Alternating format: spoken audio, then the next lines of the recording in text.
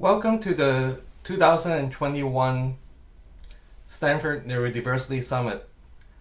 My name is Lawrence Feng. I'm the director of the Stanford Neurodiversity Project. I'm delighted to welcome you to this summit. Dean Lloyd Minor has a technical issue at this moment, and we are going to go straight to Dr. Roberts' welcome address.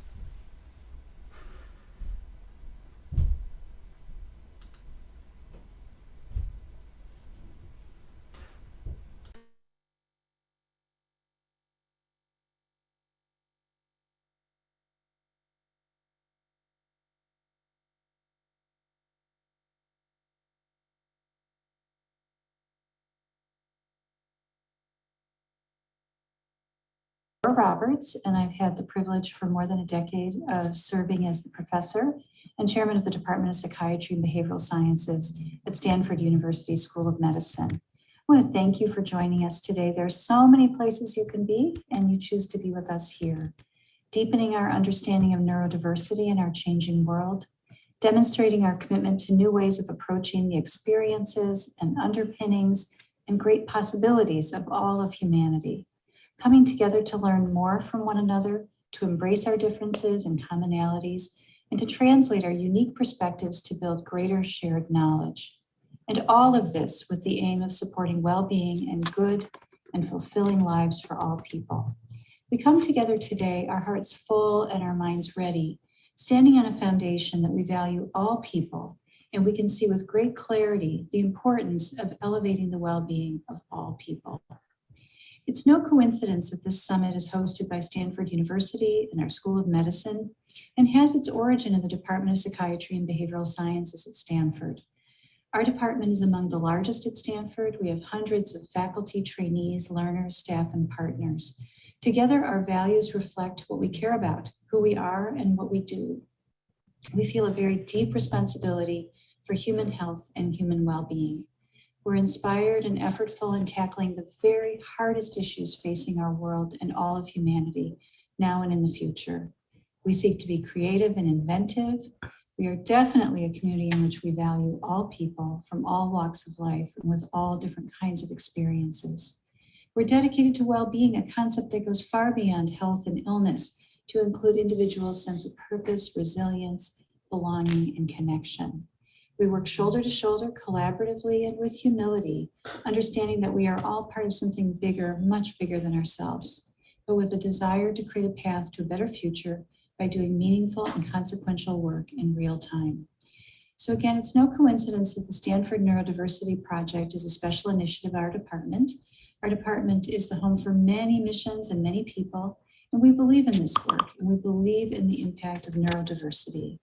We've been working toward this moment for a long time, and we believe that the Stanford Neurodiversity Summit is the centerpiece of the project as it really brings all stakeholder groups together. The theme of this year's summit, Your Neurodiversity Identity for You and Your Community. Identity is an individual's sense of self defined by unique personal characteristics, affiliations, and social roles. And the Stanford Neurodiversity Project promotes the development of healthy identity and specifically focuses on strengths, talents, abilities, and interests of individuals who identify as neurodiverse. We have invited some of the best neurodiverse minds to talk about their unique journeys in their professional and personal lives. You will hear from other stakeholders such as employers, family members, educators, and mental health providers.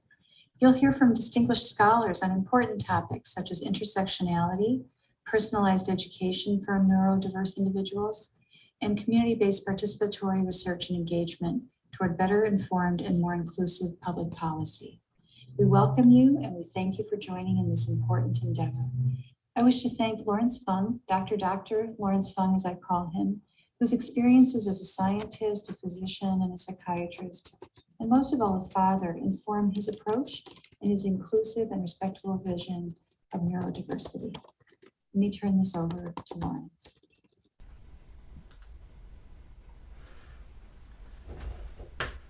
Thank you, Dr. Roberts, for the kind and warm welcome. for all the attendees to be here on this Sunday. It is really a privilege to be organizing this conference, and in the next 45 minutes or so, I'm going to try to tell you about the Stanford Neurodiversity Summit and a little bit about the Stanford Neurodiversity Project. Let me share screen at this moment.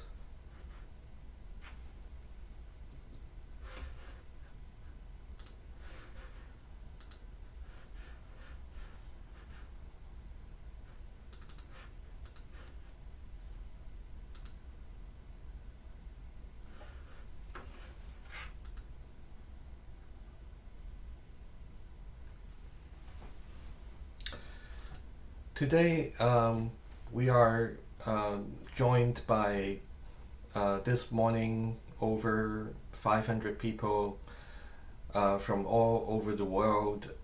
We actually have more than 4,500 people registered already, and you are really coming from all over the world. About 75% of the attendees are from the United States, and many other countries represent the other 25%, and they include Canada. If we look at the 25%, and if we do not include United States, this is the pie chart.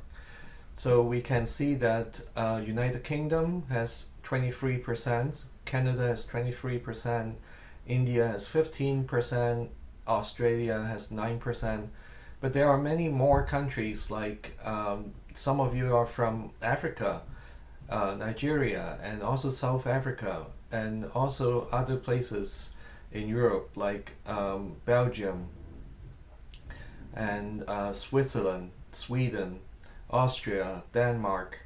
There are some from Asia, China, Hong Kong, and there are also others from South America, Mexico, Peru, etc. Mexico. So this is really a global event that are really participated by a lot of people from all walks of life, and mainly neurodiverse and neurodivergent individuals. This is coming from the data that we are collecting from you.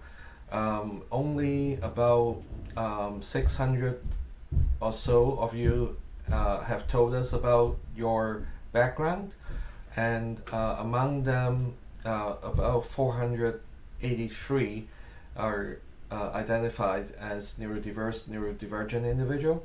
And there are others that are parents. Many of you are parents, and many of you are also educators, and you label yourself as learner of neurodiversity. There are a whole bunch of researchers, member of advocacy organizations, other family members, mental health providers, caregivers, employers, and even policymakers. And some of you are actually members of regulatory agencies, and are able to help in all different levels. This slide shows you the answer for what am I looking for in this summit. Again, there is only about 600 or so respondents, and the most important pieces that you're looking for are best practices in diversity, equity, and inclusion. This is basically the 20%.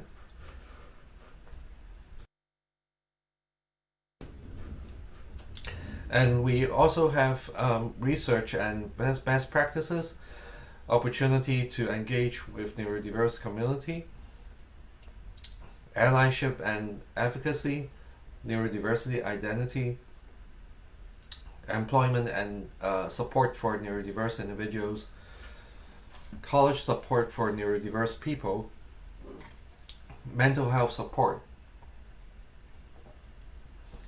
and some other topics. So you can see that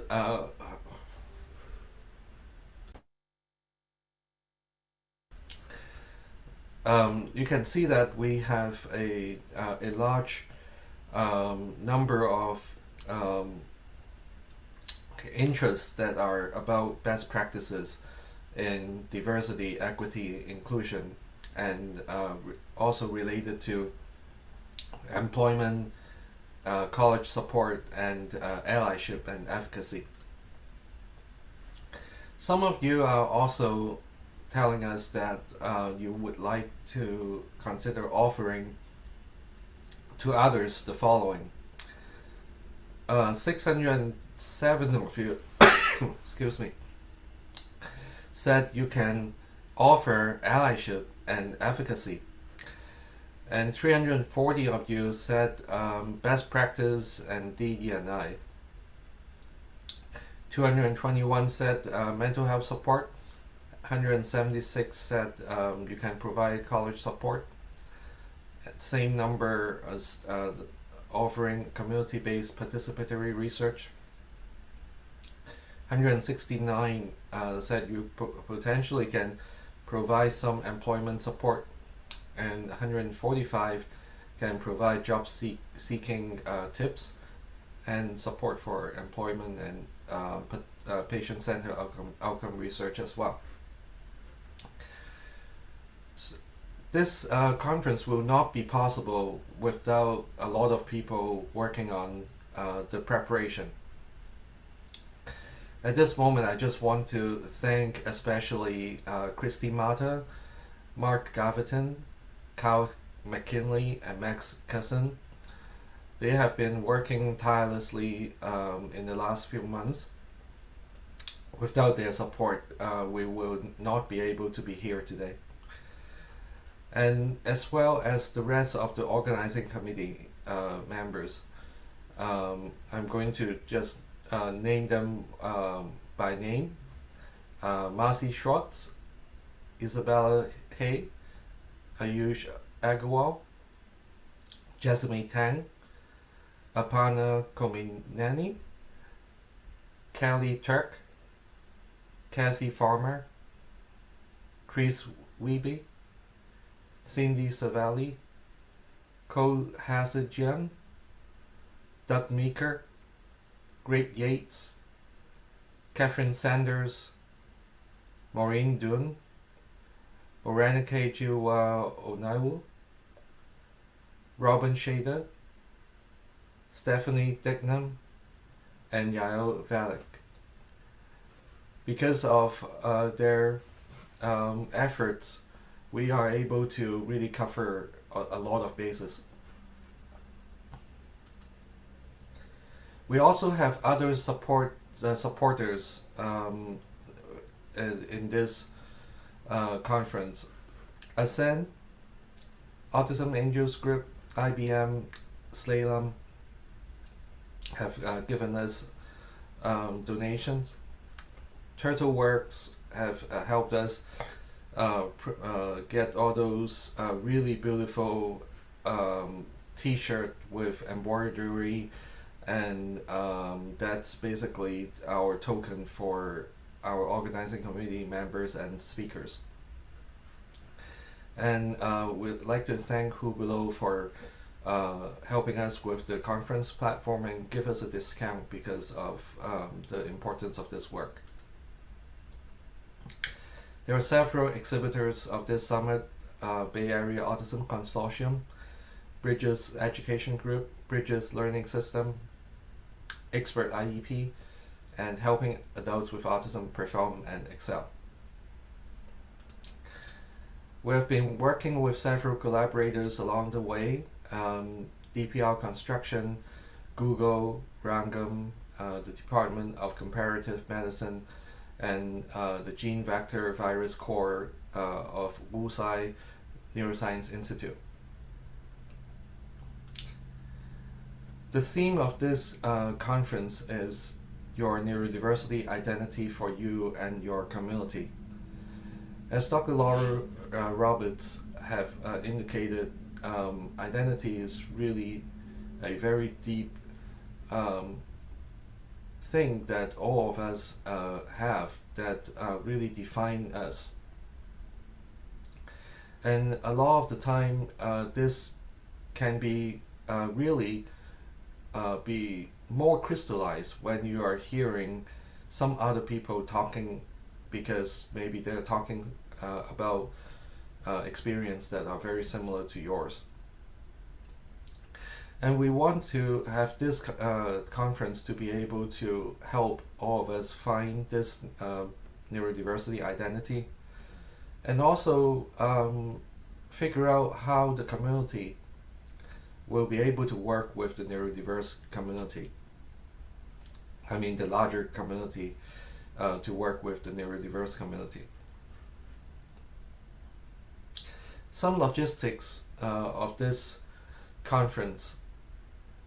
As you, maybe a lot of you are already using the Hublot platform to enter the webinar. So there are a number of buttons up top here, and you must have already got into this part, which is the agenda, and you must have also clicked join session, and there are also other buttons up here for you to use. We'll talk about the exhibitor function a little bit later, and there's also other functions in lounge and rooms, etc. So I'll talk to you about that in a little bit.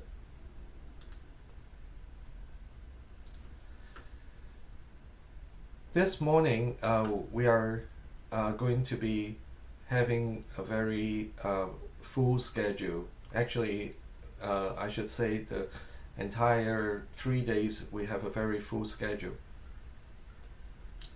We have some break time in between, but that's definitely not enough. And it is really not our expectation that you're going to be spending 36 hours without breaks. Definitely, whenever you feel you need to take a break, please do take a break. We are recording the sessions, so you are going to be able to view the sessions later on in case you miss some presentations. Because your well-being is important. We don't feel like you need to look at all the videos all at once. So please do feel free to take breaks. And today, in this morning, we're going to have Dr. Temple Grandin talking about developing different kinds of minds. And then Representative Jessica Benham will talk about her experience as an autistic legislator. After that, we'll be joined by Shawana Rouse and Jim Hogan to talk about their neurodiverse career experience. David Egan will talk with us about his experience as a very productive member of his office in Congress as a person with Down syndrome. In the afternoon today, we're going to be joined by several occupational therapists. Most of them are on the autism spectrum, and they will be talking about their life and career journey. After that, we'll have an employer panel with Lauren Needle and Diane Delaney. And then mental health panel, it is going to be focused on neurodiversity and gender identity. After that, listening to the voices of people with lived experience is the first of the 3 college panel discussions. In all 3 days, we are going to have 3 mental health panels, 3 college panels, and 3 K through 12 panels. So especially for those that are wanting to know what is most relevant for you to listen to, you may want to think about focusing on particular times to join the conference. After the K through 12 panel, we'll have entrepreneurship panel, and today will be concluded by our friends in Australia who will be talking about cybersecurity and especially the neurodiverse individuals' experience. Tomorrow we'll talk more about the details of the conference in the morning, but very briefly, we're going to have we are going to have a treat to have individuals who are talking about very different topics that we have not really talked about before in last year's conference. And Dr. Rhonda Moore will talk about her both the professional and personal journey as an autistic individual working now in the government as a program director for global mental health in National Institute of Health. And then Dr. Anand Prahlad, who is a distinguished professor of English, he has written a lot about the intersectionality of neurodiversity for many years, and we are privileged to have him talk about his experience. And then Dr. Yong Zhao from University of Kansas will be talking about the personal way of understanding how education works. So basically personalized education. And then after that, we'll have a neurodiversity career panel again with people in the arts, humanities, and social sciences. And then Ryan Lowry will talk about his journey as well. He will inspire us a lot. I'm going to be skipping the details of this slide, but basically tomorrow morning we're going to be going through this in a little bit more detail. So for now you can check our website or Hublot, and then you can figure out what's coming tomorrow afternoon, as well as on day 3 on Tuesday. Each of the session will have a few minutes for the main stage speaker to speak, to answer questions. And the speaker probably will have more questions than what he or she can answer during the allotted time. So what we have arranged is to have a breakout room for many speakers who agree with spending additional time in that assigned breakout room, and that's going to be on Hublot instead of in the web. So in the Zoom webinar. So please take a note of that, and our team will be telling you what to do to transition.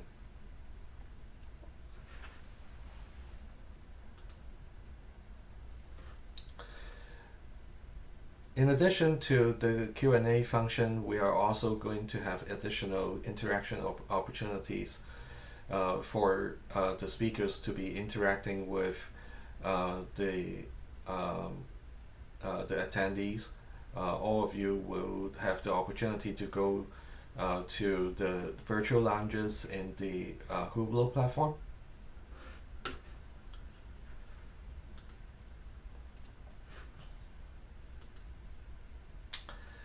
So as a reminder, we are here because we all share one thing in common. We really treasure neurodiversity. So we are here to also really rely on each other, help each other, develop the allyship. And language and respect are very important as we are building our allyship. And this way we can build our trust in what we are going to be doing for each other. And I told you about, like, if you're tired because it's really a long day, definitely feel free to tell yourself to take a break. We do have closed captioning that we should have got it working. So I don't know if it looks like the closed caption is enabled. I hope it's working on your end. And we also have session recordings both in YouTube and in Zoom. So after the conference, we'll be able to share the materials.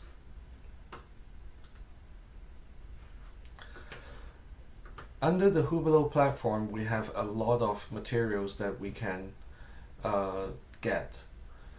So exhibitors, collaborators, supporters, they have booths that talk about their work. We also use the exhibitor booths as the place to do other things, like the feedback forms, announcements, and other programming and interactive projects. If you go to Hublot and click exhibitor, there is a booth that can allow you to submit your feedback. So if you enter that and click the appropriate hyperlink, you'll be able to go to a form, a Google form that can tell us about how the session is doing. So the more you tell us about it, the better.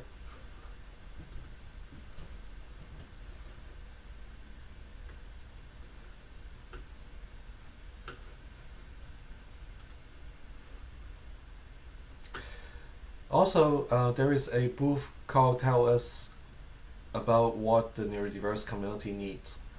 So basically, we are doing a very informal survey, and part of the survey questions also is coming from our friends in the federal government who would like to start a neurodiversity at work program, an initiative within the federal government. And there are many other questions that my group have been very interested in terms of understanding what you think about other support in like mental health and employment, as well as college support and other education related to neurodiversity. So please consider filling out the survey, and for all people that have completed the survey, they would have a chance of getting a book for free. So please consider this as a opportunity to learn more about our work, as well as tell us about what you think the community needs. There will be 25 winners who are going to be randomly selected.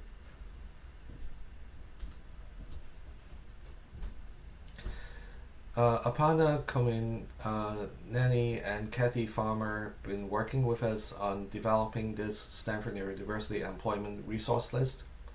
And this is to provide a helpful environment targeting the neurodiverse individual to basically provide all the resources that may be relevant in the employment journey. There is a lot in there already, but there is also a lot that we would like to include. If you have interest in telling us what you think is most valuable for neurodiversity employment, please consider going to this booth, and you can also submit information to us.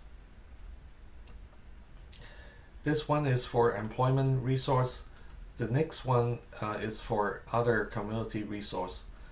There's also a booth with this logo and under exhibitor. Basically, what we are trying to do is to find a pool of providers who have the background and interest in serving the neurodiverse community. So if you are a neurodiverse individual or family member that want to recommend a provider to the neurodiverse community, please tell us those names. And also, if you're a provider yourself and you would like to tell us that you are taking care of neurodiverse individuals and would like the community to know about you, you can also include that, or other providers that know other colleagues that can that are in a good position to take care of neurodiverse individuals. After the summit, we'll be able to collect the information and then post it somewhere in our website.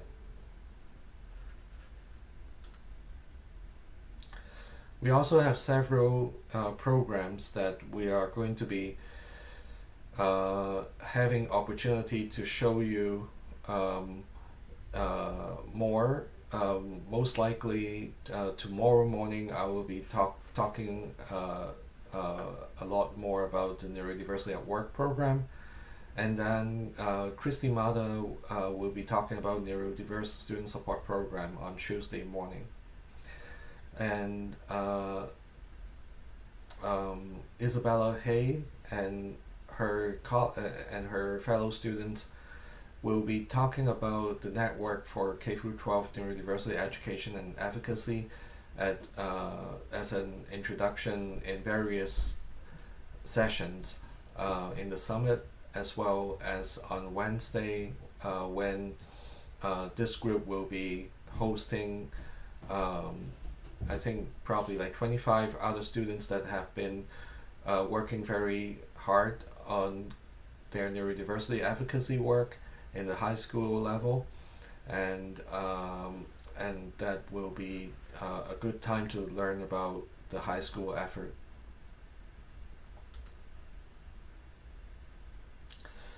So this is basically reminding me that there's a booth for the Neurodiversity at Work study. Please feel free to go to visit the booth. Mark Gaviton is our program manager for Neurodiversity at Work program. He will be available at designated times to talk with you if you are interested.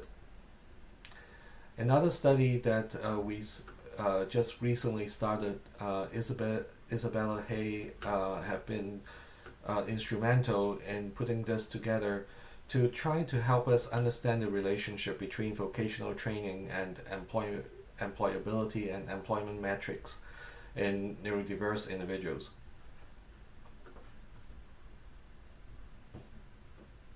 So if you please visit the booth and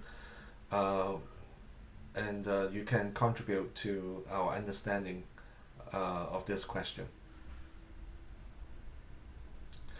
For those professionals that are in the conference who want to claim credits, like continuing medical education credits for the physicians, you can follow these steps. These steps are also in one of the booths under exhibitors. And not only for medical providers, there are all the other professionals who want to have a certificate of completion or certificate of attendance will be able to provide that. So if you're a social worker or a teacher or other professionals that want to use this opportunity, this is all applicable for you as well.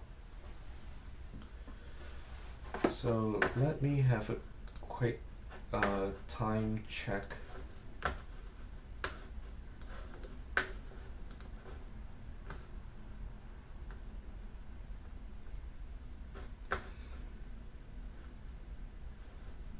So I want to make sure that we have enough time for some Q&A if there are any questions about the summit, but before that I will spend some time talking about the Stanford Neurodiversity project, and around 9:35 or so I will stop, and whatever that I cannot cover just yet I will continue on tomorrow morning in our first session. So first of all, for us, neurodiversity is really a concept that regards individuals with differences in brain function and behavioral traits as part of normal variation in the human population. When we talk about neurodiverse conditions, we often refer to autism, attention deficit hyperactivity disorder, dyslexia, and other neurodiverse conditions, such as epilepsy, Tourette syndrome, dyscalculia, etc.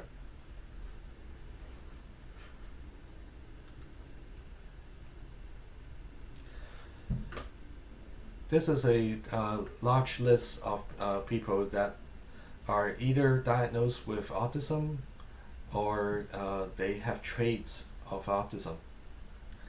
So you probably will recognize some of them. Isaac Newton, Albert Einstein, Alan Turing, Nikola Tesla, Elon Musk, who owned Tesla, Julia Robertson, Sophie Germain, Paul Erdos, these are mathematicians. Benjamin Banneker is the first American scientist, African-American scientist. Immanuel Kant, a philosopher. Charles Darwin here. Barbara McClintock, who is Nobel Prize winner for the genetics work that she did. Diane Fossey taught us everything about gorillas. We'll have Dr. Temple Grandin talking with us at 9:45 today. Greta Thunberg is the most powerful environmental activist I've ever seen. Michelangelo, Andy Warhol, Wassily Kandinsky, Pierre Mondrian, and Joseph Corel. They are all really phenomenal artists. Stephen Wilshire, he can go up the sky with a helicopter and then really memorize the entire city, and then he can draw the entire city in front of tens of thousands of people. People like Mozart and Glenn Gould, musicians. There are some writers here. Lewis Carroll, Hans Christian Andersen, Alfredi Jelinek, who is a Nobel Prize winner in literature in 2004. And here is Andy Kaufman, Dan Aykroyd, Susan Boyle, Daryl Hannah, Tim Burton, Jim Henson, Satoshi Tajiri, who is the creator of Pokemon, and Mike Berry here. One thing in common in all of them, despite they are all doing different things in their own fields, is that they are all very passionate about what they are doing, and because of that, they get into the field so much that they are really changing the world. So it's all because of their deep interest. This slide shows you a few people that do not have autism, but they do have ADHD. Here's Alexander Bell, Thomas Edison, JFK, Sir Richard Branson, Michael Phelps, Simone Biles, Lisa Ling, Emma Watson, Liv Tyler, Howie Mandel, and Justin Timberlake. And then we also have a few distinguished individuals who have who are dyslexic. So Jay Leno here, Whoopi Goldberg, Sir Jackie Stewart, who is a British Formula One racing driver. He has won more races, Formula One races, than anybody. He's Dr. Carol Greider, a molecular biologist and Nobel Prize winner for her work on discovery of the enzyme telomerase. And we also have two other physicians here, Dr. Stuart Udovsky and Dr. Toby Crossgrove. In many ways, we can say that neurodiversity is a competitive advantage.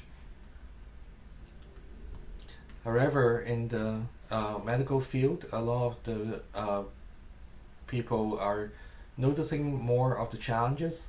What I want to show you is that we believe, and it is indeed true, that the characteristics of autism can be manifested as both strengths and challenges at the same time. Some people describe people on the spectrum have perseveration when they do things over and over again. But when the results are desirable, you're going to call it persistence and perseverance. Seeing big picture, sometimes it's not quite the same, and sometimes some people would regard people on the spectrum don't see the big picture. This may not be entirely true on one hand. On the other hand, detail orientation is exactly what a lot of people on the spectrum are very good at. And because of that, all the work that need details, such as like debugging a program or finding errors in a paper or a book or article, all of that will show up as strengths for people on the autism spectrum. Many autistic individuals have fewer interests. When they're interested in them, they will develop such depth in knowledge that would be really good for them and also really good for others. Taking other people's perspectives may not be quite the same for people on the spectrum, and they are also very concrete and honest.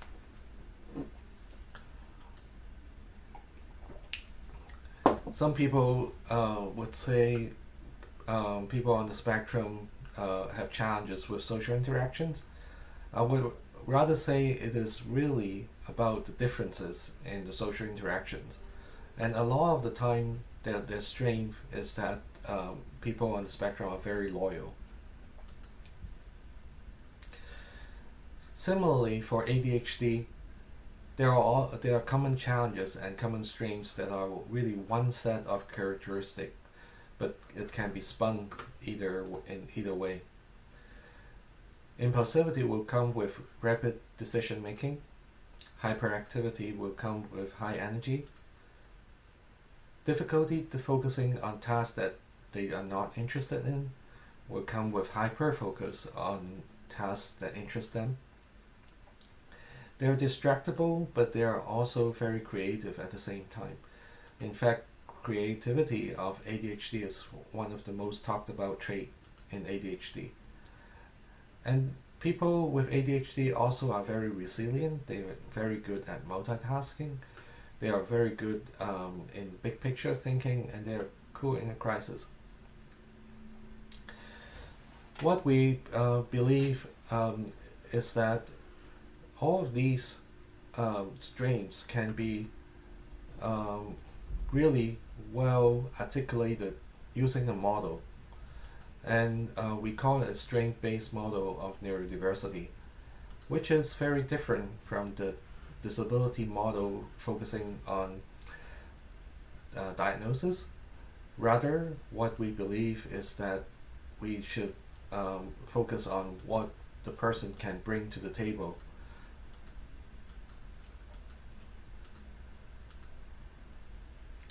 There are four components of the strength-based model of neurodiversity. The first is positive psychology, second is positive psychiatry, the third is Gardner's theory of multiple intelligences, and the fourth is triggering 7 factors of development. We consider neurodiverse conditions as conditions rather than disorder, and acknowledge that there are challenges, but we don't want to call them deficits. We want to apply the strength-based model across the entire spectrum of neurodiverse conditions.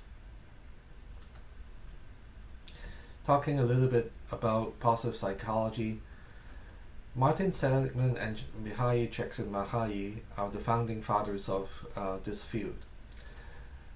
They state that the core of positive psychology is really about well-being, contentment, satisfaction. Flow is basically immersing oneself in an activity and get satisfaction out of it and happiness out of it. Hope and optimism.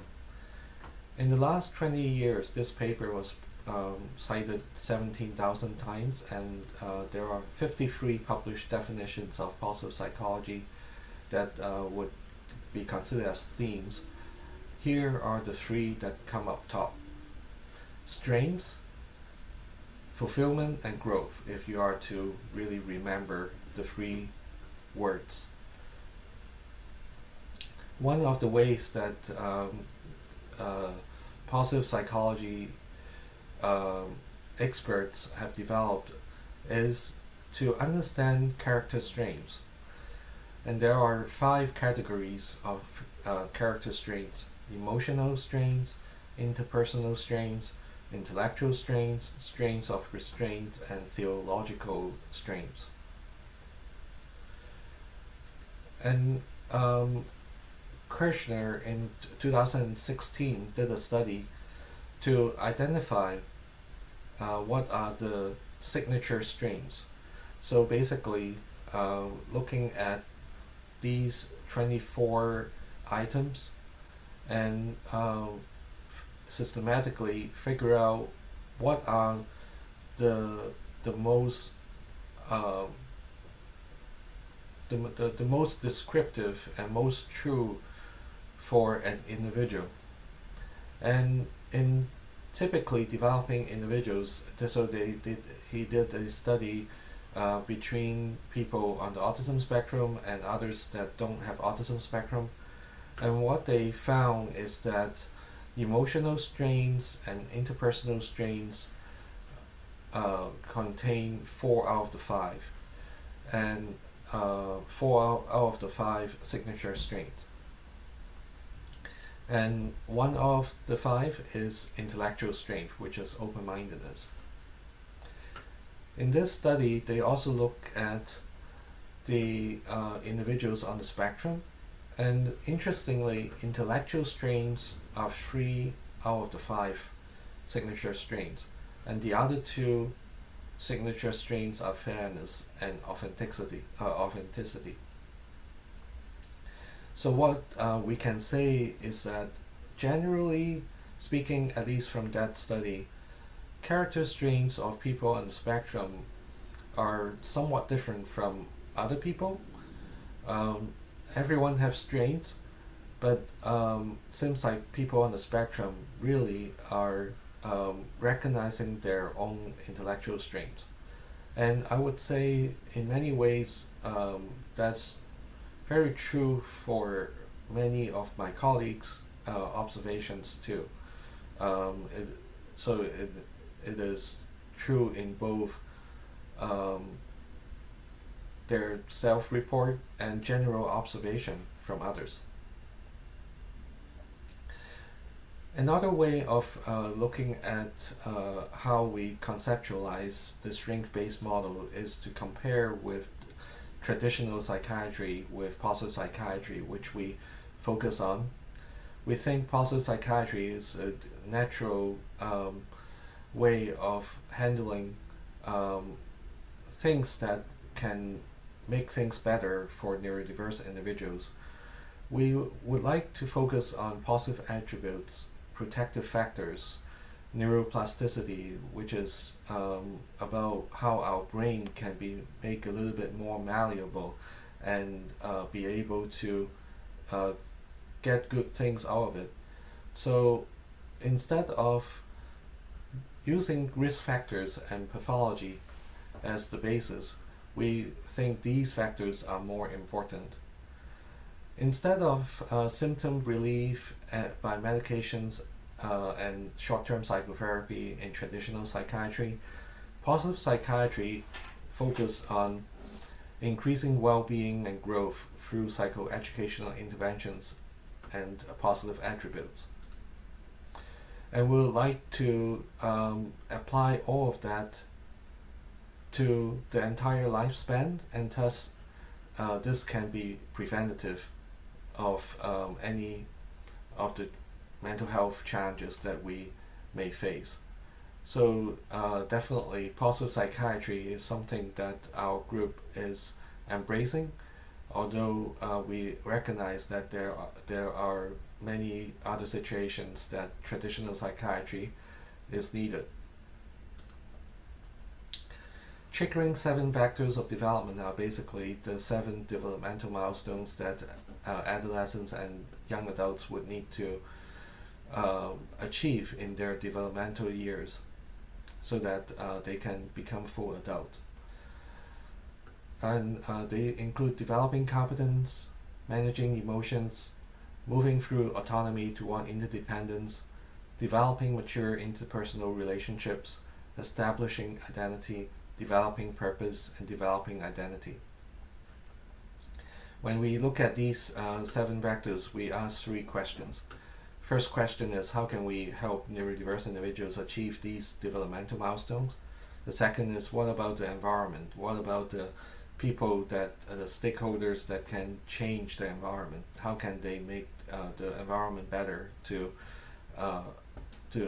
enhance the opportunities for neurodiverse individuals to develop, to achieve these developmental milestones? And then the same question is posed to the mental health providers.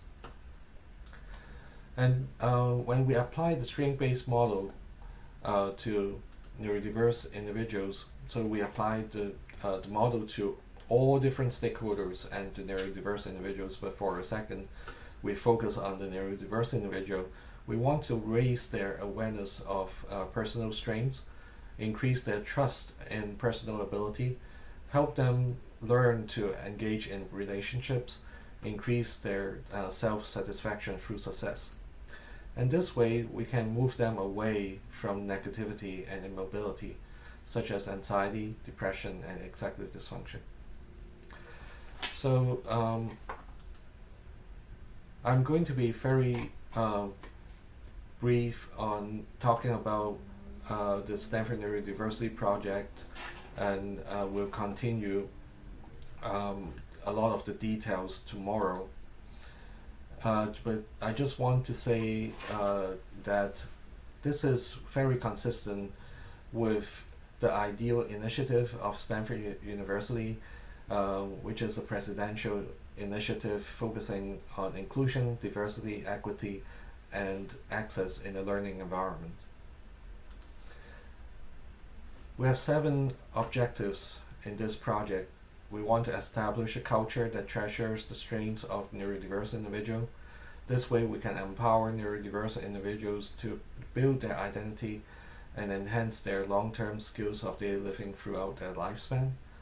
Initially, this project was really Stanford focused, so we want to attract talented neurodiverse individuals to study at Stanford and work at Stanford. But since the last couple of years, we have been partnering with other organizations to really broaden the scope. So this is not no longer Stanford focused initiative. This is really a community-based initiative at the moment. And we'd like to train talented individuals to work with the neurodiverse population and disseminate the model as widely as possible. And ultimately, we want to maximize the potential of neurodiversity, not only for neurodiverse individuals, but for all people in the community at large, because there's so much neurodiverse individuals can bring to the table. We are very person-centered, focus on neurodiverse individual, but we are also building our program in an ecosystem-driven manner. All neurodiverse individuals have family and friends. They also have mentors and therapists a lot of the time. In the education setting, there are people that can make the environment more neurodiversity friendly, such as teachers, coaches, classmates, roommates, and the larger education environment. School officials can change policies that can help with making the environment more neurodiversity friendly, and the school community as a whole as well. Employment setting, similarly, we have people that can change the environment for the good to make it more neurodiversity friendly. So in our programming, we have 3 major initiatives. First is Neurodiversity Awareness and Education Initiative. The second is Neurodiversity Work and Wellness Initiative. And the third is Neurodiversity Independent Living Skills Initiative. We have many other programs that are embedded in these initiatives. And for now, I'm going to just say we have a lot that's going on in the last 3-4 years, and there's really a lot more to be spelled out, and I'll continue with talking about the Neurodiversity at Work program and some of the other initiatives tomorrow morning. And I'd like to close and say neurodiverse individuals have so much to offer to the society if given a chance, and they have some challenges that can be overcome, and we use this strength-based model to design our programming so that we can cultivate a culture that treasures neurodiversity. And we think Stanford is well positioned to do this. If you are interested in collaborating with us, there are many ways. You can join the special interest group. Let us know what your interests may be, and if you're looking for employment, or you know employers that are looking for neurodiverse individuals, we may be able to help.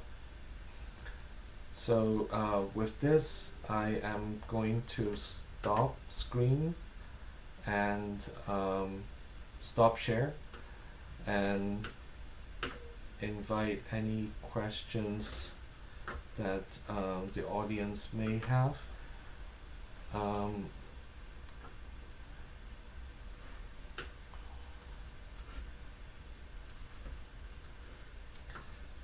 Maybe Kyle, do you have the questions with you?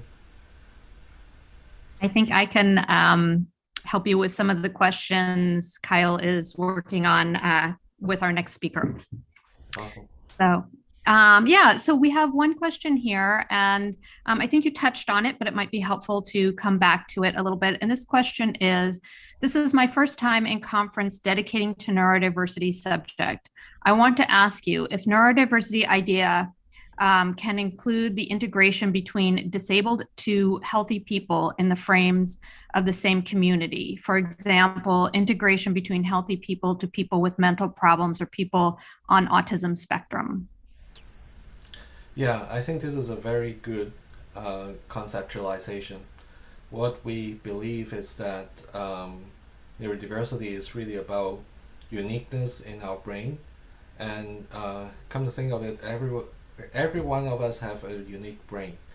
So although we have been talking about neurodiverse conditions such as autism and ADHD and so forth, we really think that the first step we would like to do is to get all of us understand this concept, and that's going to be including all the people that are not having the neurodiverse conditions that we are talking about. So it's really about the entire community. And at some point, we may also think that all of us have some quirks and some differences anyways.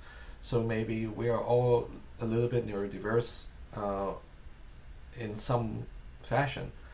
So I think the general concept this question is referring to is very much aligned with what we think we are going to go. Okay.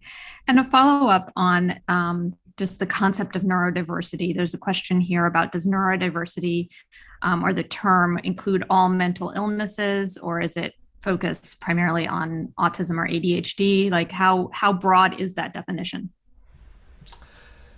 Yeah, so that definitely we have talked about the like epilepsy and Tourette syndrome, and definitely bipolar disorder, depression, all the other conditions. We would also consider them as under the umbrella of neurodiversity.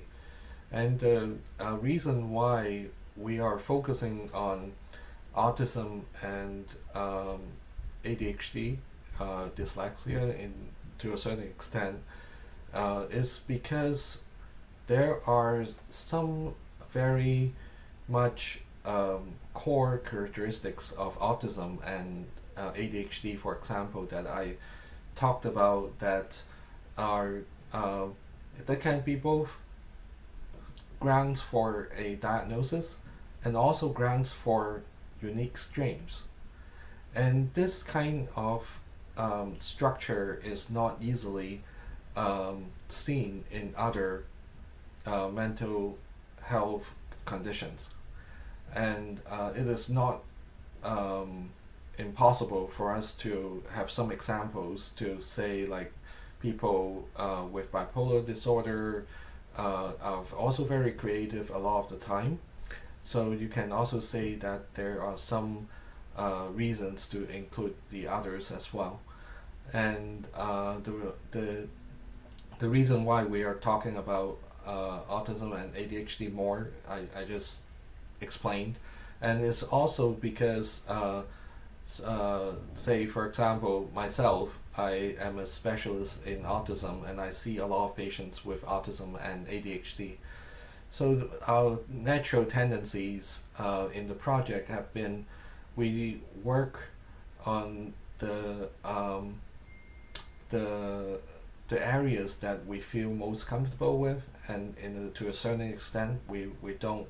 There's full disclosure to you that because of all of us have some tendencies, and for me and for many others in the field, there is a lot of energy going into autism, ADHD, and dyslexia, just because there are more people wanting to think about neurodiversity as a concept for people that care about those neurodiverse conditions.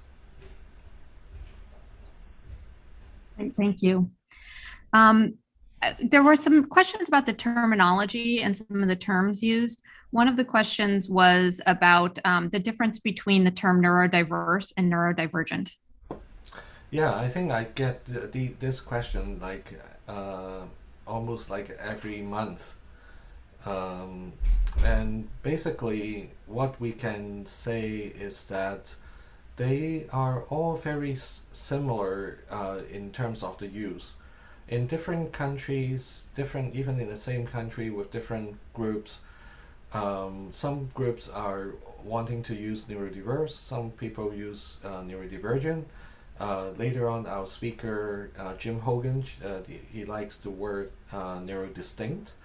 And there is also other terms that are basically very similar in terms of how we want to use it. Basically, it's all related to describing the people that we are referring to. So neurodivergent people, neurodiverse people, etc. So some people want to say neurodiverse is more like an adjective for a community instead of an individual. So if you want to continue using other terms like neurodivergent, it's fine with me. But to me, it's fine to use neurodiverse individual as well. So the bottom line is, all of those terms are very much similarly used to refer to the same thing, and our goal is to figure out how we can help the community on various different issues, and that's why we have the conference. And the term is relatively less, we don't focus on whether or not we choose one over the other.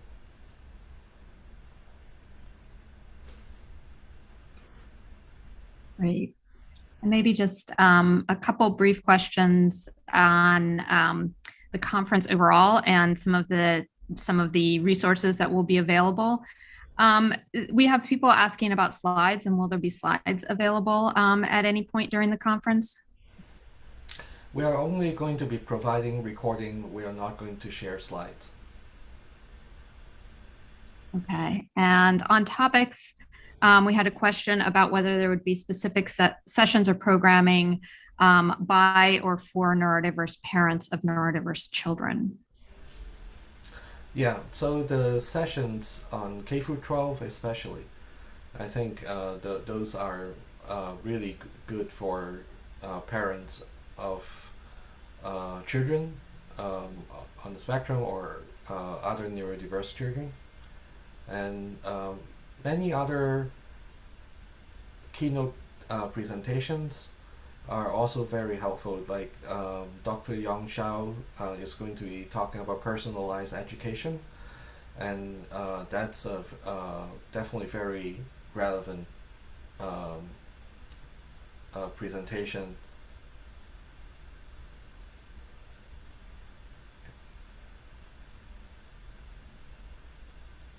Okay, and it might be helpful. We have a couple questions at the end, a few people who may be interested in our neurodiversity at work project or finding out more information of that. It might be helpful to mention just again where to find that information.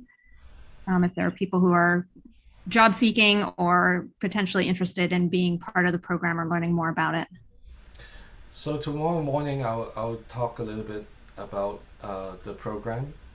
And then meanwhile, if you're interested in visiting the booth for the Stanford Neurodiversity at Work study, that will be an immediate way of getting some information. And also consider talking to Mark Gaviton, who is one of our program managers in the team.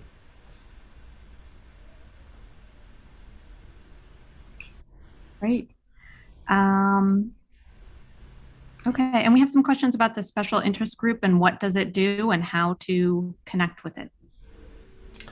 Okay, so we have the special interest group running for 4 years now, and basically, it is the a monthly meeting that allow all of us to learn about neurodiversity in some way.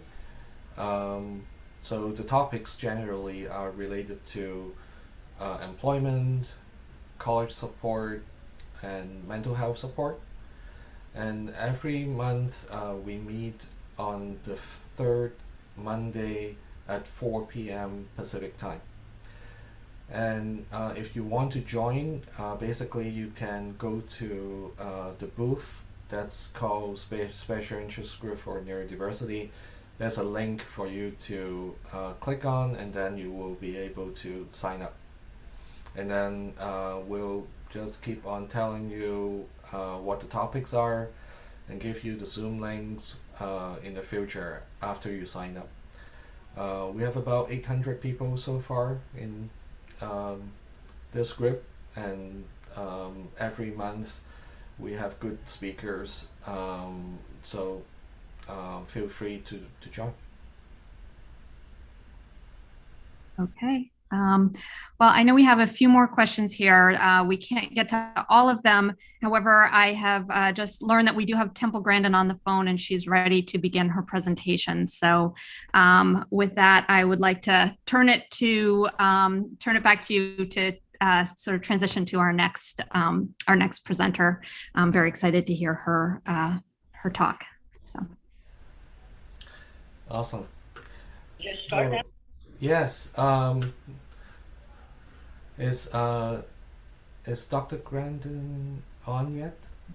Dr. Grandin. Yes, I'm right here. I'm right here. All right, Professor Grandin. I'm right here.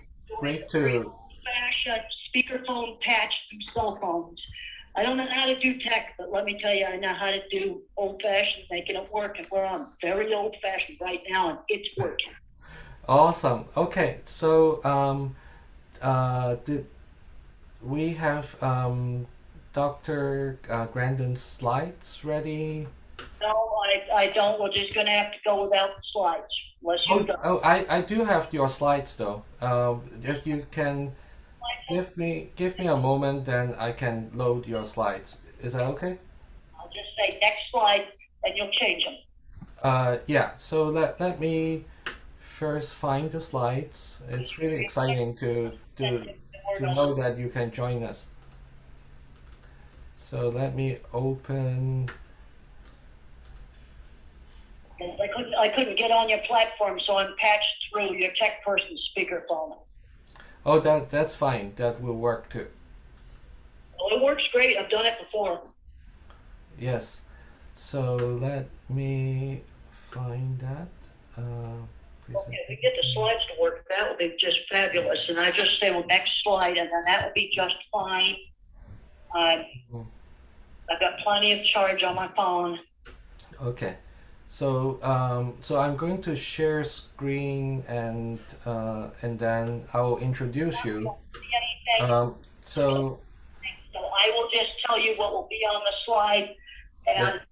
I'll say my next slide shows this, and then I'll assume that you've got the right slide, because I will not be able to see it. And I have a paper copy of the slides here. Mm-hmm. Okay. So, Professor Grandin, let me have a minute to introduce you to the audience. Professor Temple Grandin is one of the first individuals on the autism spectrum to document the insights she gained from her personal experience of autism. She obtained her bachelor's degree at Franklin Pierce College and her master's degree in animal science at Arizona State University. She received her PhD in animal science from the University of Illinois in 1989. She has really written many books. I think I don't know how many is the most accurate, but what I saw was at least 26 books. And some of the books are really some of the most talked about books in the field of of autism. So like thinking in pictures and other reports, the autistic brain thinking across thinking across the the autistic brain helping different kids of mine succeed. And there are also books like The Way I See It, Asperger's and Girls, Calling All Minds, the Loving Push, more recently Navigating Autism, 9 Mindsets, 9 Mindsets for Helping Kids on the Spectrum. And it's not only the books that Dr. Grandin has been writing for autism. She teaches also courses on livestock behavior and facility design at Colorado State University. And she consults with the livestock industry on facility design, livestock handling, and animal fare.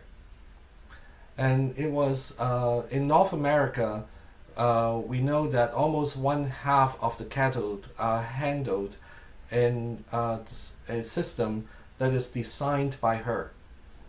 And Dr. Grandin will probably tell us more about this. And she has been on television shows such as 2020, 48 Hours, CNN, Larry King Live, Primetime Live, 60 Minutes, Today Show, and many others. She is featured by many magazines, and in 2010, Time magazine named her as one of the 100 most influential people. So with this, it is really my distinct privilege to invite Dr. Temple Grandin to talk about developing different kinds of minds. I'm going to share screen at this moment, Professor Grandin. Okay, and I'm gonna. You'll have to change the slides, and I'll let you know what's on the slide, so you'll know whether you have the right slide or not. I cannot see. Okay, so let me first go to. I have a paper copy of the slides here in front of me. Yep. So let me share this. So tell me when you're able to, when the title slide is up, and then I'll start. Yes, I got the title slide up. Okay, so should I start right now? Yes, please, Professor Grandin. Well, it's good to be here by phone.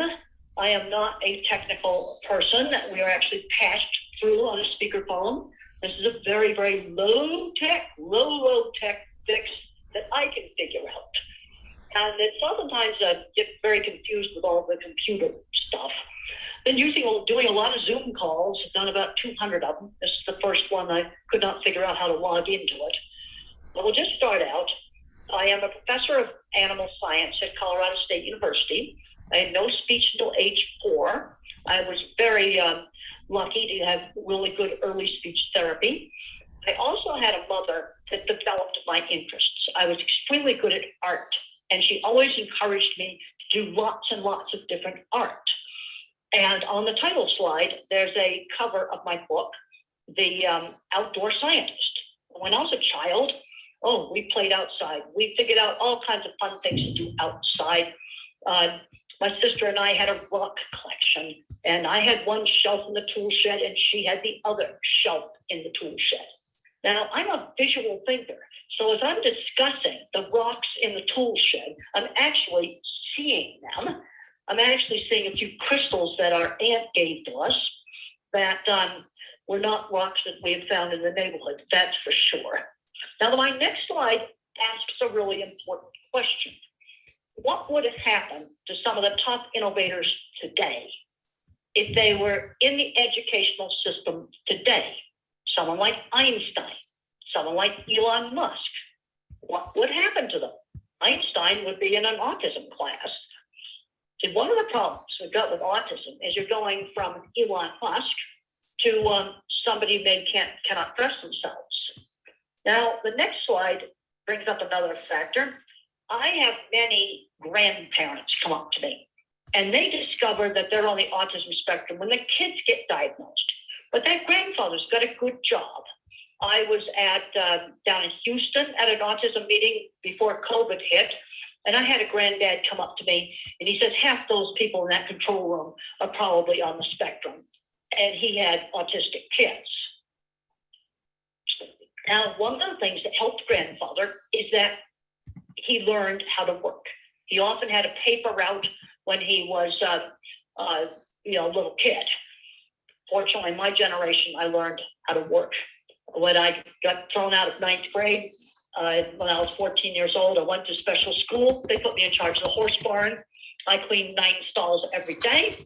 I fed the horses. I put them in and out of the barn. I was really proud of the fact that I ran the horse barn. Then the next slide shows the iconic picture that the astronauts took from the moon. Learn some interesting things about this picture. Now, the mathematically inclined engineers never even planned to have this photo taken. The astronauts just did it. That's an example of visual thinking. The next slide shows my visit to Cape Canaveral 4 years ago. Complete geek out. This is where I get emotional. I get emotional about doing cool stuff. I started crying when I found out that Captain Kirk was just so happy he finally got to go on the rocket, and he hoped the feeling would never go away. I was a great big Star Trek fan. I get emotional about doing really cool stuff. The next slide shows a launch pad that was completed 4 years ago.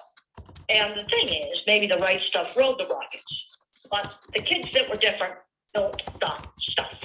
And I am saying that absolutely seriously. On that launch pad, the head of that project had Tourette's syndrome. Yep, that was definitely a disability, but he got to build a launch pad. That's a lot of fun. Now, my kind of mind, the visual thinker, you need us.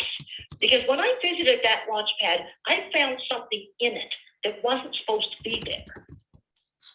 We walked onto that launch pad at about 7 o'clock in the morning, and a raccoon waddled out of the bottom of the launch pad, down the steps, and into the bushes. And nobody else saw it. And then after I got inside the base, I saw a lot of equipment in there that I don't really want a raccoon around.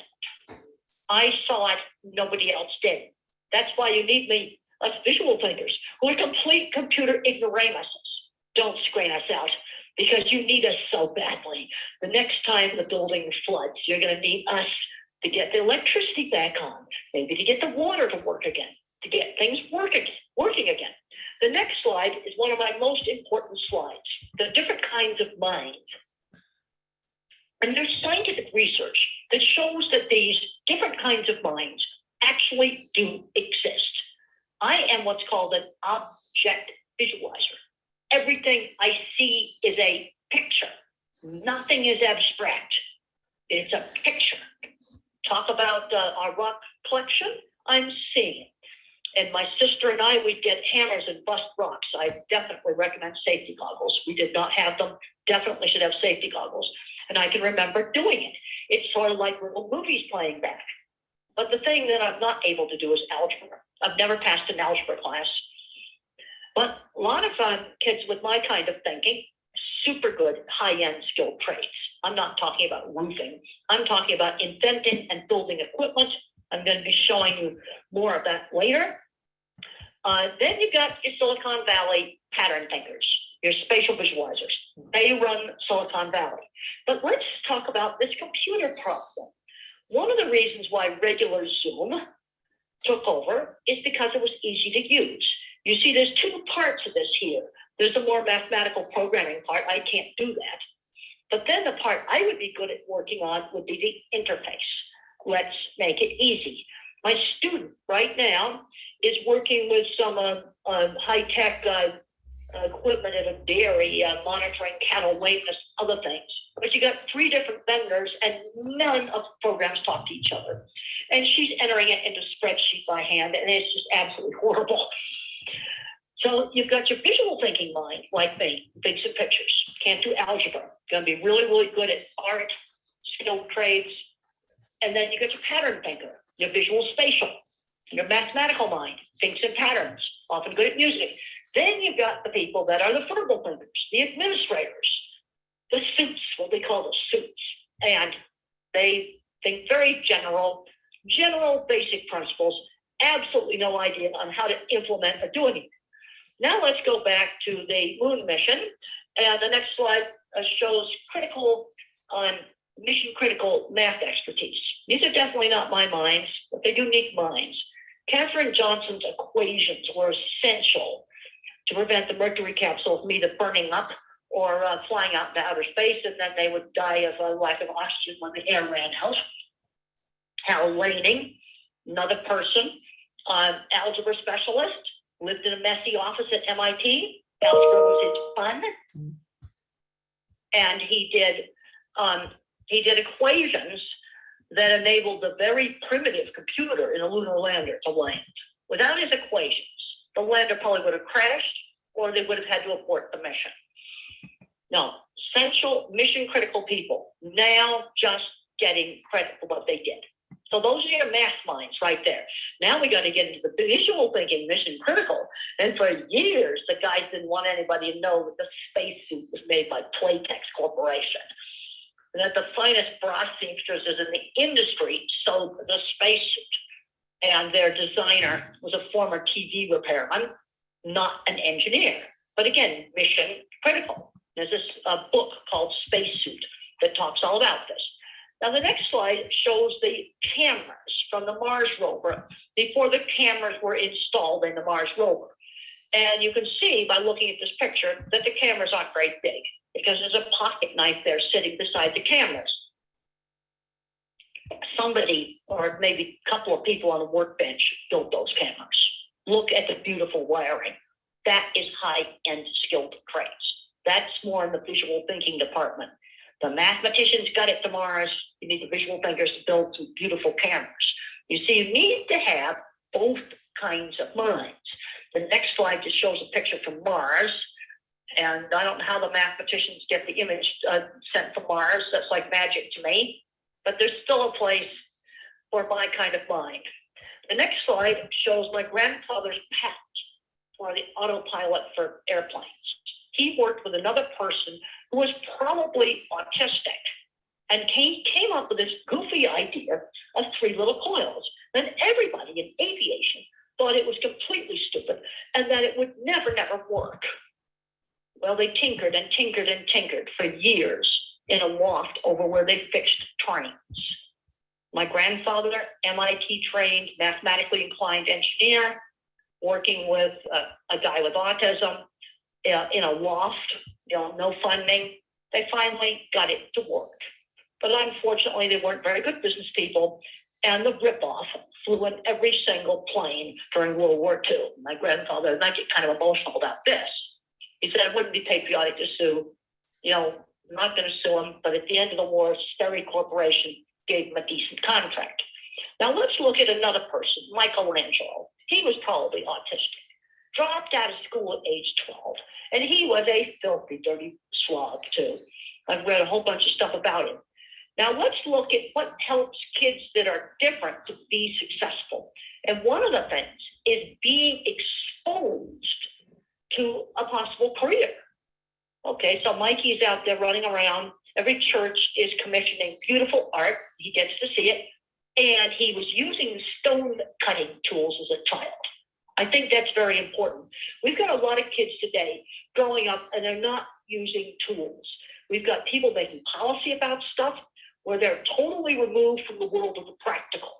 And one of the things I'm very concerned about right now is our educational system screening out the visual thinker, which Michelangelo would have been an extreme visual thinker, and he'd probably be addicted to video games in a basement somewhere rather than making his beautiful art.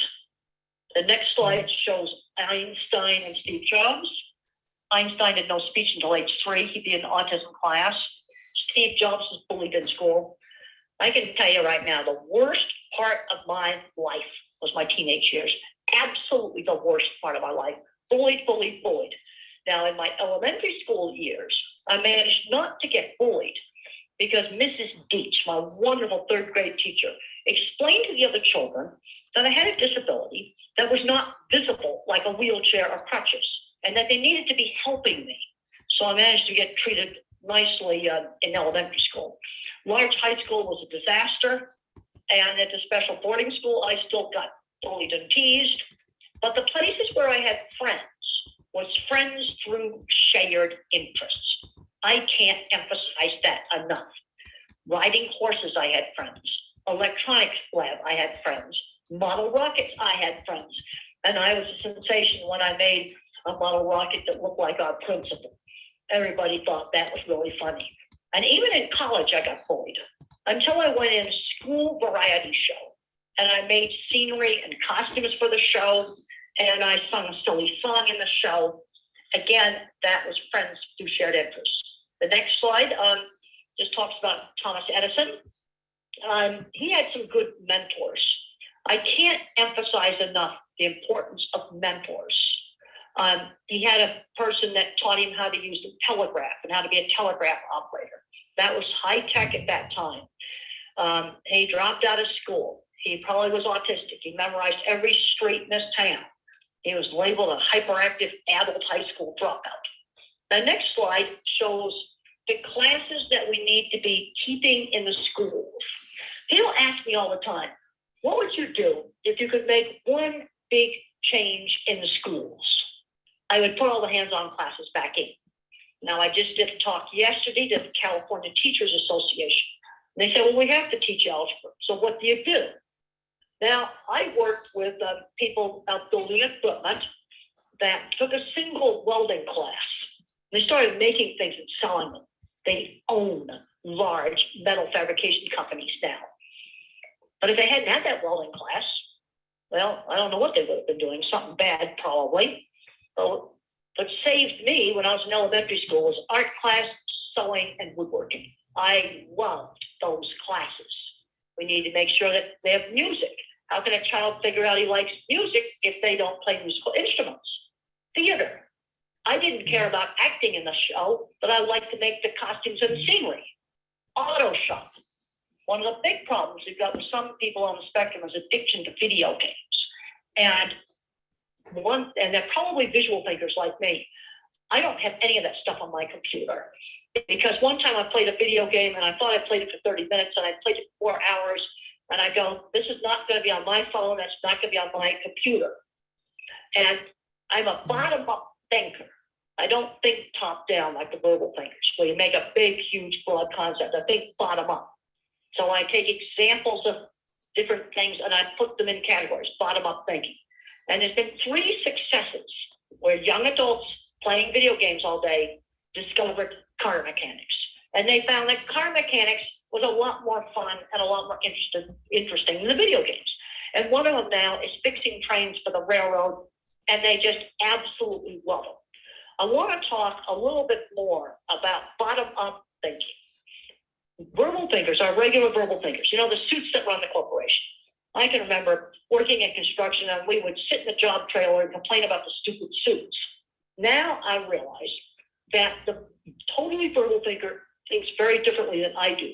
They have a big top-down concept, but they don't know how to implement it. Now, the way I have to get a concept, let's go back to how I learned to differentiate dog from a cat when I was about 6. And when I was a little kid, I sorted them by size because in our neighborhood, we didn't have any small dogs at the time. So dogs were bigger than cats. And I remember the day that our next door neighbors bought a dachshund, and she was the same size as a cat. So I was trying to figure out why Rosie the dachshund was not a cat. Now she has other features that dogs have, barking, for example. She sounded like a dog. She smelled like a dog. She had the same nose shape as the big dog. So I had to find different ways that I could categorize the dachshund into the dog category. See, the way a bottom-up thinker works, you put different things into slots in a spreadsheet. I'm old enough to have used the IBM card sorter, early 70s. Every time I get an airline boarding pass, I kind of laugh because it's the evolutionary remnant of the IBM punch card. And it's basically a mechanical spreadsheet. So when I talk about putting things into different categories, I'm actually seeing my cards from my master's thesis sorting into the slot on the card sorter, an absolutely useless skill today. So we need to be putting these classes back in, because people say, oh, everything's going to be digital in the future. But all that digital is still connected to mechanical devices. Okay, the next slide asks a question I get asked all the time. How do I figure out what kind of thinker a child is? Well, your visual thinkers are often good at art, really good at Legos, and really good at mechanical. So you have a child that's really good at mechanical and Legos, and they don't think to introduce tools. Or you might have a family where both parents are programmers, and they've got an autistic kid, and he's a real math whiz, but they're so locked into the autism label, they don't think to teach their kid programming. And when I brought that up, they go, oh, hadn't thought about teaching them programming. And then the math thinkers love mathematics. Now then you need to move up ahead in mathematics. And that was something that was done right with Katherine Johnson. She was moved ahead in mathematics. And then the verbal thinkers that are autistic tend to love facts, love history, love all kinds of factual things, sports statistics, things like this. But you're not going to be able to tell what kind of a thinker a kid is if they're not exposed to enough different things where they can gravitate towards something they'll be good at. Now, I get asked all the time about fixations. Well, when I was about 7, I would just draw the same horse head over and over and over again. And so what Mother did is she expanded it. Let's draw the entire horse's body. Let's draw the stable, draw the saddle. Take that interest and expand that interest, expand that interest. The next slide shows how students need to be exposed to different careers. Okay, a lot of visual thinkers go into graphics, animation. And I've known one place where there's a lot of people on the spectrum, because I do a lot of talks, the people who set up the big convention stages. I was on one of those just before COVID hit. And after my talk, the manager came up to me and said, I think our audio engineer is on the spectrum, and he's the best audio engineer there ever was. Now, that's an example of a really good job. The math thinkers, they're the ones that are going to become your degreed engineers, your computer programmers, musicians, chemists, physicists, that kind of thing. Word thinkers are often really good at specialized retail because they're appreciated for all their knowledge of specialized products. Let's talk about where there's been successful employment. You know, many companies like Microsoft and other companies are out looking for people on the spectrum. Now, these programs are working very, very well for the mathematically visual spatial types of thinkers. We're doing a good job on that. But what I'm concerned about is what's happening to us visual thinkers. You're in the state of California, you've just flunked algebra, what do you do? And I've often thought, what would I do?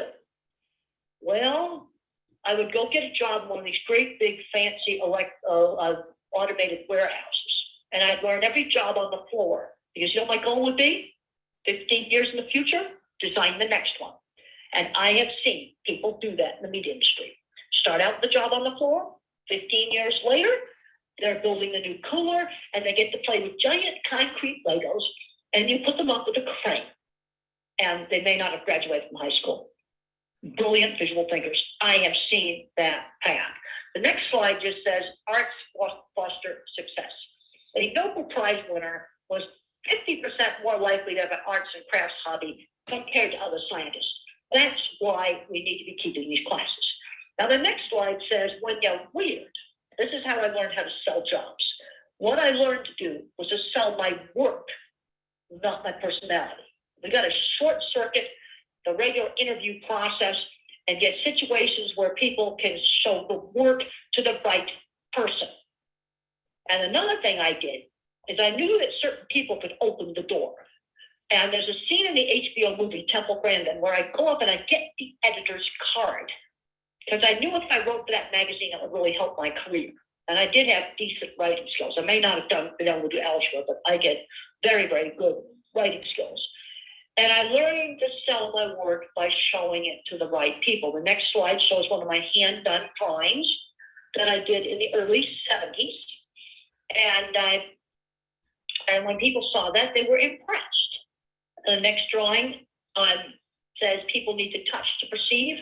Now, I've actually seen a deterioration in construction drawings as they went onto the computers. We're getting more mistakes on things. And what I've noticed is that details left out of drawings. I got a set of drawings 2 years ago of a large steel and concrete stockyard, and they just wrote in the steel reinforcing specifications in the written part. And I said, wait a minute, you've got to draw in the placement for those reinforcement rods. So I marked in all the placement, and this was a major engineering company that did this. No, you've got to have it in the drawing. You've got to specify the rod. And then I also started seeing strange mistakes on drawings. This was mid-90s. Like the center of the circle wasn't in the center of the circle. Stuff left out of drawings. And what I found out is the person who drew that had never built anything, had never drawn by hand. There's still a need for my kind of mind. So how did I get to design the front end of every Cargill plant in North America? I sent this drawing right here on this slide to Mr. Fielding of Cargill back in the late 80s. And I had a big fold-out, full-size drawing. I had some plastic pages with some pictures. I had my brochure, and it was a 30-second wow, and he hired me. The next slide shows one of the pictures that was in the original portfolio. You basically want the 30-second wow. Something like this could also be done showing off computer programming. And then the next slide shows the replica of one of my facilities that they did for the HBO movie. I just love the fact that they had all my projects in them actively. Another thing I really loved about the movie is that visual thinking was shown actively. Really, really liked that. The next slide shows my brochure. I made a very professional brochure, and everyone thought it was weird. Nobody at that time knew I was autistic. It had to be black and white pictures because, you know, color printing was just too expensive until the mid-90s or so. Next slide shows another picture of one of my projects. This one I did in 1983. Did a really detailed drawing for it. It's actually still in operation at a beef plant. And the next slide shows a black and white photo of the original dipping vat project. Now, I've been working more and more on visual thinking, and I'm really getting concerned about what's happening with visual thinkers. And I went back to all the jobs, and I had a number of jobs where I spent a lot of time on the construction site. And how was the engineering work divided up? My kind of mind, the people that own the metalworking shops, also the person with the title of drafting technician, lay out the whole plant. The plant's basically designed by the visual thinker, lays the whole thing out. And they also invent and build all the highly specialized equipment, think packaging equipment. The math thinkers, your degreed engineers, they do the boilers and the refrigeration, because my kind of mind don't understand refrigeration equipment. That's more mathematical. And you have to have both members of the team to get the plant built. And the problem is that these visual thinkers are retiring. They are not getting replaced. And I'm getting very concerned about losing skills. I'm very, very concerned about this. Now, the next slide says 20% of the people I work with were either dyslexic, autistic, or ADHD. I can think of 3 people right now. I can see them. I've got to be a little bit vague about this because they're not formally diagnosed. Own metal fabrication companies, ranging from small to big. Own a large food factory with all kinds of fancy equipment in it and a zillion patents. This is what I want to get across to the autism community. You see, now you got to remember there's 3 kinds of specialized minds. Now, a lot of so-called normal people are mixtures of the specialized minds. But when you have autism, you tend to be an extreme visual thinker, or maybe an extreme mathematician, or maybe extreme, verbal facts. The next slide shows a pork processing plant, and it's all imported. Everything you see in that picture is imported from a high-wage country. We do not make it anymore. That goes back to taking skilled trades out of the schools. Don't stick your nose up in this stuff. Yeah, you need us. The next slide shows the Apple mothership, the Apple theater. And you see the structural glass walls, the electrics is in the seams between the glass, there's no columns. I tracked down the people who are the vendor for that. They're from Italy and Germany. And the carbon fiber roof is from Dubai. And I stood in the middle of it. You've got a picture of me right there. And I screamed, "We don't make it anymore." And it was like a musical instrument. It was like ringing as I screamed in the middle of it. And I realized we've got a serious problem here. We need our visual thinkers. The next slide shows Perseverance taking a picture of herself while she's landing on Mars. That's the parachute. I was able to track down the source of the fabric for that parachute that landed on Mars. It came from the United Kingdom, sewn in the US, but the fabric was woven on high-tech looms from Europe. I looked at a whole pile of videos. I managed to see some nameplates on machines, and I looked them up. Now I'm getting near the end of my formal talk, and I want to just summarize a few things. Hopefully, our phone patch is still working. Visual thinkers like me, artificial intelligence, and a lot of people with autism are bottom-up thinkers, where your regular verbal education people are top-down. I was just on the California teachers meeting yesterday on a Zoom connection that worked on the first click, by the way, and there was a bunch of people on that. And when I read an article maybe 3 years ago about how artificial intelligence diagnoses skin cancer, and I thought, wow, that's exactly the way that I think. Specific examples, you show it maybe several thousand melanomas, then you show it several thousand other skin rashes and stuff, and it learns to categorize. I go, well, that's me. Here are some tips for working with minds that are different out in industry. Okay, I have almost no working memory. I have a very small processor. So for all the tech people out there, if I was a computer, I'd be an Intel 286, but I've got 5 warehouses full of computers for visual memory. And when I say data center, I see it. I like to have fun with the students that know how to work all the tech. I ask them where the movies live online. And they might say something about servers, or they might say in the cell phone tower, and then I show them a data center. They're just flabbergasted. But I have no working memory, so multitasking. Please don't put me on the McDonald's takeout window. Don't put me in a chaotic store at Christmas time. That will not work. Do not burden me with long strings of verbal information because I don't remember it. Any task that requires sequence, give me a written pilot's checklist, step 1, step 2, step 3, step 4. Also, I need very clear directions on what we're going to do. Being vague doesn't work. Now, a big problem I'm seeing, especially with teenagers right now, is parents overprotecting their kid. I'm seeing a lot of kids on the spectrum that have never gone shopping. Well, I've got some specific examples where I got, some teenagers to go shopping, and they found out that they could do it.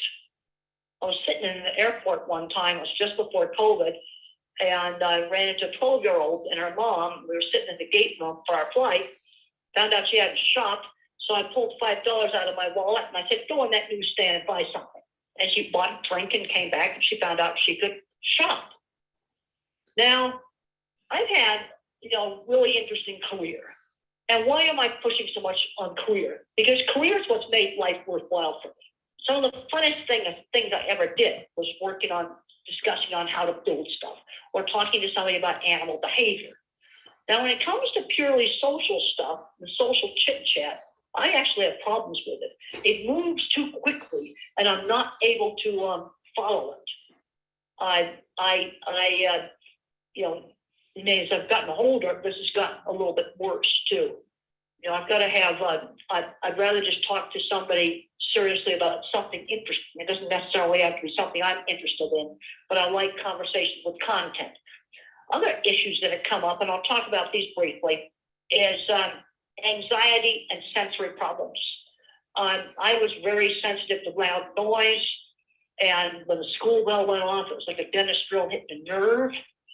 Now, there's been some kids that have been able to get desensitized if they control the noise, like maybe you'd have them ring the bell, have them turn the hairdryer on and off, where they control that thing. But sensory problems are real. Some individuals have visual sensitivity problems. So when they're reading, the print's jiggling on the page, they can see cheap LED lights or fluorescent lights flickering. And it's driving them, it's making it just impossible. One accommodation that some people that are diverse are going to need in the workplace is lighting accommodations. And now I'm seeing a picture of a gigantic room I visited. Oh, I signed an NDA, so I can't tell you where I went. But it was shortly before COVID. Gigantic room with a big picture window, a glass wall on one side, and 100 people all working on their computers, totally silent. And I could see that different kinds of stuff was up on the different computers. I said, I wonder how many spectromites are in that room. And that would be beautiful natural light. That's why that picture of that room came into my mind, because that big glass wall filled that room full of natural light. And so the ones that have problems, visual flicker, wouldn't be seeing it. Some people on the spectrum are going to need sensory breaks. So am I going to need that? Just the other day, I was out at an event out in the field, and there was a lot of other people around. This autistic kid was getting really nervous and wanted to go home. And I suggested to the mom, walk down to the other end of the field away from the people, give him a chance to calm down. And she did that. And then he started playing with another kid. This was last week. Yep, I'm back doing in-person things now, now that I'm fully vaccinated. So I'm going to end up, and I hope I've really made you think. What's the ultimate goal of education? Where is a student 10 years after high school? I was doing my DIVET projects. Now, I know in education, there's a tendency to kind of consider mathematical thinking and verbal thinking sort of as higher thought. And it's made me really think about even things like whether or not animals are conscious. And I've been learning more and more and more about how really verbal people, or neurotypical, whatever you want to call them, think totally different than I do. And if you think completely in words, you might have a hard time imagining a dog does think, but it does. And its emotions are similar to us. So what I want to do is see kids get out there, see people get out there, get good jobs. And let's talk about barriers. We just had a very bad tech barrier. We're patching through. I'm on my cell phone. It's got a full charge. I'll tell you one thing I've learned how to do. I know how to train phones so I can get 3 hours of talk time out of them. That's something I'm good at. And then one of the people, my tech support person with your conference, has his phone on speaker next to his mic. That's how I'm patched through right now. Old-fashioned, but it works. So hope I've got you to do a lot of thinking, and I'm really looking forward to the questions. Hello, you still there? We are, Dr. Grandin. There's questions coming in over chat on the Q&A, and I think maybe just just read it to me, and I'll answer it. We'll do our best to do that. There's. Oh, I'm sure you can do that.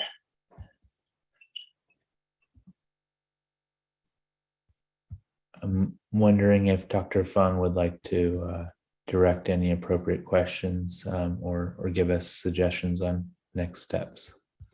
Well, just read the questions off the chat, or they can call in. So Professor Grandin, do you still have a lot of slides? Do you want to open up? Slides. Now you have those slides to if you're to duplicate, do whatever you want with.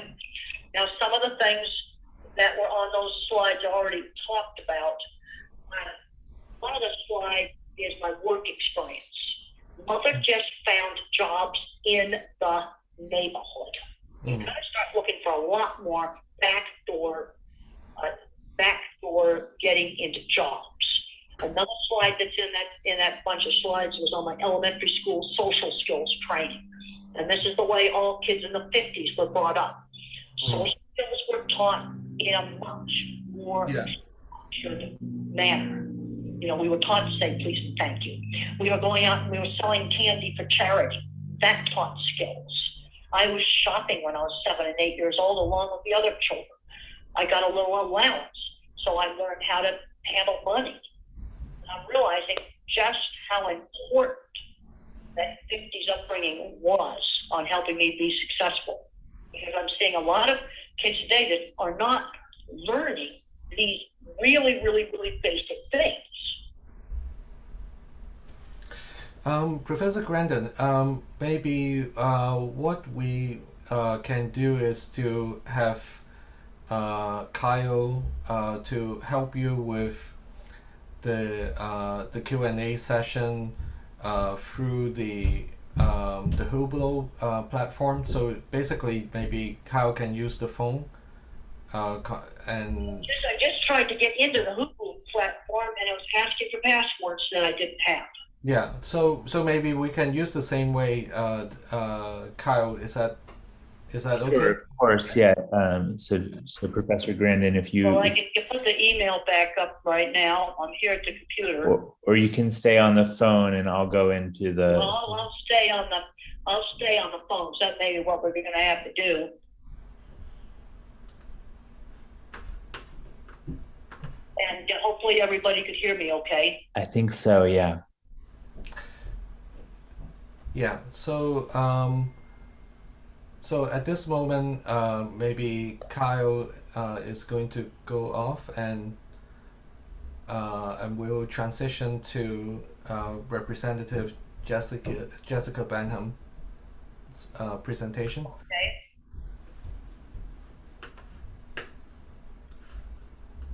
So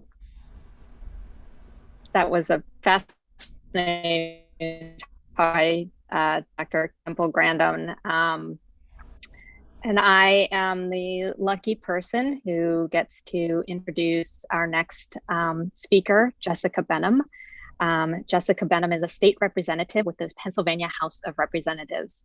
She took office on a platform of fighting for the interests of residents in the 36th legislative district and solving the critical problems faced by her constituents.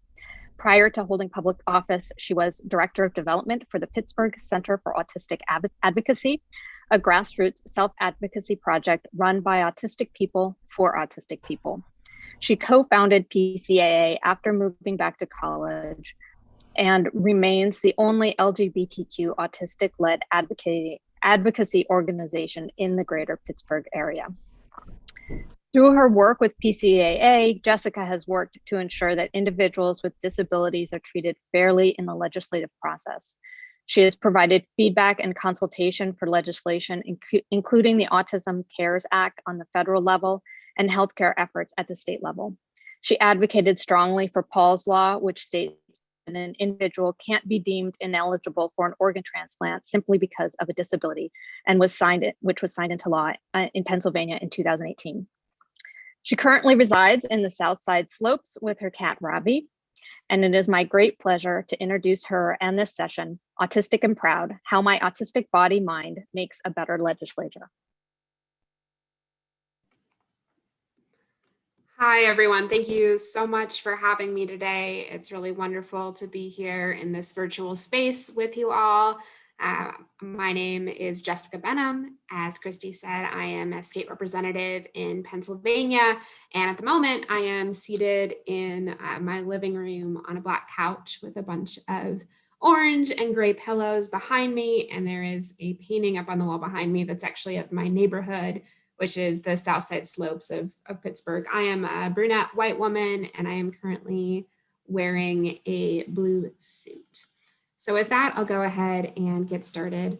It's been the honor of my life to represent the 36th district in Pennsylvania's State House, and also to know that so many other autistic people and LGBTQ people and young people, working class kids and women see themselves reflected in the work that I do in Pennsylvania's state capitol. Now, growing up, I so rarely, if ever, saw myself reflected in leaders, whether elected or in business or in community organizations. And if you had asked a younger version of me if this would ever be my life, I would have laughed at you. In fact, when people asked me to run for office, I did laugh at them. Like, yeah, okay, this 30-year-old autistic queer girl should definitely run for office. That's a funny joke right there. But as it turned out, they were serious, and here I am. And I hope that many LGBTQ and autistic young people look at me and know that they can serve and lead in their communities. And I know that the stigma, bigotry, and ableism that I fight through today will be lessened for those who come next. Autistic people and disabled people broadly belong in the halls of power, where decisions are made that impact our lives.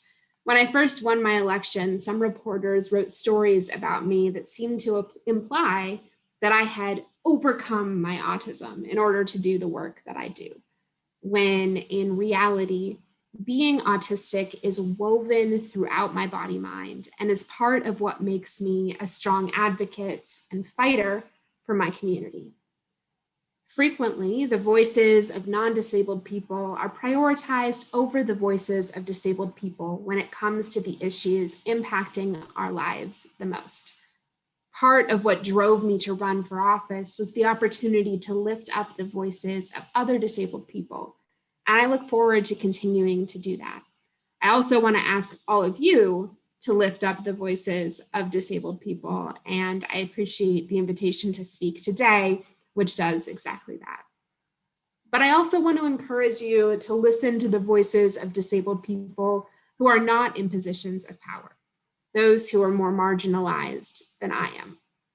As a white, cis person who now occupies a position of leadership, my lived experience is just simply not reflective of the experiences of the majority of disabled people. So I want to encourage you to listen to Black and Brown disabled people, to trans disabled people, to poor disabled people, to non-speaking disabled people, and so many more. Because that's the only way you'll begin to understand the full diversity and the full needs of our community. Given the position of privilege that I occupy, even as I learn more and more, I'm always going to fail to adequately cover the topic of disability. Running for office as a disabled person was not easy.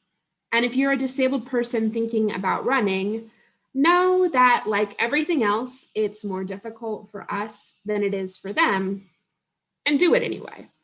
I think that might be the motto of my life at this point. I knew it was difficult and I did it anyway. When I think about running, I think about it in vignettes. The consultant who wanted to work on my race and sat me down and told me, we need to do something about this rumor that you're gay and autistic. He didn't really know what to do with himself when I told him that not only was the rumor, true, but I started it myself. I think about the voter who emailed me that he liked what I had to say, but did I have a gay agenda?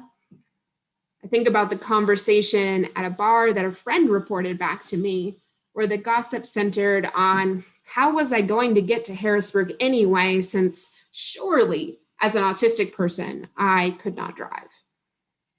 But then the woman who told me all about her brother who had a developmental disability and how she couldn't wait to see me fighting for both of them in Harrisburg.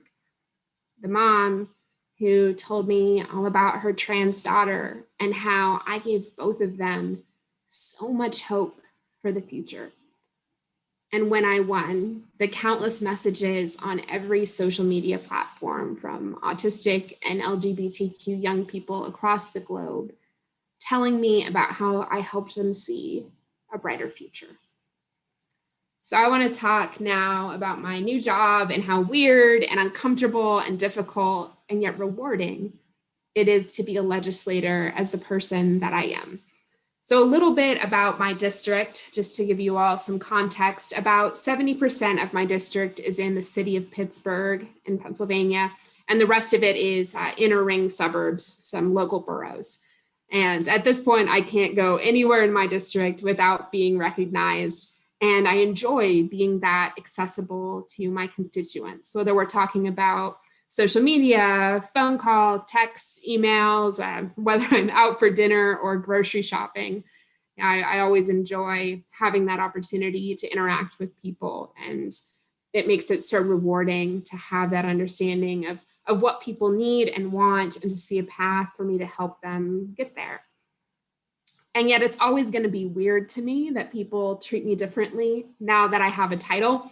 I think sometimes people forget that we're human too. I'm still going to be my awkward human self. I'm just trying to do a good job and help people in my community. I think too, I'm a normal 30-year-old young person. For example, dating as a state legislator, very interesting. The Tinder profile is literally captioned, might be your state rep, don't make it weird. Look, if I'm going to do this job, I'm going to do it as me, my awkward and exuberant self, and yet a little uncomfortable.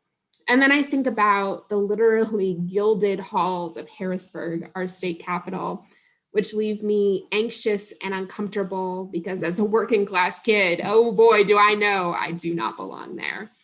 I've got this beautiful leather chair in my office, which is much too large for my frame. I am a small human. I am 5'2", so my feet dangle. And this seems to me a metaphorical representation of the ways in which Harrisburg is quite simply not built for someone like me. Our state capital, even on the Democratic side of the aisle, is still mostly full of gray-haired, white, cis, straight, abled, etc. men. And even as more of us who are not that are elected, the space, the system, the structure still caters to their comfort and needs more than it does to ours. Another factor, the Democrats are the minority party in Pennsylvania's state government. And as a result, the rules essentially allow the majority party to run whatever bills they want and leave Democratic bills, so any of my bills, to die in committee. So even in these positions of supposed power, we're not always empowered to serve our constituents. It is not easy to legislate in a space where some of my colleagues do not see me as fully human. The other night, I was at a fundraiser in support of animal rights legislation alongside a group of mostly Republican colleagues, and it was physically, emotionally, and mentally painful to be seated and photographed alongside people who have not hesitated to repeatedly vote against my civil rights. But it's also, I see it as an opportunity to remind people that their experiences are not actually the default. And I like to use humor and the occasional autistic moment of social awkwardness to make that point. So at this event, somehow it came up the topic of different churches that we attend. And I commented that my church is in a building that used to be a lesbian bar. It's the rare example of a bar that grew up to be a church as opposed to the other way around. And one of my colleagues, who happens to be a lead author on many of the anti-LGBTQ bills, quipped, and I think she thought that she was being funny. Well, is it a lesbian church? As if, of course, this would be absolutely hysterical because in her mind, such a thing could not exist. But I don't miss a beat in this moment. I go, well, I'm an elder there, so ish. You should have seen her face. But look, if I have to be uncomfortable in these situations, so do they. It's not easy to know that some of my colleagues have dismissed the deaths of people like me from COVID-19 because of pre-existing conditions as though our lives are less valuable. And I walk into a space in Harrisburg where elected officials have chosen not to get vaccinated, chosen not to wear masks, and chosen to vote against legislation that would save lives. And it doesn't have to be like this, but it is. And I know that going to Harrisburg, that walking into these rooms is a risk for me, especially as someone who also has Ehlers-Danlos syndrome. Now, for those of you who don't know, Ehlers-Danlos syndrome, EDS, impacts connective tissue. And we don't really have a good sense for how bad COVID would be for me, for my EDS lungs and heart if I got it, but probably bad. But this is my job. And so I go and I fight. And I think in some ways that fear motivates me. It reminds me that these battles really are life and death for so many of my constituents. And it is not easy to lead in a time when, once again, people like me are losing a generation of elders. As a queer person, I know that we're missing an entire generation of elders that we lost. And now to COVID-19, we've lost a generation of disabled elders, our mentors, our leaders, and honestly, my heart breaks about it. And it's not lost on me that the advocacy and activism of our queer elders is why we had the foundation for the vaccines and many of the treatments for COVID-19 from HIV/AIDS research, and that there will never be enough acknowledgement and respect for the sacrifices of those elders is crushing. And it is not easy to walk into that Capitol and see armed guards and police everywhere. And post the insurrection, of course, the number of those grew. And I walk into that space knowing that so many of those who've been killed by police are disabled people. Though I want to acknowledge here too, the ways in which my whiteness protects me. While it is not easy in this world that was not built for people like us, nothing worth doing is ever easy. And I know that my fight is going to make it easier for the next generation of young, disabled, and queer leaders. I look forward to that continual passing of the torch, which is never just one moment, but a series of ongoing interactions where I learn from those who came before and in turn share what I've learned with others. This world, so twisted and polluted by the selfishness of the powerful and rich, is desperately in need of love, justice, and community, a statement that some might call radical. Yet, as a pastor's daughter, radical love, justice, and community is what was preached in the church I grew up in, even as that church did not follow through on those words with action. Each of us have a responsibility to develop in ourselves that perfect love for our community, that love that replaces fear of the other with joyful, intentional learning, that love which instills in us the knowledge that the only way we achieve justice is if it's for everyone. No exceptions. The responsibility to unlearn the stigma and bigotry that our developing brains were steeped in, a responsibility to be actively, not merely passively, against racism, ableism, and all other forms of hatred and discrimination.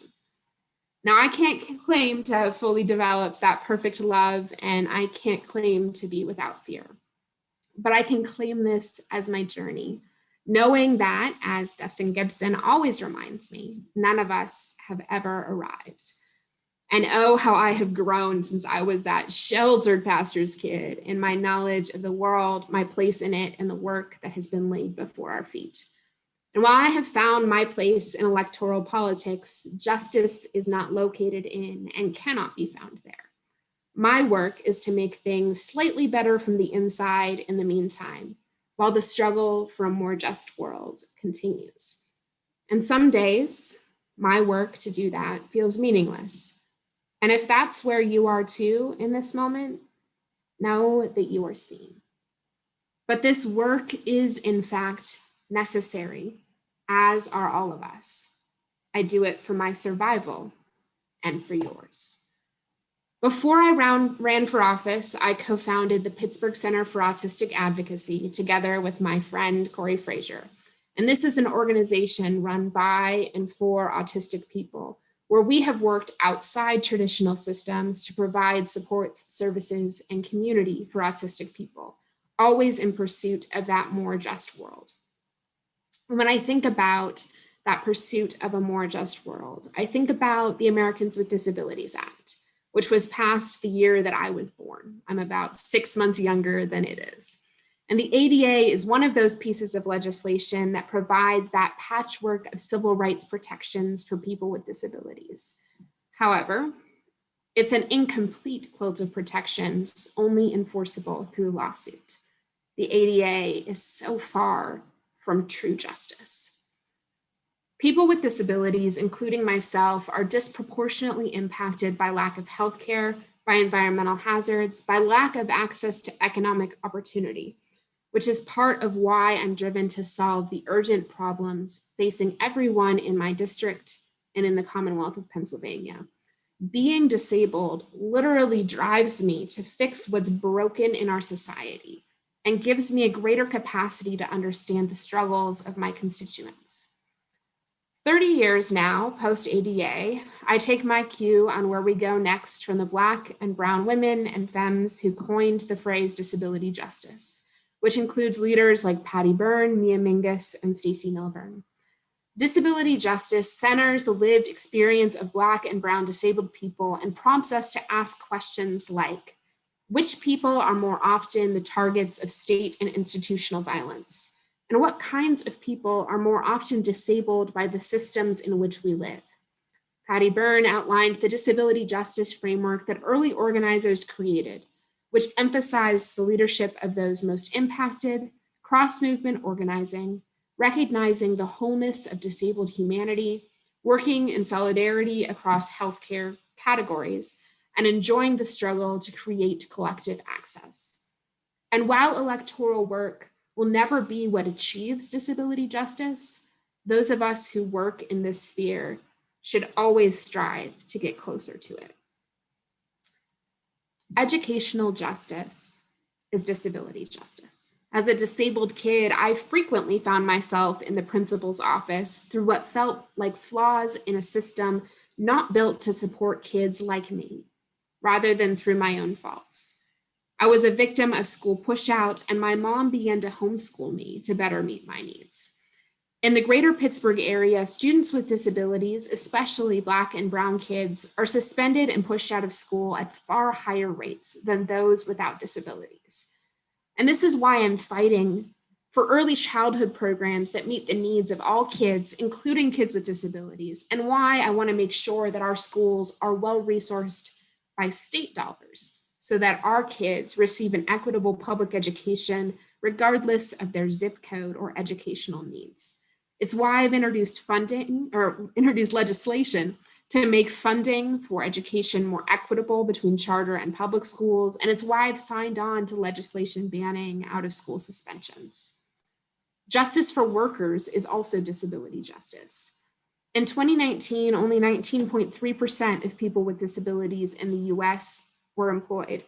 And one of the reasons why I so passionately worked to organize a union as a graduate student at the University of Pittsburgh is because disabled workers are better protected in unionized workplaces. It's why I'm fighting for programs that increase employment opportunities for people with disabilities and for fair pay for the people providing direct services to kids and adults with disabilities. Environmental justice is disability justice. People with disabilities, especially those who are also Black or brown, are one of the groups most negatively impacted by pollution. We're being joined by my cat here, Ravi. He's Black and brown little kitty. But too often, people with disabilities are left out of conversations about the environment. Now, many people with disabilities rely on single-use plastic, including straws, and also have unique concerns around energy consumption because of the use of power chairs, ventilators, and other equipment. We're also often ignored during emergency planning decisions because even though our life circumstances may make it more difficult for us to escape an emergency situation caused by climate change, like flooding or landslides. Our infrastructure, including sidewalks, roads, bridges, and public transit, can be inaccessible to people with disabilities. And let's be clear that care work is infrastructure too. Childcare, elder care, care for disabled people. It's why I want to make sure we're bringing together everyone's voices, especially those communities hit hardest by environmental racism, for conversations about energy production, emergency management, infrastructure, and the environment. It's why I've signed on to legislation to protect clean drinking water, and why I'm continually working to bring labor unions, disability advocates, and environmental organizers to the same table to ensure that we're fighting together for a clean environment and for family-sustaining jobs. Ending mass incarceration is also disability justice. 1/3 to 1/2 of people killed by police are disabled, and at least 75% of those imprisoned at my local county jail have a documented disability. Black people are roughly 49% of those imprisoned, but only 13% of our local county's population. It's why I'm working to end mass incarceration while also trying to increase funding for school therapists and counselors, because we need the implementation of restorative and transformative justice practices to end the school to prison pipeline. Health justice is disability justice. As a person with a pre-existing condition, I frequently worry that I'm going to lose my health insurance or that it won't fully cover what I need. It's why I'm fighting to protect and expand healthcare coverage and to fully fund our Medicaid waiver program so that people with disabilities can receive the services they're entitled to. In Pennsylvania alone, we have over 13,000 people on our waiting list to receive services. I also view substance use as an issue of public health, and I am working to fully fund programs that support people with public or no insurance. I'm fighting for bills that increase access to medical assistance for workers with disabilities, and I've introduced legislation to ensure that Pennsylvania's crisis standards of care don't discriminate against people with disabilities. Representation doesn't matter just on its own. Representation only matters because our lived experiences drive us to fight like hell for these things. Reproductive justice is disability justice. We ought to be protecting the right of all people to make decisions about their health, and we need to support policies that make it easier to care for kids with disabilities and easier for people with disabilities to parent. We recently had hearings in the Pennsylvania House Health Committee, on which I sit, about abortion. And I leveraged my personal experience as a disabled person for whom pregnancy could be very dangerous and potentially fatal, to ask pointed questions about what life actually means to people and whose lives doctors really value. One of the pieces of legislation, though, that I'm most proud of is one I've been working on with another state legislator. We just introduced it together. And this is a bill that would create the Department of Accessibility and Inclusion. It would also create the position of a Secretary of Accessibility and Inclusion who would serve as the principal advisor to the Pennsylvania governor on all issues related to disabilities. It would be, frankly, revolutionary to have a cabinet level position in Pennsylvania that was focused on disability policy and service provision. And the centralization of services here would have a major impact on efficiency and effectiveness, which is part of why I'm so thrilled about this piece of legislation. So being disabled is part of what enables me to be an effective legislator, because frankly, all justice intersects with disability justice. Justice for LGBTQ people, justice for immigrants, truly progressive, community-centered, anti-racist and anti-ableist approaches to gun violence, and so much more. Our liberation, our justice, and our survival is all bound up together. Each of us have a role to play in pushing us closer to that more just world. The more privileged among us have a responsibility to leverage that privilege and our positions to uplift others, and to step back and follow rather than try to lead where we don't have lived experience. To set aside ego and the resulting desire to try to save those who can, in fact, perfectly well save themselves if we just get out of the way. To continue that journey of learning how to love and to set aside fear. Because the only way forward is together. And the only way we get justice for all is if we get it for the most marginalized among us first. So my challenge for you today is to find your place and your role in this movement. So thank you again for inviting me to speak today. I'm looking forward to continued conversations. Thank you so much, Jessica. Really appreciate you sharing your experience and coming and talking today and giving us a window into some of the legislative process and how being autistic and an autistic legislator can actually inform and really enhance what you do and the work that you do. So thank you so much for sharing that. We do have some questions here. So if you are free for a few more minutes, I would love to ask a few of those questions. And one of the ones that came up, I think, is sort of a theme throughout, which is, about voices of people who are marginalized, and often are not in positions where they can have their voice heard. And so the first question is from, I'm going to try and pronounce the name correctly, Shmuel, who asks, how, according to you, need to help people voice disabilities in integration and adaptation in normal society? So I believe the question is about how can we help to integrate people's voices into society?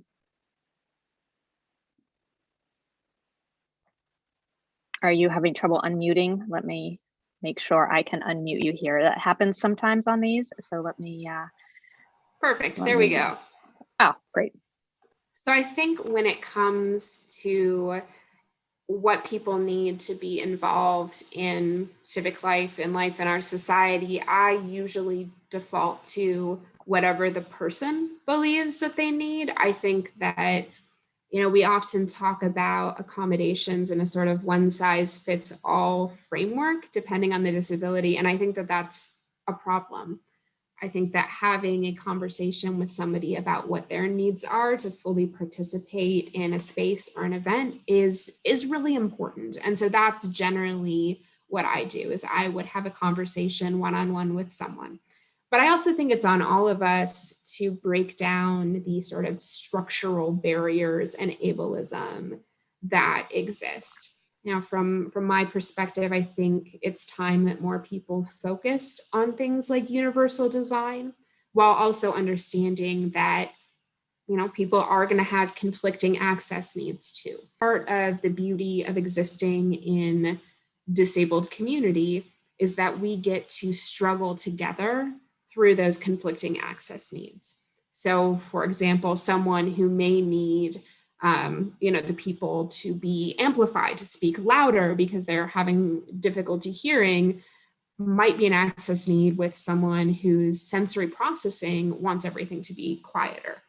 And so our task as people existing in disabled community is to navigate that. And that can get messy, but I think there's a kind of beauty in that messiness as well. Yeah, that's a great example about how there can be conflicting needs and there's complexity to trying to bring people in and make sure that the spaces are open and inclusive for people and created in ways that people can be heard. On kind of the flip side of that, I guess I would ask, do you have thoughts on, when organizations have a platform, are there tips that you would give in terms of having what you believe would be useful for them to do to help reach and hear more of those marginalized voices that maybe they're not hearing from or even aware are existing? Do you have tips on trying to communicate to those voices that we want to hear you, and then also making those kinds of connections?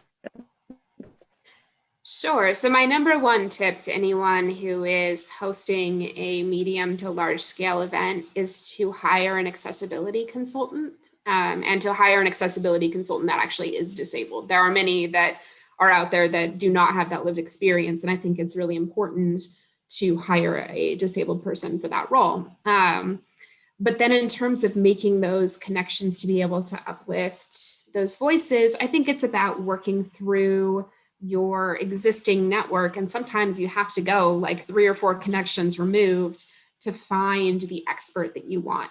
I also find that social media, especially Twitter, is useful in this way, that you can connect and learn from people. And one of the things I often tell non-disabled people is that one of the beautiful things about Twitter is that you can watch conversations happen without participating in them. So often folks who are not marginalized in a particular way want to hop in and participate and be part of the conversation and think that they're learning that way. But the beautiful thing about social media is the ability to observe without thrusting yourself into the middle of everything. So I think that's a way to make those connections. Great, thank you. And we have a question here now, kind of switching gears a little bit, about different disability service providers being in crisis and underfunded for decades, with many shutting down programs and turning away new referrals and really struggling to maintain standards. And particularly with COVID, of course, direct support professionals becoming scarce, and making it difficult, and there's not really competitive wages. So what solutions do you feel can be pursued on the legislative level to ensure sufficient funding of the nation's home and community-based disability service systems? Oh, this is an excellent question, and one that I'm incredibly passionate about. You are correct. We massively underfund DSPs, and this is direct service providers. And this is a problem, not just in Pennsylvania, though it is quite bad in Pennsylvania, but across the nation. And there's a couple reasons why this happens. So one of the reasons is that we, as a state, typically set reimbursement levels. And so we need to increase those wages. We can do that legislatively. But the second thing is the way that the funding works. So right now, for example, in Pennsylvania, we've exceeded our Medicaid match from the federal government. So any additional funding for these kinds of services has to come from state dollars, and that gets expensive very quickly. From my perspective, especially in Pennsylvania, where we have a very large aging older adult population as well, we cannot invest in our care structures quickly enough. We need to do it very rapidly. We're going to find ourselves in a crisis. And certainly, I would argue that federal funding is going to be a necessary component of that. But I would also say that finding ways to increase state funding is critically important as well. Yeah, funding for those programs is a huge issue. So on continuing on with some more systemic and questions, what do you think can be done to create a way for bills to be more fairly reviewed, regardless of who the majority party is? Yeah, this is a great question. So we have proposed a number of rules changes in the Pennsylvania House. So things like if a bill has bipartisan co-sponsors, that should automatically receive a vote in committee, something like that, right? Or even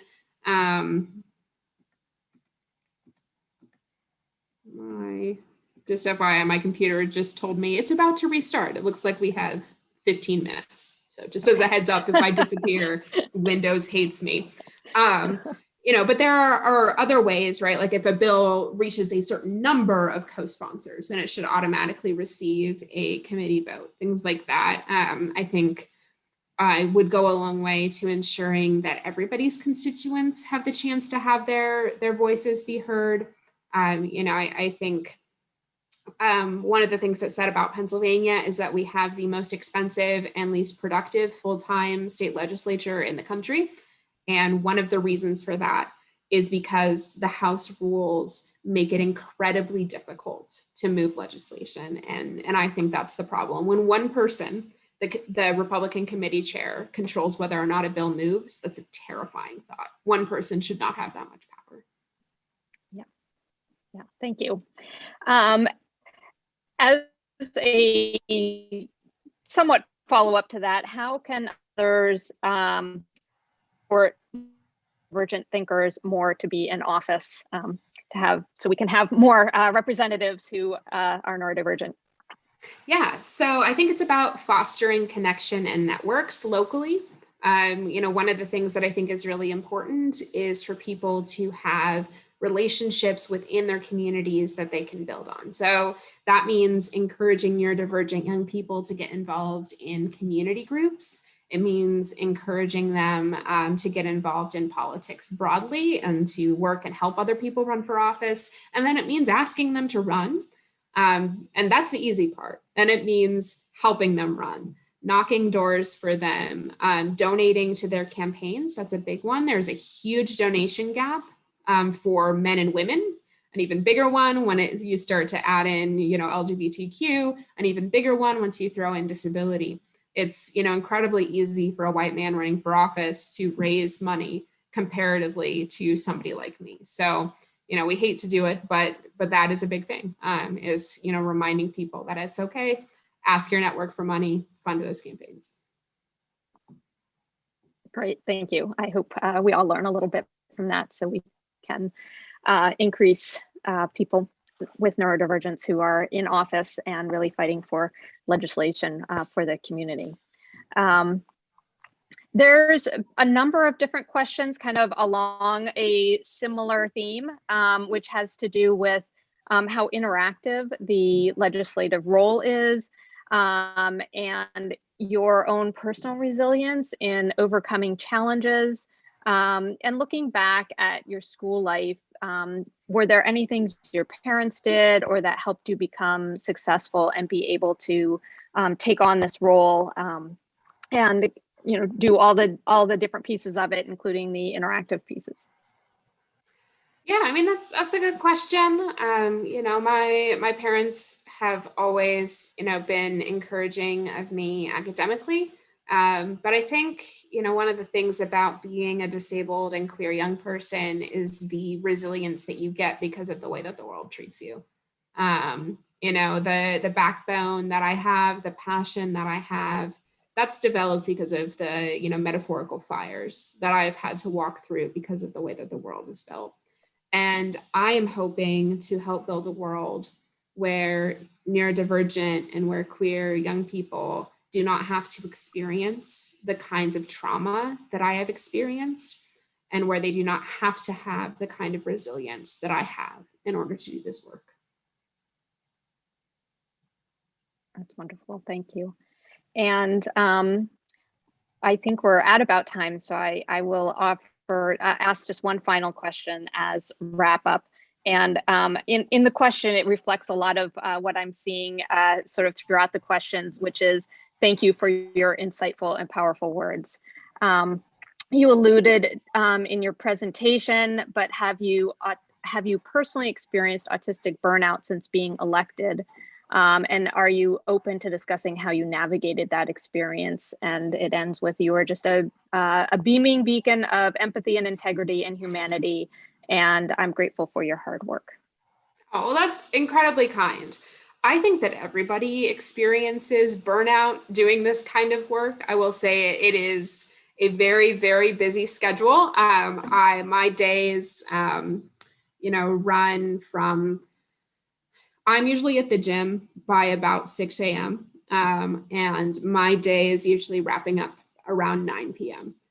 So they are long days full of, a lot of interaction. I am an extrovert. People, I think, don't often talk about that, that autistic people can be extroverts and can really get those energy producing feelings from being around people. And I do get that. But burnout is very real. And I think it's making sure that I take time to do non-work things. I have a little note card up on my mirror, and it says, your worth is not tied to your productivity. Just as a nice little reminder to myself that, if I get to peak burnout, I am of no use to my district, my staff, et cetera. So I definitely experience it. I think everybody does, regardless of neurotype in this kind of work, just because of the intensity of the schedule. And I think it's about being real about what you're going through. I think it's about recognizing that our communities are experiencing burnout broadly right now, having to continue to live through this pandemic environment and all of the resulting economic and personal consequences. And so that sort of solidarity, I think, that we can find in what we're experiencing is really important. But that's absolutely a real thing. Burnout is real. Making sure to take time to recharge is incredibly important. And remembering that our value is not tied to the work that we do, but rather to our existence in and of itself. That's really important. Well, thank you so much for being here today and for sharing some of your experiences and the work that you do. I found your talk inspiring, and I hope that others have as well. So thank you again, and hopefully we will have opportunities to hear from you in the future as well. Well, thank you so much for having me. I really with that, I will- appreciate it. I'll be getting on the road here to head to Harrisburg. We're in session this week, so I'm looking forward to it. And this was a nice, energizing way to kick that off. So thank you all again. Thank you, Representative Benham. It's a real honor to have you today. Thank you again for having me.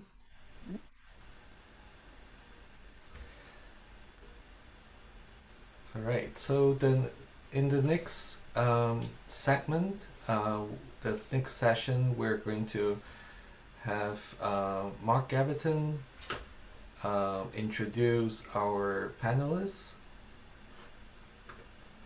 All right. Well, welcome to the Stanford Neurodiversity Summit. Some of you may have participated all along in the summit.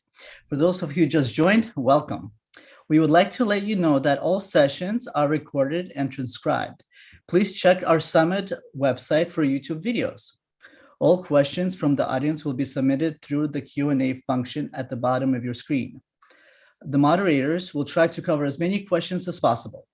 After this session, we will provide the instructions on how to use the Hubilo platform for additional Q&A with the panelists. Now, welcome to the Neurodiversity Career Panel High Technology session. It's a pleasure to introduce Shwana Rouse. Shwana identifies as autistic. Her background is in finance and business, process optimization in retail, outsourcing, and most recently, tech.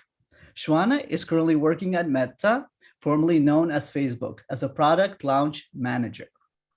Our second panelist is Jim Hogan. Jim is an inventor, a human rights activist, and a strong representative of what is possible for autistic individuals.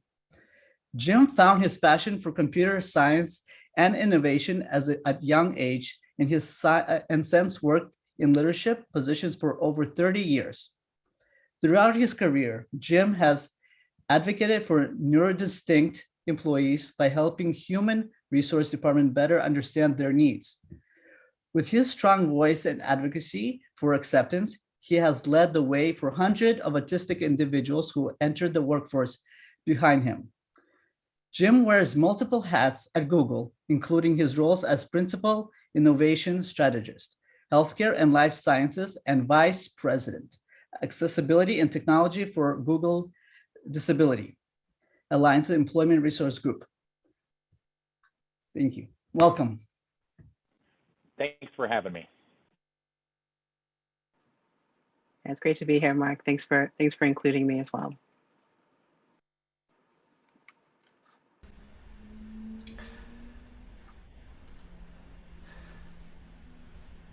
Welcome, Jim and Shwana.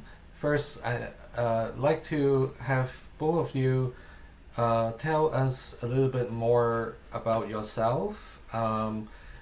Are you going to show slides, Shwana or Jim?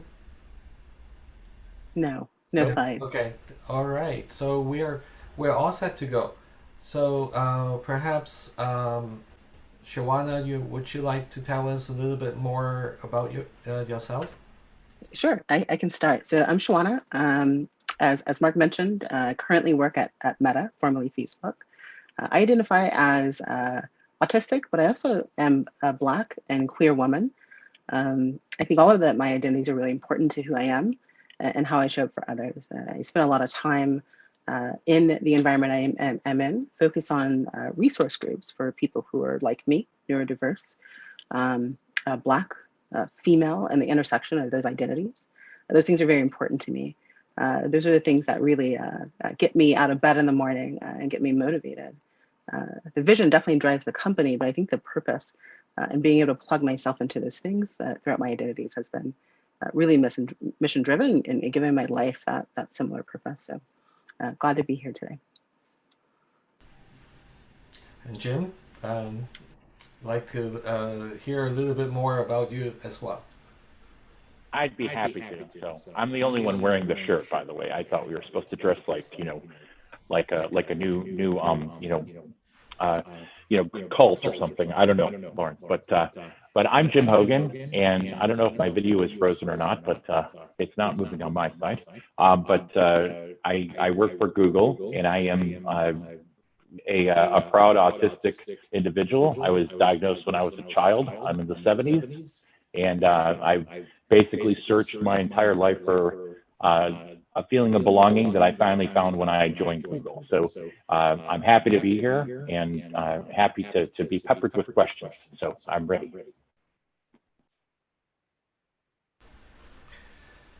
Very cool. So both of you are in the tech industry. Can you tell us how you find how did you find your passion in tech? Shivana? Yep. I'd be happy to start. So, honestly, I feel like it found me. Technology has always made sense to me. I think more specifically, logistics and mechanics and like how things work. My dad was a mechanic by trade, and I feel like I got that piece from him. I tend to find my best obsessions in tech as well. Some of my first memories were one, my mom buying me a word processor because I had trouble writing in lowercase for like homework assignments, and just seeing how technology can help people who have trouble even like interpreting language, written language. I think the second thing for me is just getting our first home computer in the 90s, and just, just because we were poor, having to like repair both the hardware and the software, and kind of teach myself and go to a local computer shop and learn more, and just kind of hang out there and let them apprentice me. I think probably the third thing is in high school, we had something new to our high school, which is a computer science lab. This was in 1998 or so. And I got to make my first computer game. I think it was something silly like a table tennis or something like that, which just kind of gave me the skills for the knack that I already had, repairing hardware and building software. So when I started my retail career, I think managing operations for me and the leadership skills I developed, I think I had some pretty natural leadership skills that I had the fortune for allies to really develop in me.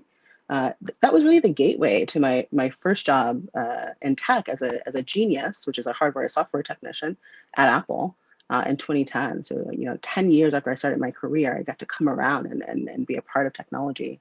And in that retail environment, I really got to see firsthand, and have those interactions with people, and how their devices really connected people to people, and connecting to people is what I love, even though I'm an introvert, which is really difficult for me to do that. And I was in love with that. The technology really helped me connect with people better, and now where I work, connecting people is the mission, is what we do. It's what I do every day. So it's really come full circle for me. Jim, what about you? How did you get into tech? And you can try to restart my video if you want. I have no control on my side. So, but to get into tech, we actually had a family tragedy, and it was a very trying time for our family. And we were, I was basically, had a brother who was killed in like this sensational way, like a newsworthy way. He was struck by a police car in Michigan, and so it was basically a very traumatic time, and we were pretty much, we were pretty much just riddled with grief, and so because I didn't really understand how that worked, because I was pretty much just a person who, I'm just going to fix this. Sorry, I'm having Zoom issues, but it's okay. I'm better now. So and so my parents, because the whole family was just riddled with grief, and I really understand what's going on.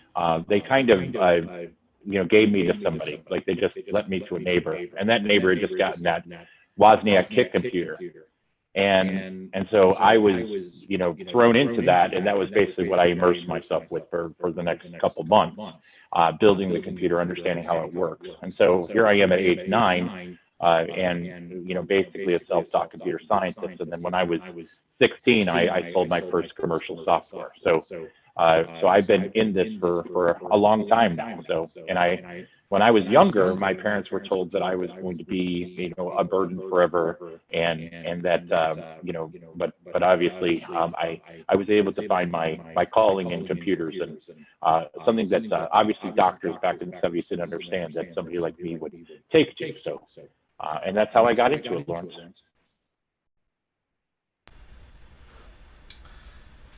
That's two different paths to get into tech. Really, everyone have their own way to get into this really exciting industry. Shawana, why should tech be highlighted as career choices for autistic people? Yeah, and I think Jim just mentioned some of this. I don't think my mom knew it was an option. This Black kid from Brooklyn had an option of going to tech. No degree, really had to teach myself everything. I think she also thought it would be a barrier. Some of my social interactions were a bit behind, quite a bit behind. So I think she saw this as a barrier. But I think why it should be highlighted, because it has been a pathway. For me and other people who are autistic, and autistic people tend to be very visually oriented, makes us really superb critical thinkers. I think we can often spot problems others can miss. I also think autistic people seem to feel really comfortable with machines and systems and programs. And I think those traits, I'd argue, make autistic people ideal candidates for tech. What do you think, Jim? What should be the reason for tech to be considered as a career choice for autistic people? Well, I'm on a different, my position is a little bit different, because I don't really believe in saying that any particular group of people has a specific skill that makes them good for anything, for anything in particular. So I like each individual to find their path. So I don't like to, create a funnel for hiring, for instance, for one particular type of humanity. I want to make sure that we make sure our hiring processes are equitable for everyone, and we include and not be too exclusive. And those things are two separate things. So like we can actually have a process where, we have what we consider to be inclusive hiring practices, but we exclude those who don't meet certain societal norms. So at Google, what we did is we changed that program. We retrained 500 hiring managers, and we trained them to move aside, conditional biases, unconditional biases that are unconscious biases that they have, and to make it equitable for neurodistinct candidates coming in. So, but I'm not a big fan of saying like this particular group of humanity is good at these couple things, so we should pigeonhole them into that. So, but there are certainly many autistic folks that are good at tech careers. So. Yeah, that's very true. And Jim, just to also continue thinking about neurodiversity, you had probably coined the term neurodistinct.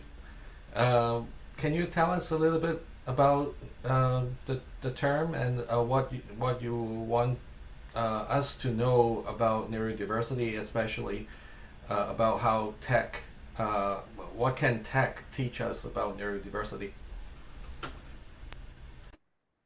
Right, and I have a unique way of describing neurodiversity. So, and I'll just start from there. First, I start with my definition of what diversity is, and I do so by saying if I'm looking at an amphitheater, and that amphitheater has the entire population of Earth, what I'm going to see are a lot of physical differences and distinctions. I'm going to see different hair color and eye color, nose shape, ear shape, and I can see that, and that is diversity. Diversity is everyone, and it's beautiful. But what we can't see is how somebody perceives the world around them, how their brain works. That is neurodiversity. And like diversity, it's also everyone. Now, I was born with a physical distinction of blue eyes, but I was also born autistic, which is a neurological distinction. So that's why I identify as neurodistinct. I know that a lot of people use divergent, but I don't like divergent. It seems like a little too science fiction for me. Like I'm going to have like something popping out of my chest, but that's just me. I like to use words that are inclusive and not othering, and it's not just me. I've workshopped this with a few people. So to talk about the difference between divergent and distinct. And I try to use those words because if I were to walk up on the street with somebody and say, you know, Lawrence, you look physically divergent to me, I'd probably get punched in the face. So I also try to make sure that anything we say about physical applies to the brain as well. So, and that's why I use neurodistinct to identify myself. That's a very good way of thinking about neurodiversity and how the term neurodistinct may be different. And this morning I also mentioned that there's some people who use the word neurodiverse as well. I use that word a lot, and distinct is used a lot. Neurodiverse. And I just more, yeah. Mm. And I want to make sure people understand that I'm not trying to take away from anybody who uses words that are different than mine, because this is a personal lived experience and a journey that I'm on. And because what I do is try to raise awareness for the causes that I support as an activist, I try to use language that gets the most people in. So to my cause. So that's so my terminology is not right or wrong. It's just how I identify. So. Yeah, I think we are really on the same wavelength on this. Is a personal choice on which term you're using, and there's no right or wrong. And by the way, Jim, there's an echo on your end. Maybe the next time you can try to use another, maybe not use the earbud, and see if the echo gets removed. Yeah, I saw you chatted me that. I can try to change it, see if it's better. So. Okay, all right, thank you. So, Joanna, by the way, happy birthday. Oh, thank you. And this is such a privilege to have you and on your birthday spending time with us. And talking about your birthday, I want to ask you this question. What are some challenges as you develop your passion in tech when you grow up? Yeah, I mean, first of all, just happy to be here on my birthday. The last few years, I've got to do really fun things like this on my birthday, and not on purpose. So I love serendipitous events like this.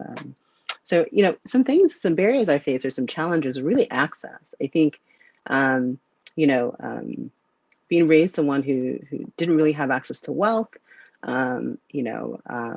just my position in society, being a Black woman, I don't think people really expected me to be in tech. Here's an example. When I started college, I actually started with a computer science major.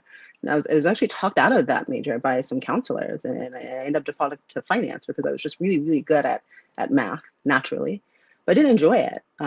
So I think some people's bias, in my childhood and growing up, kind of led to me making different decisions, and I think it turned out on the path that I wanted to be on anyway. But without a sponsorship from someone else, without a degree, I really had to start in retail, and there was no way I could finish college the way I was experiencing it, the large classrooms and the social events. It was really too difficult, and it really shut me down. I was really having a lot of not only emotional, but I started having a lot of physical problems just trying to attend a classroom environment. So I think some biases really got in the way of that path. I wish I had the tools and the language to fight against that bias when I was young. But this was pretty early. It was 1999, when I started college, and I think things have changed dramatically in the last couple of decades. And we have things like STEM programs, and I see quite a many people who look like me in my current job and environment, and Black women who are doing roles like this. So I think it's really difficult to be something you can't quite see yet.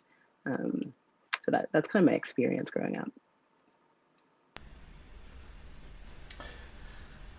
Jim, so you started talking about your role at Google a little earlier. What does the future look like for tech, and what can tech contribute to a more diverse and inclusive environment?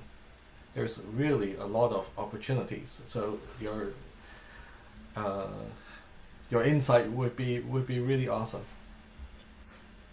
Well, what we found just recently is that we have a abundance of accessibility that's happening for disabilities that you can't see.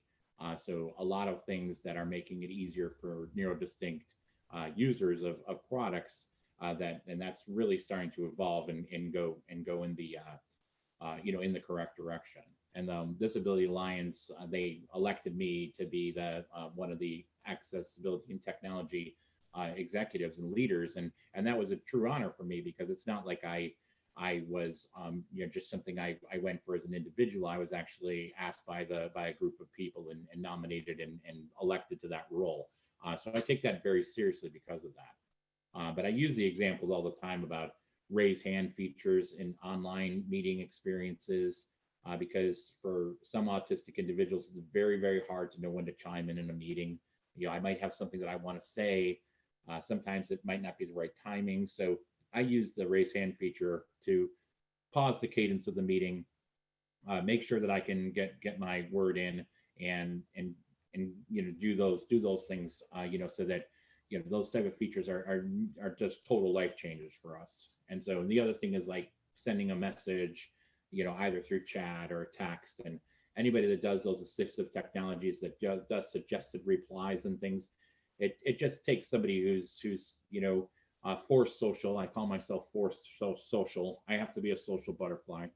So it makes my life a lot easier when I know the proper way to respond to somebody and things like that. And we see a lot of that push, especially in the accessibility world, because it's no longer, people no longer are walking into a room and just proclaiming that I have a disability. A lot of times it's a hidden, something that you just can't see. So and that's those are the type of things I'm working on. And the other part of that that's impacting tech is that we realize that we have to actually change the paradigm and societal norms to actually hire better and to manage careers better. So we're also working on ways that we can take what we did for interviews and working with your team about how we can do that for the entire career development. How do we mentor? How do we rate performance? How do we manage all that? How do we make sure that we provide the proper safe harbor if we bring in an autistic candidate into the system? So because I wanted to make sure that nobody gets left behind and nobody has a bad experience, obviously. So but that's also not really a technological change, but that's just a way in how we think and how we do things. So very important to me. And not too long ago, Jim, you spoke with Vint Cerf, the father of the internet, or one of the founding fathers. What did that conversation lead you to in terms of thinking about tech and how tech can really change the world for the good? Is there anything coming out from that conversation? Yeah, and what we're doing is we're actually changing the way. Oh, are you good now? Oh, you got it. Yeah. I was a little slow on the mute. Sorry.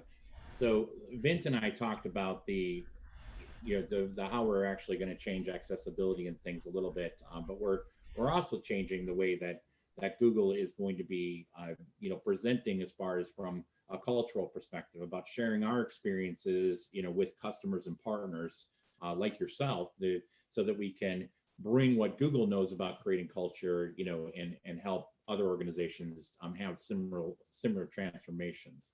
And so, but Vint and I wanted to make sure that everybody knows that it's like he's hard of hearing, but his hearing aids, were something that were a life changer. Technology, they keep evolving every year. So as he loses more hearing, his hearing aids keep getting better, and it and it's a huge thing for him. So and it's not something that works for autistic people, though, because there's nothing that I can do other than normal therapies and modalities to try to get myself to fit in better in society. So but as we go down the road, especially with my new role, we're going to be looking at accessibility in a bunch of new ways. And I have another partner at Google that's helping me do that. So very excited about the future.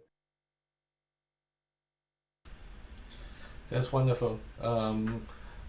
Shawana, in your organization, Facebook, now Meta, are there any things that you can share with us on how you view the organization can really change the environment to be making it more diverse and inclusive? Yeah, I'll start with what the future of tech looks like. I think it looks like diversity, equity, and inclusion of all facets. So that's cultural, that's regional, that's ethnicity, that's neurodiversity. That's disabilities, whether they are physical and apparent or whether they're invisible. And I think this is the path to us making environments, whether they be in your hand or they be in the virtual world, that really work for everyone. I just really feel, and I've seen evidence of this, when we're able to make things tools more accessible for neurodiverse people in mind, they're actually more accessible for everyone. If you just think about the live captions that we have right now for Zoom, and that has made people within the company really switch to Zoom, and Zoom is our preferred platform because of these features. So I think the other thing I'll say is the way I see this showing up is as we build our products, including a neurodiverse voice and how we build our products. It's just it's social norms, as Jim mentioned. Sometimes the camera off is better. Sometimes I listen better if I don't have to look at people in the eye. And I think it's just making room for those things. And I feel like with inclusion, we've got to include all facets in the way we build products and solutions. So building upon what you just said, what accommodations can neurodiverse individuals request from their employers? Yeah, sure. I think the key is flexibility and benefits. That's what I found for myself, at least. So, flexible therapy and analysis options for both people who are autistic or people who have autistic individuals, their kids, in their household. So I think that's one. Flexible meeting and work time. So benefits like remote work have really been life-changing for me personally. Something else I do that I'm allowed to do is really adjust my schedule so I can take a 2-hour break in the middle of the day. That gives me time to do some of that deep thinking I don't have time to do during meetings. And the corporate environment allows me to do that. There's no way I've been able to do that in retail. We're just not staffed to do that. So I think there is a great corporate responsibility in the flexibility of that. I think the last thing I'll mention is just wellness benefits. We heard a representative early today talk about how burnout might take a unique flavor with autistic adults, and those tools for resiliency and needing to develop those skills. Some people have done an excellent job through the things that have happened to them in their life, building that resiliency muscle, but there are still people who really haven't. I think giving those tools for neurodiverse people in a high-paced environment to just stay afloat. Jim, what do you want to add to this in your experience? What accommodations seem to be things that neurodiverse individuals should consider asking from their employers? My voice is on a little bit of a delay. So what ends up happening is the accommodation process is quite humiliating at times because people have to ask for the accommodations and they have to disclose that they have a problem. So a lot of the times people don't understand the fact that accommodation should be a little bit more more of a soothing process where people lead that with empathy and help people out from a human rights perspective, to disclose that I have a problem with the environment at work and it's me that has a problem, and now you go talk about my problem with other people off to the side someplace, and then come back and tell me whether or not you're going to give me what I need. That part of corporate America needs to be disrupted. And so that's one of the things I'm working on through activism, is to make sure that I can get people to understand that accommodations processes should not be a humiliating event where a lot of people have to ask for help and and then, have to wait for like a committee to decide whether or not they're going to get what they need. So. Thank you, Jim. So let's switch gear a little bit. This conference is really about identity, and self-discovery is really one part of finding our own identity. Can you tell us a little bit about your personal journey as someone, a neurodiverse individual, discovering yourself?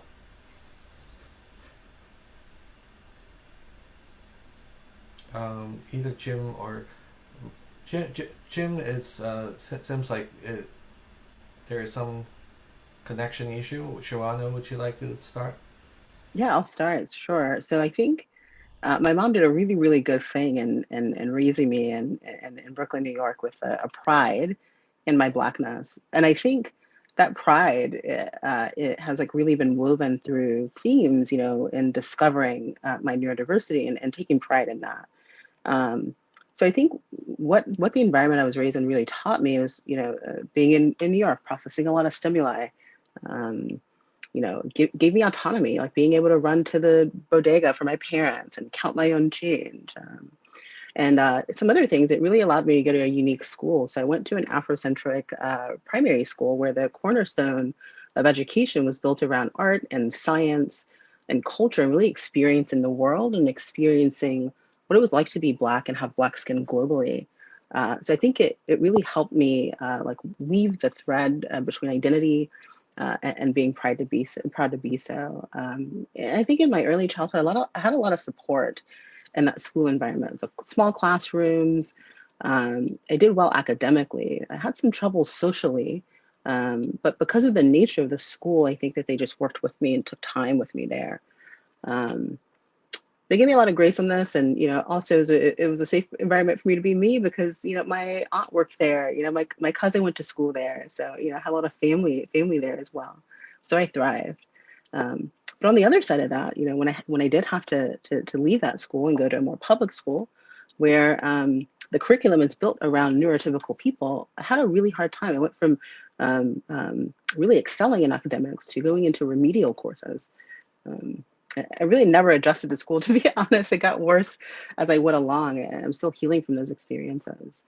I actually found it so difficult to go to school that my mom was brought to truancy court. And it was the difference between me going to school or her going to truancy jail. So I suffered through it. I think she probably thought I was a very difficult child. I don't think she understood the things that really worked against me there very well. And then, what really changed for me is how my mom has really opened up and didn't take the advice that people gave her. I missed a lot of milestones. I did things that weren't quite gender appropriate.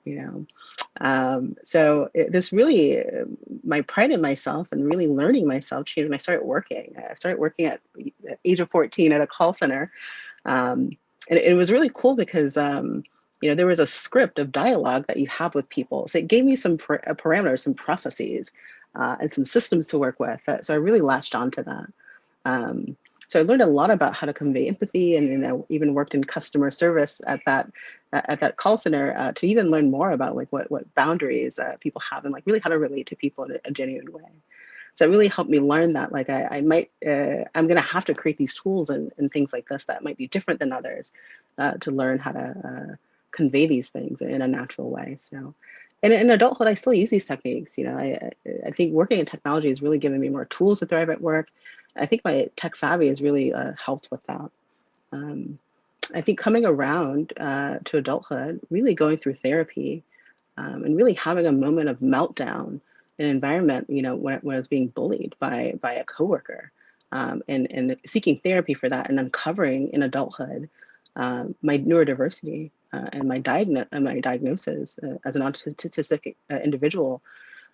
First, I went through a mourning of self. I thought I knew who I was, but the more I thought about it, the more it validated who I was. And instead of the labels that people had given me, like weird and odd and off-putting, I think those were replaced for me with using language that described me. So although I was diagnosed pretty late in life, I've made the journey, and there's a lot of helping mechanisms, having community at work, being able to see a therapist, being able to have analysis done. Those are all benefits that I've been awarded, and I've been able to use to better understand myself. So after you received the diagnosis, you felt you had a lot of answers. Yeah, I felt like a lot of answers. I felt like Black culture is really funny. There's a lot of humor, in how you ascribe behaviors to people, and I was kind of the weird cousin, or the, my mom liked to say I was shy and intellectual, but actually I wasn't very shy at all. I really yearned to connect with people. I just didn't know how to do that in a way. I found myself more observing people than anything else. So, in looking back with the diagnosis as an adult, looking back on my life, it really allowed me to forgive myself a little bit for some behaviors that I had that I thought were, maybe I was a bad kid, or maybe I wasn't as studious as I could have been. And those were just barriers for me, and it helped me kind of forgive myself of those things that I blamed myself for. Jim, what do you think? I'm sure there's so many different things that had happened over the years that have got you to discover yourself as an autistic individual. Can you share with us what is that journey like? Over and over and over and over again. So I was, I've been diagnosed when I was a child. So my father used to always use me as like a party trick, because I was able to read and retain information and spit it back out. But later in life, I found out that people just aren't so nice, and and I was bullied to the point, like 17 years ago, I was in the hospital for 2 weeks recovering from a bullying incident. My wife, spent that our wedding anniversary looking at me through an 8x8 observation window while I just rocked back and forth in a room, and didn't really know what her future held. And the funny part about what I found out is that for mental health, if you have an issue, the stigma is strong. Like people would tell her just to run, like he's crazy or whatever. And I'm happy that she stuck with me. But it's also like my mother, as I rediscovered myself when I was younger, she used to worry about me every day, continue to worry about me. And then, last May, when I had my offer from Google in hand, I video conference with her, and we talked about, that how happy I was and how happy she was for me, that I was going to finally find a company that it had the perception that we were going to be fine, that Google is going to finally understand me as an individual. And then I was supposed to see her. I hadn't seen her in almost a year because of COVID. And then I spoke to her on the video, and she was so excited and happy. And I was supposed to see her on Saturday. I was supposed to fly to Michigan, and she died on me on Friday night. And that was our last conversation. So that has actually driven me to my current state, which is an activist. And I watched George Floyd get murdered while I was wheeling out, mourning the loss of my mother in the same weekend. And I heard him crying out for his mother, and it made me a huge ally. I've always been a huge ally, to the Black community, but I just jumped up off the couch and said, I'm not going to be sitting idly by anymore. I'm going to be an activist now. And when I do join Google, I'm going to be the best global leader I can be. And that's what I've strived to do. So, and I try to do these talks. I used to be a secret. Like I used to not tell very much, I wasn't out completely. I would be in a coworker situation when I worked for Accenture, many years ago. I didn't have a good time there. I was mostly bullied, and I used to have to write like a Word document that said, I'm autistic, and here is my, here's how to work with me. Now at Google, we have what's called a user's guide, which allows us to tell our coworkers, in a very transparent way, this is how to schedule my time. This is how to interact with me. Don't call me because I don't take inbound phone calls from anyone. And I don't even take inbound phone calls from my wife. So we laugh about that all the time. But anyway, I become a better person because of that activism, that I decided to just get off the couch and not let anybody be bullied anymore. And I think I'm just living my best life and trying to be my best self right now. And I think I finally, after, I'm almost 55 now, so I'm finally getting into my own skin and feeling very comfortable. So, and I always appreciate, having these chats.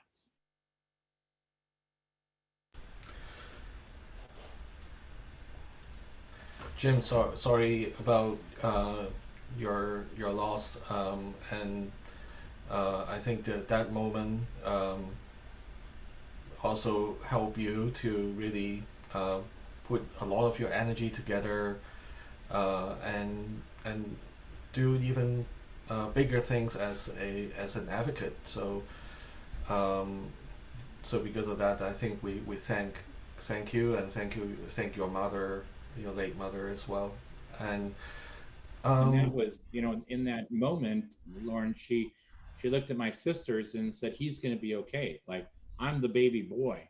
And that was, her moment when she passed. And when those stories come back, it's hard not to get that, deeply ingrained in your heart. And then, I cherish that moment that I did have with her. And that's why my Google is my last job. Like, I'm throwing everything I have into this. And, if anybody tries to dissuade me from my love for Google, it goes right back to that moment where I had a proud mama. So, so don't try to do that. So, but thanks for that. Yeah, this is really quite a privilege to hear your personal stories, and I think a lot of us really learn so much about, like, there is so much going on in our personal life, and that kind of changes our identity and what we do as well. And the next couple of minutes, maybe we will try to finish up the planned questions, and then we can go to the Q&A from the audience after a few minutes. So, Shawana, how did you find out about your diagnosis? You mentioned that you had the diagnosis late, and can you tell us a little bit about how that come about? It seems like there are a lot of people that are getting diagnosis quite late, and is there anything that you think, like, someone should do differently? Maybe parents or people around you or yourself, like, kind of thinking back. Yeah, when I think about that, I think about the stigma. I know Jim mentioned this, that my mom faced. Imagine having a 3-year-old who can read almost any book in front of her, but had trouble communicating with people. Even my aunt said very coyly and sweetly, she was a psychologist actually at the time, and she was like, I have never met a child who is more interested in some of my professional manuals and the dolls and the toys I got her, And I think having that relationship really with my mom really helped add some humor and some a bit of objectivity, and that I'd be okay, even though I know that she was pretty worried. I think my mom would have been really afraid to try to seek some sort of diagnosis or some of those things. I think mostly what we had access to were medical doctors who just said, she's just delayed in development, and you just kind of wait it out, and those types of things. So I know today's different. I think people have more education and people have more knowledge in their hands, and that we have the internet, right? And we can research these things. We can open up the Facebook app and find people, parents and people who share the diagnosis as well. So there's more of a support community today. And there's more knowledge, going around. And, I was born in 1982. So there wasn't a lot of access for her.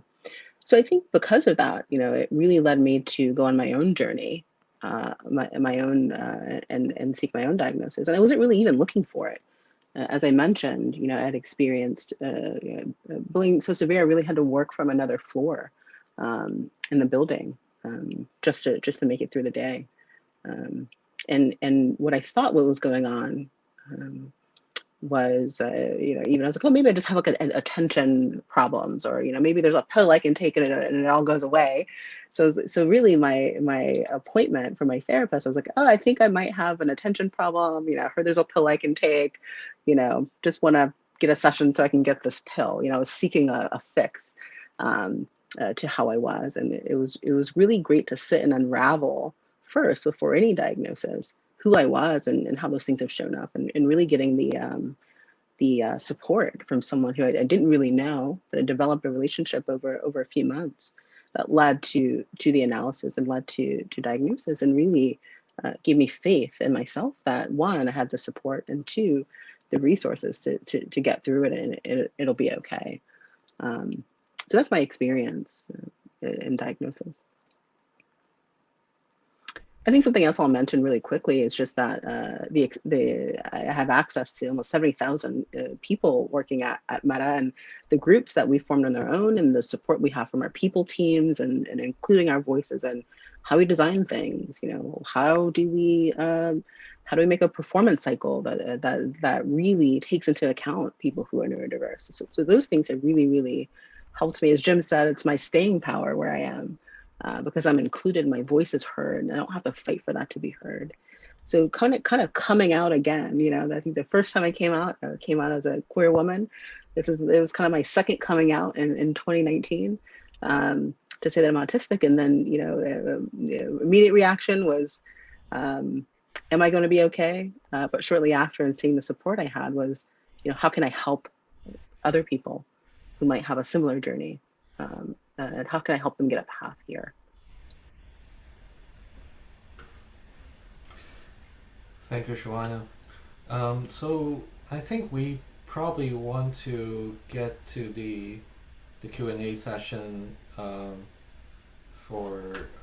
our audience, but before doing that, I think this question has to be answered because some of the audience would also would also ask about this anyways. What are some of the challenges you face during employment? Maybe I'll ask Jim to answer this. And how did you overcome them over time? And if you can kind of tell us like how maybe accommodations through a certain channel, or maybe disclosure if there is a road to that, that can help some of the neurodiverse individuals in the audience.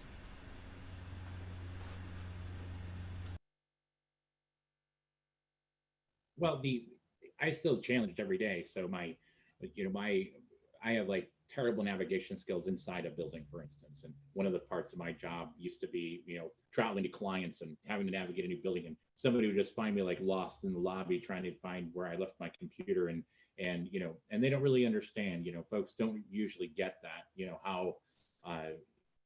How disabling it can be from a mental perspective. Like I just shut down, and then part of that is folks understanding. Like I posted when I first went to my office in LA for Google, my office is pretty terrifying for an autistic individual. There's all kinds of sharp edges, there's all kinds of angles and stairway, and I've got bad depth perception, so I fall down all the time, and I miss steps, and so I kind of posted. It's like I'm excited at the same time I'm terrified. So there's certain things that will stay with me for the rest of my life. The only thing that I ask for from accommodations perspective, and my ex-employers are going to crack up, because I always say that the only thing I'm asking for here is just general human kindness. Like, where is humanity today when you have people who torture and bully and torment, and when bullies are called out, HR usually sides with them. They usually take the victim and push the victim out of the company, because the victim is who's causing the problem for the company. And And that's the problem, is that bullies are very good at communicating and very good at spinning a story and very good at, that's how they manipulate and look for vulnerabilities and mentally torture people, because they're manipulators and they're liars and they gaslight and they do all these other things. And the same thing they do with the HR folks when they start investigating, and they just say, no, Jim Hogan, that guy, he's just, it's all in his head. It's crazy. I'm not doing anything to him. You know, and you know, in the meantime, I'm like sitting in a hospital while they celebrate the victory. Courageously, we got Jim Hogan out of the company and made him crazy, and they're high-fiving about that, which I heard from other folks that were at that situation. So the problem is there's just no shortage of cruelty in the world. And you know, until people actually stand up to cruelty, you know, our lives are always very, very difficult. So don't know if I answered your question, Lawrence, but that's what was on my mind. Thank you, Jim. I think we can talk about this topic for a long, long time, and it's I feel really saddened when I hear about these really cruel stories that shouldn't have happened, and people around should be doing something about it. And I think it's really up to all of us in the community to stand up. I think standing up for yourself is good, but I think there are others that need people's help, so that they're not going to be getting into this kind of situation. So let's go to the Q&A session for from the audience. Shawana, with the pivot of Facebook to Meta, what opportunities do you think you can use to leverage as an autistic advocate within the company to make the metaverse as accessible to neurodivergent people as much as possible? I've seen a lot of opportunity in this space from the videos. I've seen, for example, stuff like tone, facial expression recognition being explicit, like closed captioning, since AI would need to recognize that anyway. I love this question. It's something that actually my wife and I talk about the future possibilities. She's also a neurodiverse individual. I think some of the things you said, you know, having representatives, you know, avatars, things that feel real to you. I think the other thing is like having license to create and create the world that you want to be in. You can create a very accessible world for yourself, but we tend to leave that in other people's hands. I think the metaverse really allows people to create the reality that they want to see. It actually you get to add that reality to physical reality through tools like augmented reality. So I think there's a lot of possibility here. I think the thing that I've seen us do well in our products is turn on features that really help people who are differently abled in a few different ways.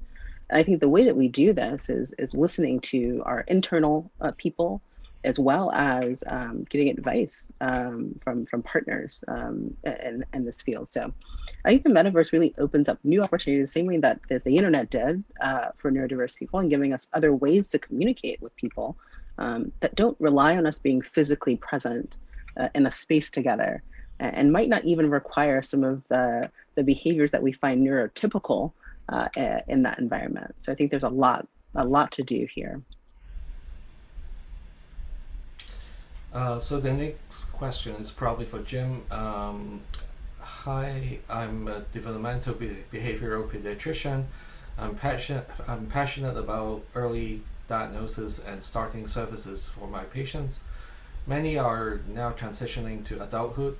Many parents are concerned about finding employment for their child who are neither high nor low functioning.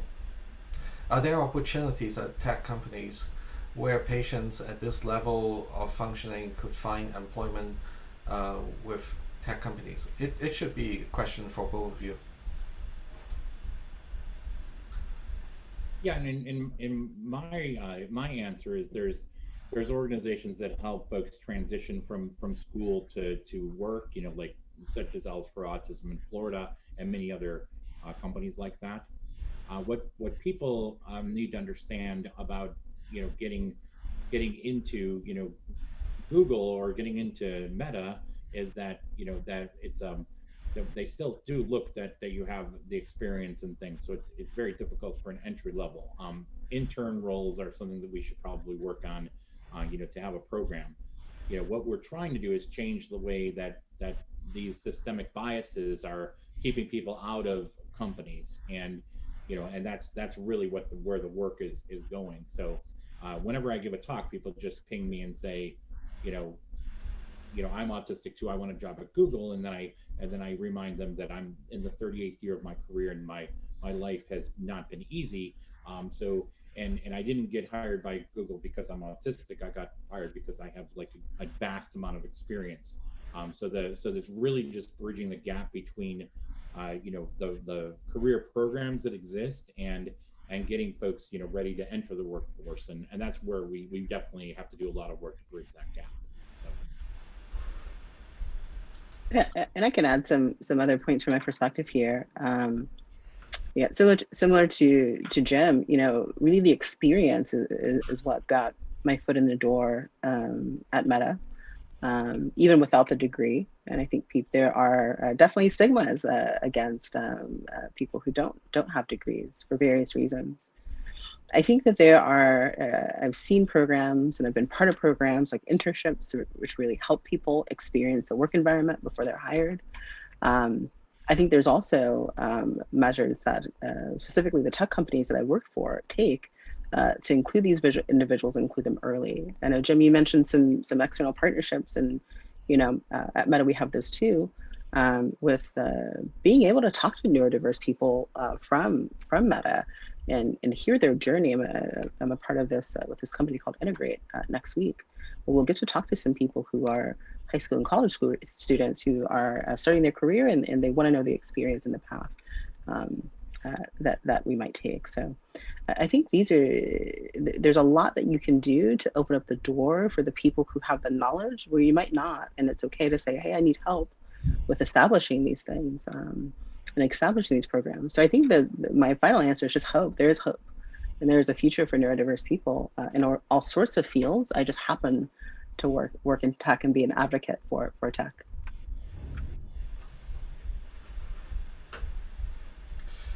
All right. Thank you, Jim and Shawana.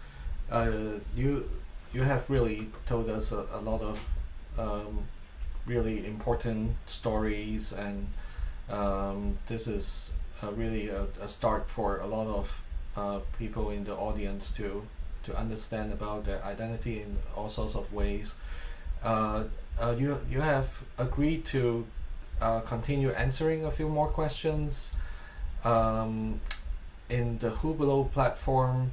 So Christy, probably if you can give some instructions to our audience before I introduce David Egan.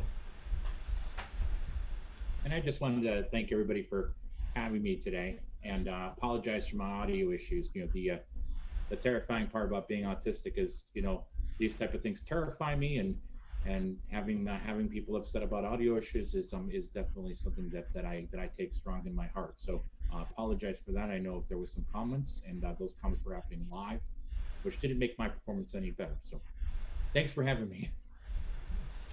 Thank you, Jim. Thank you, Shawana. Thank you, everyone. And I will give instructions here on how to move over to Hublo or continue on here, depending on what you would most like to do. So if you are interested in our next session, which we've got an inspiration corner coming up, stay with us. All you have to do is stay where you are. You don't need to do anything else, and you can see what's coming up next on the main stage. If you are interested in joining Shawana and Jim Hogan for some more Q&A, if you go to Hublo in your browser, and then you click on the rooms icon, and then you would actually search for, this is the OT one, you would search for Neurodiversity Career Panel Tech. That should be open. Just click on the enter button and you will be brought into what will essentially look like a Zoom chat. So that is how to get to the next, get to either of the next. So your choices are stay here for the main stage or join us on Hublot. And I will leave this up for just a second if somebody wants to do a quick screenshot so they know the steps to take, and then I will stop share so that we can move on to our next session. So take your moment now to screenshot it if you are wanting to follow the instructions to get to Hublot.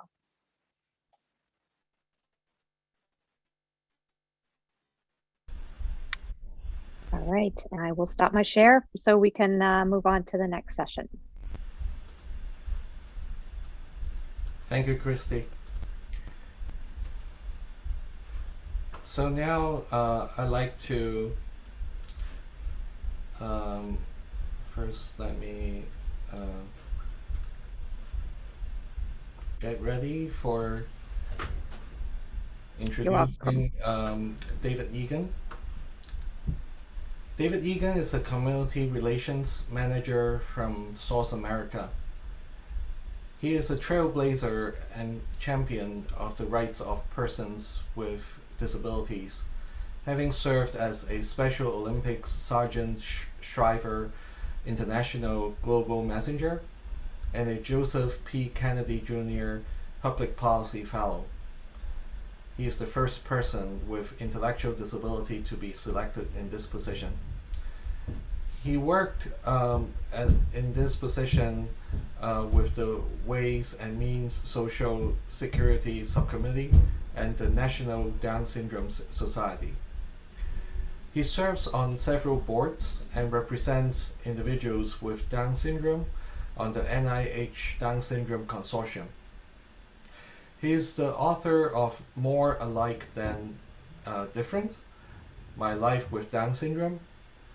With over 20 years of competitive employment from a clerk position to a career of advocacy, he currently works at Source America as a community relations coordinator in Vienna, Virginia. I'm going to share screen. David is actually in our midst, but he had prepared a video for this particular inspiration corner.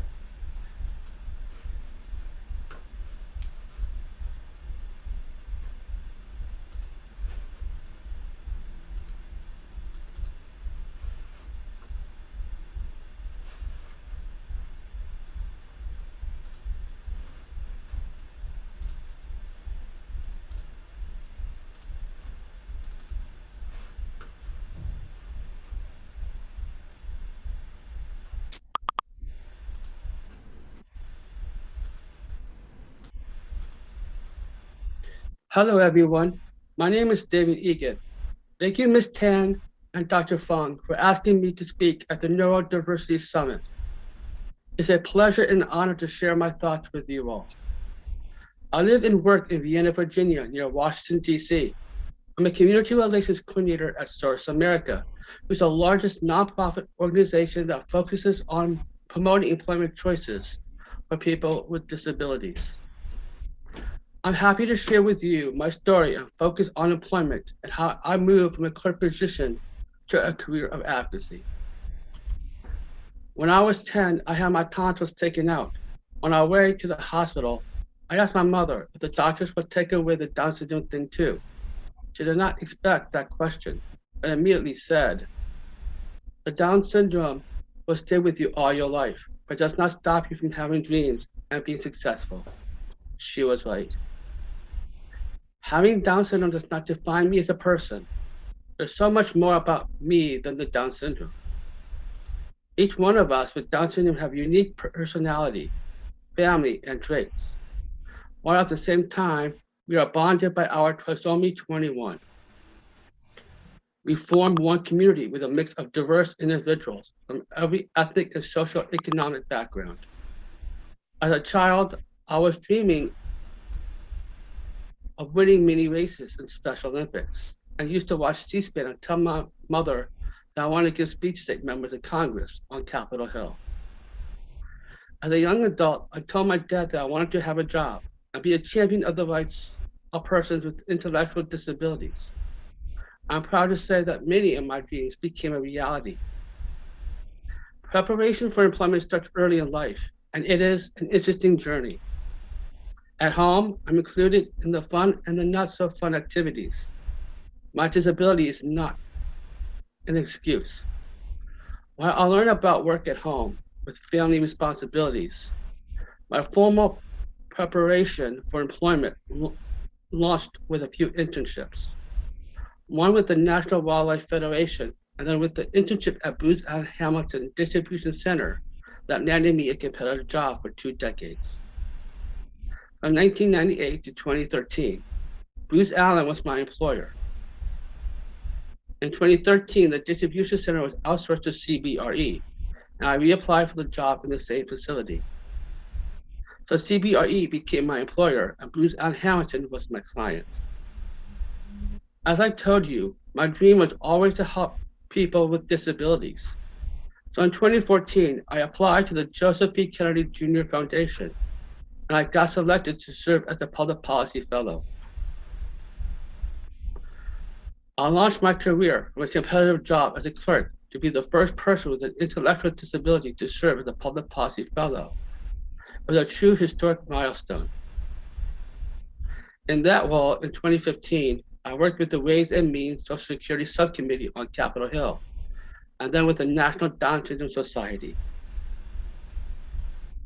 After my public policy fellowship, I was looking into a career of advocacy, and I'm proud to say that since 2017, I'm working as a community relations coordinator.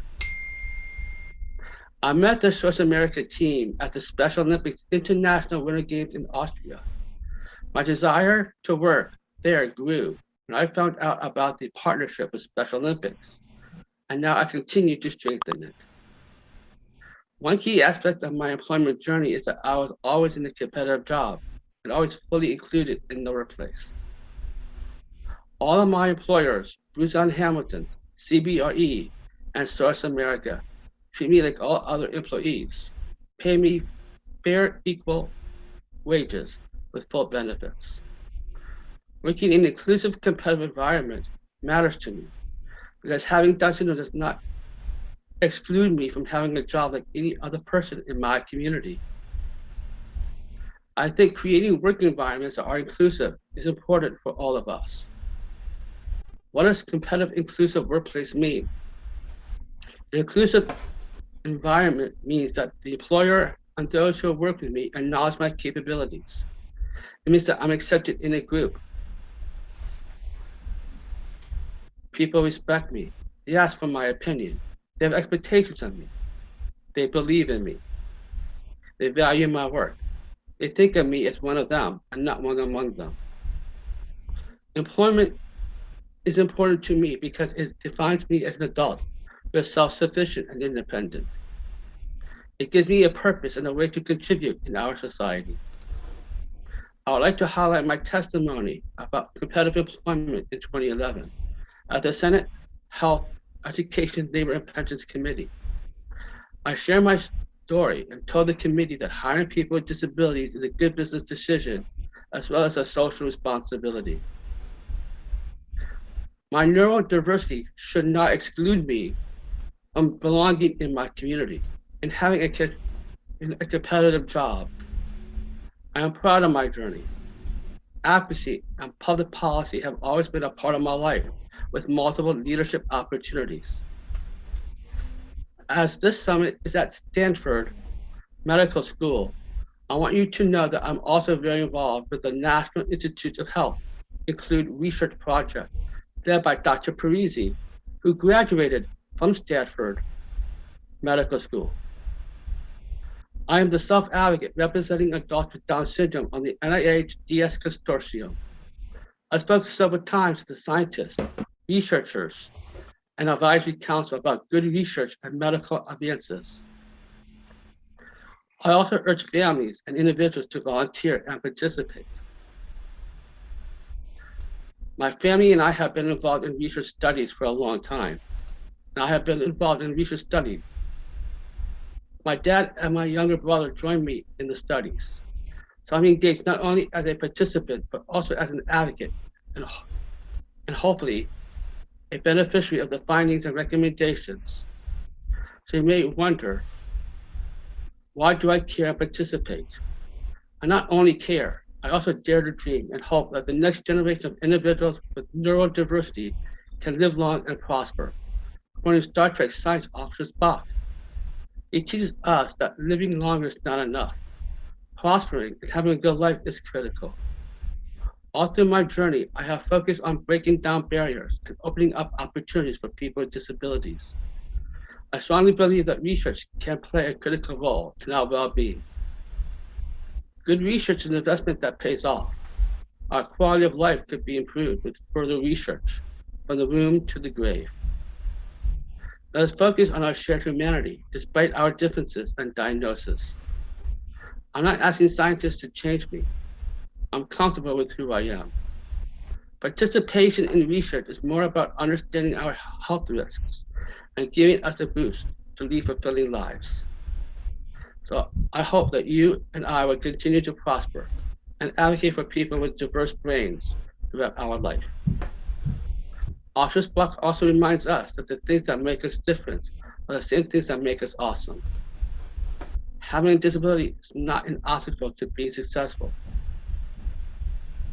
Having a different brain does not mean no ability. Despite of the differences, we are also alike. We experience challenges and opportunities like everyone else. In fact, we all share in the same humanity. As I wrote in my book, More Alike Than Different, My Life with Down Syndrome. In the book, I challenge the myth of limits. Thank you for giving me the opportunity to share my story with you. If you want to learn more about me, read my book and check out my website at davideganadvocacy.com. Thank you.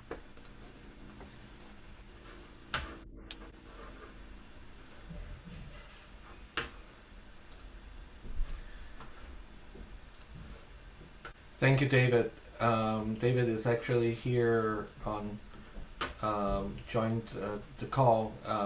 It's really an inspiring story that you have told us, and at this moment we are going to take a break until 1 o'clock Pacific time. After that, we're going to continue with our afternoon program. Thank you for staying with the conference, and see you in half an hour.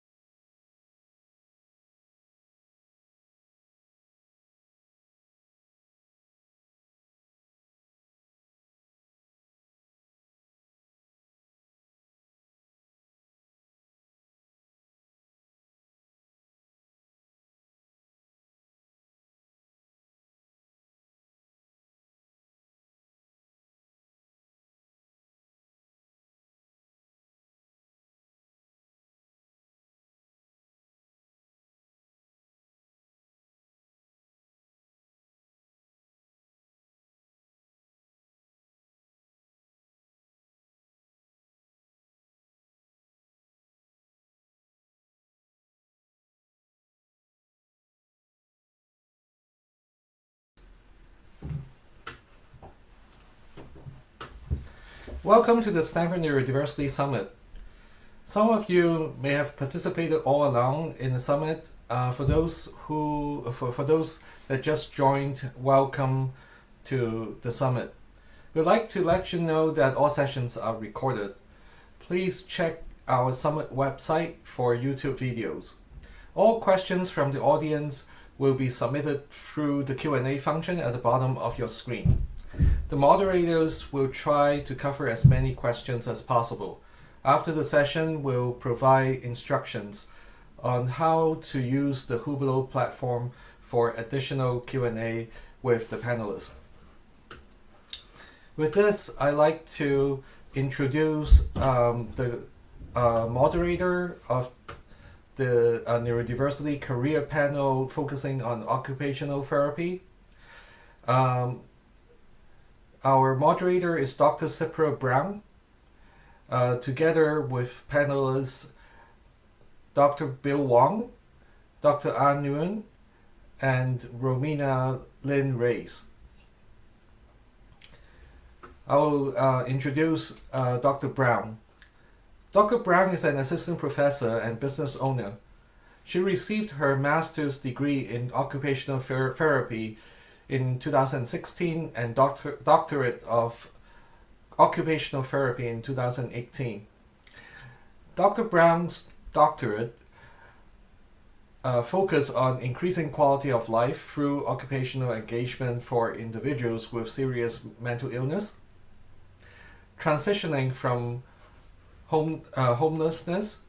Additionally, she worked with college students at University of Southern California, faculty practice using lifestyle redesign to address psychosocial barriers impacting academic success. Her knowledge and training was demonstrated through program development, implementation, and outcome analysis. Dr. Brown served as the principal investigator of a research team in 2019, focused on increasing quality of life in an urban community. While at USC, Dr. Brown co-founded and was president of the first diversity, equity, inclusion organization within the occupational therapy department. She continues to advocate as a member of the Occupational Therapists Organization OTAC ad hoc DEI committee. With this, I'd like to invite Cypra to introduce our panelists. Thank you, Dr. Fong. Again, my name is Dr. Zipporah Brown. My personal pronouns are she, her. I will be moderating today's panel discussion, exploring neurodiverse mentorship models within an allied healthcare profession, occupational therapy. We do have a PowerPoint for just the first couple of moments before we get into the panel discussion. And at this time, Dr. Fong, are you going to share your screen or should I share mine? Please go ahead and share your screen. Okay, thank you.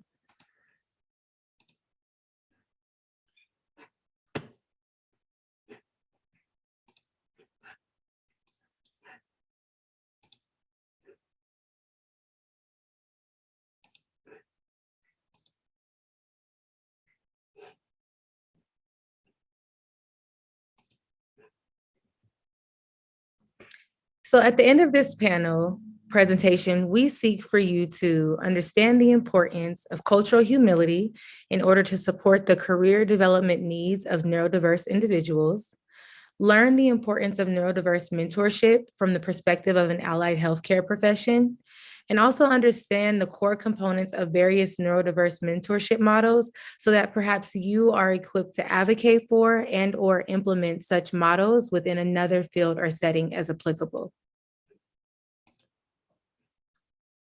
So here's a glance at today's overview. We'll begin with some introductions of the wonderful panelists, and then we'll dive into the content.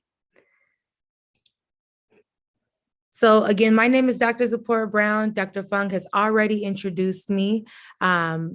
I am an occupational therapist, and I'm connected to the neurodiverse community as a family member, a friend, a colleague, an educator, service provider, and most importantly, as an ally.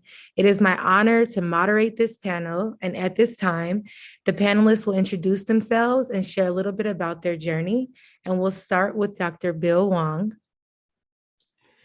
Thank you, Dr. Brown. So my name is Dr. Bill Wong. I am an occupational therapist by trade. I've worked in the occupational therapy field for 9 years. I'm pretty active in my profession.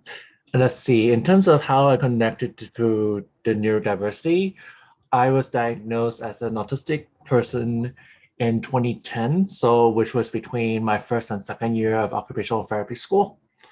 So my primary studying in occupational therapy is in skilled nursing facility setting. I also teach on the side as an adjunct at Stanford University. And I'll discuss more about myself later in the panel. Now I'm going to pass the ball to An. Good afternoon, everyone, and thanks, Bill, for the pass there. My name is An. I'm an occupational therapist and project scientist at Cedars-Sinai Medical Center in Los Angeles, California. I've been working there for about a year or so, and as a part of the panel, I represent a mentee, so someone who's been receiving mentorship and from a more of an early career perspective. My preference in terms of language is for identity first language. So I identify as an autistic person, and my pronouns are she, her, and her. So happy to be here, and I'd like to pass the ball to my colleague, Romina. Hi, everyone. My name is Romina. My friends and colleagues call me Romy. I am currently a second year student from West Coast University studying occupational therapy. Right now, I'm currently interning for a homeless women's shelter, which I am very passionately advocating for, and I'm always happy to serve the women every single day. And my interests in occupational therapy is currently in mental health and also pediatrics. My personal pronouns are she, her, and they and them, with a more preferential, which I prefer they and them pronouns even more. And I prefer identity first, so I prefer being called an autistic person. Thank you. Back to you, Dr. Brown. Thank you. Thank you all. And so we didn't want to take for granted that everyone knew what occupational therapy was or what occupational therapists do. And so we'd like to present this or offer this working definition that occupational therapists seek to engage people in meaningful and purposeful occupations or activities that empower them to achieve health, wellness, and participation in their daily lives. And so meaningful and purposeful occupations, also termed activities, are unique to each individual. And how we engage in our context and our community and our environment, it varies based on many factors, which is what's very special about OT, is that we seek to interact with our clients and individuals from a very, very personalized and client-centered perspective.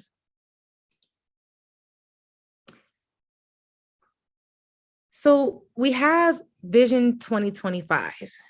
This is Vision 2025, and it was developed by our national association, the American Occupational Therapy Association. Also globally, there are other professions globally within our profession, there are other organizations that have statements and visions that are related to equitable engagement, but we'd like to talk about our national vision at this time. So in terms of Vision 2025, occupational therapy seeks to maximize the health, well-being, quality of life for all people, populations, and communities through effective solutions that facilitate participation in everyday living. So in addition to this vision, there are also guideposts that were created to help further define and communicate what this vision was really trying to illustrate. And so the focus was to really empower the stakeholders, which include occupational therapists, occupational therapy assistants, educators, students, and consumers. Within that population of occupational therapists and occupational therapy students, there are also neurodiverse OTs and OT students. And so this vision is not just for our clients and consumers, but also for OTs. And what I find very powerful about this vision is that it speaks specifically about the health, well-being, and quality of life for all people. And so these guideposts include things like accessibility, collaboration, effective care, effective treatment, as well as leadership. And so this idea of neurodiverse mentorship really speaks to being able to promote the health, quality of life, and well-being for our neurodiverse colleagues and students coming through the profession, that are within the profession, working alongside us, and identifying that they are the experts when it comes to mentorship within this realm. So as we explore neurodiverse mentorship, it is very important to make the connection with the concept of cultural humility as it relates to equity and inclusivity. This concept was introduced in 1998 by Tervalon and Murray Garcia, and it was proposed as a more suitable concept than cultural competence, because cultural competence implies that one can either take a course or some sort of educational opportunity and become competent in all things culture. But what cultural humility implies is that we're lifelong learners, and it's the understanding of being committed to self-evaluation, self-critique, and redressing the power imbalances in patient-physician dynamics, but also in other relationships as well, and being able to develop mutually beneficial and non-paternalistic clinical and advocacy partnerships. So really making sure that there is equity and inclusivity, and breaking down those barriers that could be limiting as it relates to access. And so cultural humility really seeks to have a lifelong process of self-reflection, self-critique, and continual assessment of power imbalances to be able to develop mutually respectful relationships and partnerships. And so within this concept, within this working definition, the individuals who coined this term really stress that culture should not be limited to the dimensions like just racial or ethnic identity, rather all identities that define one's being, including neurodiversity. Lastly, when discussing cultural humility, it's also important to acknowledge these key terms, microaggressions and implicit bias. So microaggressions, is very important to understand that these can be intentional or unintentional, but it does not change the fact that it had an impact. So microaggressions are statements, actions, or incidents regarded as an instance of indirect, subtle, or unintentional discrimination against members of a marginalized group, such as racial or ethnic minority, but not limited to. Now, micro is implying that the transgression is barely visible or at least challenging to detect versus it being micro in its impact. And I believe there were panelists from the Google panel that spoke about different instances of bullying or being gaslit. And what they were describing was really connected to microaggressions as well, where HR may not connect with, what you're describing, or maybe you don't have the verbiage to describe it, but it doesn't change the fact that it's actually occurring. And the definition includes terminology that unintentional, but again, it doesn't change the fact that it's discriminatory. And so microaggressions implies that there is an action, whereas implicit bias can occur within one's intrinsically, but it is a barrier to truly seeing other people for who they are. And so implicit bias describes when we have attitudes or associations with people without our conscious knowledge. However, it still impacts how we interact. And so now that we have these this brief connection or background, we're now going to hear from the panelists about their unique perspectives and their expertise as it relates to neurodiverse mentorship. So we will start with Dr. Wong with Bill. And first, I just want you to share a little bit about how you got to where you are in your journey as it relates to mentorship. Thank you, Dr. Brown. So my turn to answer the question. So first of all, as I mentioned earlier in the intro, I found out that I was autistic in between my year 1 and year 2 of OT school. So that was a pretty rough time for me because I previously had already failed an internship, or what they call the clinical rotation. And I knew that I was in a situation that I could not fail anymore. So during that time, actually, it was like, you know what? I want to go down swinging, I was like, if I were to fail, I'm going to fail trying. So I outreached to my faculty about my diagnosis. I told my faculty, it's like, hey, I am autistic. Do you know anybody who's autistic? And I actually also asked the same questions when I went to conferences during that school year. And I also asked the same questions on any individual that I felt like, you know what, maybe I'm compatible. I need to disclose this to see if I can find any help. Unfortunately, it took me a year to actually find an autistic OT from the UK. And the surprising part was that it was not through a professional connection. Rather, it was through like a venting I made on Facebook. I think the status I wrote on Facebook that day was like, who the heck in OT has autism?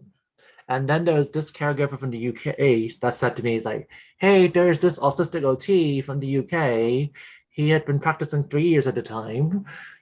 And here's his website. You may want to contact him, So I did reach out after that website. On the website. And then 2 to 3 weeks later, back then, we didn't have Zoom back then. So we had Skype. So we actually managed to have some conversation on Skype. And we actually talked and we realized that my journey was actually very similar to his journey at that point when he was a student. So, and then one thing I remember at the end of the conversation he ended me was like, hey, Bill, you're pretty open about your diagnosis.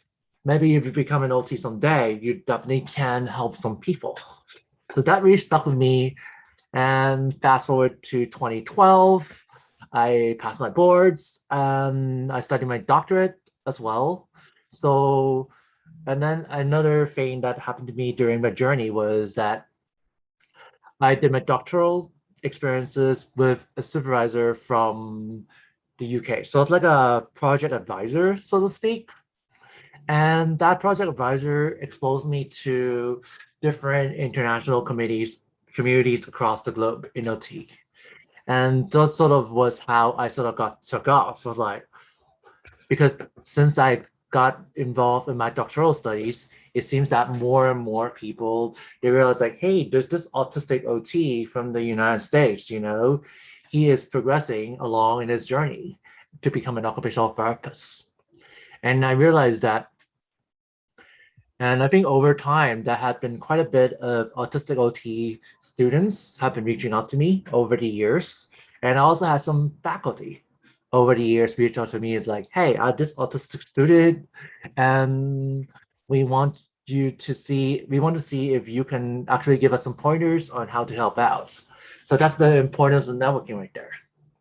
And then in terms of being a mentor and mentee, so I have been a mentor and a mentee as well. So during the early days of my career, I was a mentee and I was actually mentored by a very great occupational therapy assistant.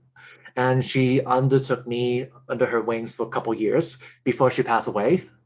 And then after a couple months, I realized like, you know what, let's give the team approach a try. And I got the team approach idea because I actually watch a lot of sports.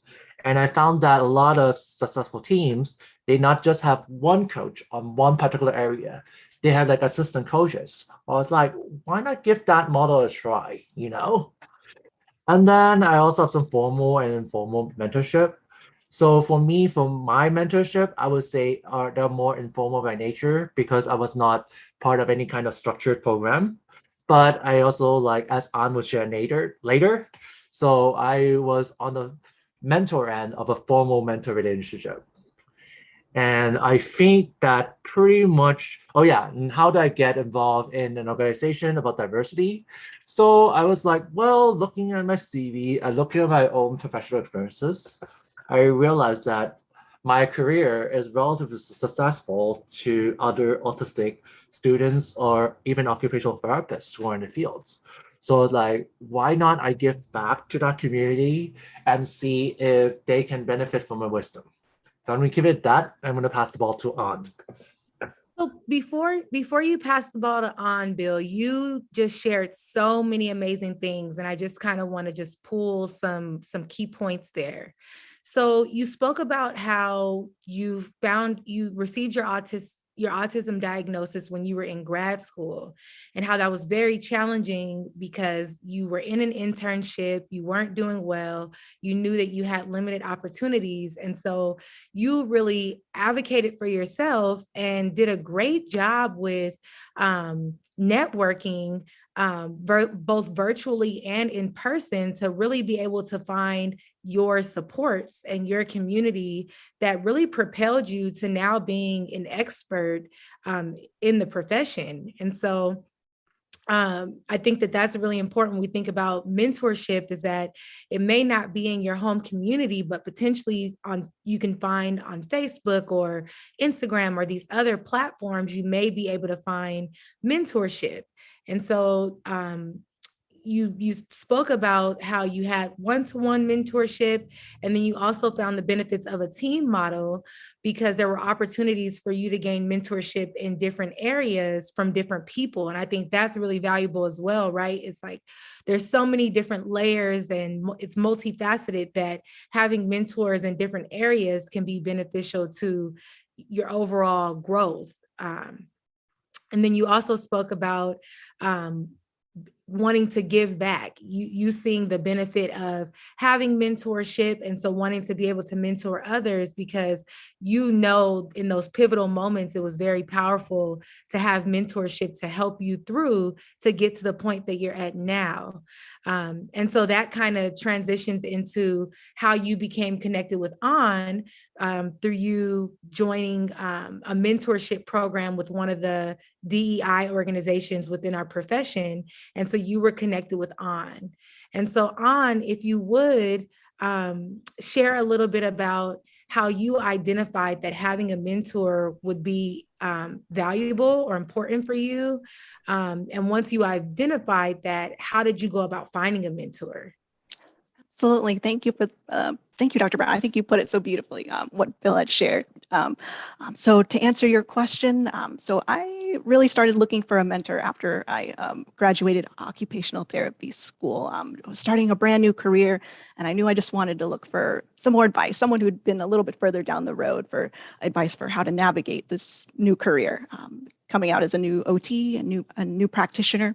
So I was looking for definitely some advice for how to navigate, right, those new workplace relationships to hopefully set myself up for success, like how to talk about disability in a workplace setting and how to navigate disclosures, since I'd never actually disclosed in a school setting or in an employment setting.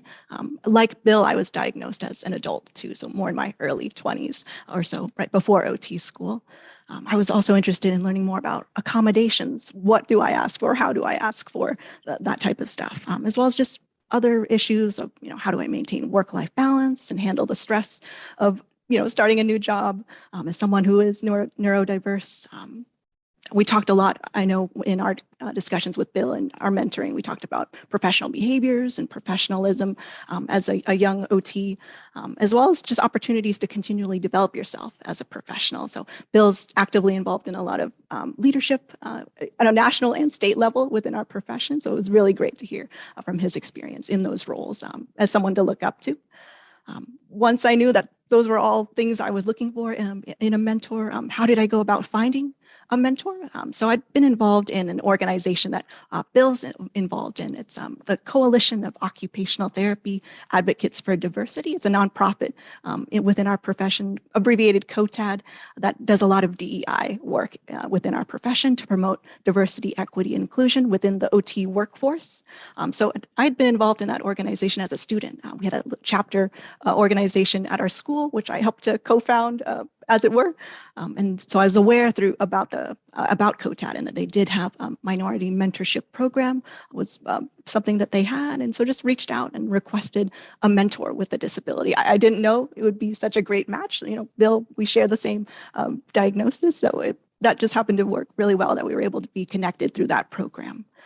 And then in terms of my experience through that mentorship program, I can tell you a little bit more about what the structure of it was like. So it's a very formal, structured mentorship program. We did monthly phone calls for just about an hour, where Bill and I would just check in with each other personally. We'd share about what's going on. I could learn a lot from a lot of the experiences that Bill shared about a lot of the things he was working on.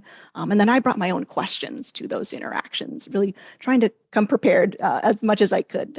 And I talked to Bill a lot about how to navigate some social dilemmas that were coming up at work, especially starting out in a new job, just to get his feedback and to help brainstorm some strategies for how to problem solve through those problems. And I think it really helped to have that more structured program for myself. It helped to set really clear expectations and boundaries, which I think was super helpful for me to help understand the rules for that interaction. So that's just a little bit more about my experience working with Bill. Thank you so much for sharing that, On. So you just mentioned a few very profound things in terms of, learning how to navigate these new worlds, right? And identifying different things about like how to go about disclosure, accommodations, social interactions, right? Like, in occupational therapy school, you learn how to be an OT at its core as it relates to the technical skills. But then there's these other components that having an expert or someone who is further along could be very beneficial in making it not as intimidating, right? And being able to show up confidently. And so a theme between what you and Bill mentioned was this network. And so being connected with COTAD, an amazing DEI organization, then being able to be connected with a mentor that shared some similarities with you so that you could feel more comfortable with these vulnerable, potentially vulnerable questions or inquiries. So I thank you for sharing that. And so you've described what was more of a formal model, which, there was a set monthly calls and certain timelines and things that you all followed, whereas we'll hear a little bit more from Romina about her informal mentorship. And so Romina, I would love for you to share a little bit about how you came to find out about your diagnosis, and then I'll share a little bit about how I connected you with Bill after you disclosed to me. Yes, right now I'm experiencing some technical difficulties, so pretend that I am on the screen. Can you hear me? Yes. Yeah, okay. I was diagnosed just this year. Actually, I've been seeing a therapist for almost a year now, ever since my first year of grad school, because OT school is it's somewhat different. It's different. It's difficult, and there's a lot of things going on. And at the time, I'm like, I seem to be quite different from my peers, in that I can connect as well as I want to, and I am also experiencing a lot of things like sensory overload. Sometimes I go into some somewhat serious meltdowns, and then come COVID, right? So for me, I'm not that good with transitioning. So I was like, I'm going to see a therapist for this. So it was then that I talked to her, and then we were like, oh yeah, wow, this really knocks it out of the park for us, because it's not easy having this career path, and then add in with a diagnosis. I'm all over the place right now. I'm so sorry. It's been very eye-opening for me to figure out why I am the way I am. it's such a great feeling to have an answer for why I'm not good with eye contact, or I'm not good at social interactions, or I'm not good at or why I'm not as well versed in talking about myself with this kind of thing. And yeah, it's been a journey ever since. So I talked to Dr. Brown about this, and I was like, wow, Dr. Brown. So I've been seeing this therapist for a while now, and it came to light that I am autistic. And then what do I do from here? And then this is where she's like, oh, I'm going to connect you with somebody that I know, which is Dr. Wong. And that was how he and I sort of connected. And over the past couple months, we've been having weekly phone calls, weekly Zoom sessions, just to check in and talk about how I'm doing, because right now I'm also in fieldwork. So having that back and forth connection with him has been very enlightening to me, just because he knows of what I've been through as a student, and he can offer some insight as to how I can approach things separately. So thank you. Yes, thank you, Romina, for sharing that and your transparency. And I know that, it has been a journey for you, and this, you received your diagnosis fairly recently. And I remember when you shared that with me, it was almost like a sense of relief, in the sense that you had some verbiage or something to kind of connect to the fact that you knew that you were different or unique in some ways, but you couldn't pinpoint why. And so I think that it was very courageous of you to seek mentorship as a student, and realize that would be something that would be helpful for you in your transition. So when Romina came to me seeking mentorship, I was honored that she felt comfortable enough to share with me, but I recognized that I was not an expert in autism, and not an expert in being an autistic practitioner. And so for my allies joining, I think it's really important that we identify that we're not the experts as it relates to lived experience. And so when there is opportunity to be able to connect, neurodiverse family members, students, colleagues with someone that they can connect with, that is an expert and can provide feedback based on lived experience. And so I met Bill when I was a student, and then he became my colleague and my friend. And so when Romina shared this with me, I knew just who to connect her with by way of network. And so that was how I connected Romina with Bill. That's how they became connected. And they had more of an informal mentorship relationship, which Romina shared a little bit about. And so I'd like to transition now, starting with Bill, if you will, talking about the importance of mentorship for neurodivergent professionals, and a little bit about what are the benefits of neurodivergent mentorship. Thank you, Dr. Brown. So yeah, why do I think it is important? Because I believe that, just like a neurotypical person, I believe that it's like each person got to have the maximum, got to actualize their professional potential in the context of being a professional. I think it is important to find someone to hear them out and trying to use a strength-based approach and say, hey, you know what? These are their strengths, and we think that these opportunities might fit you well. So I'm thinking that way. And I also think that sometimes it's just as An and Romina has also shared earlier, the fact that sometimes I was you know what? I know as a mentee, I remember I had my own share of struggles as well. And sometimes I need a mentor to say, hey, these are some of the things I'm struggling with. Can you give me some guidance? Can you give me some pointers on how to get to where I'm supposed to be? So I think that's a simple, concrete answer I can give. Is there anything else that you want me to add?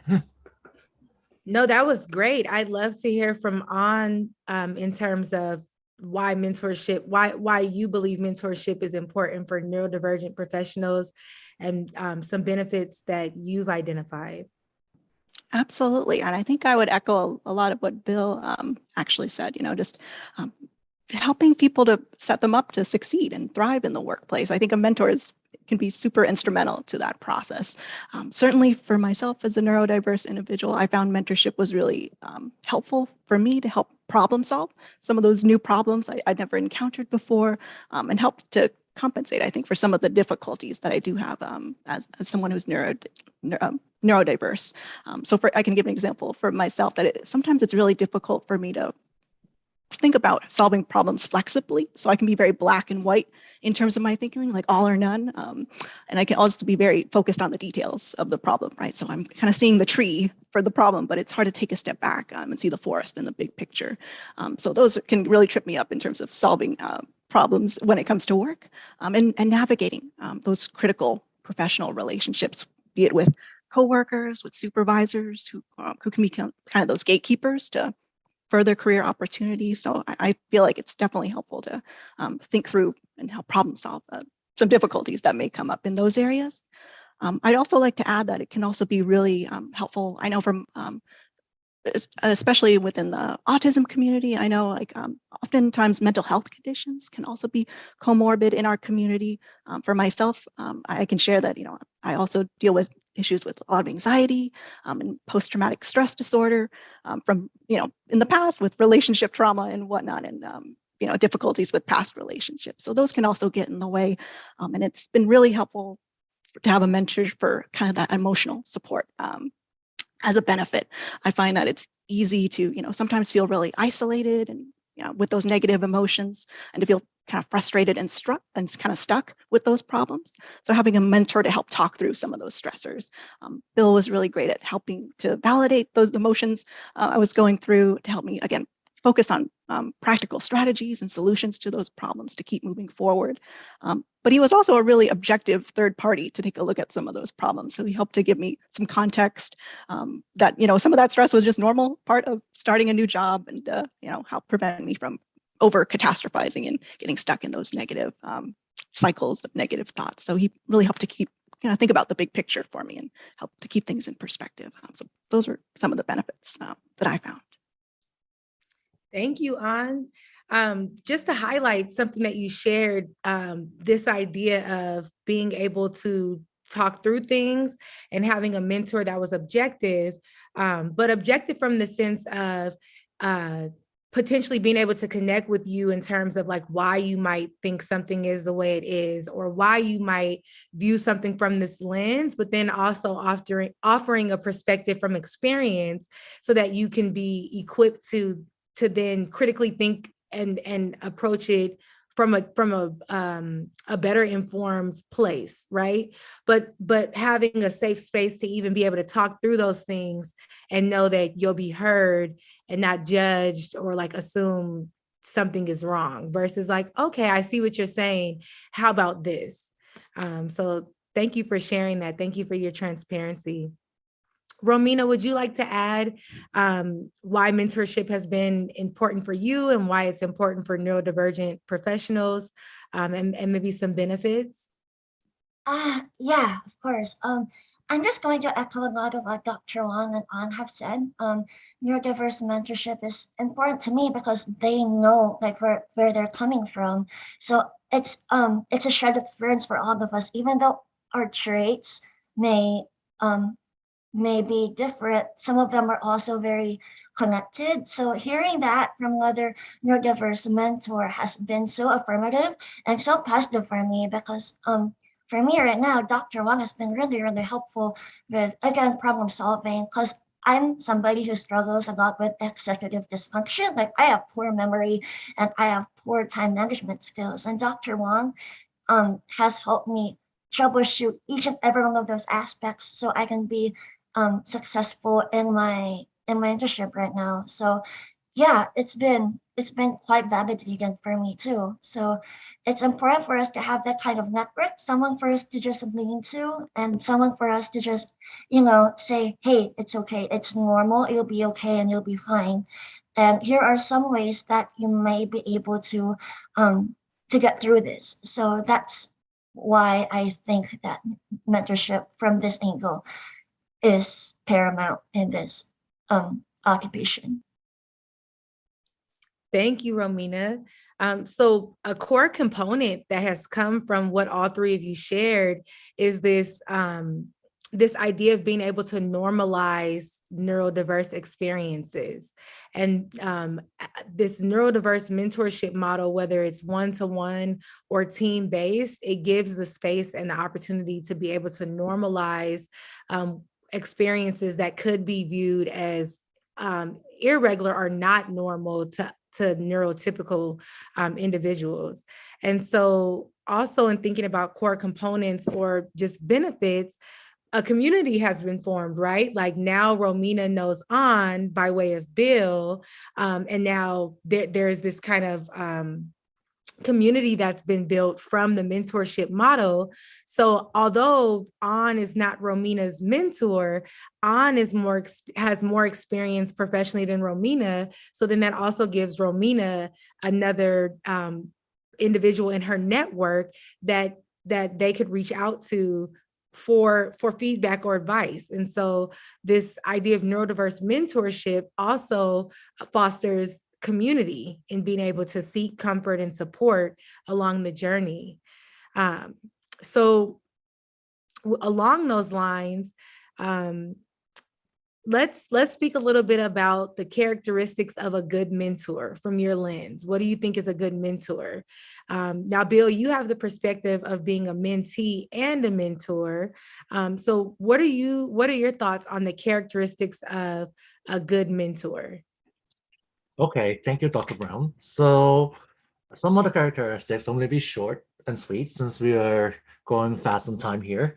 So one is active listening. It's very important to actually listen to the mentee's concerns. It's not like, oh, it's like the mentee say something, it's like, oh, I interrupt, you know? I think it's this. Like sometimes you need to active listening what the mentees are experienced first and hear their perspective first before like think of taking some time and think about like, okay, maybe this is the solution. And then another one for me personally, I like competence because I like somebody with experience, like you mentioned earlier. So for me, what I'm looking for, because I'm someone who have very high aspirations. So therefore, it's like I want somebody who has experience in terms of things that I aspire to do. Because then I can get some objective information and say, hey, you know, this is what this role entails, or this is what this goal you want entails. So I definitely want that. Another one is compatibility, because at the end of the day, it's like, hey, you know what? This is a relationship. I need somebody I can get along with. So I just mentioned my top 3. Now I'm going to pass the ball to On. And thanks so much, Bill. It's kind of like you're in my mind. I feel like I would say almost exactly the same things, though. This may sound a little familiar, but I was reflecting on this question of what are characteristics of a good mentor, and I felt like there's just many different ways to be a good mentor, and you know sometimes it, like with the team-based mentorship model that you'd previously spoken about, sometimes it takes a village, right? Not one person is going to have everything you need. So you may need many different mentors for many different things. But I do think that, you know, when you start to think about defining what's a good mentor, I actually think it starts with the mentee, identifying what are their needs specifically. So that could be things like emotional support, a sounding board to bounce ideas off of, maybe a mentor for professional development, or to talk about issues like work-life balance. So it kind of starts with the mentee kind of defining what is that good mentor for them personally, in my opinion. And then, so if I were to think about for me, what does that mean in terms of a good mentor? I feel like I would say a lot of the same things that Bill already said. Someone who's a good listener, who was able to hold space for me, to be able to share my emotions and to be vulnerable, as Dr. Brown had mentioned before, someone who's doing something that I would hope to be doing someday in the future, or at least some part of it. So for example, when it came to Bill, I noticed he was doing a lot of work with taking on leadership roles, which I hope to do more of. He's an educator, an advocate for diversity in our profession, and he's a prolific networker, which is something I'm terrible at. So I'm hoping to learn more. from him in those respect. He's also someone who was really responsive. He had a lot of time, or was really responsive in terms of, getting back to me in a really timely manner. So I knew that I was a priority, and he was investing in the relationship, and the fact that he was getting back to me quickly whenever I reached out to him. And then our personalities just meshed really well as well. So he was really easy to get along with. So those are some of the things that were, that I would characterize him as a good mentor for.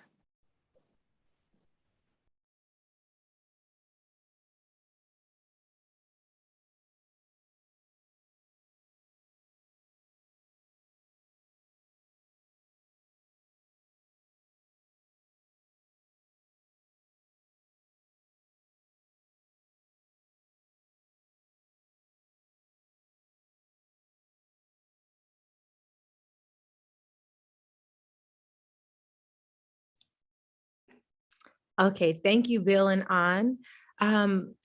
So I'm hearing compatibility, responsiveness, ability or comfortability with being vulnerable. Romina, what are your thoughts from the perspective of a student entering into the profession, characteristics of a good mentor? It's a lot of what Dr. Wong and Anne have already said, but for me, a good mentor is also very honest. I think that Dr. Wong is very good with that. I prefer or want somebody to be like, hey, that's not going to work out. You might want to do X, Y, and Z instead of what you're thinking of doing. So just bouncing ideas off and seeing if it'll work without any judgments is also going to work well for me. And I think that's what fostered us together.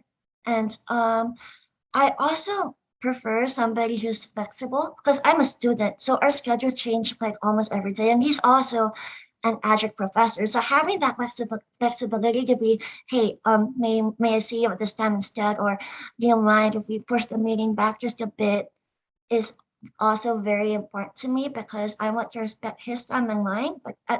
So having that form of formal communication with that also helps out a lot. And I think that diversity of perspectives is also important for a mentorship model. Just so, excuse me, just so we have like perspectives coming in from different spaces. I think that helps out too, like different experiences, different angles just help out a lot. Just so I can diversify my knowledge and my perspectives along the way too. So, thank you.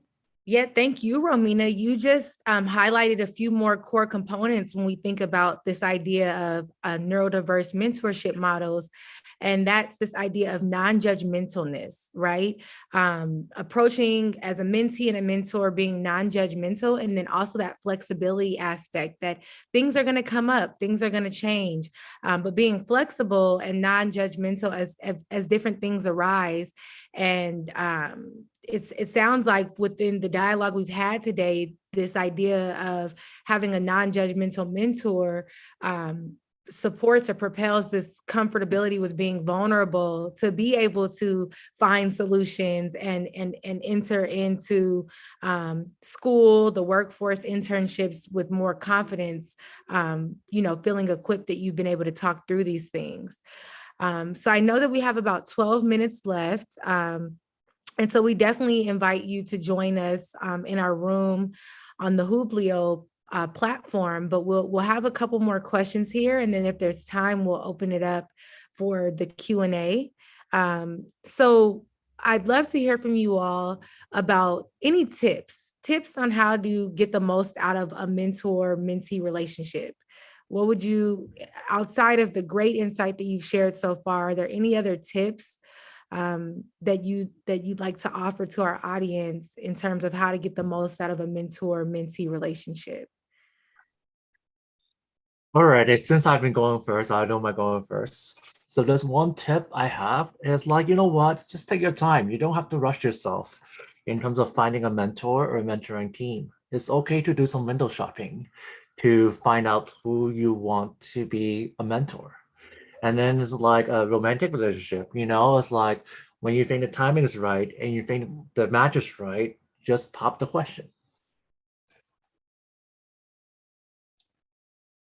Thank you, Bill. Anna or Romina, do you have anything you'd like to add? Absolutely, and thank you. I think I would echo something what Romina was touching on a little bit earlier from a mentee perspective. Something that's good is just to be definitely open-minded and be coachable. So a lot of the advice I got from Bill was in the form of a bit of tough love, right? He was telling me, these are the expectations, if you want to grow to be more of a leader and to develop leadership qualities. And so when I recognize some of the ways my brain works kind of makes that harder, right? But he was able to help me problem solve, to help think through, how do we overcome some of those difficulties? So definitely being open-minded and to changing and adapting as needed to develop some of those qualities that I wanted. I think also just coming prepared to the relationship as a mentee is also good. Taking some time to think about what are your needs for mentorship and coming prepared to those meetings with your mentor, because their time is valuable. So I probably spent about maybe twice as much time preparing for those meetings than actually being in the meeting. So, just taking time to be prepared. And then also for both the mentor and the mentee perspective, just both being open to communicating about that mentoring relationship, right? Talking through every now and then what's going well and what's not working well, and being open to changing and being flexible. So I know, for example, in our mentoring relationship with Bill and I, during our mentorship relationship, I went back to school. So some of the things that Bill had looped me into as opportunities to, continue to grow professionally, like some of those needed to take a back seat. But he was very open to, some of those changes. And we were good at just touching base and communicating about, changing expectations as the relationship went along. So that's what I would add. As for me, there's not really much to add because, again, Dr. Wong and An have already highlighted some tips. But for me as a student, I'm just going to bring this up to Dr. Brown. Like, don't be afraid to talk to your teachers and professors about help, because some of them definitely will lead you to the right direction, because as a student, you don't know where to go. So there's clubs and there's all these kinds of organizations that might not be the best fit for you. But if you go to somebody who's higher up, that's going to pave the way for more opportunities in my experience. So I appreciate Dr. Brown for taking the time to take me under her wing, and therefore with Dr. Wong. So yeah.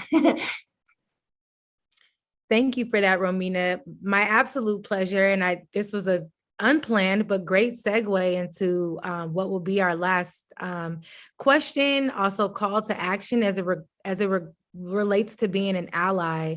And I saw briefly in the chat something about like context and environment, and just, as an ally to any population that you maybe are not necessarily, you don't identify with, is creating a safe space.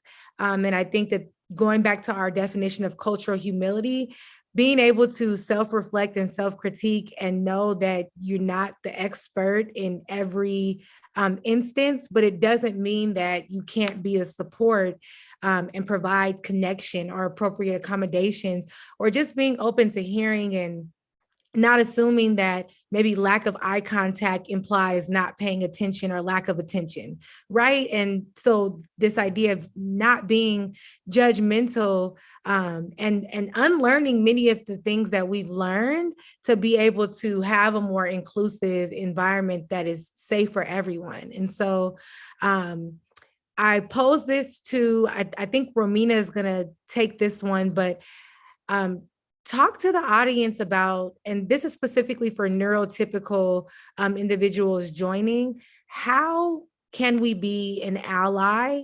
to the neurodiverse community? How can we be an ally? So I think I'll take this one if An and Dr. Wong won't. Okay, so I think that for a proper allyship, you have to be aware of the saying, nothing about us without us, or something similar, which means that you cannot downplay our struggles and say, hey, it's just X, Y, and Z is not that hard, but it is, because to some to a lot of autistics, we may have a lot of traits that neurotypicals may find easy. So that's eye contact, socialization, executive function, amongst all things, connections. That's very, very difficult for some of us. And I guess that we have to be open to that too. And just to realize that our brain works very differently. So accommodations are always paramount to this too. Like we may need a lot, but we may need some. But at the end of the day, that is going to be our number one way of thriving in labor environment and in a school environment. So yeah, thank you. Thank you so much for that, Romina. Bill, do you have anything to add or anything you'd like to say as it relates to how neurotypical individuals that are seeking to be an ally, how they can be effective allies? I think Romina did a great job, so I don't have anything to add. And sorry, go ahead. Oh, no worries, Remy. I was just going to say you put it beautifully, so I wouldn't add anything. Thank you so much for sharing. And I think a final viewpoint would be to realize that there are intersections for this too. Under the neurodivergent umbrella, you have your cis white man, which is why the diagnosis for autism and other forms of neurodivergence is so narrow. You want to be aware of women, people of color, LGBT that may also struggle to have that autistic and neurodivergent voice. So paving the way for acceptance is a great way for neurotypicals to be very, very open. Thank you. Ooh, Romina, you said paving the way for acceptance. Paving the way for acceptance. That was beautifully said. So we have about 4 more minutes. Special thank you to Dr. Fung for curating this platform. Thank you to our wonderful panelists for sharing about your journey transparently. Thank you all for attending. We hope that you've gained valuable insight as it relates to neurodiverse mentorship. Please join us in our room on the Hublio platform for an extended Q&A if you would like. Thank you. Thank you all. And I'm going to provide some instructions on how to get to the Hublio platform for everyone here involved. So let me just share. So for those of you who are who would like to continue, we have an employer panel who will be on this main stage Zoom webinar coming up next. If you want to continue with this Zoom webinar, all you have to do is stay right where you are. That will be coming soon. For those of you who would like to join the Hublio Q&A with this fabulous group here, all you need to do is go to Hublio in your browser. You all should have already signed in with that. Click on the rooms icon, and then what you're going to want to search for is exactly this one right here. So how lucky we are that our example is this, in fact, group, Neurodiversity Career Panel OT. Day 1. And what you'll want to do is click on the enter button. That will take you into the panel. It will be much like a Zoom chat room. And I'm going to show you here your choices. Either stay here on the main stage with us or head over to Hublio for an extended Q&A. And if you would like to just take a quick screenshot of this to remember the instructions, I would just encourage you to do that now because we'll be taking this down and heading over to Hublio ourselves. So please take a moment to screenshot the instructions if you need them. And the rest of us will be heading over to Hublio from this session, I believe. And then there will be a session coming up here for those who want to continue on with the next session here. All right, so hopefully everyone has had a chance to do what they need, and we will move on. Thank you.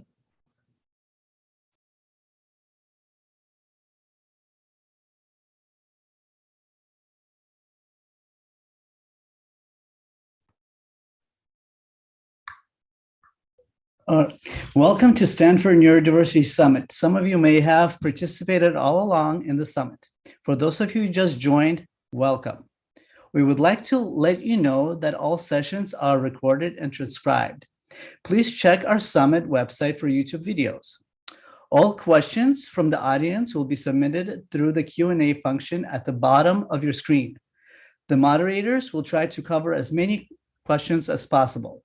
After the session, we will provide instructions on how to use Hubulo platform for additional Q&A with the panelists.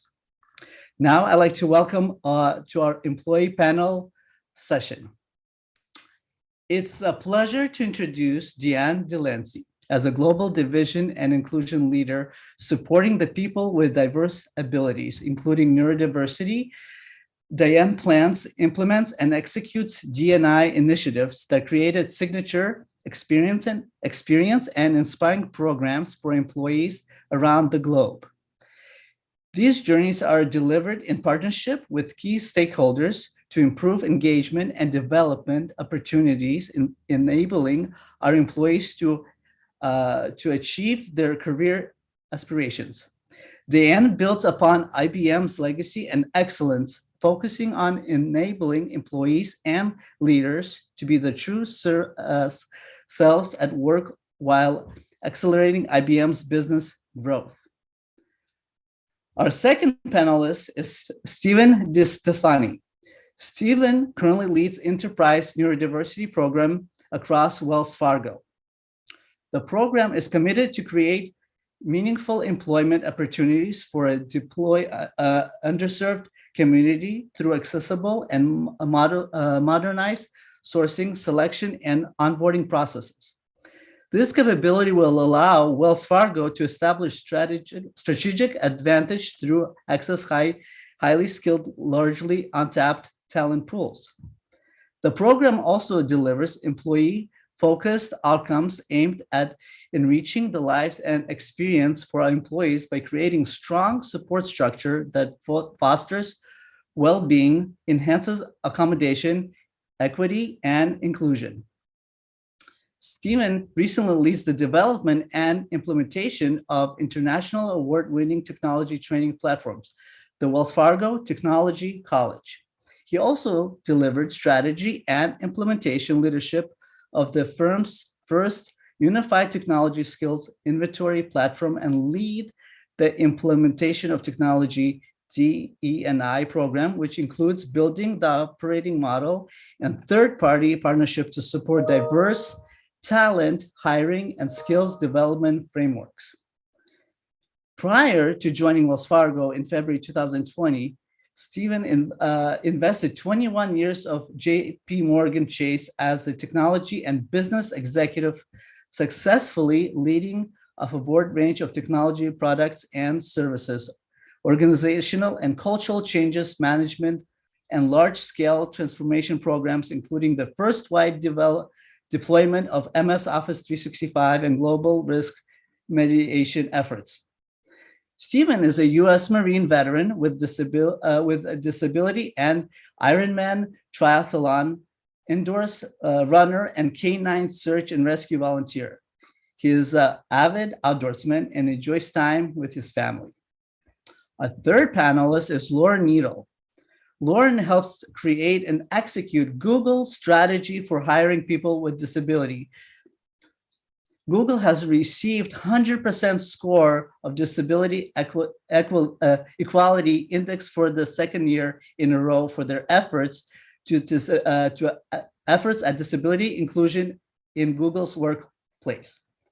Lauren conceived, designed, and launched Google Autism Career Program to expand hiring of qualified autistic candidates, created and rolled out a comprehensive, innovating training curriculum for Googlers on working with autistic candidates and teammates.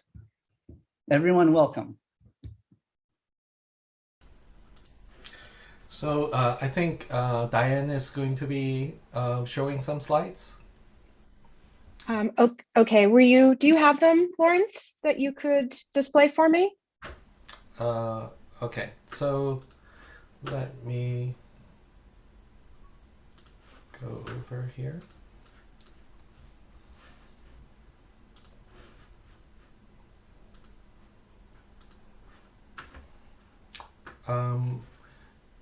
Lauren, do you have your slides ready? Maybe you can show first if you do have your slides. Let me give that a shot. Hang on.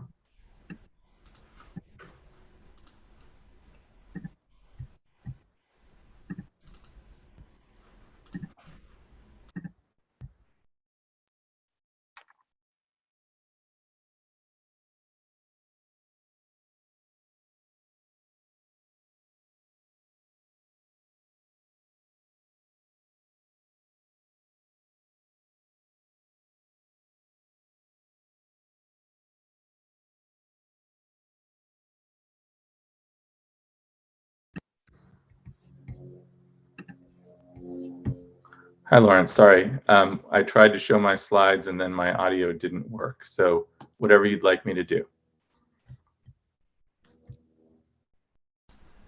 Okay, let me show your slides first. Can you hold on a second?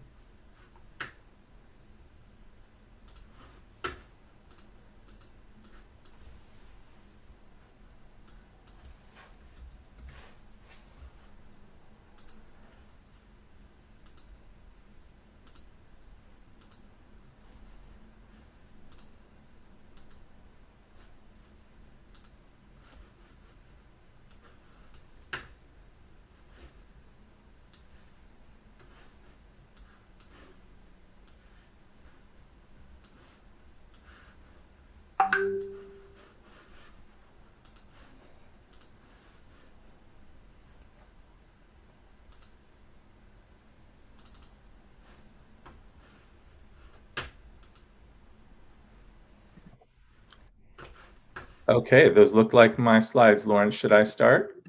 Please do. And I'll just say next slide when I'm ready. So next slide, please. And I really appreciate being here today. So thank you to Lawrence and Mark and Stanford Neurodiversity Project and to my fellow panelists, who I'm very excited to hear from. And Mark already did a very gracious introduction. I would just add for people who are listening, I've been at Google about 7 years. I'm located at our headquarters in Mountain View, California. Next slide, please.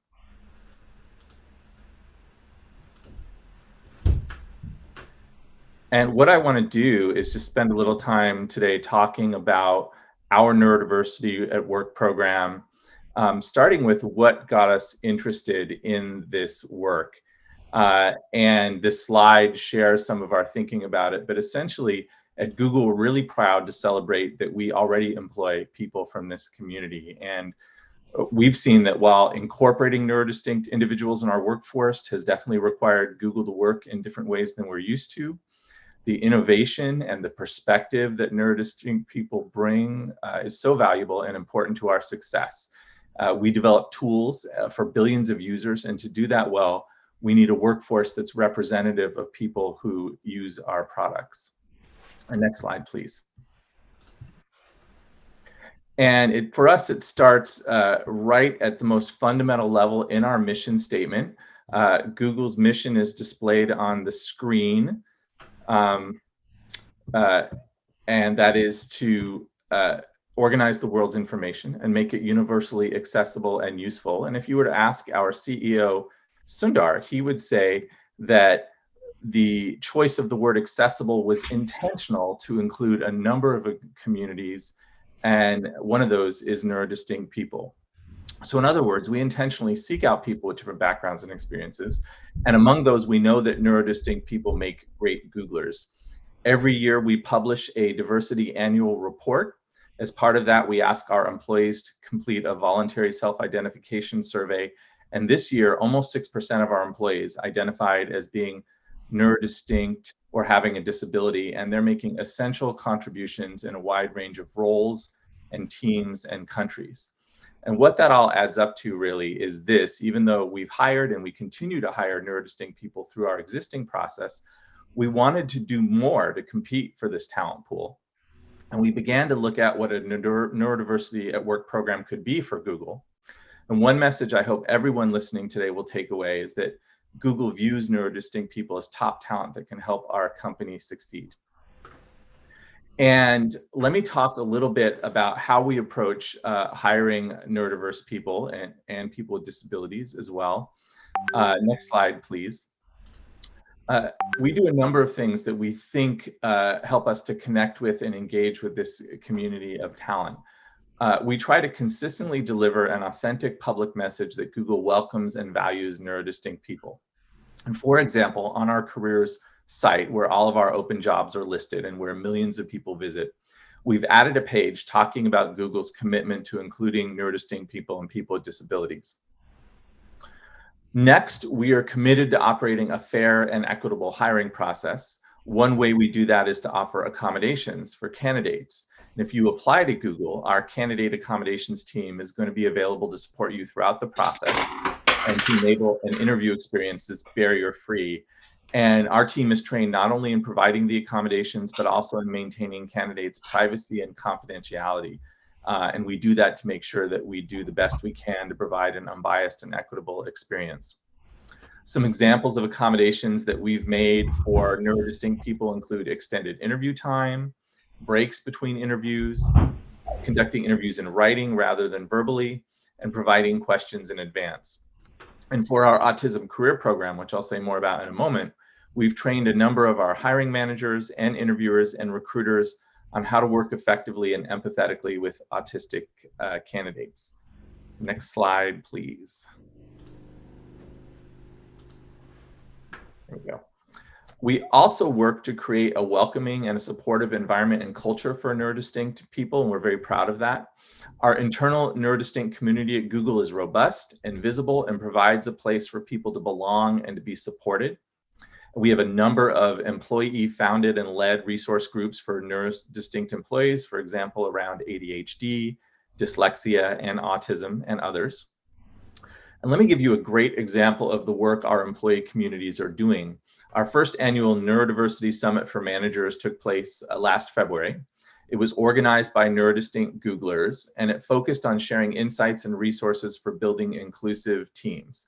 And one highlight was a panel where several pairs of neurodistinct employees and their managers talked together about how they've worked over time to establish solid communication and partnership and trust. Another way that we think about hiring in this area is we work closely with partner organizations like Line Connect and Disability In to help us include and support neurodistinct people. Next slide, please. I wanted to talk a little bit about the benefits of our neurodiversity hiring program for Google, and I think the best way I can convey that is through an example. We're very excited that we launched a pilot project this year, Google's Autism Career Program. It's currently focused within our cloud product area, Google Cloud in the US. And we've been very fortunate and grateful to have as our partners the Stanford Neurodiversity Project, so Lawrence and his team, who are our hosts for the summit. Quick description of the program. The goals are to increase the pipeline of autistic people applying to Google and to learn how to improve our efforts generally to hire neurodistinct people. Our partners at Stanford are helping to source job seekers, autistic job seekers, coaching them through the hiring process, advising us as experts across the program design and delivery, and collaborating with us on training. Google's responsibilities have included identifying a wide range of open jobs that people can apply for, training our employees to work effectively with autistic people, providing accommodations, which I talked about a moment ago, ensuring a fair hiring process, and then evaluating and learning from the program's outcomes as we go. And we're still at the pilot stage, but we've already learned some exciting things about how it's benefiting our company. First, it's bringing great talent into our hiring pipeline. We've been able to increase the number of autistic people applying to Google. Second, the program has been a vehicle for building awareness and empathy. We set a goal of training 500 Googlers to work effectively with autistic candidates and teammates, and we're well on our way. And we're seeing that our employees are excited about the pilot and they want to help. And finally, the program has been important to our existing neurodistinct employees. And I think this is really a key point. They're excited that Google is investing in having a neurodiversity at work program. And from the start, we've engaged them in this pilot as advisors to help with design and delivery. And we believe that's made it better. And developing resources for candidates has helped us think more about how best to support our existing neurodiverse employees. Wanted to say a little bit about the challenges, because in a learning process, you're always going to have some challenges and things to grow on. A couple things. We definitely have solid expertise in the company, but we recognize that we could benefit from deep experts in the field, and that's why we asked Stanford Neurodiversity Project to work with us. And another major learning has been around disclosure. We respect every individual's right to decide whether to disclose that they're neurodistinct. And we designed the program with that in mind, to protect people's privacy and to give them control over whether and when they disclose their diagnosis. And in some ways, that's made the program more complicated to implement, and we've had to problem solve around that. But we're fine with that because it's important to provide that respect and that safety. Lastly, I just want to talk a little bit about what might be useful to other companies thinking about scaling up their own neurodiversity at work initiatives. And here's a few things in our playbook that have been valuable for us. First, communicate that you welcome neurodistinct people. Next, expand your outreach through the most productive events and partnerships and programs. Third, involve your current neurodistinct employees in your strategy from the start. Next, ensure that as many of your employees as possible who are going to encounter neurodistinct candidates have the training and the tools they need to be empathetic and effective. And finally, get feedback from your employees regularly. Google is a data-driven organization, and it's critical that we understand what tools and systems and best practices can radically improve the hiring and work experience for our employees. And I'll wrap up there, but if it's okay to do a quick plug, we'll be sharing more information about our approach and career opportunities at Google and the Autism Career Program at our session tomorrow at 4:30 Pacific. So I hope you'll join us, especially if you're someone who's looking for a job in tech. Thank you very much. I'll pause there.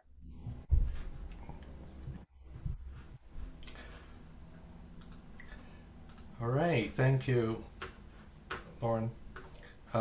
Next, I'm going to share screen for Diane.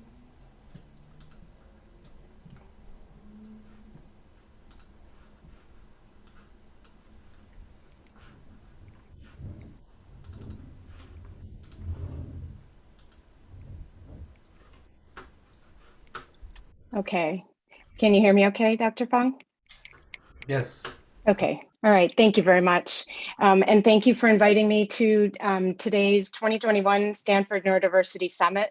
I'm really honored to be part of this employer panel today. So just a little bit more about me that I'd like to share. I've been with IBM for over 36 years, and I've held many different roles with them during my career. And just a few months ago, I moved into a new role as IBM's Global Diversity and Inclusion Leader, supporting people with diverse abilities, which includes neurodiversity. And prior to this role, I was the Neurodiversity at IBM Global Program Manager, and I was leading our New Caller initiative, and I'll talk about New Caller in a minute. And it's focused on enablement, advocacy, and neurodivergent hiring. So we can go to the next chart, please. Okay, so I'd like to share a little bit about IBM's neurodiversity journey, which actually began about 7 years ago in 2015. We had an IBMer in New York who attended the United Nations Autism Awareness Day, and he learned about what other companies like EY, Microsoft, and SAP were doing, and he decided that IBM needed to do something. So he started IBM on our journey by creating the Autism as a Skill business resource group. And we had about 50 IBM employees in that group at the time. At the same time, on the other side of the world in Australia, another employee shared a similar passion, and he wanted to make ND a thing at IBM. And this happened after he met Torkil, the founder of Specialist Sterna. And so in 2016, we actually signed an agreement with Specialist Stern to ask them to help us with our hiring. And that year, our BRG grew to about 500 people. And then at the end of 2017, we hired 6 neurodivergent individuals in Lansing, Michigan, under a very successful autism hiring pilot with the help of Specialist Stern. And then moving into 2018, this is where we rebranded the autism program to neurodiversity at IBM, expanding beyond autism to include all neurological differences. We also recognize the importance of securing an executive sponsor and the need for a business case to support additional program hiring. That year, we had the wonderful opportunity to work with Wired magazine and created a 14-minute documentary, and it's called When Neurodiversity Works. And this highlights the individuals from the Lansing pilot. And I would highly recommend that everybody watch this video, and I'll share a link to it at the end of this session. IBM's Actually Autistic task force was created. And then just recently, we formed an Actually Neurodivergent task force, and both with the motto, nothing about us without us, which I think Romina mentioned in the last session. So it was nice to hear that motto there as well. These are employee support groups and advisory boards for the ND efforts, and they weigh in on our program decisions, helping to ensure this effort moves forward with their best interest in mind. And these task forces are a very critical part of our program. In 2019, we secured that executive sponsor that we knew we needed, and our BRG grew to about 1,400 IBMers, and this was neurodivergent and ND allies. And we were able to do more hiring in Australia, Brazil, and Canada. And then in March of 2020, our business case was approved, and I was appointed as the ND at IBM Global Program Manager.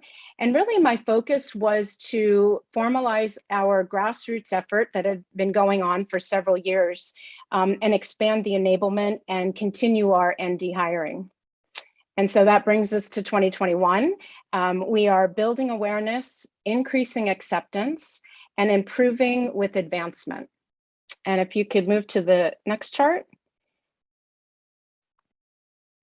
All right, so we're building upon 3 key components of our program. So that's enablement of all of our employees, enhancing of our process, procedures, and tools to be more inclusive, not only for neurodivergence, but really for everyone, and then hiring of neurodivergent talent. And we believe these are the things that will help us move from awareness to acceptance, and then finally to advancement. And next chart, please. And so I mentioned earlier, our program is under the New Collar initiative at IBM, and it was our prior CEO, Ginny Rometty, who coined the phrase new collar. And that is really a focus on the skills and experiences a person has, and not whether or not they have a degree or what their degree may be in. So this is where our neurodiversity program sits. I'll let you read our objective.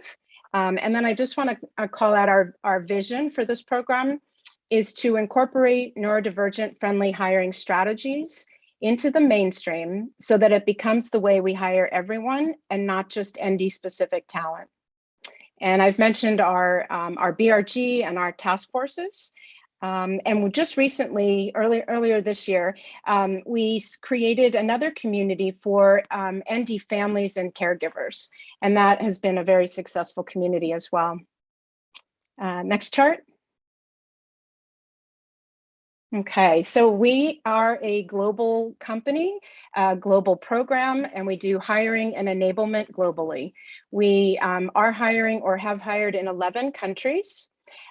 We have over 3,500 IBMers who completed ND 101 training. And I don't know if for those who follow me on LinkedIn, you may have seen that I took an ice bucket challenge.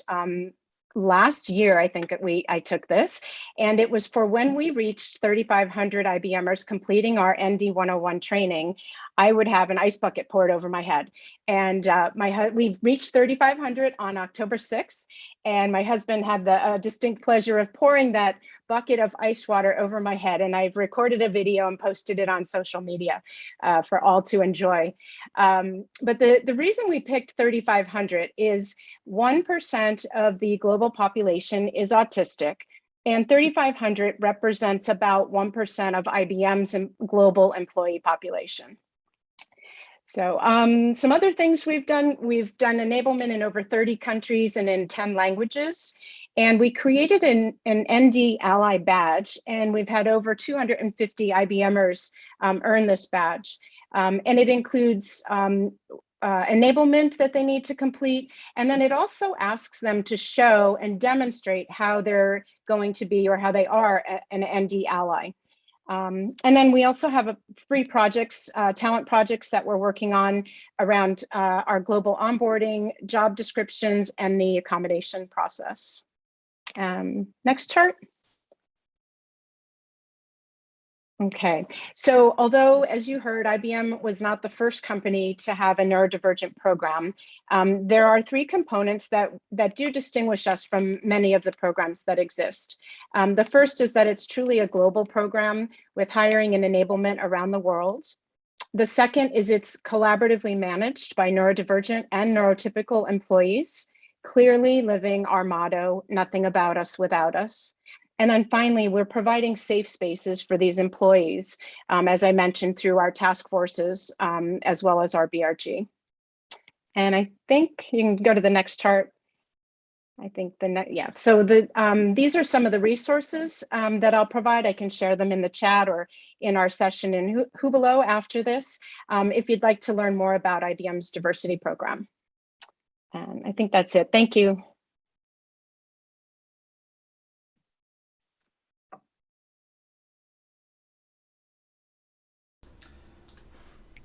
Thank you, Diane.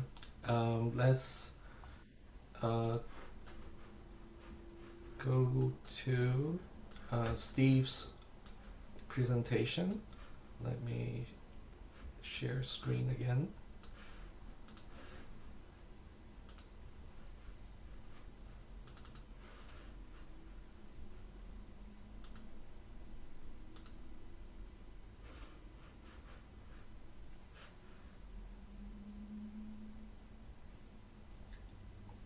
Steve, you're good to go? Perfect. Thank you all. My name is Stephen DeStefani, and I appreciate you having me here today. I want to first apologize for the atrocious lighting in the room around me. This is the first time I've, with the change of clocks, we've had the opportunity to see it. So my apologies. So I lead the Enterprise Neurodiversity Program for Wells Fargo. If we go to the first page, I'll tell you a little bit about how we got started. I joined the firm 2 years ago in February, so on or about February of 2020. We started the program shortly after in celebration of Autism Awareness Month in April. And we started the program with some basic tenets. First of all, it was a clear definition, and our definition was really aligned to simple variation of the human thought process and behaviors. We don't think of it as a dysfunction. We don't think of it as an illness. Simply naturally occurring variation of those properties and consideration.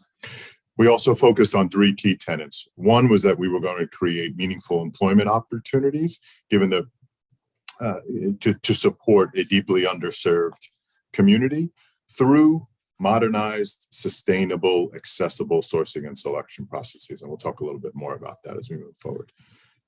In gaining access to the community, we also believed we would establish strategic advantage. Deep skill sets and capabilities are maintained from that population, and gaining access through those aforementioned sourcing and selection processes, we would gain strategic advantage.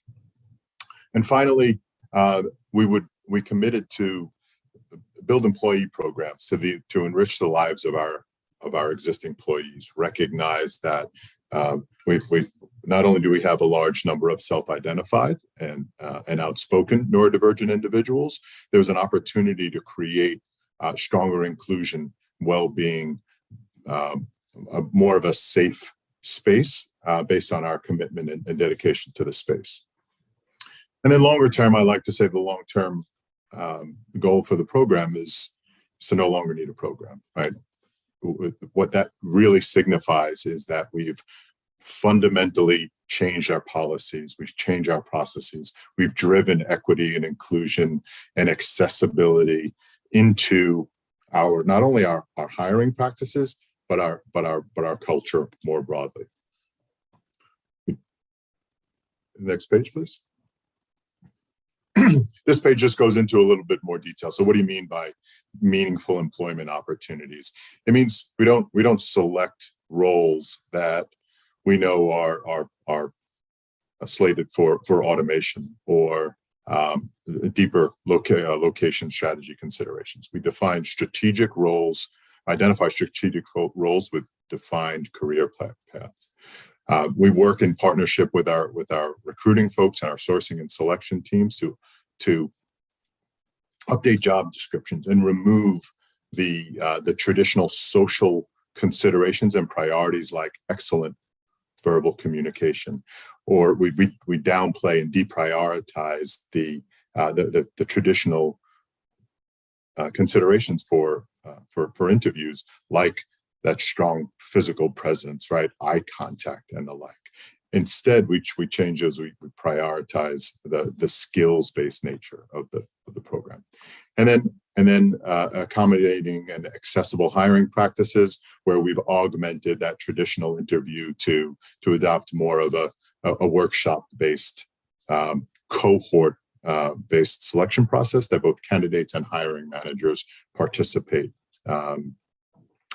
to establish equity of opportunity, and also to allow for natural modulation of human performance. So if you happen to have a bad day, and that bad day was on the day you had your interview, you might have lost that opportunity. What we allow for is that natural modulation, from some level of comfort to be established, and individuals to perform at the best of their abilities. Strategic advantage is gained based on, we heard that number of 1%. Tremendous. So of the 30,000 bachelor's degrees that are earned each year, 30,000 of those are earned by neurodivergence. 25,000 of those will go unemployed. No better. This community here, this audience is incredibly familiar with these stats. And then those enrichment programs. So leveraging the community, the commitments, the capabilities of a well-defined workforce to help establish advisory councils and buddy programs, and approve and collaborate on hiring manager and cultural training material. Right, we foster that communications, we celebrate the success, and we've seen tremendous results as a result, simply in the form of the doubling of our self-ID number. Next slide. Some of the things that we've learned, right? We talked about when we kicked it off. We've, to date, as we stand today, nearly 30 full-time employees hired through the program. We've got a cohort underway that's got another 20 targeted for the end of the year.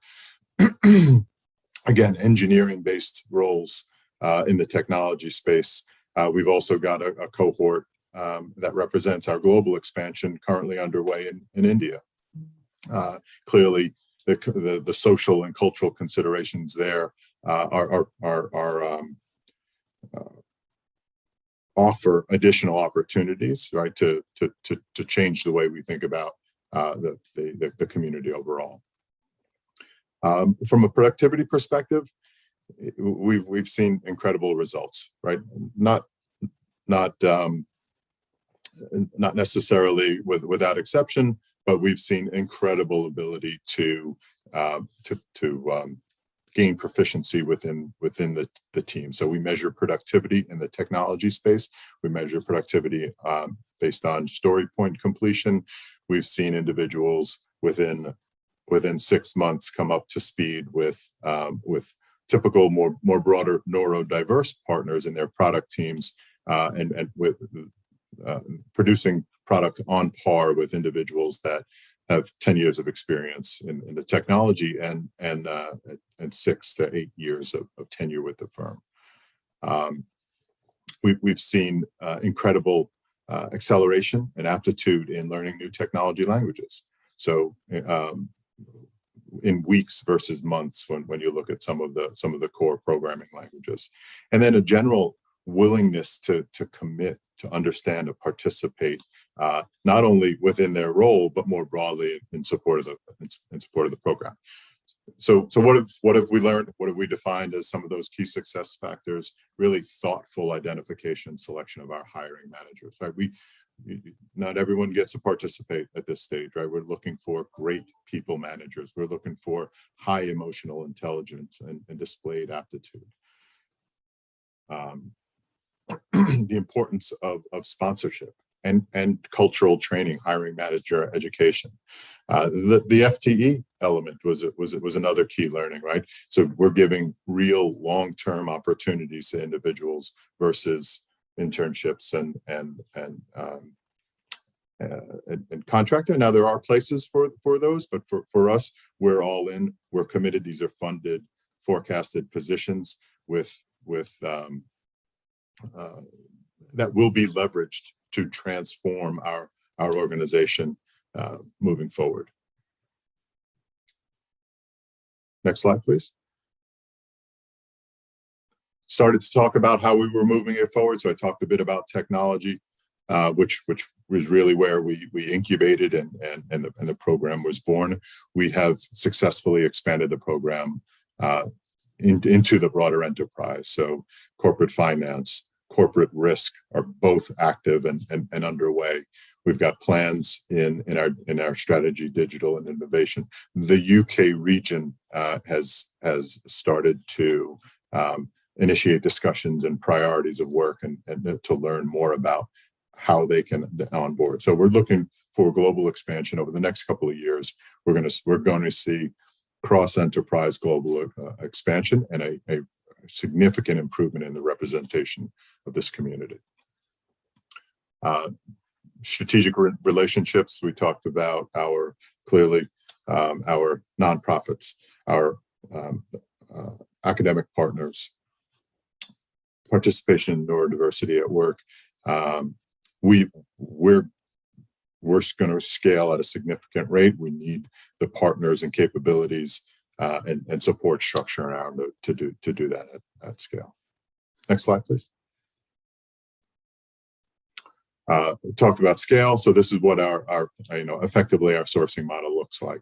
So this is will transform from a program dedicated cohorts to a typical hiring approach that will be applied not only to the neuro community but more broadly across diverse populations and as well as the broader employee candidate base. So we're leveraging referrals. We're building those strong relationships with our universities and our colleges, tapping into the great work that's being done at the program level, third party sourcing partners, and then innovation challenges. That's our newest approach, where we're looking to tap into the skills and capabilities of the general population and be able to target them for existing opportunities, both laterally as well as through the program.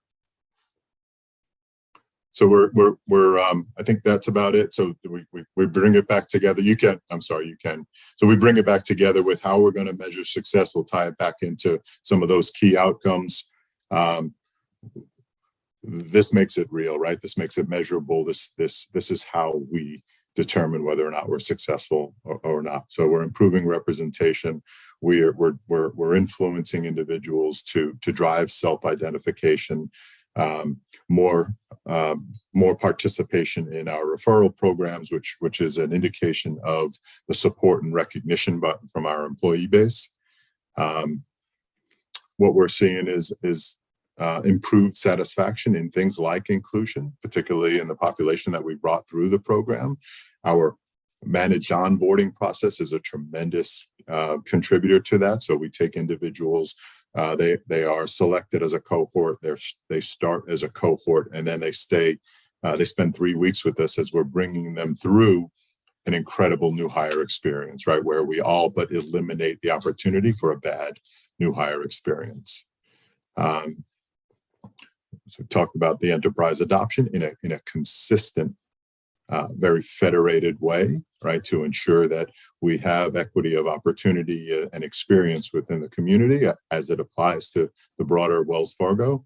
And we'll expect to continue to be recognized as an employer of choice, particularly as it applies to people with disabilities.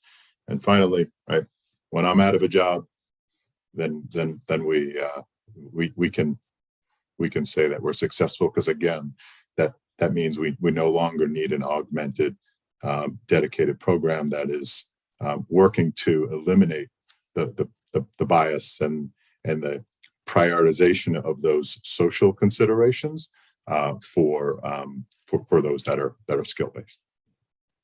Thank you for your time.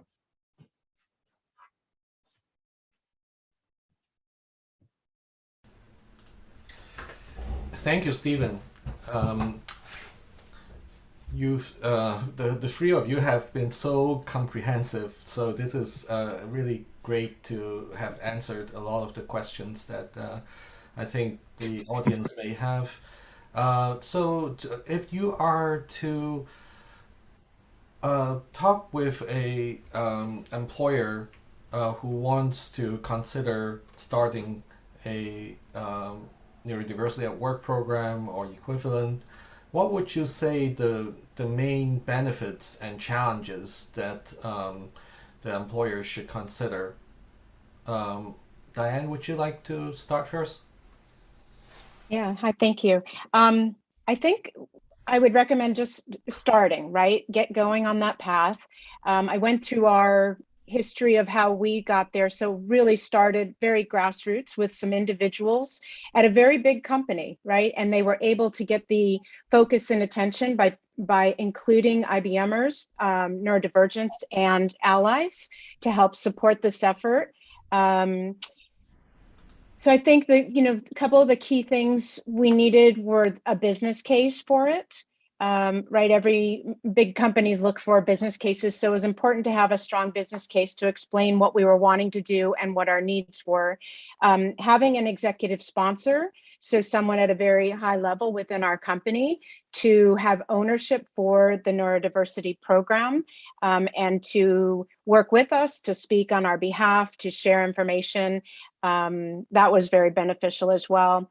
And I think to formalize it was when I was asked to take the global program manager role, to formalize it, ensure that globally we were connected. So I was reaching out with the teams, some who were on their own doing things in different countries, but pulling us all together and sharing best practices, standards, things that we'd tried and maybe didn't work, things that we were doing and were very successful, and pulling them all together so that we all had the same information to work from, and helped us to deploy a consistent program globally. So I think those are some of the things I would share. What about Stephen? What pearls would you give to the employers?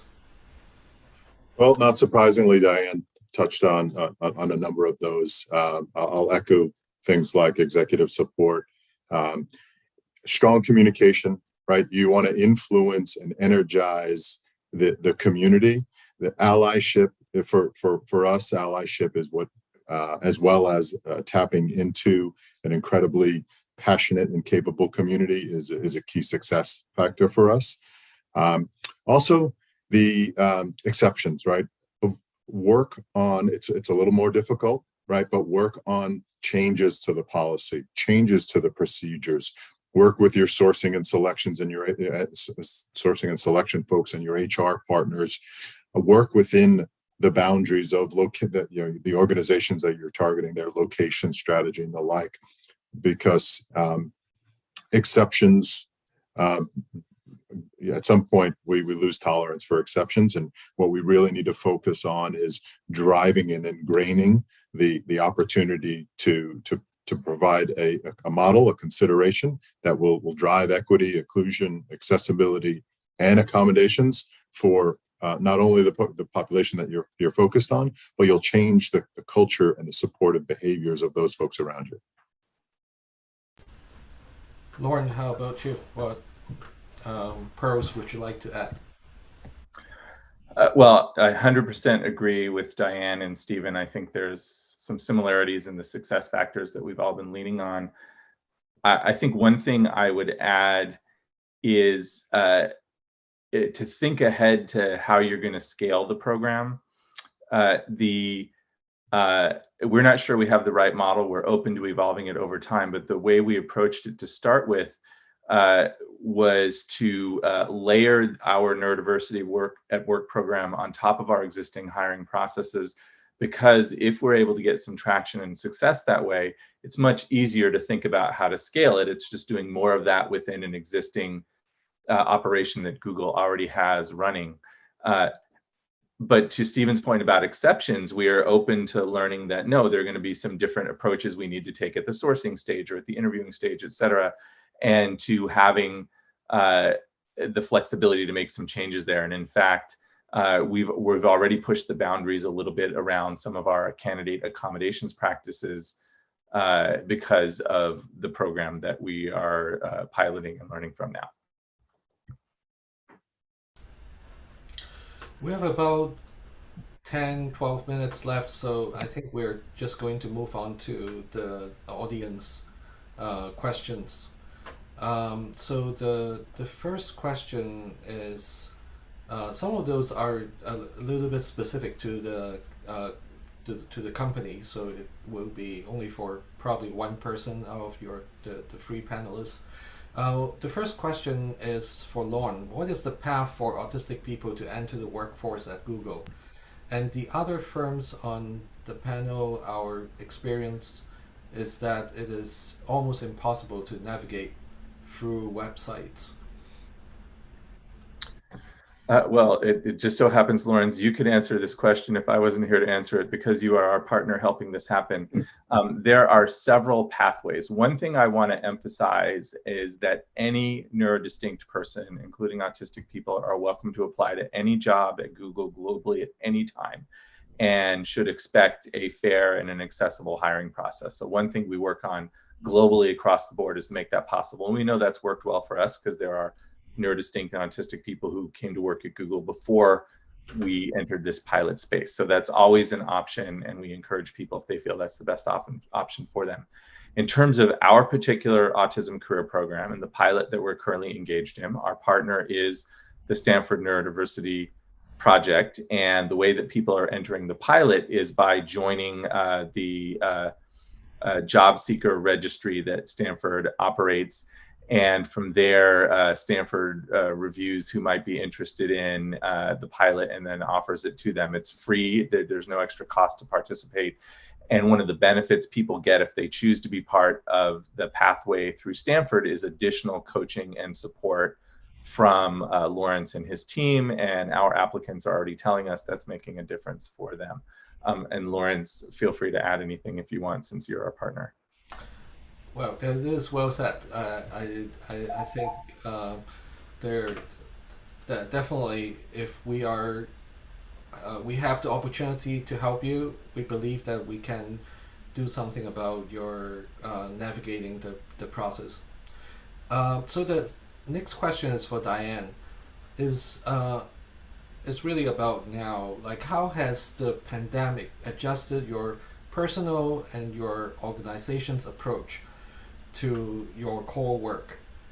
And also, how can prospective neurodiverse talent build their technical skills to be successful within your organization? Okay, so when the pandemic hit, we almost immediately went to all work at home. And it was about 95% of our 350,000 employees who moved to work at home. And there's about 5% essential who needed to continue to work at locations. So we moved very quickly, and we've pretty much been there since. We are starting to open sites back up, and for folks who need to be in the office to return to their workplace. I think in some cases, well, the accommodations came into place where people may have had accommodations at work, but maybe not at home.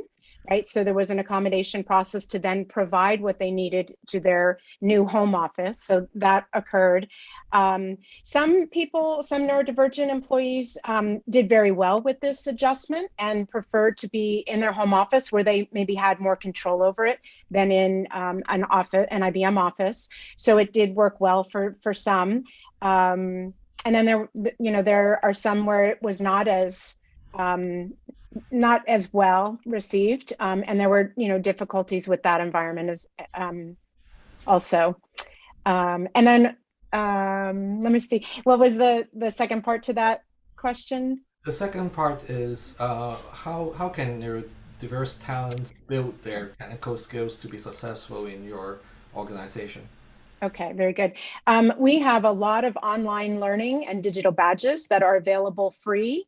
And I can provide a link to that later. So I would recommend, if you're looking for jobs at IBM, that you take our digital badges, you take our training, you're learning on our products, you're learning how we do things. You can put those badges on your resumes. Talk about them in your interviews, talk about what you learned while you were taking that. And especially if it's directly applicable to a job you're applying for, right? You've shown the incentive to learn, right? The ability to learn and to go out on your own and take online classes to help you be better prepared for the IBM jobs you're applying for. Yeah, I remember watching PBS not too long ago on some of the jobs for people that do not have that background, and they did not have the college degree either. Mm-hmm. And, IBM was able to provide that learning opportunity, and they really have a very successful trajectory after that. So yeah, I'm quite impressed. Yeah, the three, if I may mention, I mentioned that neurodiversity is a new collar program. The other ones, we have a very large apprenticeship program. And so that when you get hired on, it's for about a 1-year period of time. You are spending part of your time learning and part of your time doing the job. We don't expect you to come in with all the skills you need. So you go through a very specific program for time to learn and to understand the job at IBM. There's a tech reentry program, and that is for people, which has become even more important with COVID, people who've been out of the workforce for 1 year or more, and to again bring you back in to see if going back to the workplace, the workforce, is what you want to do. And we give you the opportunity to learn while you're working. And then PTech, Pathways to Technology, is our third program. And those are high schools that include a 4-year high school degree plus a 2-year bachelor's degree, all in one school. And so we have internship programs with them to hire the Pathways to Technology students. So thank you. This may be the last question from the audience. Depends on how you three are going to answer this. What are the qualities of executive sponsor that made your neurodiversity initiative possible? Any one of you? Well, yeah. We've had a couple executive sponsors over the past couple years since we got our first one. But this year, what happened is our executive sponsor is actually neurodivergent, and that made a huge difference. So to have an executive come out, share his neurodivergence with the entire IBM company, and be our leader really made a huge difference with our program. Lauren, would you like to add? Yeah, I absolutely personal experience, yourself or friends, family, etc. I think makes a big difference in terms of people's understanding and empathy around the issue. In our case at Google, one of the really critical executive sponsors is Rob Enslin, who is the president of Google Cloud, and very much a champion for the autistic and neurodiverse communities. And Rob came to Google from SAP, where he, for a number of years, helped to build and support their neurodiversity at work programs. And so Rob also has some firsthand experience and deep expertise in that, and that's been really valuable as well. And in addition to echoing both Lauren and Diane, the individuals have got to be able to knock down barriers for you. They've got to be an overt, open, active sponsor and display as much passion and capability in support of the community as the individual leading the program. Right, we're lucky enough to have Solomon Bjorn, our OC member, as the senior executive sponsor for the program, as well as for the broader People with Disabilities ERN. He shares that with another OC member, Scott Powell, and the leadership guidance, and again that presence to knock down barriers and reinforce the criticality and the importance of doing it consistently and effectively on a global scale. That's wonderful. So it is really a wonderful opportunity to have all three of you to tell our audience your experience as you're building and expanding the programs in your companies. And your companies are some of the largest in the world. That really says a lot to the commitment that your large organizations are to neurodiversity. So because of that, I'd like to thank each one of you. I think we are going to have a Q&A session continuing with there are many questions for you. There are probably 30 questions that I haven't asked, so there won't be a lack of the questions for you. Okay, Christy, would you like to guide us through in the transition to the next session?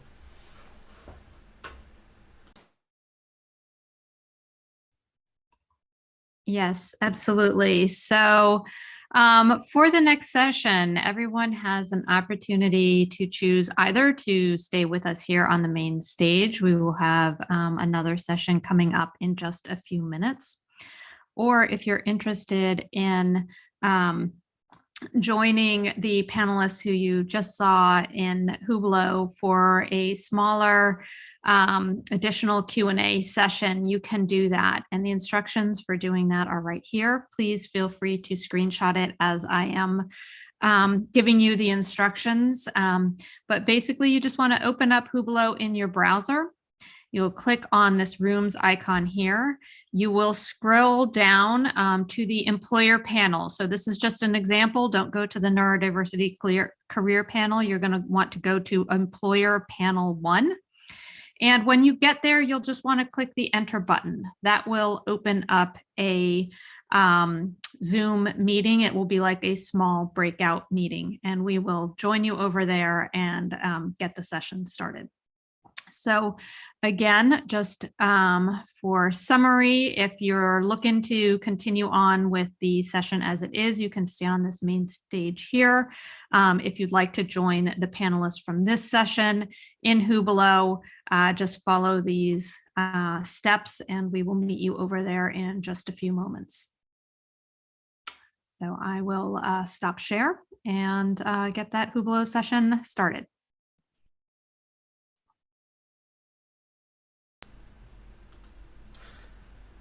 Great, thank you, Christy. And right now, I think it's good time to move to the next session. Our next session is on mental health. First, I'd like to introduce my friend, my classmate from residency, Dr. Christina Khan, who will moderate this session with me. Dr. Christina Khan is a pediatric and adult psychiatrist and clinical associate professor in the Department of Psychiatry and Behavioral Sciences. She specializes in, let me do something in the setting so that we can all see our speakers. All right, so Dr. Khan specializes in the treatment of trauma, depression, anxiety, LGBTQ health, and physician wellness. Dr. Khan's training includes doctoral and postdoctoral research in community and public health, including specialized training in global health and PTSD research and treatment. Her work focuses on addressing health disparities in underserved populations and treating vulnerable and marginalized populations here in the United States and abroad. At Stanford, she holds several clinical roles and is currently co-chief of the Diversity and Cultural Mental Health section in the Department of Psychiatry and Behavioral Sciences. She has also been working with WellConnect since 2014, addressing burnout, trauma, and secondary trauma in Stanford physicians and physicians in training. She founded and directs Thrive Clinic, the mental health component of Stanford's LGBTQ health program. Dr. Khan is also a faculty fellow at the Center for Innovation in Global Health and serves on CIGH Program Leadership Committee. Nationally, Dr. Khan serves as current president of the Association of Women Psychiatrists. She is counselor for the Council in Minority Mental Health and Health Disparities of the American Psychiatric Association, and a founding member of the Women in Child and Adolescent Psychiatry Committee of the American Academy of Child and Adolescent Psychiatry. So with that, I will pass on to Dr. Khan to introduce our speakers, our panelists, Finn Grandin and Lily Schultz. Thank you, Dr. Fong. It's so great to be here and to be part of the Neurodiversity Summit. This is a really outstanding event with so many different topics, and I'm thrilled that that the topic of neurodivergence, neurodiversity, and gender diversity is part of the agenda this year. And so it's my privilege to introduce Finn Grandin and Lily Schultz, who will be our panelists today. Finn Grandin is a somatic psychotherapist and consultant working in the San Francisco Bay Area. Finn's work is focused on the intersections of trauma, neurodiversity, and sexual and gender minorities. They are the author of Supporting Transgender Autistic Youth and Adults, a guide for professionals and families, which I have right here. I guess you can't see with my virtual background. In addition to their private practice work with adult and teens, Finn provides neurodiversity affirming consultation and trainings to groups and individuals within the US and internationally. Finn identifies as autistic, neuroqueer, and genderqueer. And we're so delighted to have them here today as part of the panel. Lily Schultz is a student at North Central College and an autistic aspiring PhD student in computational linguistics. Lily currently attends North Central College after achieving a nearly perfect SAT score. She was among the first cohort of awardees of the Transition to Success Scholarship Program, and his firsthand experience with community support is essential to building neurodivergent success at key life transition points. In addition, as a talented neurodivergent transgender student, Lily has valuable insights to offer from her personally transformative journey. And so the format of the session today is Lily and Finn will each take a few moments to introduce themselves and talk a little bit about their own journeys. And then we have some questions for each of them, and then we'll open it up for question and answer with the audience. So Lily, would you like to get started?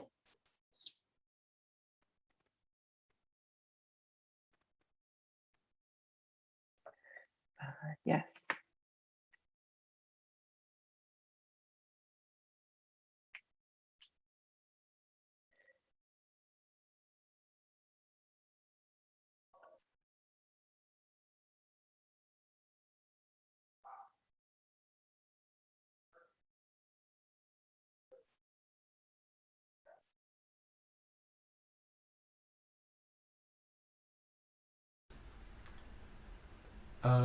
Sorry, are we using slides at this point? Okay.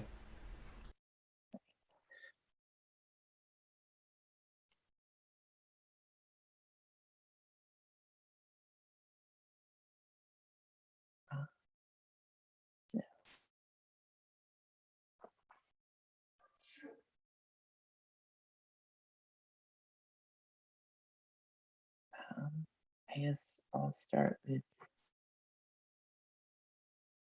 where my journey began, which was, so it was in the summer of 2020. So, right after, a major shift in all of our lives.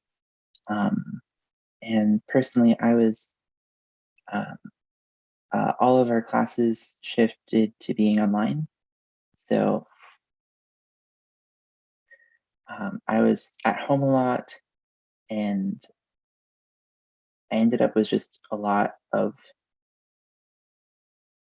kind of just time to be with myself that I didn't have before then, when I was, always busy, always doing something.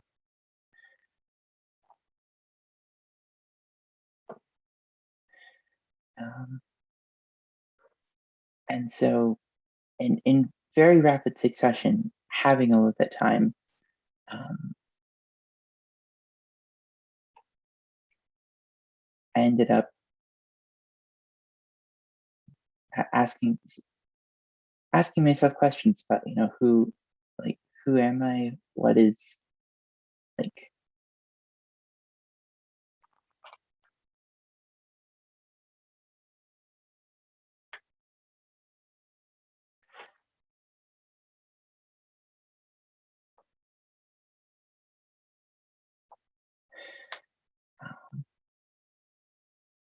and like reminiscing on feelings that I had had up to that point, but I didn't have the context to understand them. And that's when I realized that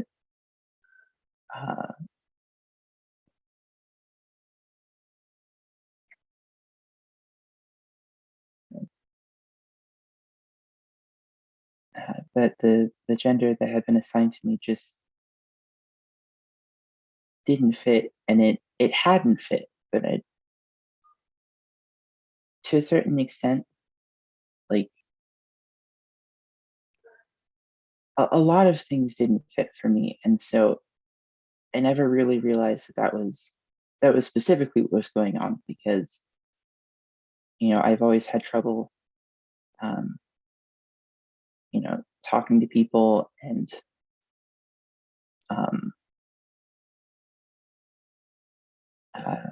with executive function, like trying to manage my time, and so it almost got lost in the weeds, as it were.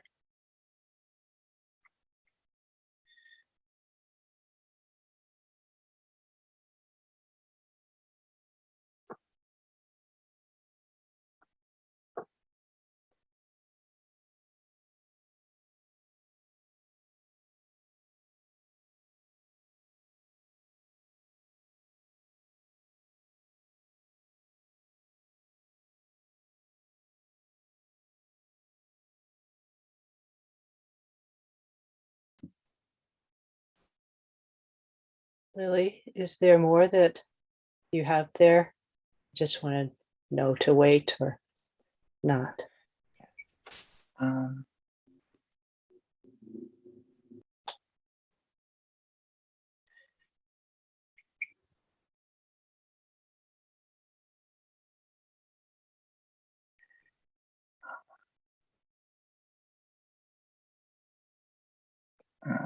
mean, I know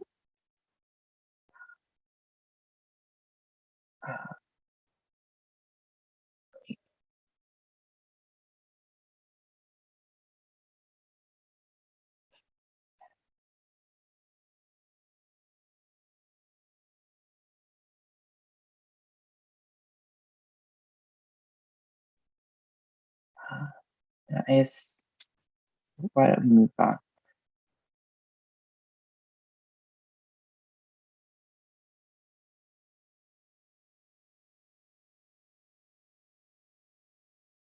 Guess what I missed the last word. Oh, I was saying, why don't we move on? That's what you've got. Okay. Thank you. I think about us and about kind of our age difference and where I was in my 20s and how very, very difficult it was to even pick up a phone. And the thought of presenting was just very, very scary. So I just thank you for being here. And I just also want people to know that what they see and hear from me is, many, many years down the line of different things. I want to let people know a little bit about my practice first, and then I'll share more from me. I did other professions because I'm interested in many things, and I came to therapy out of how I think many people like me, assigned female at birth, have children, realize their children are neurodivergent, try to get help, realize, oh, I figure out my kids in some way that these helpers aren't. Maybe I'm neurodivergent too, and then figured it from there, and then was so frustrated at the support or lack of support they got, and decided to go and get this license and do this thing, psychotherapy. And so I mostly see neurodivergent and trans people, non-binary people. And then ended up writing this book because what else would I do with my weekends? So I wrote a book because there wasn't one. And since I've started running a lot of neurodiversity affirming consult groups, in which I'm finding there are a vast number of neurodivergent therapists all over the country and the world who are now able to come out, and that there's a lot of qualities about being autistic in particular that are really supportive of being therapists. And I think also sometimes medical doctors, one being a lot of empathy, a lot of care about others, a lot of desire to make things better, and oftentimes a lot of focus and ability and curiosity to follow something a long time. So I was just, wow, there's a lot of us. And that's kind of everybody's experience popping up. There are a lot of people in the groups who aren't neurodivergent, but they're at least half neurodivergent. So that's my practice. I see clients in my office on Zoom. I'm a somatic practitioner, so I'm one of those people that touches like the most important thing, and physicality and movement. I also do trainings like this, panels, trainings, and facilitate these groups. And that's kind of my work life right now. And I wanted to share a little bit about me, and how I move the anxiety presenting is have something already done, and it will be kind of loud or it could be like more charged than how I often talk. So this is a poem I wrote in response to, well, I won't say, but it's called My Gender is Autistic. A lot of people ask, we'll get to like, what is this overlap? Why do autistic people do gender in the particular way they do? And so here's the poem. And so my gender is autistic. My gender is not male or female. My gender is not black or white thinking. My gender is all and nothing. My gender is autistic. My gender is everything I can be and nothing you can think or know in any time but this moment. My gender is autistic. Pretend a cock and a beard make a man. Pretend a uterus and breasts make a woman. Pretend so well you call it fact. Call it science. Make a textbook out of pretend. Pretend I don't exist. So pretend scales over your eyes and ears shift everything in the world into the shape of your expectations. I will not be in this world. I will not meet expectations. Autistic me tried and failed because autistic me is not good at pretend play, the game in which you act as something you are not. On Halloween, I always dressed as the me I wasn't allowed to be. Autistic me is a genius at imagination, So clever, I imagined myself into being while the world told me I was something else. Imagine myself out of everything and nothing, and imagining myself anew in this moment with you. My gender is everything I can be and nothing you can think or know in any time but this moment. My gender is tentacles, extending and retracting, breathing out and in and out again. You could call one a cock and another a cock. You could call them breasts, tongues, songs. You could call them deep caverns and underworld passages. You could call my gender every organ, every nerve ending, every pulsing cell. You could call it my imagination. As a child, I wondered, why doesn't anyone talk about what I know? Can you hear me? Can you see me? It is hard to make these words because I keep thinking that what is inside of me, you will never know, no matter how I try. So that was that. And that's my little introduction to me, and we'll lead into our wonderings about the overlaps of gender and autism. Okay. That was wonderful, Finn. Thank you for sharing. I think I'm on to share a few slides just so we have language. And I'm guessing I'm sharing them from me, right? Lawrence? Or do you have them loaded there? I have it loaded if you like me to show. Sure, you can load them. That keeps me less clicky. Okay, can you, yeah. So we're just going to talk just a bit of language. And so go on to the next slide. So I work from gender affirmative model, which major premises are gender variations are not disorders. Gender presentations are diverse and varied across cultures and require cultural sensitivity, both in racial and ethnicity, as well as in an understanding of the cultural world of trans and non-binary people. Gender may be fluid. It's very fluid with me, as you just found out, and is not always binary. If present, individual pathology is often secondary to negative interpersonal and cultural reactions to the client. So the gender pathology lies more in the culture than in the client, even though we have this DSM diagnosis that says gender dysphoria, and people are required to have that to get surgeries and often hormones. Next slide.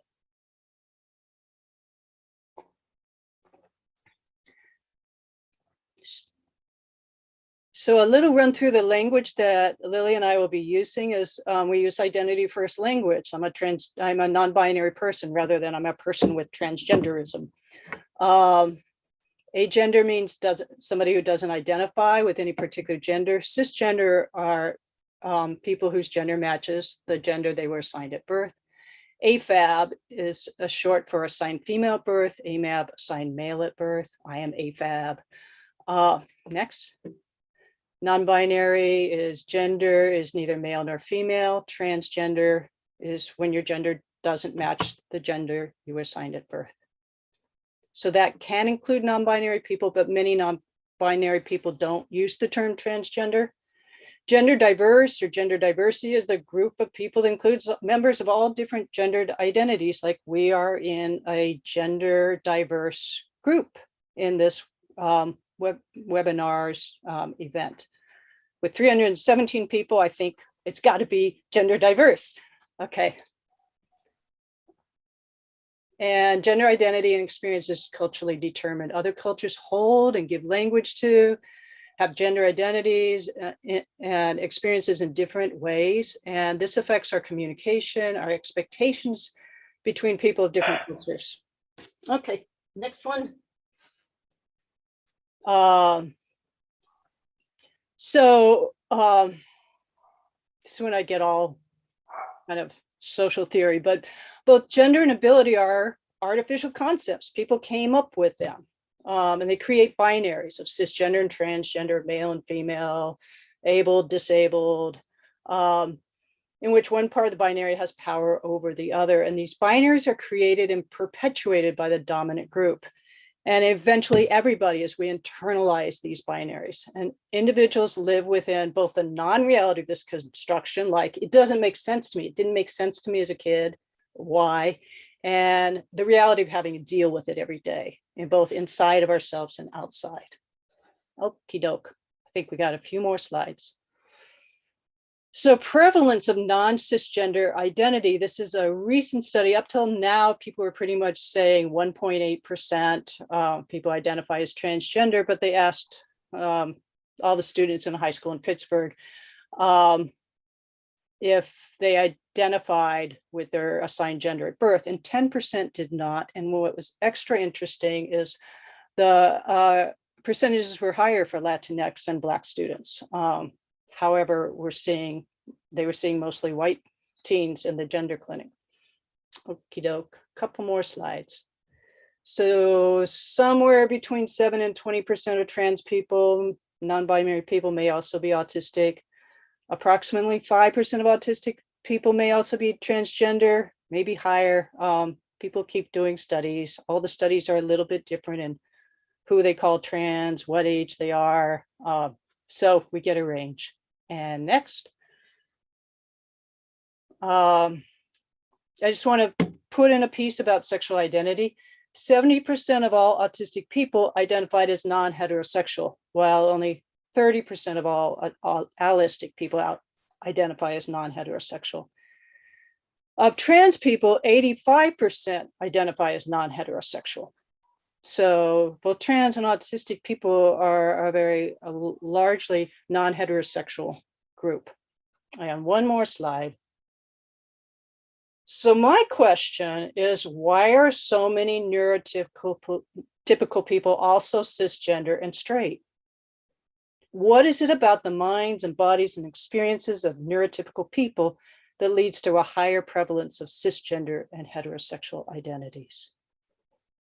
And just let your mind work on that. That's flipping the question that's often asked, why are there so many trans autistic people? Why are there so many cisgender neurotypical people? And I think it's important to look both ways. Okay, so that's it for the slides.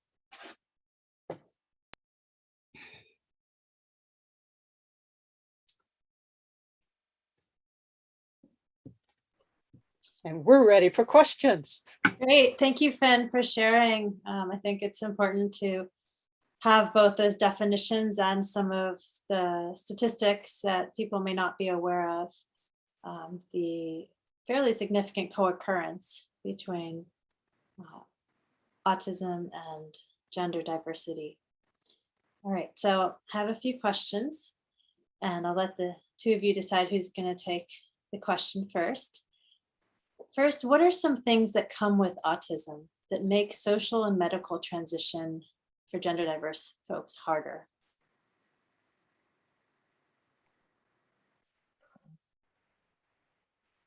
Lily, you up for that? Yeah, I can do that one. So I'd say the first thing, especially with social transition, is like a lot of social transition is, to a certain extent, trying to convince people that, trying to convince people of your gender identity, which it shouldn't be. That shouldn't be the way the world works. But unfortunately, that's the reality. And because, autism being on the spectrum makes it already difficult to, navigate social interactions, when you're trying to navigate them in a way you haven't before, and oftentimes when there are,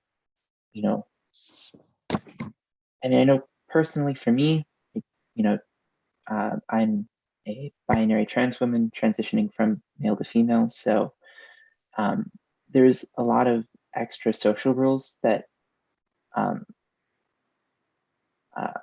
that kind of affect one gender versus the other. And so it's very difficult to try to navigate those and not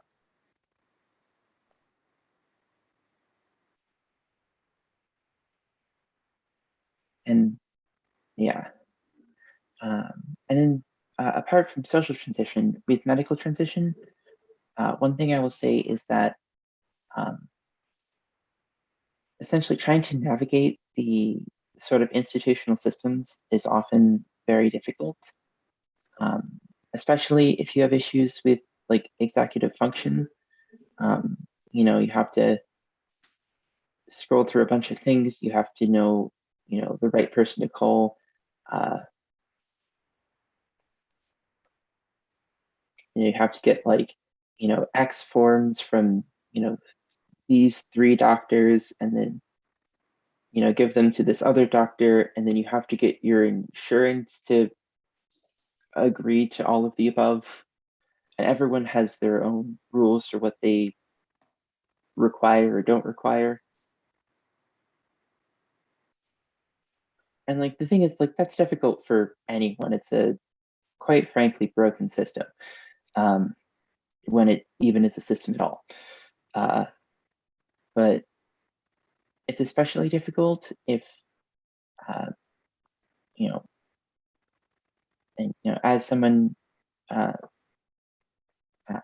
as an autistic person, I have a lot of difficulty with trying to manage all these bureaucracies, and especially phone calls, like so many phone calls.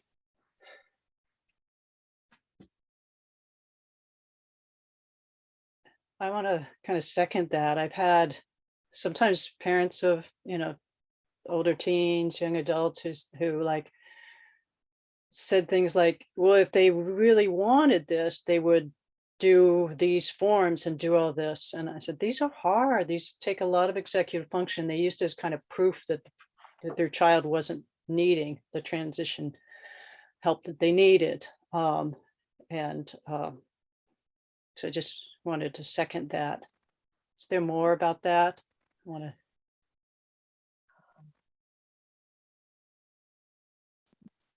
I know, and again, to a certain extent, I can really only speak to my own experience. And one thing that's been really hard for me is trying to do voice training, because like a lot of the free resources you can find basically talk about like trying to like visualize that muscle there and like get it to move. And as someone who has a lot of coordination issues, like I've had a really hard time trying to do that from that. And it's finding a speech therapist that specializes in both people on the spectrum and in specifically like male to female voice training is astoundingly difficult.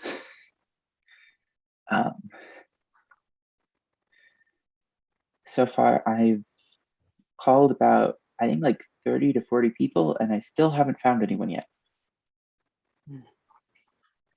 Sorry to hear that one. I just want to speak some about, there's a lot of misunderstanding and bias that hits people in many medical settings, and particularly like first primary care. I think I have this going on. And I think there's particularly something like a difficulty figuring out the way that you're supposed to answer a question to get to the next place, and being asked vague questions, what seem like vague questions, like what do you want, rather than something that's a lot easier to grab onto and make words around. And then when our answers don't come out sounding like the typical trans narrative, then it may be discounted or told to, well, we need to wait till we figure out till you really figure out what you want more.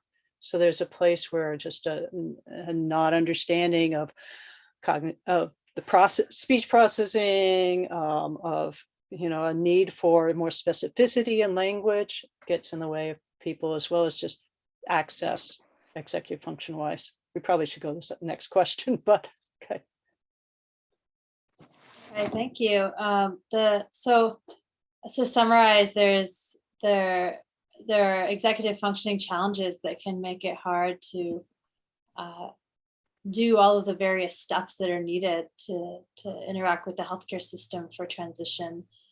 And, some of the biases that folks encounter when trying to access care also play a big role in creating barriers to moving forward with transition. Thank you both for sharing those experiences. Can you give some examples of ways that systemic societal bias against autistic and trans people has affected you, your clients, or trans and non-binary people in your community? What do you think, Lily? You want me to go first? I'm gonna tackle that one. Yeah. Okay. All right. And it is a big one, like examples, and we did help write these questions, so we should be ready. I will give the example that got me like a fire lit under me to doing things. And that was the example of Caden Clark, who was a trans guy or trans masculine person living in Arizona, who young adult, I think, who, or in his 20s, it was finally got insurance. And one of our barriers is insurance. Many people once outside of their being on their parents' insurance may have trouble getting employment, have really low income, and then being able to get the care they need is just inaccessible sometimes. So anyway, Caden Clark, mid-20s, finally got insurance, went to the requirement then before getting hormones, and they were so happy they were finally going to start getting hormones. They were like posting videos, I'm finally doing it. And he was somebody who was, dysphoria was really difficult for him and fed into meltdowns on misgendering and bias. And the therapist he went to said, basically, you've got to fix your autism before I can write a letter for you for hormones. And Caden melted down, not there at the office, but went home, melted down. Neighbors or friends were worried because there was some suicidality or something, and police were called. Things went from bad to tragic and horrible, and police killed Caden. And Caden was melting down, had a knife in their hand. They didn't use the it's just a horrible story. They didn't use a taser, they killed him. Wouldn't have happened. We can look at what the police did, but also that wouldn't have happened if the therapists were aware and understood that autism wasn't a barrier. But for many years, it was considered a rule out. If they're autistic, this may be obsessive thinking, and many practitioners still holding that we don't take autistic people's self-experience and self-report as seriously as others. It's a deep bias, and it's affected a lot of people, and it is part of the backlash that's going on right now against trans youth care. We have children who are developmentally not able to make these decisions, and I think oftentimes that's code for autistic. So those are some of the ways, and they're very present right now, and they get me really stirred up. Yeah.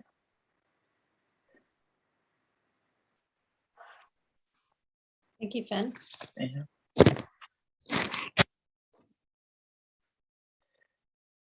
I'd say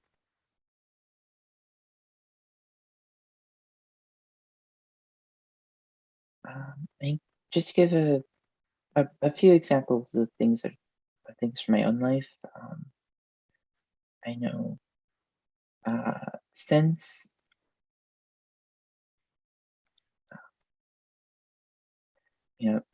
even since like when I came out to my parents last August, so August of 2020, I've held about 3 or 4 different jobs, like mostly part-time jobs.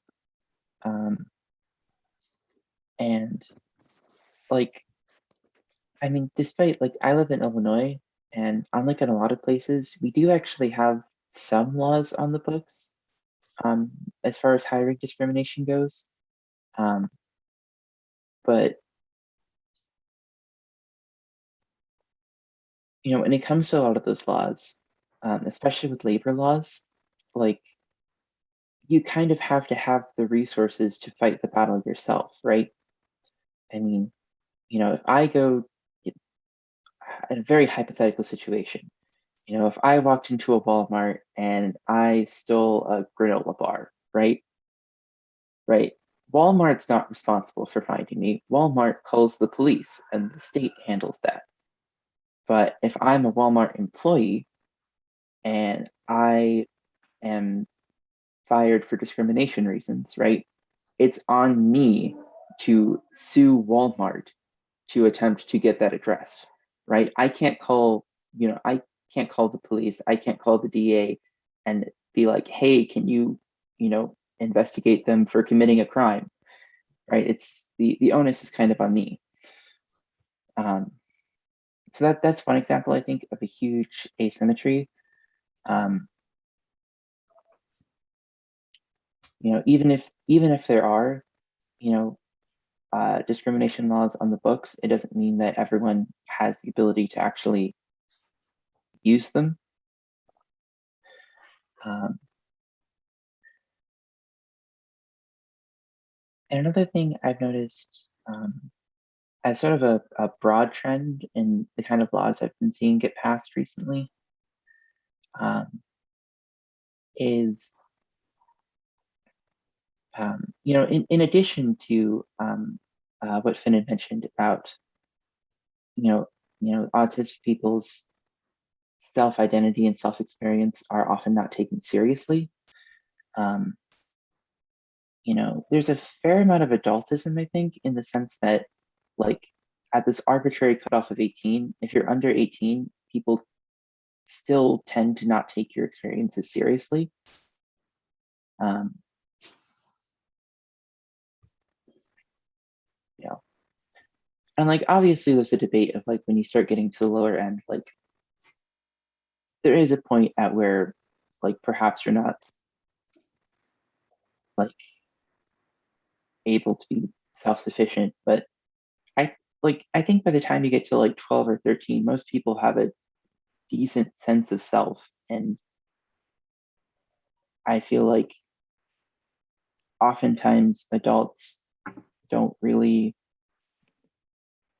like, they kind of write off what kids say and they don't really take their experiences as being valid.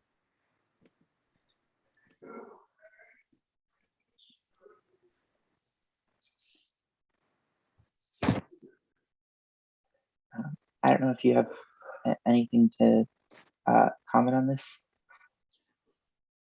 Yeah, those are such good points, Lily.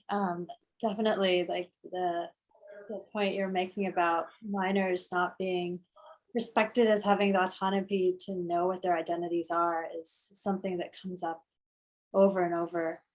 I also really appreciate what you said about the inequities that people with autism face, and it highlights the distinction between equality and inequity, right? I mean, we might have disability laws, but the reality is that they're not applied in a way that really address the inequalities, and in that way we remain with disparities and inequities.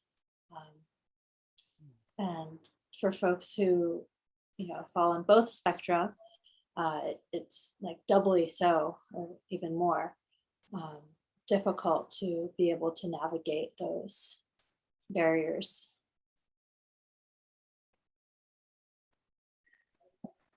If I may add one more thing, I feel like I've heard this discussed somewhat, but there's also like, you know, I've had to accept that there are places I will not be able to go Like for instance, I had a very close friend of mine who during my junior year of high school moved to Florida. And from time to time he sends me messages like, hey, did you want to like come down and visit? And I have to be like,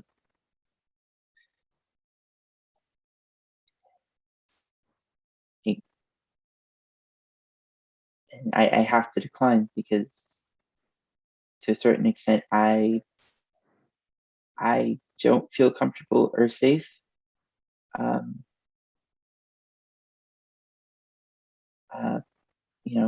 going to Florida, especially with a lot of the laws that have been passed there recently.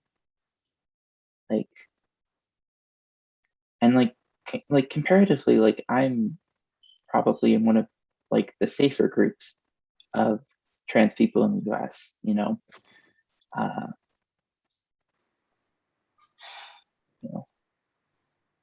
but and I just think that's an aspect to think about of,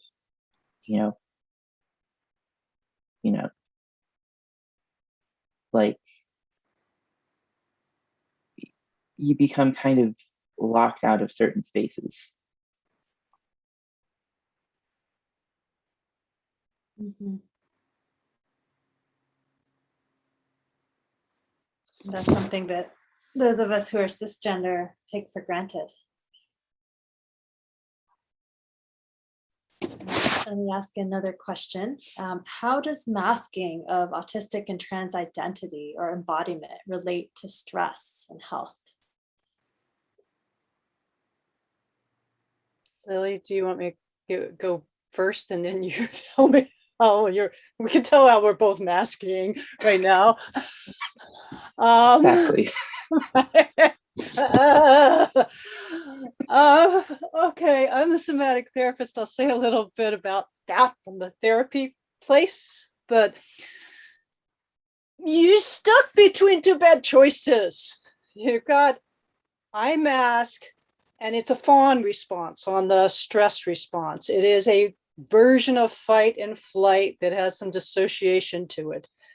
That if I do this, I might not suffer this bad thing happening to me. And it becomes unconscious, becomes part of our fascia, it becomes this stuck part of my shoulder. It becomes like face and voice and things. Over time, that constant elevation, allostatic load, if you're like, think like that, that constant elevation has the same effect as anybody with adverse childhood experiences has. The autistic people have higher rates of everything except infectious diseases. So, and a much shortened lifespan because of this. It's when I found out what it was, I went, oh my God. It's being autistic is a huge health risk. However, not masking is a huge health risk too. You are much more subject to violence, punishment, and so you can't just say don't mask. It's not safe. It's not safe in a workspace. It's not safe a lot of time to do that. So you're choosing between two things that both have health impacts. And hard to tell when it's time, when now you're in a place where you can risk it. Like trying to do it right now. Like I am masking. I have a hard time not masking. That's that. Your turn, Lily. Are you masking? Yeah, I mean, I think a lot of my speaking anxiety is like I have this deep fear of, saying something that I maybe don't mean. So I have a tendency to like make sure that whatever I'm saying, I've, already built the sentence in my head before I talk. But unfortunately, that leads to a lot of weird pauses that don't really kind of interrupt the flow of a conversation. I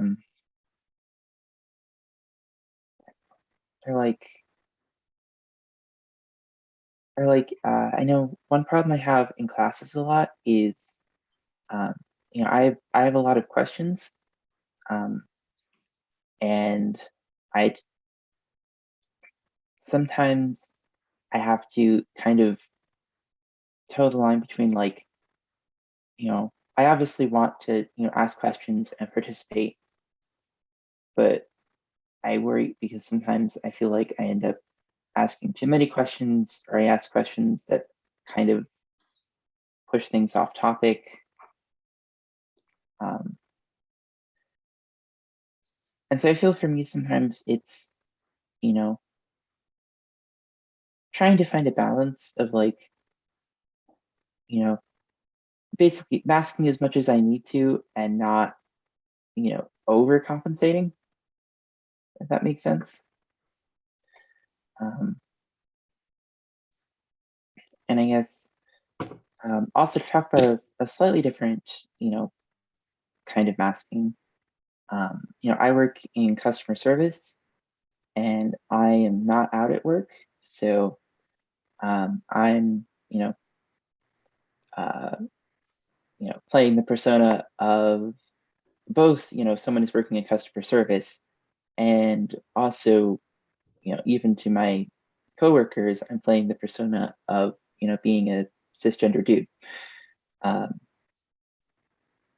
which is fun sometimes. Like, because we wear name tags, right? Because I work in fast food, so sometimes I'll have a customer who will be like trying to be nice and using my name, but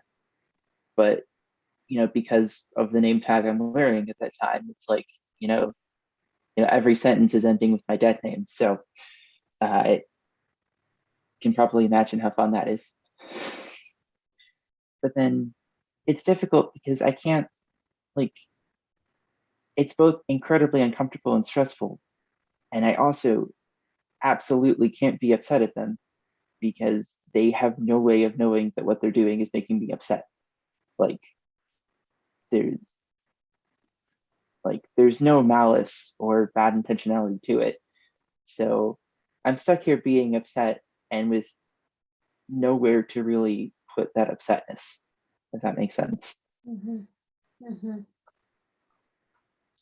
Yeah. So how do you deal with that? The sort of building of the allostatic load, like Finn was saying, it's just, builds up. How do you deal with that? I listen to a lot of like all rock music. I find that helps sometimes. I like to go on walks and listen to just, that like very loud music. I like punk rock, stuff like that. Uh,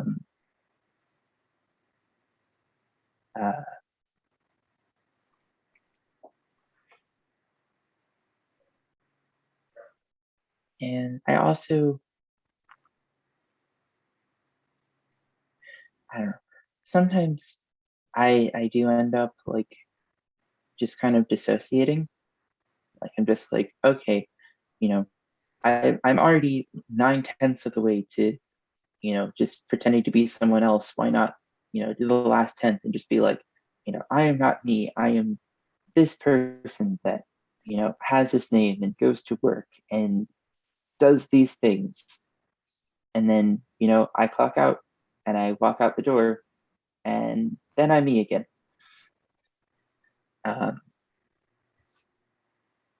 The least fun times are when I do that and then I walk out the door and I have trouble kind of switching back to me. Like I kind of get locked in dissociation.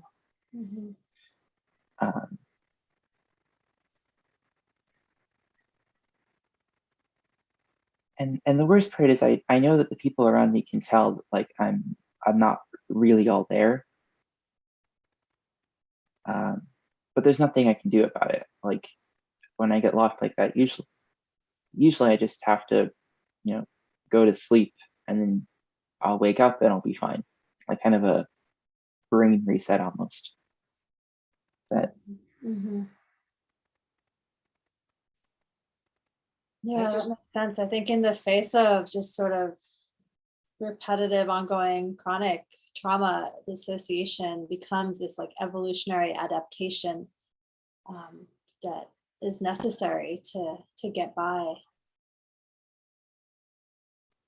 I just wanted to add that we're speaking as white trans autistic people, white non-binary autistic people, that this experience of going someplace, dissociating, becoming this other person that people interact with, is very much the known code switching experience.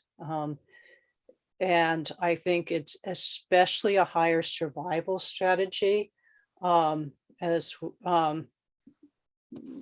BIPOC autistic youth and adults their behaviors are interpreted differently. They're interpreted as oppositional, where for a white person might be they're just acting weird, or violent. Well, for the implicit bias against Black and Indigenous and other people of color. So I just want to make sure people heard that voice, because neither one of us are BIPOC identified.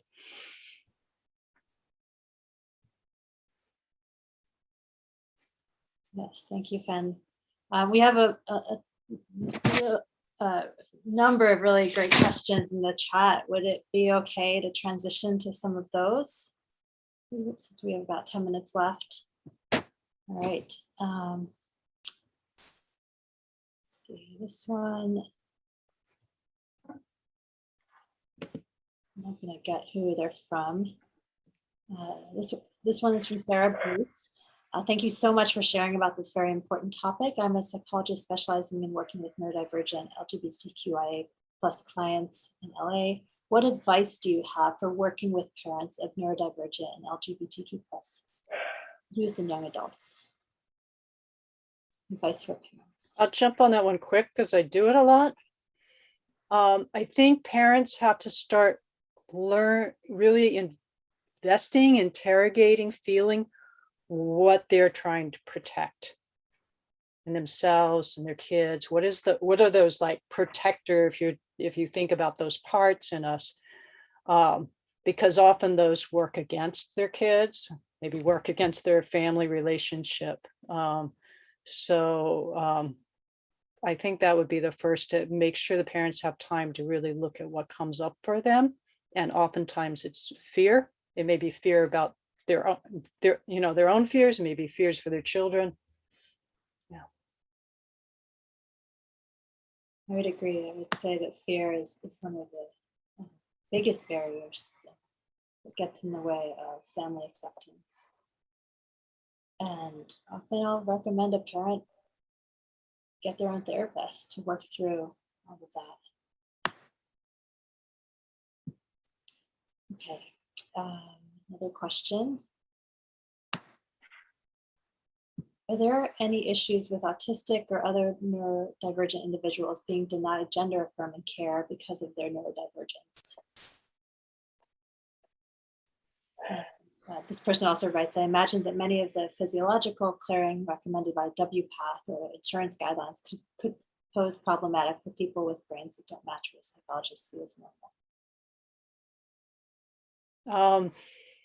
I work in California, which is different from some places to work, so I don't think everything extends.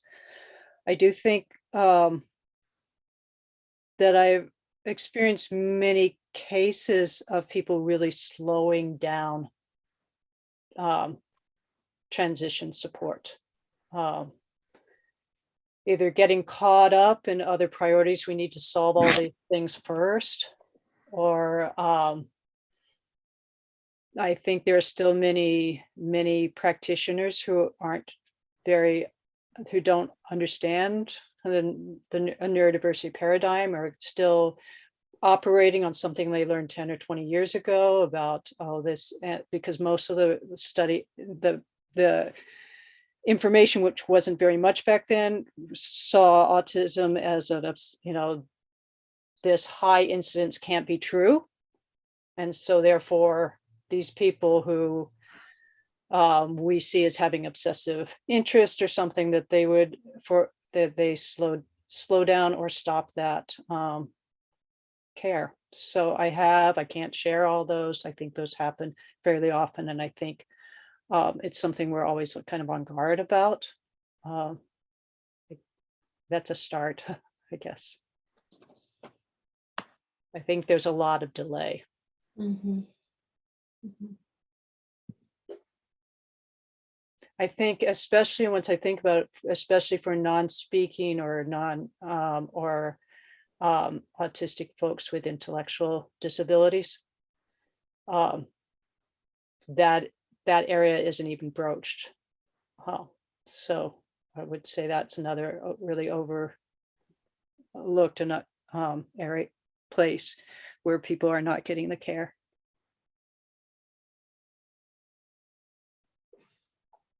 Thank you, Finn.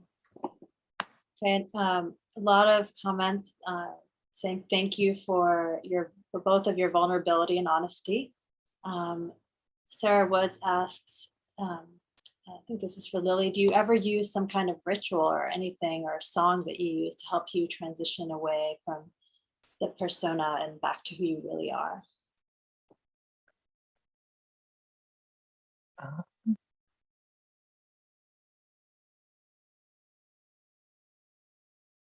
I know one thing is, I find that like a change of clothing oftentimes like can kind of help with that transition. Like, I have a uniform I wear for work, and then I'll get home and I'll put on usually like a t-shirt and a skirt, and like sometimes even just the act of changing clothes itself kind of tells my brain that it's okay to let the dissociation go.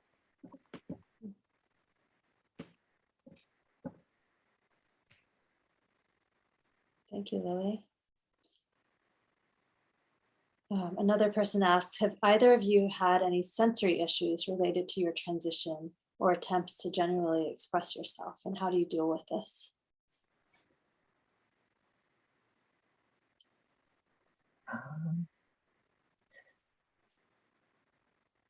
I would say definitely yes. I mean, it's sensory, also like coordination issues, which is that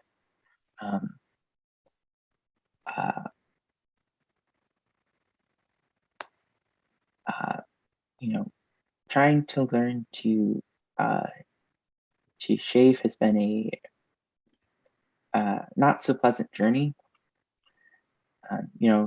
From the just like the sensory feeling of like a razor sliding across your skin to a lot of times it's really hard because with my bad coordination, it's really easy to cut myself when I'm trying to do that.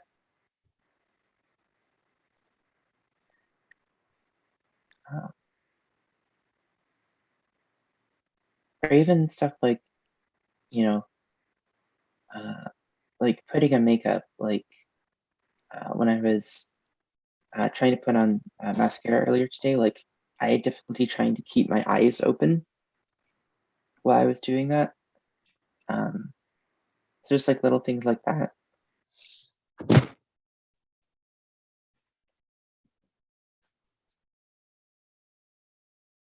Thank you for sharing, Lily.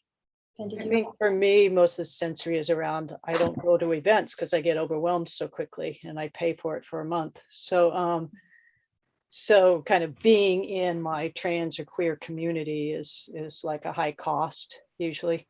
And so don't get that good. This is my people thing. But not so much about transition as about feeling part of a community that, yeah. Okay, well, so I'll end with a question from the audience. How would you recommend LGBTQ plus autistic people find community? Online. I really have a bit of time, Lily. Did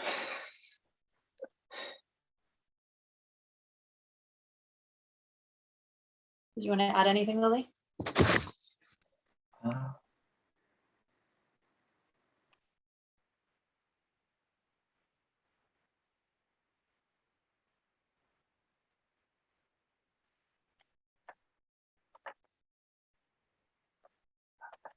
Okay, I think we're coming out. Sorry. Well, thank you both so much for sharing your perspectives and thoughts, and I hope that this has been inspiring for those who maybe didn't know much about the intersections between neurodivergence and gender diversity, and there's much more to be learned, and more and more research looking into this concordance. So thank you for joining us today, and thank you so much to Finn and Lily. Thank you all for joining us, and especially to our panel. I think Dr. Khan and Finn and Lily have agreed to participate. Hopefully I've got this right, in an ongoing Q&A on Hubelo. Is that right? Terrific, great. So for those people who would like to move over to that, I'll provide instructions. If not, we have about a 30-minute break in our main stage presentations. So if you're not interested in going to the Q&A on Hubelo, then just stay on this webinar link, and we'll be back in about 30 minutes. If you would like to join us in the Q&A, if you go back to the Hubelo platform and click the Rooms tab at the top, you'll see a session, I think it should be quite near the top now, that says Mental Health Panel, and I think you'll see some familiar names there as well. If you click on that, you should be able to join and use either raise your hand to ask a question on video, or use a Q&A function to ask your questions there. Additionally, we didn't get to some of the questions that were in the Q&A here, and our panelists, so hopefully be able to respond to some of those there. I think they've been emailed those. So people are joining. It looks like people, we're hearing that start up now. So thank you both. Thank you all, and especially your panelists for such moving and intimate testimony and candor. I know I enjoyed it a lot.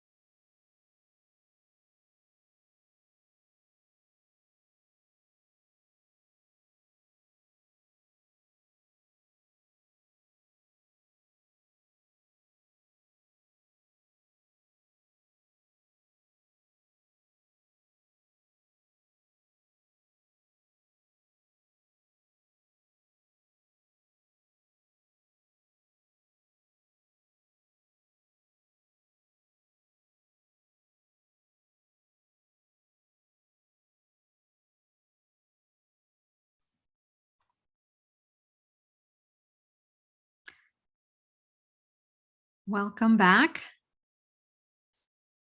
to those of you who have been watching all along, and welcome to the Stanford Neurodiversity Summit to those of you who are just joining us. To all, welcome. We'd like to let you know that all sessions are recorded and transcribed. There is closed captioning available if you're new to the sessions. You can click the CC button at the bottom and choose your preference. You may also be interested in checking out the Summit website for YouTube videos and exploring interactive opportunities on the Hublot platform. So now I would like to welcome the speakers to this session, and I will turn it over to Cole Hasurgeon, who will be moderating this session. Cole? Well, thank you, Christy, and I'd like to welcome everyone to the Stanford Neurodiversity Summit titled Neurodivergent Student Voices, Creating Belonging on College Campuses.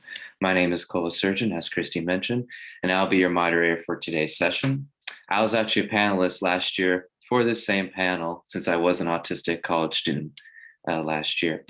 Now I'm going to put on my moderator cap, and I'm very excited to moderate this fantastic panel that we have here today. In this session, we have panelists discussing some questions for around 35 to 40 minutes, and then the last 10 minutes will be reserved for a Q&A from the audience. You are welcome to submit a question at any time by clicking on the Q&A icon at the bottom of your Zoom screen and typing a question into the box. We will get to as many questions as possible towards the end of the session, and I know we will have a lot of questions since I know we're going to have an inquisitive crowd today during this session. After the session, we will provide instructions on how to use the Hublot platform for additional Q&A with some of our panelists today. This is the first of 3 fantastic panels we have on the intersection between college and neurodiversity.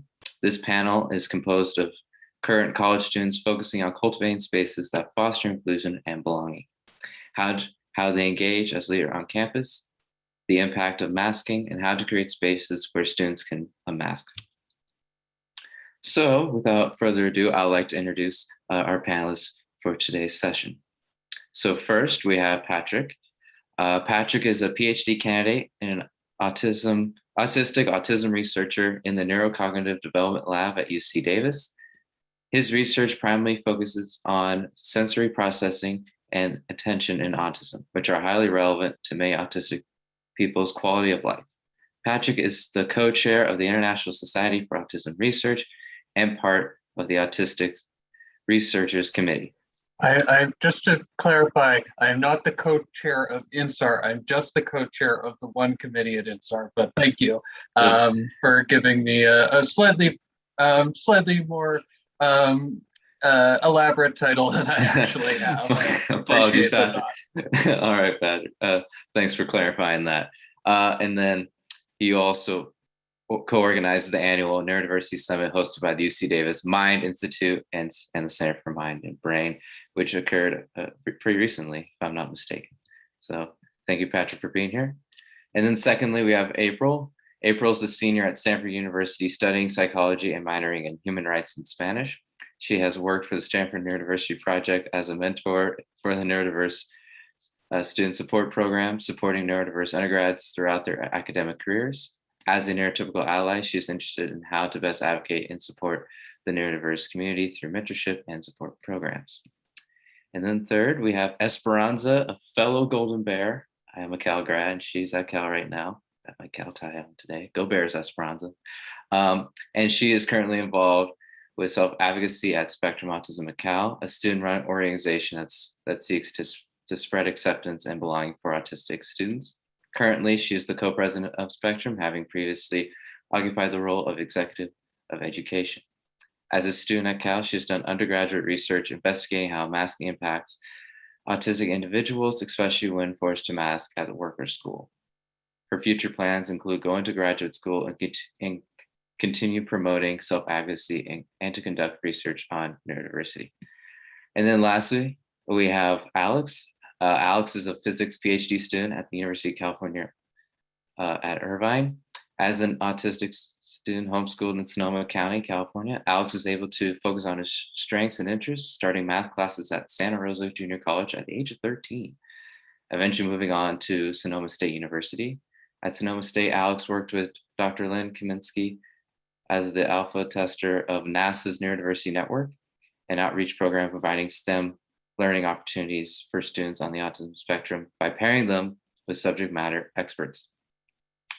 So now you guys can, all the panelists can turn on their cameras, and I'm gonna start us off with the first question here. So this is for all of you, by the way. Can you each share one or two spaces that you saw foster inclusion, belonging, exploration of positive identity, and/or development of leadership for neurodiverse students on campus that you have seen and/or personally experienced? So, you guys want to start off with that one? We could go in the same order, and I can start first if that works for everybody. Great. All right. So, yeah, I really thank you very much for inviting me to be here. And really great, important question. I was actually lucky enough that when I was starting my undergraduate studies at the University of Victoria in Canada, there was in fact a group for autistic students that was actually just being set up by another autistic student at UVic, Joseph Shepard.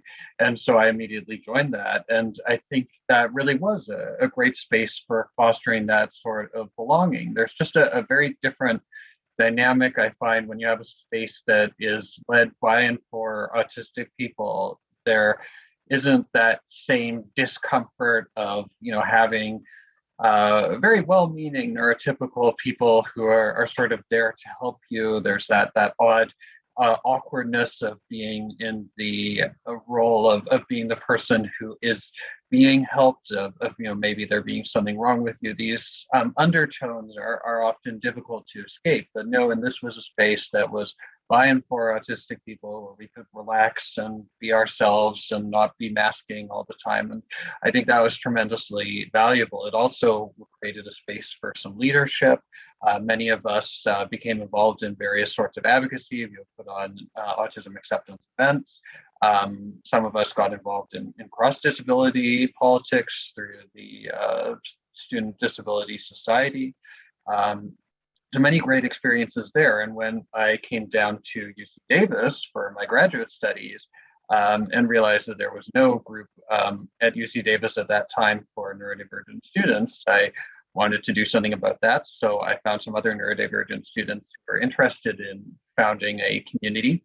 And we established the Eggy Neurodiversity community. So again, we have that social community where people can get together and relax and be themselves. So we did that in person, and then the pandemic happened and we started doing it virtually.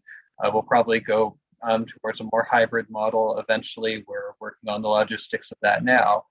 And in addition to that social aspect, again, we've also started to gradually develop some advocacy things. There's some people in the neurodivergent community at UC Davis who have proven to be really incredible leaders, like Erica Mineo, our vice president, or Kristen Mifsud, who's very heavily involved in student government. And they've been actually spearheading some neurodiversity trainings and workshops around the campus. And we've even made some recommendations that have been endorsed by the University of California wide, the University of California wide academic senate.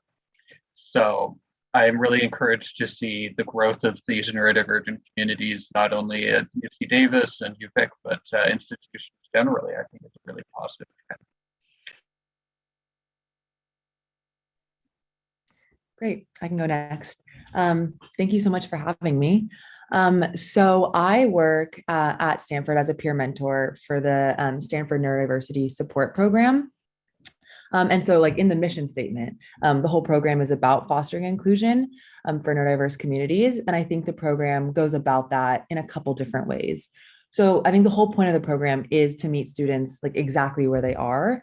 And so with that being said, like every student's relationship to the program is unique, depending on what they need. So there are all kinds of different levels of involvement. So some students have mentors who they meet with weekly. Some students meet with mentors bi-weekly. Some students are just a part of the affinity groups and the group chat with neurodiverse students on Stanford's campus. And so if students do like to have a mentor, that relationship can go a bunch of different directions depending on what the student's looking for.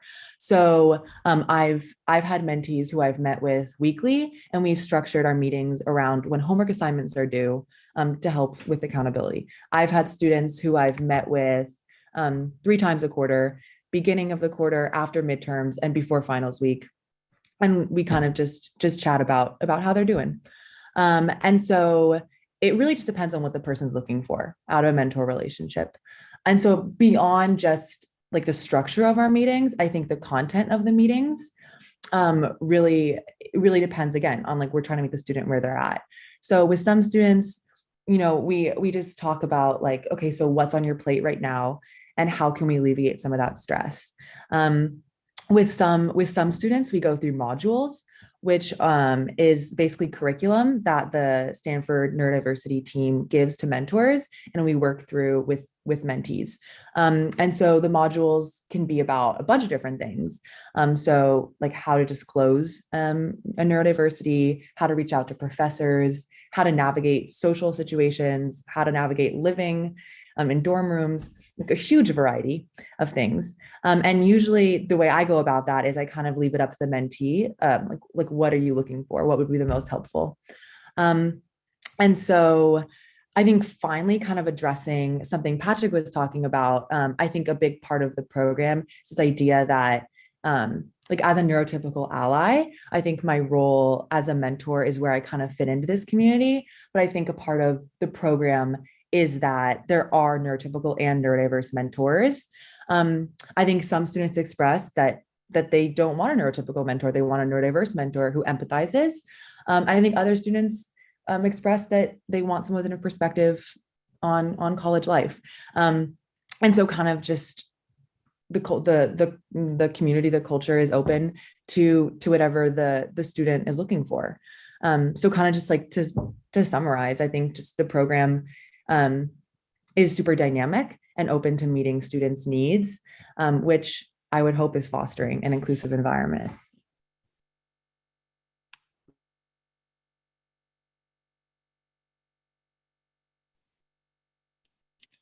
Esperanza, you want to go next? Okay, I wasn't sure what order we're going in. Thank you. Yeah, I could definitely talk about the subject of fostering inclusion as the current co-president of Spectrum Autism at Cal. So there are many ways, and I'll try to just break down to a few because I know we're timed and I want to give everyone else the chance to speak. So first thing that, you know, kind of just going off of what April said, we have a similar program called the peer-to-peer program at Spectrum, where we essentially try to pair up a peer of a college peer and a high school peer of someone on the spectrum. So sort of building that relationship and mentorship from college and high school, because that can be a very difficult time for many people on the spectrum, including me, who had a very difficult time making friends in high school. And it's proven to be very beneficial, speaking as someone who's been in the position of mentor and mentoring a younger autistic person and having them be more open and expressing their ideas and also actually consider going to college versus not considering in the past. So programs like this are really essential in fostering that kind of not only environment of inclusion, but also social capital, which is where a lot of autistics need help in, because sometimes our networks can be very limited. Another thing that has been implemented as over my time as co-president is our fireside chat series, where we take a step back from lecture-based types of events and try to just foster more of a community, more of a conversation among the community of autistic and neurodiverse allies, as well as actually autistic and neurodiverse students, so they can kind of have a chance to talk about basically what it's like to be autistic, where the challenges, such as representation in the media, or it can also be a chance to talk about things that affirm our identities, such as recently our fireside chat actually had to deal with the theme of what do I like about autism, and it was actually a really great example of how people could talk about their autism and how they like that, and even also for people who may not necessarily be neurodivergent themselves, but can observe from their friends and relationships what they like about the people in their lives who are neurodiverse. I think they're probably missing out on a third, but I think I talked a lot at the moment. So please give another panelist a chance to have their input. Thank you. Hi, I'm Alex. It's wonderful to be here. As far as talking about a space that fosters inclusion and belonging, I think as an autistic student myself, as a neurodiverse student, I think what's worked back for me is just having an environment where people are of similar interests as myself and being able to connect with them over a common task at hand. So for example, back when I was at Santa Rosa Junior College, I was in a program called MESA, Math, Science, Engineering, Achievement. Math, Engineering, Science, Achievement, other way around. And everyone there, it was all peer work on math and science and physics and chemistry. And it was a moment to bond around those topics and get to focus on that, and then develop social skills along the way. As another thing that has helped has also been getting into routines and being able to predict what's going on as far as who I'm going to be interacting with and what situations we're going to be in. So for example, over the period of my time at SSU, I had joined a program called Calbridge, sorry. As part of that, I had scheduled bi-weekly meetings with mentors where we would talk about academics and classes and potential internship opportunities and just general goings on of what was going on in my academic life. And that was very helpful as far as feeling like I belonged in the organization of Calbridge. And this continued into UC Irvine, where I have a pair of mentors, one of which I believe is here, Dr. Moon-Chun Chen, where we have been going bi-weekly, having meetings and making sure that I'm all settled here, and it's made me feel more included in the department as well.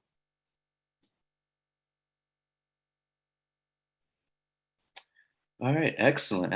I mean, what a fantastic panel. That was some great answers from each one of you, and you guys are doing an excellent job of answering that first question. So this next question is for Patrick. And the question is, neurodiverse students may engage as leaders in campus support and advocacy programs for other neurodiverse students. What do you see as some of the challenges in navigating being a student and advocating? And also, how can campuses mitigate some of those challenges? Yeah, thank you. I think that's a really tricky but important question, because I was talking earlier about neurodivergent leadership. And the challenge with that is, well, being a student, it's very time consuming, very stressful, even if you're neurotypical and abled. But if you're disabled, then you're going to be running into additional challenges and barriers that require energy. You are going to have fewer spoons to spend on things. There's always going to be a danger of burnout. And it's going to therefore be more difficult to find the time to do these things, to develop neurodivergent leadership. And in addition to that, maybe there's going to be other challenges as well. Like, for example, if before you can do a lot of advocacy type things, you might need to disclose your neurodivergent identity. And if there's going to be a danger of stigma and discrimination, then that might be something that you would understandably be very reluctant to do, because there is stigma and discrimination. That's a fact, sometimes quite considerable. So I have seen, for example, since I arrived at UC Davis, there's this group, the Disability Rights Advocacy Committee, which is a cross-disability advocacy organization. And it has collapsed because people graduated, or they burned out, or they didn't have spoons and they weren't able to keep it going. Then they refounded it, and then it collapsed again for the same reason. And now it's been refounded for a third time, and it's going really strong, which is great. But this emphasizes, I think, just how challenging this is. And yes, what can institutions do to provide support? I think that is a crucial question, and there's so much that can be done. One of the biggest challenges, for example, with these neurodivergent student groups is actually just finding other neurodivergent students. It's not like we walk around campuses with big signs saying, yeah, we're neurodivergent. It's an invisible disability. And that's exactly why these sorts of neurodivergent spaces can be so important, but also why it can be so difficult to actually find people. But institutions, they're perfectly placed. Centers for disabled students, counseling centers, etc., anywhere where you might see somebody go and disclose that they're neurodivergent, they could then provide information, which is a very simple thing that is no cost, but tremendously helpful. or you could actually do things that have more of a cost. Like, for example, the director of the Student Disability Center at UC Davis, Jennifer Belici, has been very supportive of us, whether that's providing pizza funding before the pandemic, or even more recently, hiring some of the members of our group who've been doing these neurodiversity training workshops around campus, so that they can do that on the Student Disability Center's payroll. So there's a lot of things that institutions can do to provide some of these opportunities and to really support these neurodivergent-led communities. They just have to do so, of course, while respecting a neurodivergent autonomy. Like, for example, recognizing that, yeah, this is a group of neurodivergent students that has its neurodivergent leadership, and they will have meetings and things, you know, with just neurodivergent people and not university people present. So having allyship and this level of support that can make it easier for these sorts of initiatives to continue, I think, is important, but it also has to be done in a collaborative way and at a certain arm's length distance. So a very important balancing act. All right, excellent response, Patrick. Thank you for that. And yeah, you make some excellent points there about how to, you know, create a more sustainable, you know, model for that, and for having neurodivergent leadership, especially. And that kind of leads into our next question, and this is directed to April. And what role and impact do you see for mentor programs? And following up on that, do you have thoughts or suggestions how to create sustainability in student programs, given that students are on campus for only a few years? Yeah, definitely. So I found this program. So a friend recommended I apply to this program, kind of within this conversation about how we feel like conversations about equity and diversity and inclusion in higher education are so important, and so often neurodiverse voices and communities are kind of left out of that conversation. And so my friend recommended I apply to this program. And so I became a mentor. And then, like, literally 2 weeks after being a mentor, we went home for COVID. And so I think my experience with this program, I've like seen my role as a mentor, particularly be one of a role of support as we've kind of gone into isolation, and then this really jarring transition back into socializing again. And so I talked a little about this in my introduction, but I think so a part of the role of the support system is that it's dynamic and it's flexible. And so understanding that, you know, during COVID, I was meeting with some mentees twice a week, and now they're back on campus and everyone's busy. Maybe I'm meeting with them once every other week. And so I think kind of like the flexibility there and providing the support where students need it and as they need it, and understanding that shifts week by week, quarter by quarter. But kind of just in reflecting in the program over my past like 2.5 years as a mentor, I think, so one, like I kind of talked about providing support, and that's like emotional support, just kind of, I'm a safety net. I'm there. Like they can text me and I'm on campus with them. So now that we're back. So that's one, but I think the other is kind of providing feedback, and kind of like I was talking about earlier with we see life through different lens. So kind of brainstorming together, like how can we find ways to get homework turned in on time? How can we find ways to make friends now that we're back on campus again? And you know, I'm also a student, so it's not like I have the answers. And so it is this kind of dynamic relationship in which we're both figuring things out. And I see it more as like we're brainstorming together, because it's a peer mentor support program. So I guess, yeah, kind of recognizing that every relationship is different and needs different support. But I think the backbone of that is that I am there as support, and I am there providing feedback, and we're working together to find solutions to things that come up.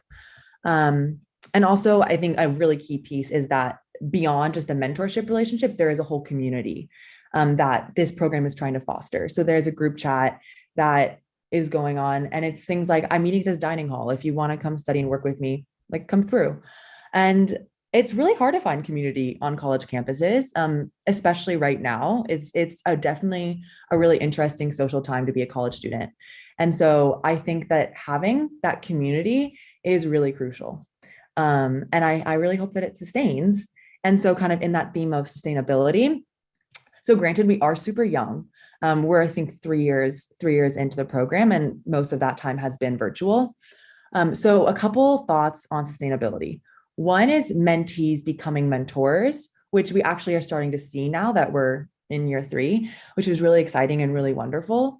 And so I also think as the program develops, kind of finding new roles for leadership and new roles for students to get involved. So if that means helping organize affinity groups, if that means maybe we start rolling out a newsletter. So those are kind of some ways that students can find leadership and involvement in this community. And I think, and the final piece is sort of, we're kind of playing with this idea of how do we help facilitate a pipeline out of undergrad into the workforce. So we don't have many alumni because our program is so new, but as we start to have alumni, we're really hoping to bring those people back and do like Q&As or some kind of like mentorship pairing program. I don't know, just some pipeline to help students transition out of undergrad and navigate neurodiversity in the workforce. So yeah, those are kind of thoughts on sustainability. Well, thank you, April. Some excellent response there. And I think I just recently graduated from college. Every college student needs that sort of mentorship. Those group chats are very necessary. I'm in this dining hall. I need to study, that sort of thing. So I think for every college student, especially now we're going back on campus, I think those sort of groups and that sort of mentorship is very important, especially for those who are just entering campus for the first time. And excellent response. And now moving on to our next question. This is for my fellow Golden Bear, Esperanza. And this ties into some of your research that you're doing right now on masking, Esperanza. And so the question is, so masking, the process of presenting or performing social behaviors that are considered neurotypical, can be a complex survival strategy for many neurodiverse students on campus that can have serious health consequences for autistic students. What have you seen as causes of masking and its consequences? And following up on that, how can higher ed create spaces where students can unmask? Okay, thank you, Cole. And this is a very loaded question because, again, I did research on this and it's going to be hard to try to summarize in a couple minutes. So if I'm taking too long, please unmute yourself and say, wrap it up so I don't take other panelists' time. But take your time. That's fine. Just before jumping right into the question, I need to give a little context of my research. So I've done sort of a mixed methods approach where I did an online survey, sort of gauging people's experience with discrimination, how comfortable they feel disclosing their identity, and basically questions of that nature. And from that survey, I gathered about 26 people, or at least I selected 26 people to interview. I think I had over 70 people signed up who are interested in interviewing, but I did 26 in-depth interviews with autistic adults who self-identify as autistic. And many of these individuals turned out to have gotten their autism diagnosis later in life. So, basically what I'm going to talk about here applies to people who have not been diagnosed with autism and also people who have. There's a lot of overlap. So just want to clarify that. But again, going to the question about the causes of masking, well, there's certainly an early childhood socialization component where basically, for the most part, people begin to internalize stigma of autism with interactions around their parents, and the parents themselves don't really do this intentionally to harm their children, of course, but really they've just been influenced by the biomedical model that historically has defined autism as being something wrong and that needs to be fixed somehow, either fixed through cure, which thankfully the movement for that's sort of been diminished in part to many of self-advocates' work to, really present autism as something that's not to be fixed. But there's also still this ideology in our medical institutions and education, and certainly in psychotherapy, that really want to try to fix autism as being wrong. So we still see that to this day, where parents approach autism as something that needs to be fixed and therefore something that needs to be concealed. In addition to this, there's, of course, I already kind of mentioned this, the secondary socialization in school, often both by teachers in mainstream and special education classrooms that approach autism as being the stigma because it deviates from the norm. So therefore it needs to be fixed or contained somehow. And in other instances, it's also something they see as being sort of juvenile. So they speak down to people who, or students who are autistic, and then students themselves don't want to identify with that identity because it's seen as being something that's in childhood, and therefore they want to distance themselves from that. The consequences, though, of masking are quite profound. First being is that there's a really very genuine fear of discrimination that a lot of autistics live with every day. That's certainly the case for many of the participants I talked to. Their primary motivation for masking, even though they really, really don't want to, and in fact might even have a very affirming identity for their autism. There goes my hairband. Don't pay any attention. Anyway, even with participants who had a very affirming identity, they found they felt compelled to mask in job interviews and other situations that were very high stakes for them. In addition to this, autistic people of color have especially high stakes involved in certain situations where they feel compelled to mask, in particular interactions with the police, because they understand that their skin color, in addition to their behavior, might increase their odds of not only being apprehended, but harmed by the police. And then, of course, in addition to this is almost a universal consequence of masking, and that's just autistic burnout. If you do masking for too long, you get burnout.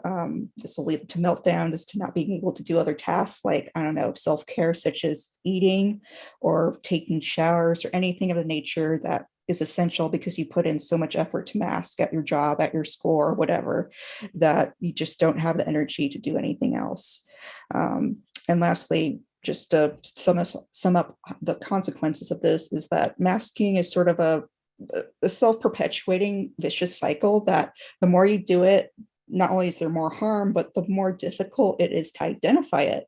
Because I've talked to participants who've been masking like 40 years because they weren't diagnosed until they're like 48 years old. And when you do masking that long, you kind of get alienated from your own feelings because you're putting all this effort to perform emotional and cognitive labor for neurotypicals. And therefore you don't really see what's masking and what's not. And so it's really a self-perpetuating cycle on that front. And then let's get to the more positive aspects of the question, how higher ed can create spaces where students can unmask, because I think it's very clear by this point that it's not ideal to mask for autistics or for any neurodivergent people for that matter. Well, we've kind of touched on this already a little with our questions, but building community is really paramount to creating spaces for students to unmask. And of course, we've already talked about this, but any disability programs, or not even disability, but any programs really that have a mentorship component to them help a lot in building that sense of belonging, as well as a community of people who can support one another, be they autistic or other neurodivergent cousins. Alumni networks are also really a good component of this as well, because that by having this network of people from one institution or from one location or another, you can kind of start to build your support network. So this is very much foundational to building spaces for unmasking. And then of course, the last component is emphasizing that word of space. We need space at universities for the community to grow. Up to this point, many of us had virtual spaces, but we're also living in a time right now where there's a lot more self-advocacy going on. And with that self-advocacy, there's a lot more students advocating for more space. So much like how we have space for multicultural centers, disability and neurodiversity has to fall into this approach to, creating space for students so they can also feel like they can unmask and not have any fear of discrimination. Well, thank you, Esperanza, for an excellent response. Another one. I mean, you guys are getting out of the park today. I think I undersold how fantastic this panel is going to be. You guys are, it's fantastic. And speaking on, creating those spaces, Esperanza, I think you hit on a key point there. Yes, there are some of those, like at Cal, for example, there are, multicultural spaces. I was more involved in the Black some of the Black spaces at Cal, but there's not really a strong neurodiverse equivalent. And that's what I think your answer really highlights on, and like what each of you guys been saying about that. And I see we have a very inquisitive audience so far. We have some questions being answered. I know, Patrick, you've been answering some of those questions too. But continue to ask those questions. We're going to have some time at the end to answer some of those questions. But this next question here is for Alex. So Alex, what would you share from your own experience about managing the main transitions that are part of a post-secondary experience? For example, from high school to community college to four-year, to graduation, to work, or to graduate school. Can you talk a little bit more about dealing with those transitions, especially in particular for your own experience? Of course. Well, dealing with transitions is a very difficult thing just because it's an entirely new environment, having to get used to everyone new, all the new responsibilities, and just even if you are doing close to the same thing that you were in your old environment, doing it in a new one, it still feels like a new experience. Now, the best advice I can give is getting in early and trying to establish a safe space and familiarize yourself with the new place you are transitioning to. So, for example, when I started going to Santa Rosa, before I started going to Santa Rosa Junior College, I enrolled in this program called College for Kids, which was essentially the summer program where we would essentially go through a quote college course, and that helped me get established there beforehand. Before I went to Sonoma State University, I got my foot in the door by talking with Dr. Lynn Kaminsky and just asking, what can I do here to help out and advance and learn more about physics and astronomy? And they got me set up with Dr. Kevin McClinn on a project tracking asteroids. And that whole experience got me familiar with their education and public outreach department, where I spent a very long time working on experiments for the Rising Data program and on their Cube Satellite program. And getting early in there made the transition so much more easy. In contrast, in contrast with UC Irvine, we tried to do the same thing, getting in contact a bit early, talking with Disability Services Department. And it was partially because of the pandemic going on, partially because of just the distance, it was very hard to get anything set up in advance. And so when I did eventually arrive down Southern California, down at UC Irvine, it was very stressful getting used to this new environment, all these new people, not having any of the support systems that I had back home, and having to slowly rebuild on top of this new work area, the new classes, etc. So I think the best thing you can do is get in early and find people who will help advocate for you when you get there. Those are the most important things you can establish when making a big transition like that.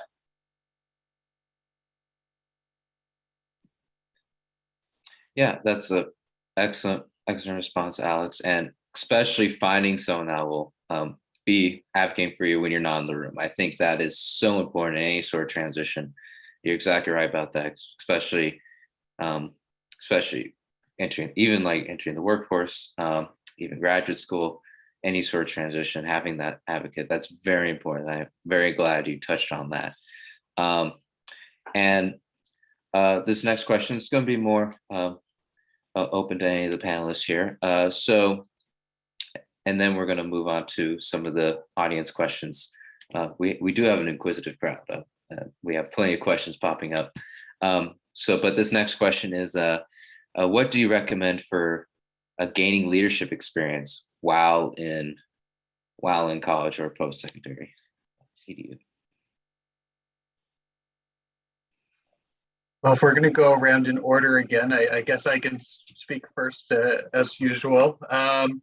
I think it really, of course, should depend on the person and the person's interests. I know that's a trite thing to say, but of course it does have to be specific and tailored. So, for example, I'm interested in research. That's why I went to grad school to do research, and I'm interested in neurodiversity advocacy, which is why I appear here at things like the Stanford Neurodiversity Summit.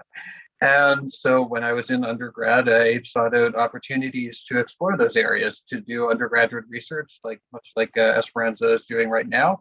And I also sought out opportunities to do some of the neurodiversity and disability advocacy. But somebody else, maybe they don't identify quite as strongly with their disability. That's fine. I mean, we all know that there's stigma and discrimination, and just, of course, individual differences in the extent to which people are going to identify with these things.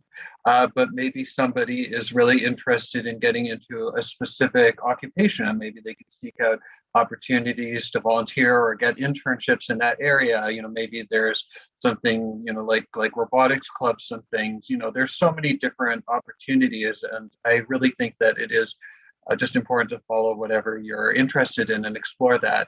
But it is crucial, because the hidden curriculum, says, or rather doesn't say, because it's hidden and unwritten, that you can't get out of these post-secondary institutions and straight into the workplace on the basis of just getting good grades and finishing all of your classes. Like, nobody is saying this message, and so many of us are socially isolated, and we have trouble picking up on these things, but you do need to pursue a lot of these other opportunities. And, in many fields, unless you're planning to go to grad school, really the good grades aren't even that important. And whether you're going into grad school or one of these other things, these other extracurricular sort of opportunities are so essential. All right. Sorry, that was a bit preachy. You're good, Patrick. Anyone else want to answer that question?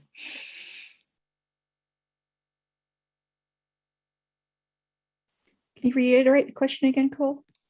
Yeah. So, what do you recommend? What do you recommend for gaining leadership experience while in college?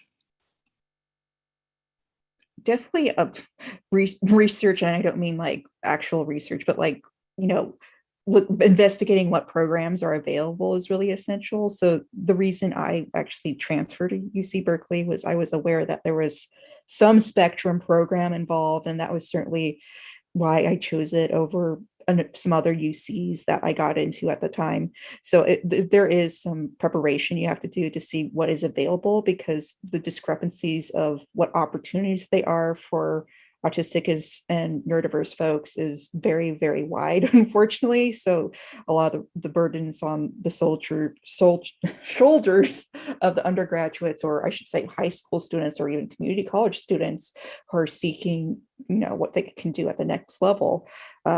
So yeah, definitely see what student programs are available. This is also, again, where those alumni networks come in handy, because with alumni networks, you can already kind of get an inside view of like, hey, what's available, if this is a good fit for me. And yeah, that will help a lot in figuring out what opportunities you can try to gain leadership for.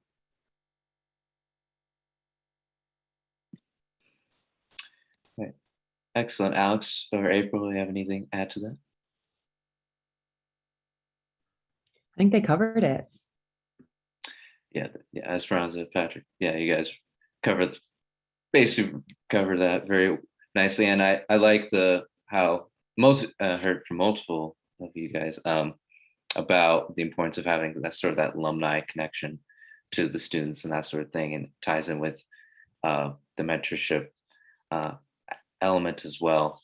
And now I would like to thank the panelists. I'm going to kick it to Christy, who's been monitoring and scoping out all these questions in the Q&A, and I'm going to pass it on to her. So thank you. Thank you, Cole. And I just realized it got dark while I was watching this panel. It was such a fascinating panel. I didn't even notice. Well, thank you all for participating today. I have been monitoring the Q&A as questions have come in, and I think they're still coming in. I know some you've been replying and typing out, so I may have a duplicate question as I'm trying to ask questions, and I'm not entirely sure all of the ones that you may have already answered or not. But I just want to kind of ask some of the questions that have been coming in from our audience. And I'll start with one. This is from a doctor who is international, German of Middle Eastern origin. And this person is and has had experienced mental burnout. And this person's asking about how do you spread awareness? And they're asking about societies. You might want to comment on, in post-secondary environments. How do you start spreading awareness that of easily stigmatized people? Well, it's a super important question. And first of all, I'll just say, I hope if you're a doctor, you're connected with Autistic Doctors International, Mary Doherty, I probably pronounced that wrong, and all of those wonderful people. Secondly, yes, this is a challenge, but I think that through events like this very one here that, give us a position where we can, have some prominence where we can articulate our message. That's important. And also trying to reach people who aren't already among the initiated. Like, the sad thing about this space is that probably everybody here is already open to neurodiversity. That's why they're here, but trying to reach beyond that, that's harder. So I really think, for example, that sort of campus-wide neurodiversity training in the case of a post-secondary institution is so essential, and we've been trying to make that case at UC Davis and the UC system. And we've been able to get various departments and centers like Student Affairs at UC Davis to bring together all of their people and sit them down for a neurodiversity training delivered by neurodivergent people. That's very important. Nothing about us without us. And we actually know from research by Kristen Gillespie-Lynch and others that having neurodivergent people centered and delivering these messages makes them so much more effective.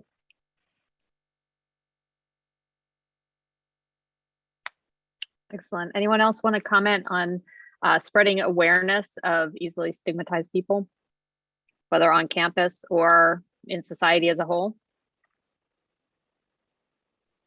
I think this is something that I think about a lot in like what role does a neurotypical person play in neurodiverse movements or in any movement that you're not a member of that community.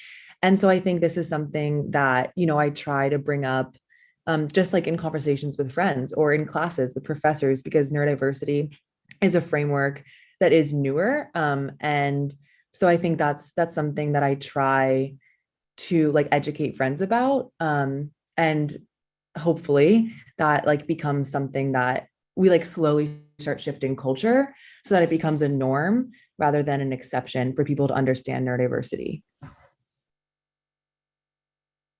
Thank you, April. And I thank you for bringing up the topic of how do people who do not identify themselves as neurodivergent or having some sort of neurodiversity, what role can we play or can those people play in creating a more inclusive society? I like that, Patrick's nothing about us without us, but then there's also the role of allies who can also help to spread, educate, and create environments that are more inclusive.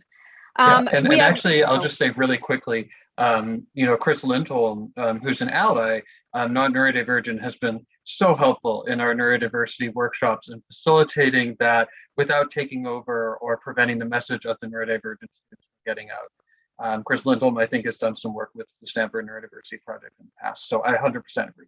Okay, sorry.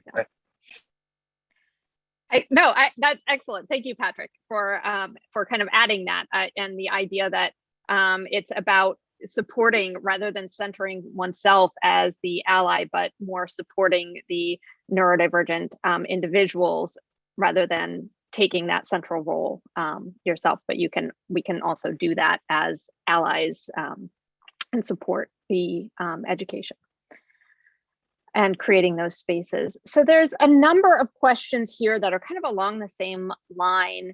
And one is about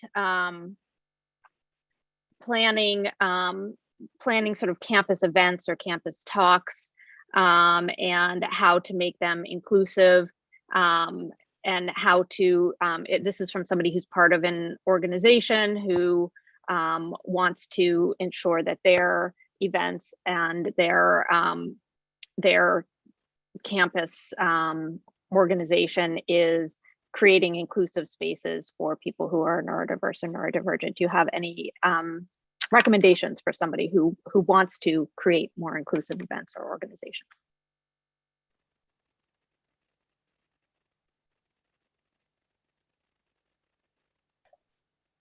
Well, I think it was somebody earlier, was it Representative Benham maybe, earlier in the day, who was making the point that you can hire an accessibility consultant, and ideally one who is disabled. So if we're talking about events, I think that there is a great suggestion.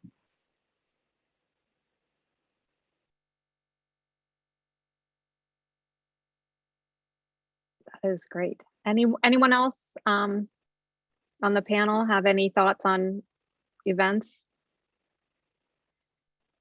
So I will move on. And I do think even and on the college level, if it's a student organization, it may be trying to include people who are neurodivergent in the planning. I would think if it's a student run organization, that you might be able to include students who are neurodivergent in the planning, and they can help to identify how to make the event more neurodivergent, inclusive, and friendly.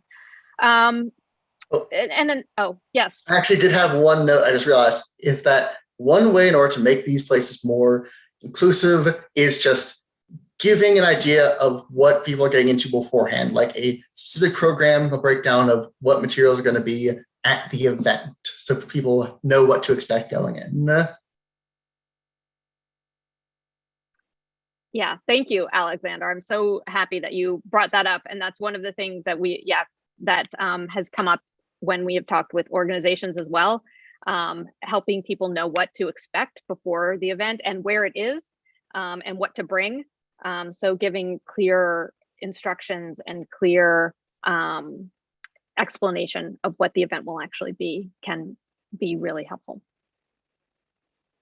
Yeah.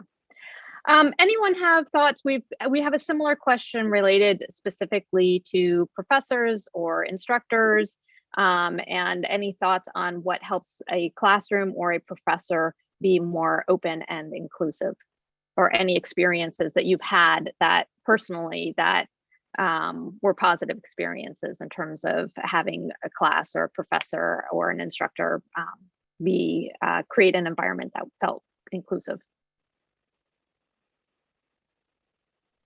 Well, I think a couple of things are first of all, just reaching out to students, declaring that you are an ally, that, in your first day of the class, just encouraging students to seek you out, to, let you know when they're encountering a barrier, say that you're very, willing to brainstorm solutions to these things.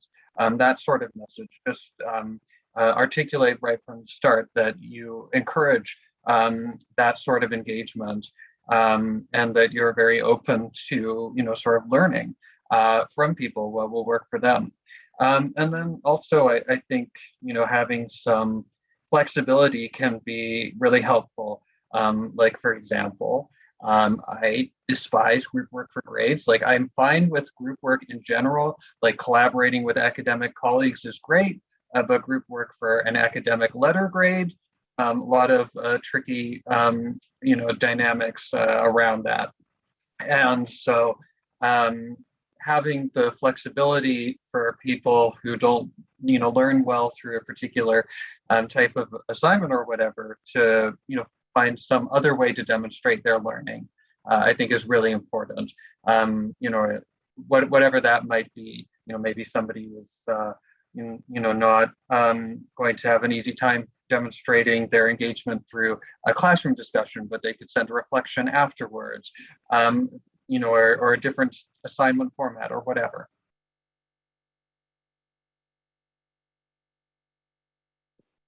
Thank you, Patrick. Any other thoughts from our panel on creating inclusive classrooms or instructors or experiences with instructors that felt particularly inclusive that you might recommend? I'm just going to like echo exactly what Patrick said, just because it's so important, because really the responsibility shouldn't be on the students to like go to the professor's office hours and like advocate a case for themselves. Really, it's the responsibility is on the professor just to reach out to students like beginning of each semester or quarter or whatever, and kind of gauge what the pulse is like. Are there any current barriers? There was actually a few professors during COVID that did this with surveys for me, which I found really beneficial. And it wasn't even specifically targeted at neurodivergent students, but just students broadly. And that really gave them some insight into how they can really tailor their classrooms to be more accommodating to students, especially those that don't always fit into these neat little boxes of being able to perform at the absolute best in a certain manner. And also, again, emphasizing what Patrick said about flexibility. I know it can be very difficult for professors to want to change things when they're very much set in their ways, but it's very important that professors have an open mindset to how they're teaching their material, because things change, people change, and there's new challenges that come with being a professor, and you need to learn how to adapt to different kinds of challenges that students present to you.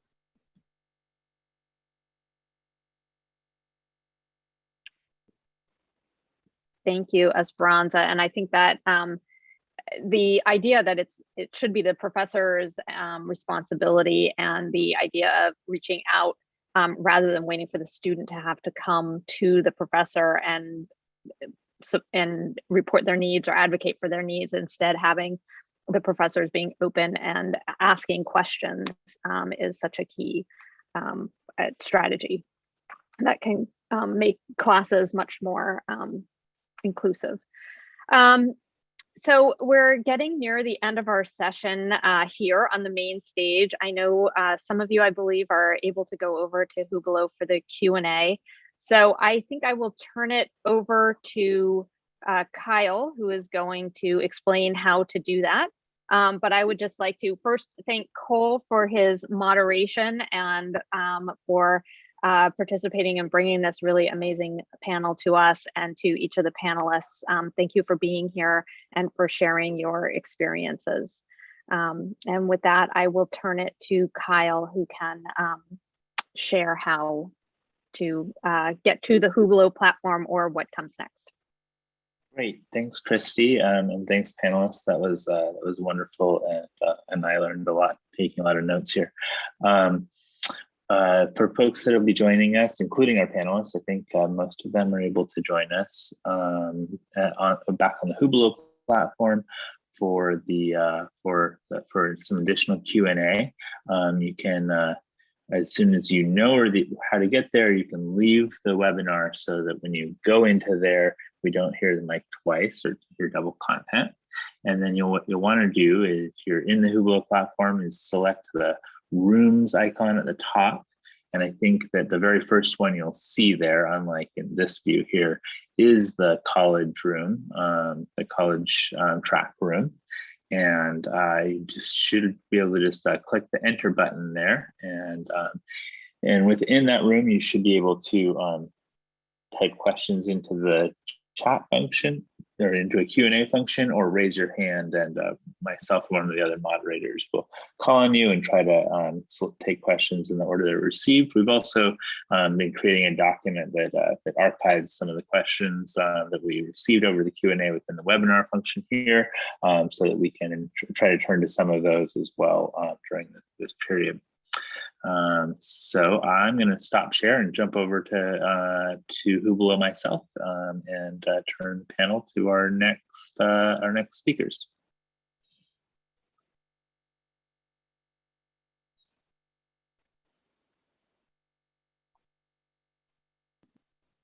All right, thank you, Kyle, and to our speakers. And for those of you who are going to continue with our next session, we have an incredible K-12 session coming up with a panel of speakers, and we have a couple of students who are going to be moderating that. So I am very excited. Again, for those of you who are just joining us, welcome to the summit. For those of you who have been here for a while, we're so happy that you're staying with us. If you're new and you would like to have closed captioning, we do have that available. You can click on the closed captioning icon at the bottom of your screen. This session will also be taking Q&A at the end of the session from the audience. So you can use that Q&A function at the bottom to submit questions all along, and there'll be some moderated Q&A at the end of the session. Again, we do have the summit on YouTube is being streamed, and so you can find that link on the Stanford Neurodiversity Project Summit webpage. As with others sessions, there are interactive opportunities on the Hubelo platform. And so now I'd like to welcome the speakers of this session, and I will turn it over to Isabella and Ayush, who are going to take you into the session. So welcome, and I will turn it over to the two of you. Thank you, Christy, for the introduction. Welcome everyone to the Unique Pathways, the Neurodivergent Lived Experience panel. Before we get started, we'll start off with a quick introduction of the Stanford Neurodiversity Project's Network for K-12 Neurodiversity Education and Advocacy, which is abbreviated NEA. So as part of our outreach to spread the neurodiversity movement to K-12 schools and students, the Stanford Neurodiversity Project initiated NEA to seek to foster a community for K-12 students, parents, and educators interested in neurodiversity to share and discover unique advocacy efforts, stories, and experiences. So we have monthly NEA meetings that features students, parents, and educators from diverse backgrounds who want to speak about and discuss their experiences with neurodiversity and advocacy efforts and contribute to the larger network of neurodiversity education and advocacy across the globe. So if you're interested in tuning into our monthly sessions and listening to some exciting speakers talk about their advocacy efforts, feel free to fill out our form at tiny.cc/NNEA form and join our mailing list. And we'll be sharing more about NEA and exciting project updates from our Stanford Neurodiversity Project Research, Education, and Advocacy Camp for High Schoolers, SMP Reach, students at 6:30 to 7:30 p.m. on Tuesday, November 9 at the Stanford Neurodiversity Summit. So tune into that session if you're interested in hearing more about NEA and our exciting SMP Reach projects. We'll also be having a networking session about NEA following today's current session at 6:30 to 7:30 p.m. today via the Stanford Neurodiversity Summit Hubelo platform, which can be found under the Rooms tab, looking at the NEA tab. So if you have any questions, feel free to email neurodiversity-nia@stanford.edu, and we hope to see you during our presentation on Tuesday and at our networking session. So we'll now transition to our panel discussion. In this session, we will have panelists discussing questions for about 30 minutes. And then after that, 10 minutes will be reserved for Q&A from the audience, and we'll finish up the session with a wrap-up question. You're welcome to submit a question at any time by using the Q&A button found at the bottom of your Zoom screen and typing your question in the box. We'll get to as many questions as possible in that time. And after the session, we'll have our post-session Q&A via the Rooms tab on Hubelo if you have any questions you didn't get to ask during the session. So now I'm happy to introduce our panelists for this session: Ryan Neal, Cameron Aaron, Cynthia Wen, and Marquita Thesis. Ryan, would you like to start off and introduce yourself? Yeah, I'd love to. Oh my gosh. Hi, everyone. My name is Ryan Neal. I'm a 12th grader attending Hillsdale High School in California. I am a neurodiverse student who's, as I've described, straddled the line between the neurodiverse experience and neurotypical masking. I play on my high school basketball team. I just went to the homecoming football game and homecoming dance, while also trying to advocate for my own personal experiences. So during the session, I'm going to talk about how I wrote up my own 504 plan to present to students and faculty at my school to help better accommodate my own personal needs, and how I initiated conversation with my basketball program about how there can be better athletic accommodations. And I guess just above all, I'm super thrilled to be here. This is kind of crazy and exciting. And yeah, thanks. Thank you so much for your introduction, Ryan. Cameron, would you like to introduce yourself? Sorry, my mic was off. Hi, my name is Cameron Aaron. I'm a recent college graduate. I graduated with a double major in computer science and psychology with a minor in cognitive science and a certificate of arts and technology from Connecticut College. I'm a neurodiverse student. I went to Bridges. I got my young expert designation for doing work in artificial intelligence, and also did some experiments doing EEG kind of experiments while in high school. And then when I went to college, I got my first job working in the EEG lab. And now since then I've worked at companies like GitHub and SpaceX. And now I'm currently working as a project manager at Dutchy, which is an e-commerce platform. Thank you so much for your introduction, Cameron. Cynthia, would you like to introduce yourself? Hey everyone, my name is Cynthia Wen. So I'm autistic and I'm a senior at Grandin Wilson High School in Los Angeles County.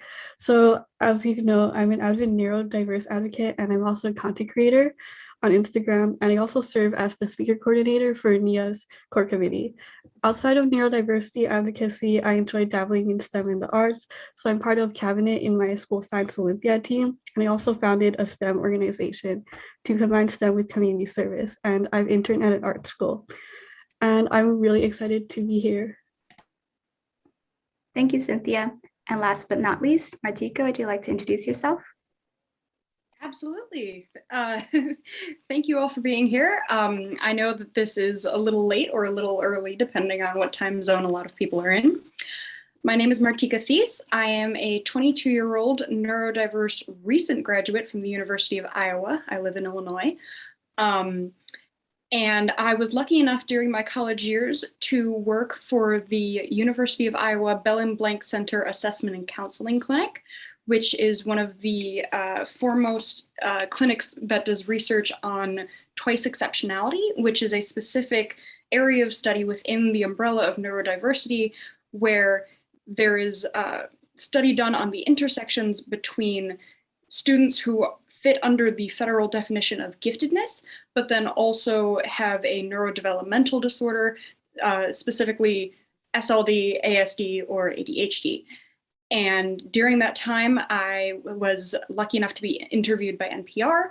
I also attended the recent Iowa Summit on the Neuroscience of Twice Exceptionality. I've been a lifelong neurodiversity advocate, even though I did only get my own diagnosis my senior year of high school. I'm very, very passionate about sharing my story, because while my neurodiversity has definitely contributed to a lot of very good things in my life, I also have a lot of kind of unfortunate experiences that I believe in sharing, because I feel like they teach a lot of very important lessons. And I will be sharing a couple of those today. All right, thank you all to our wonderful panelists for their introductions. And we'll now transition into our discussion. Panelists, we'd love to get your input on all of the questions that we're going to be asking today. So feel free to jump in as you see fit. And we'll start off with our first question. So building off of your lived experience, what positive experiences and challenges did you have at K-12 school being neurodiverse? Ryan, would you like to start off our conversation with your thoughts? Yeah, absolutely. I'd love to. So obviously I want to start with positive experiences. I'm really grateful that I attended a school that's pretty progressive on neurodiverse issues.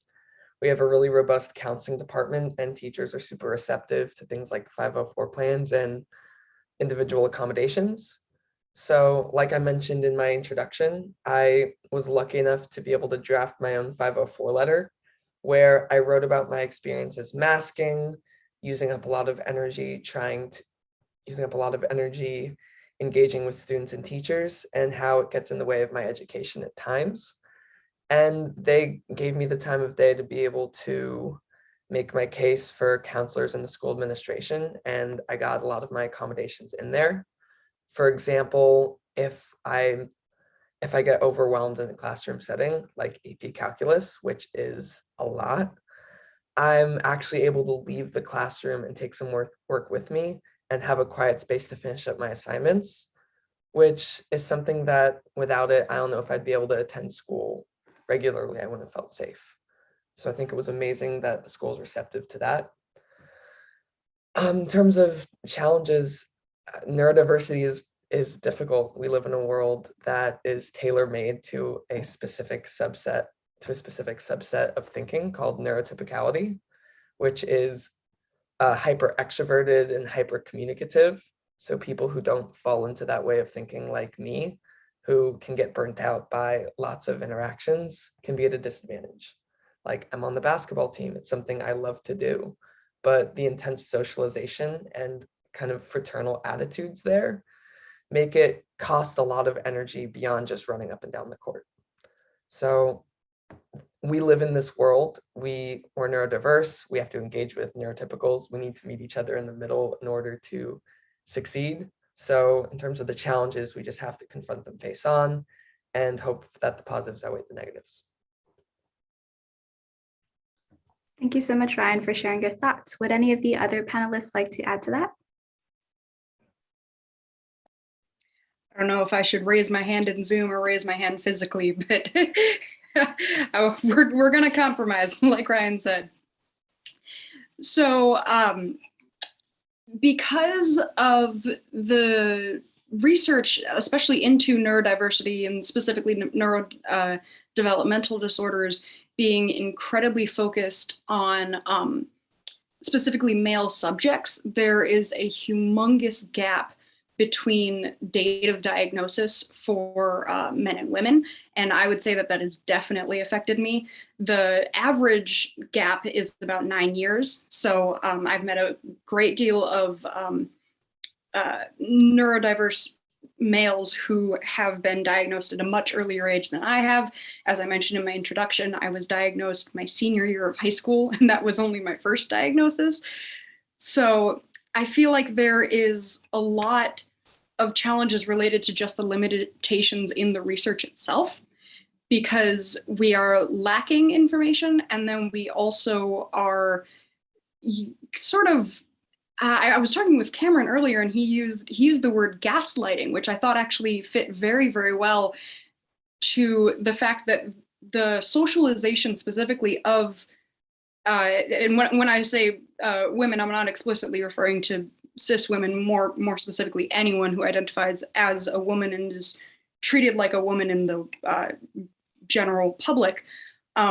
There's a lot of sort of excuses that have been built into our general social rules that lead to the dismissal of a lot of the typical symptoms that are associated with being neurodiverse. So for me specifically, I am here and I'm speaking to you all, and I can say quite honestly that I'm remarkably comfortable doing this, but that has become a little bit of an issue when it came to identifying me as autistic, because autism at its very, very most basic definition boils down to having difficulty with social interaction. So when you're kind of effusive and extroverted like me, that becomes categorized as something other than what it is, which is being effusive, but I also have incredibly specialized interests, and I tend to interrupt people a lot. And yet that all gets passed away as just kind of like, oh, she's really good at making friends. So I think there definitely needs to be a lot more research done in that area. And that kind of environment and the reinforcement of those stereotypes does come back to education. There is a lot that can be done by students, parents, and educators with regards to letting people know about neurodiversity and being specific, especially in the fact that a lot of neurodiverse identities are somewhat invisible. Because the culture that I grew up with, all of the interactions I had with a neurodiverse community before my own diagnosis were with sort of like special needs classes. And a lot of those students had neurodiversities, but also physical disabilities. And unfortunately, because the education amongst the non-special needs community was so lacking, there was an unconscious association in my head between physical disability and autism, which contributed to a great deal of internalized ableism that prevented me from recognizing my own diagnosis, because I thought, oh, I don't match the sort of typical autistic profile. So in a long-winded answer to that question, essentially, I believe there's a lot of sort of institutionalized challenges that contribute to more specific situations for everyone. Thank you all for your answer to our first question. The second question that we had was, how have your passions, interests, and strengths helped you overcome challenges or inform your educational decisions? Similarly to what Martika was just talking about. So Cynthia, would you like to start us off on this question? All right, so my autism, I feel like, gives me a really unique perspective. I'm creative and my mind's like always running with ideas. So this has helped me immensely as a leader. For example, in my school's Science Olympiad team, I'm a cabinet member, and also I interned for an art school. So I tend to excel at organizing events because I can come up with interesting ideas quickly. So one example is how over the summer, I optimally wanted to do research at a university, but I couldn't get any responses from cold emailing. So I ended up interning at an art school, but despite this, I was able to combine both of my interests through planning a summer program. And I've also do have a special interest in neurodiversity. So I believe that's like definitely helped me fuel my advocacy, since it's something I'm interested in. And I actually started my advocacy through discovering a friend was autistic. And because I wanted to help him, I planned a webinar through my organization. And that's how all of this started.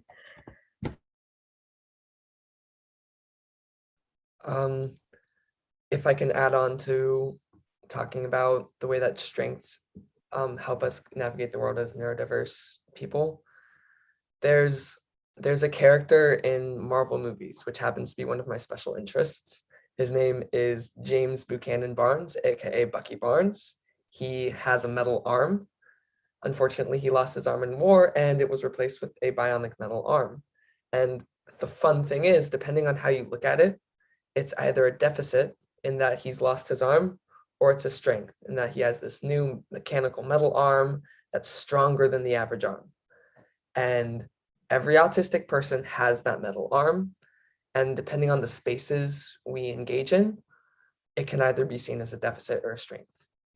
So my metal arm, I believe it's communication, which, similar to what Martika was saying, that's not necessarily what would be associated with autism. So if I was diagnosed at a later age, then I probably would have been misdiagnosed with a different diagnostic criteria and my needs wouldn't have been met. So anyways, I have this ability to communicate. It's my quote unquote metal arm. I use it to advocate for myself in school, like I talked about with the 504 plan.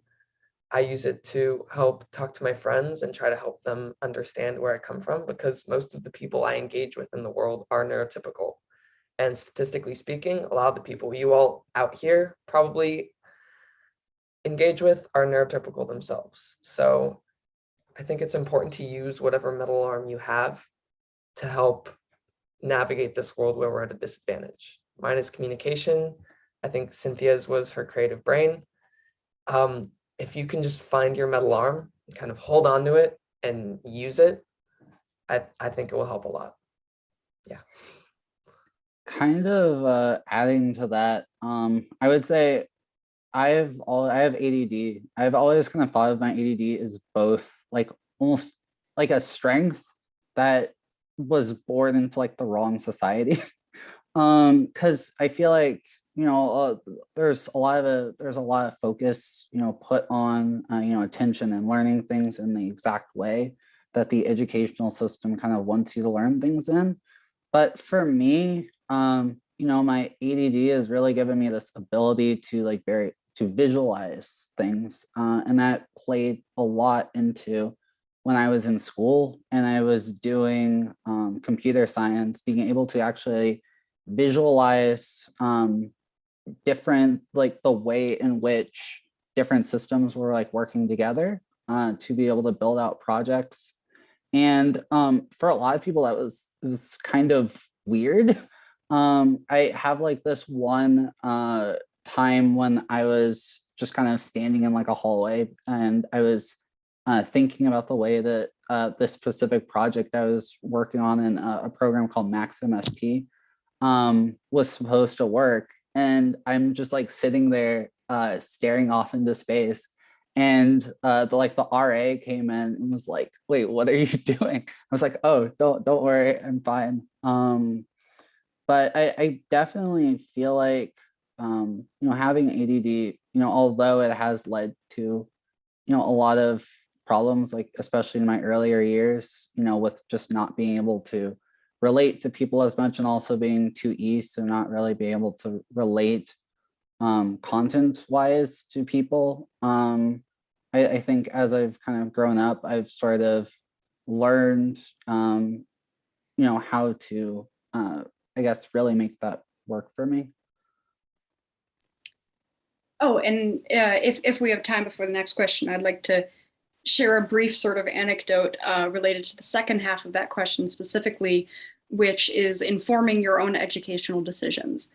Because I feel like a lot of us, until we get to college, really don't have a whole lot of control over our own educational decisions, especially because we're not necessarily taught to self-advocate from a very, very young age, which is one of the reasons why I think it's so important that structures need to be built in to support students. But the anecdote I actually kind of want to share is related to the challenges that are inherent in self-advocating from a young age. And so essentially my junior year of high school was the worst year of my life. I have no exaggeration, it definitely was.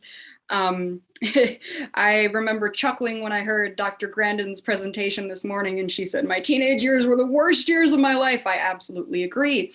But the reason for it was because my sort of advanced placement, high in intellect sort of classes were masking my disability to the point where I had to get a therapist that year, which I had never ever had before, simply because I was having nervous breakdowns, which was completely new to me. And so I had no idea how to handle them.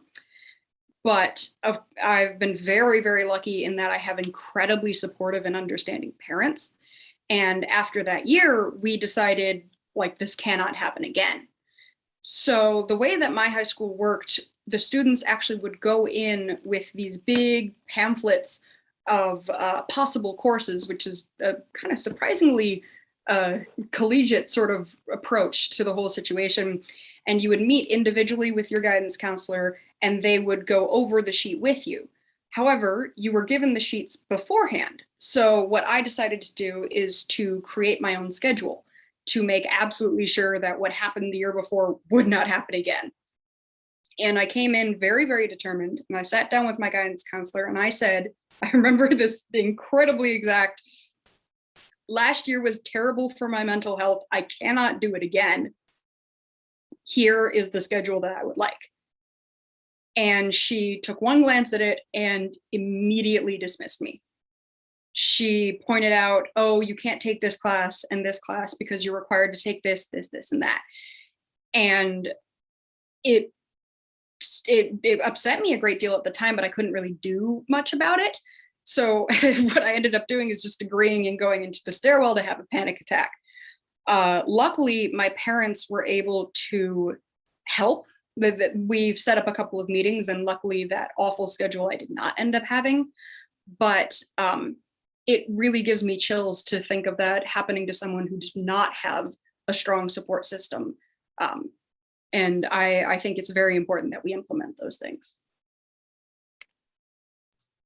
Yeah, thank you all so much for sharing your thoughts. I love what you said, Ryan, about the anecdote with the metal arm. I think that's a great way to help people understand as well, for something that even if you're not understanding what neurodiversity is necessarily, you can kind of see from that standpoint, turning those turning unique differences into strengths. And thank you so much, Cameron and Martika. I love your anecdote. I think that'd be really helpful for people hearing your story about self-advocacy. So we'll transition now to the next question we have for everybody. What strategies did teachers or parents undertake that were most or least helpful to you? Cameron, would you like to start us off?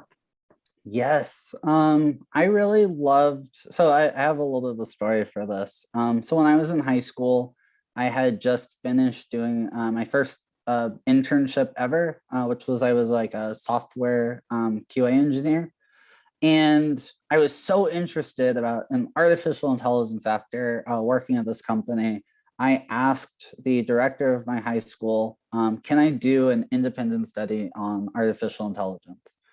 And he said yes. And I had like a time booked off to do nothing but research AI, build different like networks, neural networks. And I turned that into a project, like a TED Talk. But I think that, having like that person that really said yes to something that was, unorthodox. As far as I know, I hadn't really seen many independent studies being done in my high school, but I could be wrong. But that project and that getting that sort of experiential learning kind of experience, that's really something that I carried with me, to college, and that's what kind of got me my first job in college and really taught me, how to do like good research. So I think that with teachers, really the big thing is just to be like flexible and to, if you see a student with a passion or you see them with an interest, really fostering that and helping and putting resources into that. So I would say that that's like the biggest thing, for me, because that really allowed me and gave me like the confidence to talk to and email people who were like in industries that I kind of wanted to go into, and I did a lot of kind of more experiential learning in college and getting internships and things that I don't think I would have necessarily done if it hadn't been for that experience. One of the things that I've seen as probably like the most helpful possible action specifically for colleges to take, because this often isn't applicable to high schools, is to just promote the resources that exist. Because while we absolutely always need more resources, so often resources do exist, but they're just not widely known. And it's incredibly important that students become aware of the fact that if they are having trouble, those resources do exist and that they will help, especially if they end up in a situation where, like I mentioned before, they don't have a support system and their parents aren't going to go looking for that information, or their guardians or whatever. Having students be aware of that information so they can find it for themselves and self-advocate, like Ryan did with writing his own 504 plan, which is fantastic. It's just very important to spread the word. And I think there's this almost sort of like secret shame sort of associated with discussing things that are kind of out of the norm with, I mean, in society in general, of course, but I mean, specifically in schools.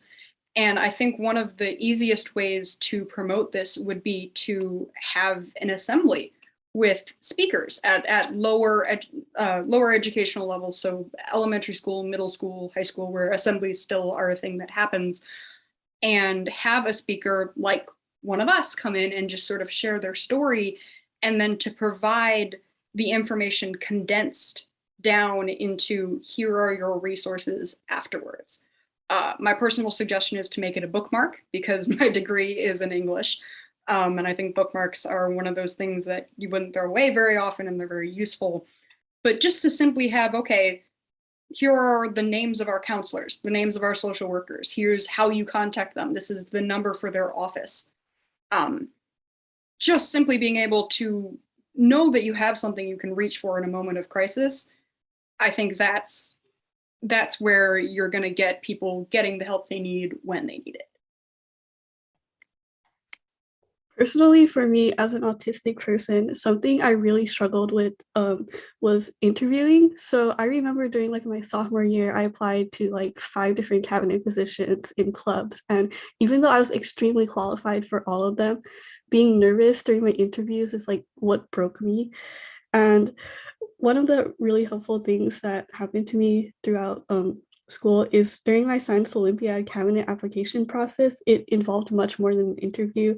So my coach made applicants submit sample plans for events and also had a written app. So these additional processes really allowed me to demonstrate that I could be an effective leader rather than just like an interview that people can just talk their way out of. And then also when I applied for NIA, they sent me the interview questions so I could prepare in advance, which was really helpful. And for something that was not helpful for me, during preschool, my teachers would yell at me when I did something wrong and they wouldn't specify a reason why. So I didn't understand what I was doing wrong. And another thing they did was that I have like a habit of sometimes laughing when I'm nervous. So when teachers were mad at me or something, I would laugh and then this would escalate the situation and they wouldn't know how to deal with it. So how this can be mitigated is just like educating teachers on neurodiversity and spreading awareness throughout schools. I'll make this last one quick because I know we need to stay on schedule. I think a lot of the panelists have addressed systemic changes that need to be made to help support neurodiverse students, but I also think there's a big chunk of the audience that are parents or teachers that need resources on just how to help maybe 1 or 2 people in their immediate vicinity. And to that, I say, if there's something you're doing that's not working, change it. The fact of the matter is that we live in systems and systems are hard to change. We especially know that change is hard. So I can empathize with neurotypicals who are doing something very consistently, like a parent that has a specific parenting style that is tried and true. That's how their parents parented them. And if their neurodiverse child is responding poorly to that, it might not immediately make sense to change that approach. But I think we need to focus on the goal. If the goal is really to help that individual student or individual kid, if punishing them and grounding them for a meltdown or giving them an F grade for not turning in an assignment that they don't have the executive functioning skills to really be able to do, if that's not working, please change it. I'm really grateful. I have really supportive parents and teachers who've learned from me. Martika said that she's had similar experiences with her parents. If you're a parent or teacher out there, please be the ones that we talk about. You're going to help so much. That's all I can say on that. And I think what you said, Ryan, really is a great transition to our next question, which is just what advice do you have for neurodivergent students struggling in K through 12? And feel free to expand this to parents and educators and other advice that you'd have. And I'll leave it to any of the panelists who'd like to take this question. Okay, so I'll keep my answer short because I have actually a little bit of self-promo here. I have expanded sort of on my answer to this question in an interview that's on the 2E News website. So for the moment, I'll just kind of boil it down to a couple of basic things. Specifically for students, I think it is very important to recognize that your mental and physical health comes before your grades. Because I've definitely made the mistake of putting those priorities in the opposite direction, and it's been incredibly detrimental.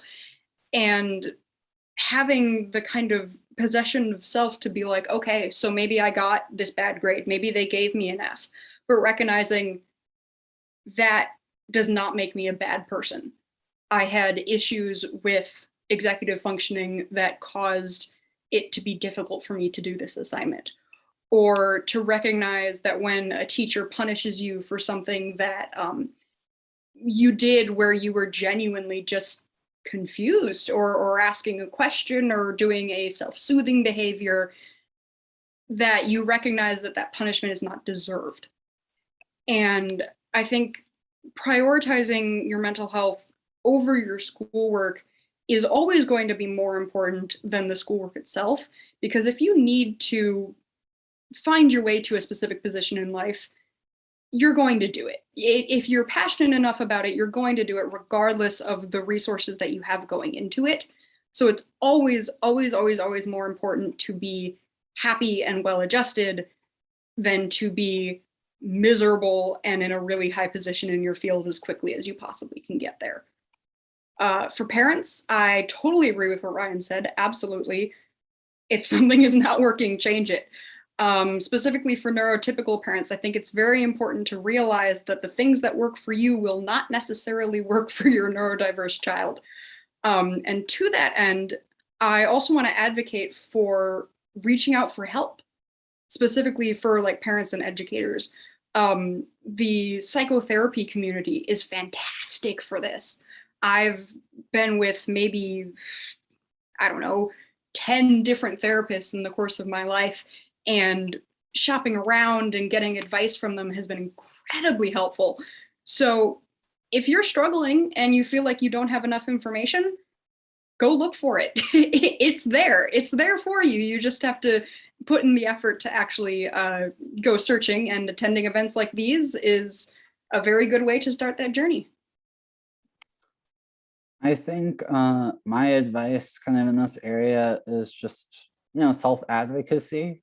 If there's something that is you're like a learning stuff, like something that the teacher is doing that doesn't work well for you, even though it might be kind of scary to, talk to them, I would definitely recommend, speaking up and also proposing like an alternative solution that you think might be helpful. And hopefully, you have a teacher that's willing to actually listen. There's far too many that aren't, which is really sad. Also, I would kind of just encourage, like just really focusing on your passions. Like, I feel like in high school, they a lot of times try to like just cram as much kind of information as possible into your heads. But I would say, like, if you have like something you're really passionate about, focus on that. You still want to get, decent grades. So, you still have to do like your homework and things, but what you're really passionate about is sort of what I feel like kind of will direct like your life, more so than just, learning like trigonometry that you're never going to use. But also kind of to that end, I've always found it really, really helpful to have an application for learning. So, if you're doing experiments in like your physics class, you might want to,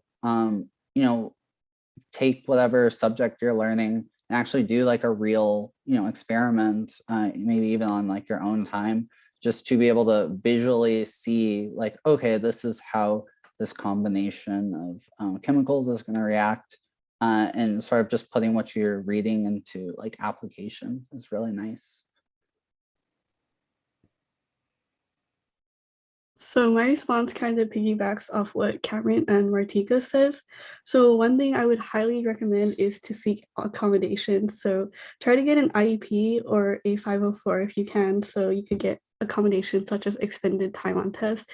These helped me like tremendously throughout high school.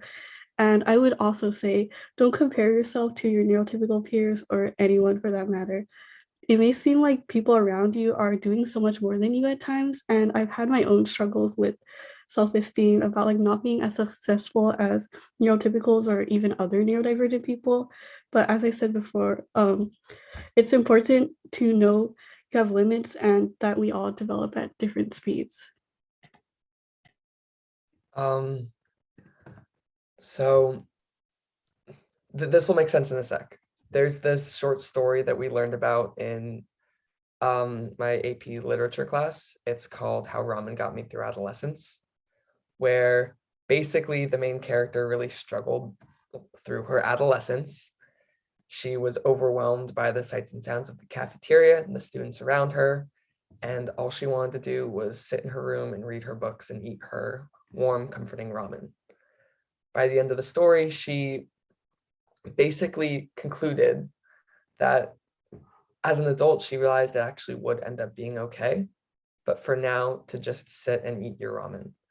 And I think in a metaphorical sense, finding your ramen is so important because sometimes there's nothing we can do. High school, like Martika said earlier, there's not a lot of choice educationally or otherwise. You're in elementary school, you're in middle school, you're in high school. There are social pressures to be on a sports team, to get good grades, to be in a relationship, to be cool, attractive, whatever that means. And neurodiverse people are at a disadvantage in that, and by and large, and that's hard to overcome. My story is my whole life. I spent a great deal of energy trying to be as neurotypical as possible. I tried to kind of mold myself into the kind of person I would think is quote unquote cool. Under my bed, I have like 6 different pairs of Jordans, which I wear them out with the clothes I've handpicked to seem normal. And people would look at me and be like, wow, you're cool. Your brain's probably normal, which is a weird compliment, but I'll take it. But the point is that hasn't fulfilled me. And recently I've come to realize that and trying to demask and go back to who I am at my core. And I mean, that's why I'm here. So I can tell people who are listening that it's not always worth it to try to fit yourself into a box, to fit a square peg in a round hole. So if you can, just find your ramen, whatever gets you through this time. And it's going to be okay. I promise.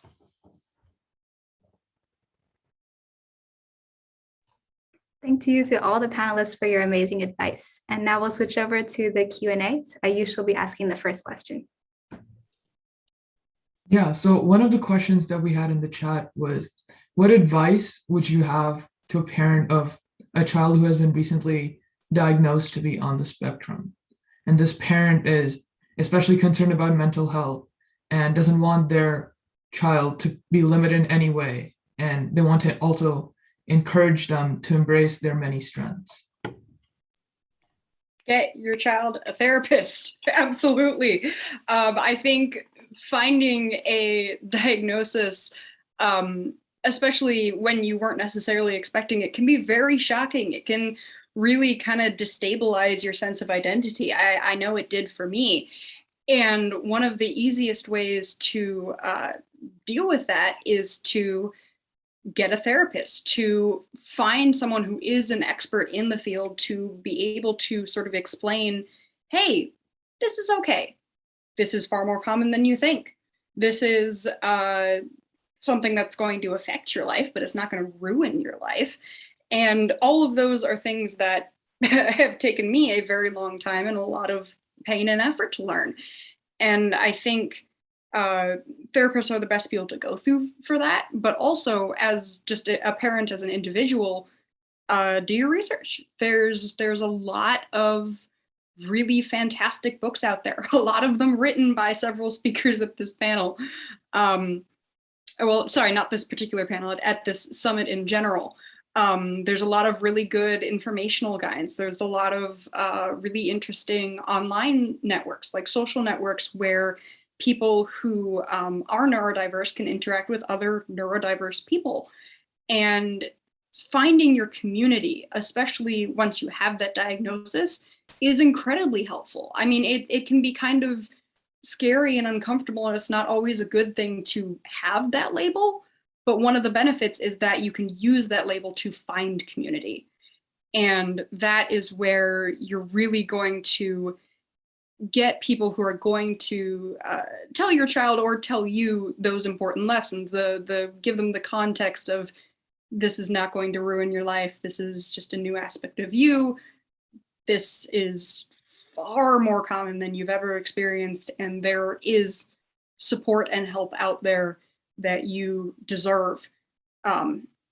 That's another just little mini aspect. I'm almost done with my answer.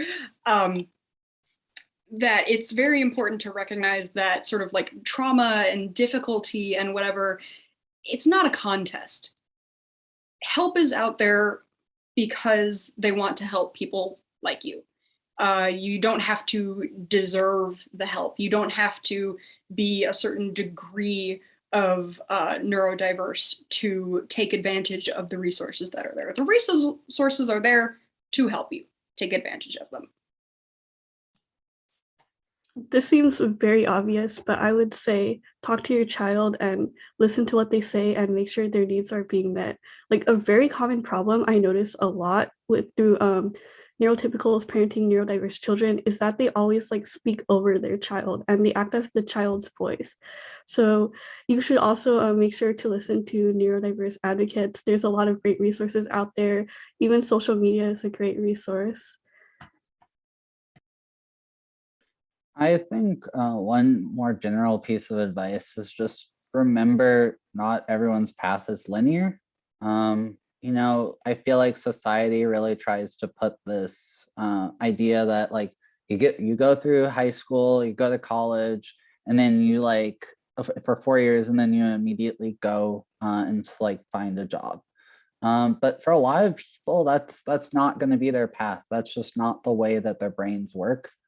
And you know, you might end up, you know, I know people who have not gone to college at all, maybe not even gone to high school actually, but still have turned out to be these like incredible, really smart people and have become successful in just taking their own path. Or you might, or in like my life, you know, I've had to drop classes, you know, I've had to, you know, drop classes. I've had, you know, people like tell me like, oh, there's no way you can double major in computer science and psychology because you have ADD. And I thought about it. I did. And then I added a minor because it made one of the people who told me that they didn't think that it was the right path for me my minor advisor. So kind of trying to take someone who maybe was having like a more negative outlook and putting them in a position where, you know, they were, I wanted to pick their brain. I wanted them to help me. And, you know, I made it through, but I did, you know, have to at points, you know, drop classes that I needed. And then I ended up taking them again and, you know, passing them like the second time.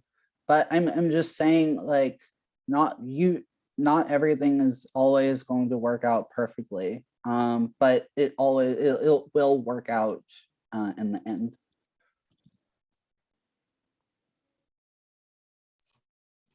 All right, I think we're coming pretty close to the end. So I'll just ask if anybody else has any other advice they'd like to share that they haven't already gotten a chance to. Sorry, Ryan, I thought you were raising your hand. So we were discussing earlier, and I've forgotten who said it, something about the inflexibility of the education system. And I think that is definitely a problem. Having so much emphasis on sort of teaching to the test is really, really harmful for students who are on the spectrum. You have these organizations that say things like, oh, no child left behind, but oftentimes children are left behind, and most of those people are on the spectrum because the standardization of education worldwide, but specifically in the US is where I'm coming from, has kind of advocated for the majority gaining the learning and passing on, and then there being sort of like acceptable losses, which I don't think is acceptable. I think that's unacceptable. And the thing that I've kind of learned most is that the changes that a teacher specifically can make in the classroom are somewhat minute, but it's definitely something that takes effort. And so because of that, there needs to be more effort put into communicating with administrative personnel to lessen the burden on the teachers so the teachers can lessen the burden on the students. We need to make policy at a higher level. This is obviously, as Ryan said, changing these systems is incredibly difficult, but I feel like it's very much a worthy cause because there's, and I hate to use this phrase, but trickle down is a effect. There's trickle down benefits that happen here. If you change a law, that then changes the way the administration views it, that then changes the teachers' free time, that then allows them to have the ability to make these kind of tiny changes for kids, will change so many lives. My degree, as I mentioned before, is in English. So of course, all of my sort of mental examples for this are in the field of English. And one of the ones that I consistently ran into was essay writing. The prompts for essay writing are so specific. And because of that, it becomes difficult, especially if you have hyperfixations and special interests, to motivate yourself past your own difficulty with executive functioning to complete the assignment. And if there could just be a tiny bit of flexibility in there to say, hey, maybe you don't have to write this essay on Of Mice and Men about the use of metaphor and symbolism. Maybe because your special interest is neurodiversity, you can write about how awful it is that the neurodiverse character is killed in the end. Spoilers for anyone who has not read Of Mice and Men. The book's several decades old. I think I'm okay. But yeah, they're little changes, but they require larger change to be able to implement. And I distinctly remember reading a document that was produced by my previous workplace at the University of Iowa that listed just recommendations for changing tiny things, and literally bawling as I was reading it, recognizing if these changes could have been made, my life would have been so much easier. And yeah, Martika's answer actually ties in perfectly to our wrap-up question, which is, and I would like to offer all the other panelists to answer this. So what do you wish you would change in K-12 education to better support neurodivergent learners? I think I would change K-12 education to, number one, be like more experiential. So I'm just a really big fan of, if you're like learning about something conceptually, find a way to actually, do that. Like don't just learn about like, I don't know, like mining without maybe going somewhere where maybe you can actually, they have like little parks where you can like mine and like find fossils and things inside of rocks, or and kind of things like that. And then also, I just would really like to see the hiring process, for teachers to be, people who actually want to teach and want to actually help students instead of, going and just trying to teach to a test and teach like one specific way. But I also just would like to see in general, more of a culture around, people kind of teaching to the student opposed to just teaching, out of like a textbook. I think that would just be really helpful. So one thing that I really despise about the current education system is the fact that some teachers give no credit for late assignments. So I know that people with ADHD often have issues meeting deadlines, and in general, like I've seen teachers give 0 points for late assignments, which dismisses the efforts of people to complete these assignments and also removes their incentives to finish the work. So I believe there should be some sort of penalty, but giving them absolutely no credit is just like, I really don't like it. And then another thing I would like to change is teaching students about differences. I know as a neurodiverse person, one thing that I really struggled with during school is social stigma. Like I've always tried to mask and pretend to be neurotypical because of all the stigma that was surrounding me. And I believe teaching students about differences and like exposure to them, for example, my friend being autistic is what kind of inspired my advocacy and inspired me to get comfortable with my own diagnosis. So like exposing students to those differences is very important.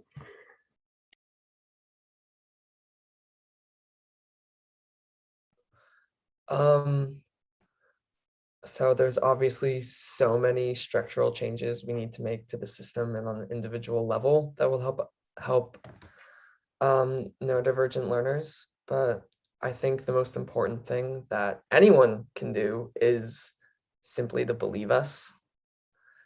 I think a lot of neurodiverse people in general relate to others through shared experiences, but since our brains on a biological level work differently, I know it's difficult for neurotypical people to relate to us. And I get it, it totally makes sense, which is where I guess I have to ask you guys to make a bit of a leap of faith. When we're talking about needing to mask our neurodifferences in public, when we talk about this thing called spoon theory, which is a metaphor that equates physical spoons with the amount of energy you have. Things that, I don't know how many of you participants are confused right now, but that's how a lot of neurotypical people I've talked to were. And I guess that's where the leap of faith comes in. If we're asking for an accommodation where you give us extra time to complete assignments or leniency on grade policy, even if it seems like it's unfair or ridiculous, or yeah, but you're doing well, you're in advanced classes, how can you possibly be struggling? That faith is so important, because if we don't believe that we're going to be listened to and heard, then we're not going to try. And we need to meet both ways, because neurodiverse people have so much to offer. And then the second quick bit, it's because I want to let Martika speak. She looks like she's dying to speak, and she's going to have some great stuff to share. There's a phrase called "nothing about us without us." And I think for people who are in positions of authority, please consider adding more neurodiverse people to leadership positions into the equation, because we want to direct our own change. And thanks, it's been a privilege to be on this panel. Yeah, I definitely wanted to follow up with what you said about believing us. Not only believe us, don't believe you know better than us. I feel like there's a lot of infantilization that happens to neurodiverse people. There's this kind of expectation of like, oh, because we're providing you this accommodation, we're parenting you, we're giving you a little like helping hand along. And I feel like because of that, often when neurodiverse people try to explain their own experiences, they get kind of overruled by higher authority figures who are neurotypical, which again leads into nothing about us without us. Put more people who are neurodiverse in these positions of power, because they are significantly more prone to listening to people who are neurodiverse. And again, this also connects to what Cynthia said about parents who tend to talk over their children when they discover that their children are neurodiverse. It's incredibly important to recognize that neurodiverse individuals, just because they think differently, doesn't necessarily mean that they think less. And I just want to sort of end this with one of my favorite descriptions of neurodiversity, which comes from my computer science background, and I have it as a sticker on my laptop right here. It says, it's not a processing error, it's a different operating system. So thank you all for having me. I will let Cameron finish us out. Well, yeah, and I just think too that in a lot of classrooms with, time tests and things like that, it's not even just whether you're neurotypical or you're neurodiverse. It's just people in general, have different times that it takes to process and get to like the same answer. So in a lot of ways, I feel like accommodations shouldn't always be thought of just as accommodations for like a select few people, but also maybe just think about, why do we have some of these processes? Like, what is having, a time limit on taking a test? What is that showing or from the student, so it's been an honor to speak with all of you, but I think that that's just a good thing to kind of mull over. And yeah, thank you so much to all the panelists for sharing your experiences today, and to all the attendees as well for staying engaged and asking so many insightful questions. Christy, if you would like to outline the next steps, that would be great. Thank you so much. I will do that. This has been an absolutely amazing panel. So all of you have, I'm so learning so much as you share your experiences. So thank you to all of the panelists, as well as to Isabella and Ayush for putting this together. So I will just share what comes next. We have a couple options for our audience members. The first option is to stay with us on the main stage here. We have another amazing session coming up in just a few minutes. So for those of you who are wanting to continue on the main stage and continue with the sessions, you are welcome to do that. The second option is to join us on Hubelo for some additional Q&A. We are so lucky that some of our panelists and our moderators have agreed to spend a little extra time in Hubelo for some Q&A. If that is something that you would like to do, you can just go to Hubelo in your browser, click on the rooms icon, find the K-12 Day 1 panel. So it'll be one of these boxes and it'll say K-12 Day 1 panel. It should be right at the top. They move up all day long. And then hit the enter button, and that will bring you into the session. So take a screenshot if you need to for the instructions. If you've been here all day, then maybe you've already done this a couple times. But if that's something you want to do, come and join us in the breakout room. So your two options are to stay here on the main stage in the webinar, or to join us in Hubelo for some additional Q&A. I will now turn it back over, I think, to Dr. Fung, who's going to introduce the next session.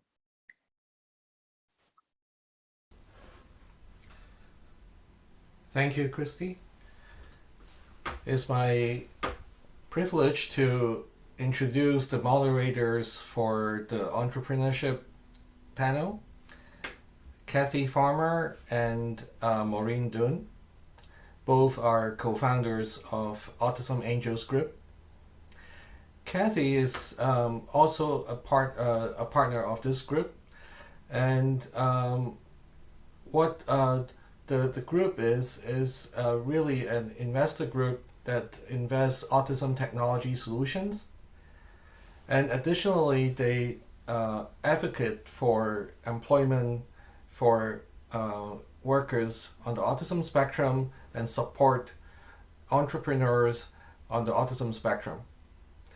Kathy has been involved in autism since the late 1960s, when one of her four brothers were diagnosed with autism. Kathy is a longtime venture advisor at UC Berkeley, Skydeck, and Launch Accelerators.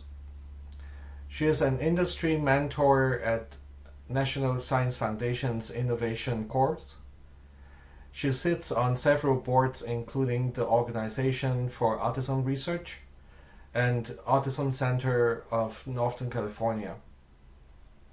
She is also an autism consumer research reviewer for the Department of Defense.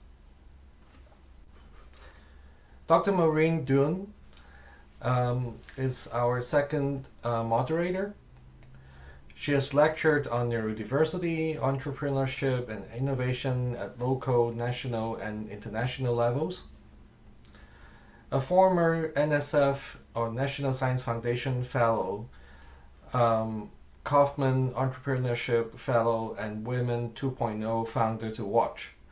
Maureen has deep industry and clinical experience and expertise with a particular passion for healthcare and education technology companies that embrace inclusive and neurodiverse teams.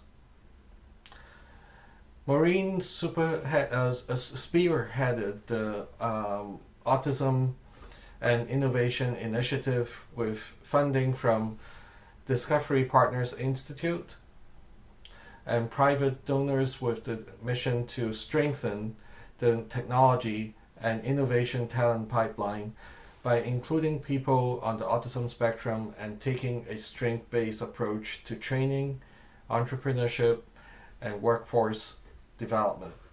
With this, I'm going to pass the forum to Kathy and Maureen.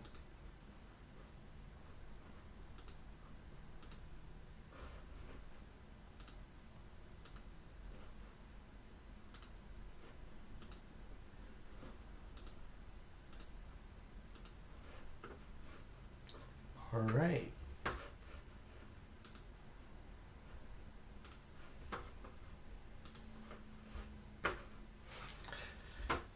Nice t-shirt, Dr. Duan.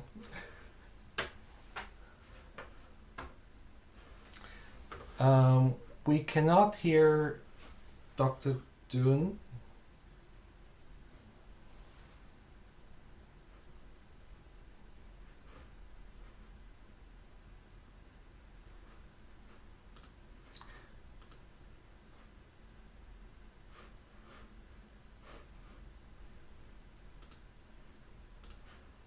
I'm so glad I'm not the only person this happens to whenever I have to do an important meeting or presentation.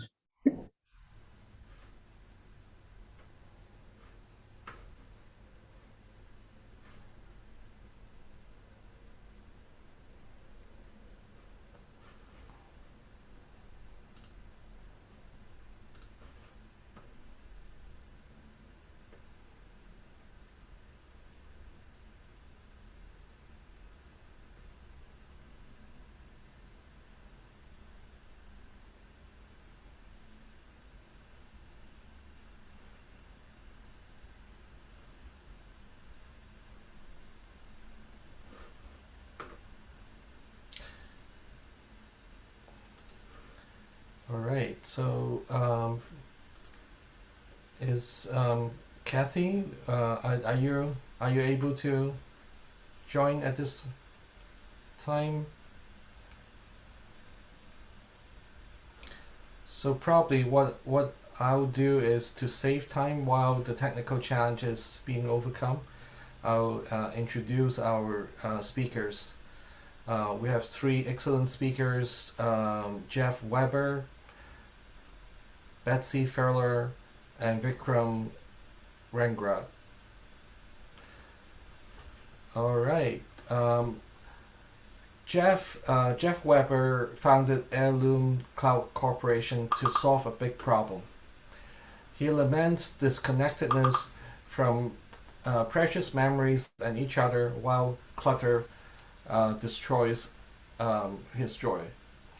Trillions of outdated media items trap our shared histories on VHS cassettes, aging photographs, and other media, vulnerable to a total loss.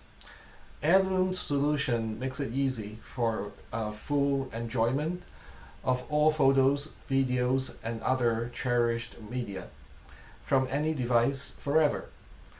This includes digitizing old media directly into each customer's private network.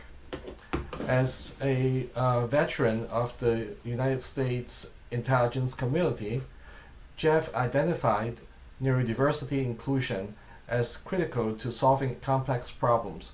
He now brings that same passion to recruiting talent at Heirloom. Our second panelist is Betsy Furler, the founder for All Abilities. Betsy is passionate about optimizing the strengths of all people and ensuring that all people are valued for their strengths and their differences. At For All Abilities, Betsy leads the company in the development of a software solution that enables employers to easily and inexpensively understand and support the unique strengths, needs, and preferences of their employees. She is the host for All Abilities, the podcast. She is passionate about the accurate and respectful portrayal of disabilities in film and consulted on the film Salting the Fly. She is the subject matter expert in the use of technology for people with disabilities. Betsy has been a speech pathologist for over 2 decades. She enjoys speaking about the value of our differences, workplace accommodations, technology, and accessibility. She has spoken at national and international conferences, including SXSW. She is a speaker for the 2020 TEDx event at Austin College. Betsy has written several books on the use of technology and apps to improve lives. In addition to a bachelor's degree from Austin College, she has also earned her master's in communication disorders from the University of Texas at Dallas. Last but not least, we have our third panelist, Vikram Ragra. He is the Chief Academic Officer for RISE Education. He works with a network of over 100 colleges to build and launch degree programs in fast-growing fields such as computer science, data science, and healthcare administration. Prior to his work with RISE, he co-founded 2 venture-backed startups, Dropleaf and TraceCipher, both of which had a focus on connecting consumers with personalized products. Dropleaf participated in Y Combinator, the world's most prestigious startup accelerator. Vikram grew up around a school that his mother founded, sparking a lifelong passion for education. As teacher for 10 years, he developed accredited curricula for the Princeton Review, the University of Washington, and Trent International School. A leader with significant expertise in digital marketing, product development, and curriculum development, Vikram serves as an advisor to a variety of startups and nonprofits in addition to his work on RISE. Where I wrote none of that myself. We have a very distinguished panel, and the floor is all yours, Maureen. Okay, so hopefully you can hear me now. Yes. Okay, Loud and great. clear. Okay, and I can hear Kathy is here now as well. Okay, perfect, thank you. Well, welcome to our panel tonight.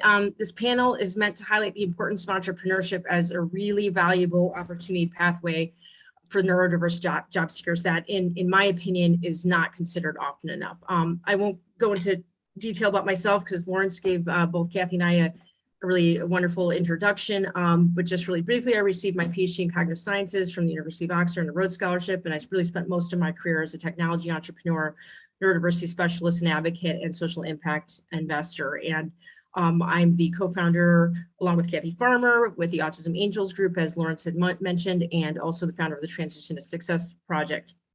I'm also a local elected official as chair of the board of one of the largest community colleges in our country and the president-elect of our statewide association, as well as a member of the Public Policy Committee and elected national board member of the Association of Community College Trustees.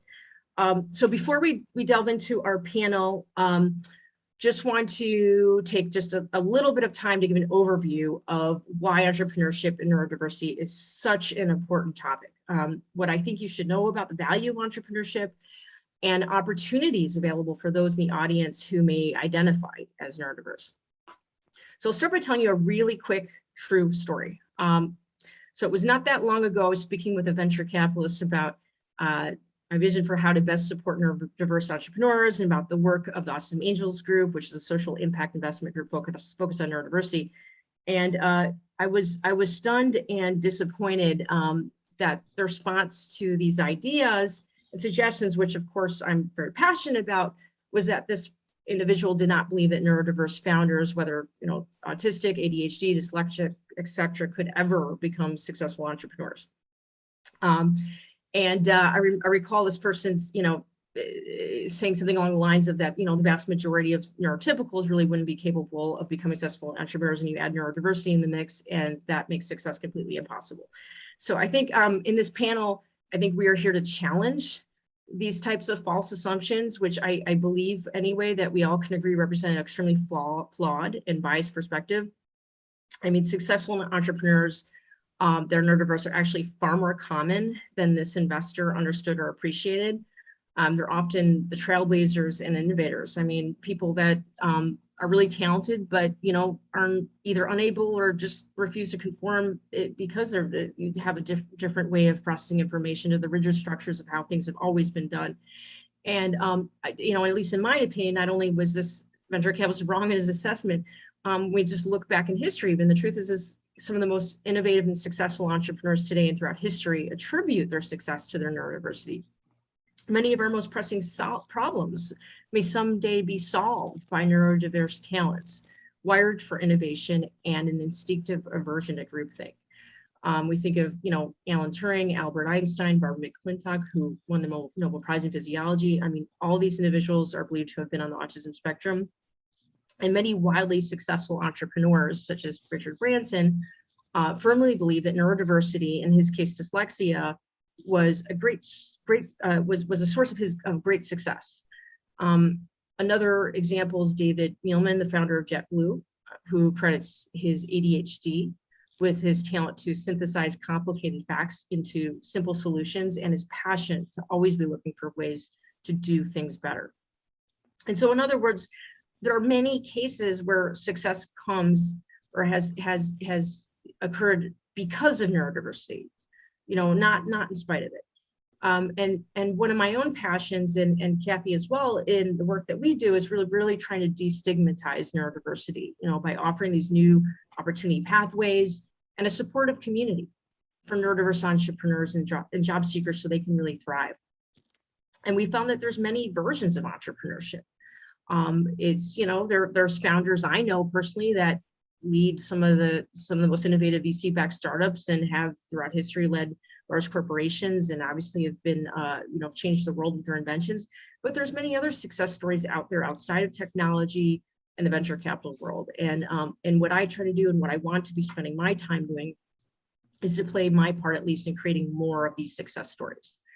I think, I guess it could be said that neurodiverse job seekers march to the beat of their own drum. And I think it's not just that the available opportunities are inadequate, which we all, I think, could probably agree that is the case. But it's also can be extremely hard, even for after finding some career success, to keep finding opportunities that lead to growth and new challenges, right? And so the ability to utilize one's talents and skills in a meaningful way without the need to necessarily conform to some rigid or formulated structure, I think entrepreneurship can be a really good option. However, in many cases, mentorship and support are important, to try to favorably skew the outcome here and the distribution. And there needs to be, I think, more than ever, an innovation ecosystem that actively supports neurodiverse entrepreneurs so they can bet on themselves, they can leverage their strengths and find a supportive community that accepts them, and then in turn creates, a very unique pathway to a meaningful, successful career, which in our community, I think we all understand how important that really is. And that's why I co-founded the Autism Angels group along with Kathy Farmer, and why I founded the Transition to Success Project, which is a customized evidence-based wraparound support model that promotes the success of neurodiverse students, job seekers, and entrepreneurs. And also, we recently launched the Neurodiverse Entrepreneurship Program, and this includes a micro grant from the nonprofit arm of the Autism Angels group to drive new opportunity pathways and support neurodiverse entrepreneurs. And I think it's important to say that, at least how we're going about this is, you don't have to build like the new hot scalable app, right? That takes Silicon Valley and the VC world by storm to join this program. Neurodiverse entrepreneurs, like that, there's so many ways you can be an entrepreneur. There's many that own their own consulting firms. It could be cybersecurity, software development, accounting, design. There's so many options. And we know neurodiverse entrepreneurs that launch their products or on like online stores and platforms like Etsy. And so the opportunities, we think, are endless and, really only limited by our own imagination. And, real quickly, I'll just mention a recent candidate for this program is John Wagner, and his work is a great example, I think, of an alternate pathway to value creation that creates the potential for commercialization that carries, not only this potential commercialization, but especially considering these new markets that are emerging, right? He's got a passion and talent for creating digital assets that leverage the Minecraft platform, and he's created a number of assets derived from Disney elements. And his work is interesting because it could be valuable, for instance, for game creators or for collectors and consumers interested in the non-functional token marketplace. And we have a video displaying some of their creations that some of you might be interested in that we can show you after the panelists conclude. And we move into our discussion. We have a virtual room after this panel to continue our conversation. And this video is also available. The Autism Angels Group has a virtual booth, and you could stop by that booth throughout the summit to ask us questions. So I encourage you to stop by and take a look. Also, just want to point out a really interesting company, which you may have heard of, Harry Specters, which is a UK-based business.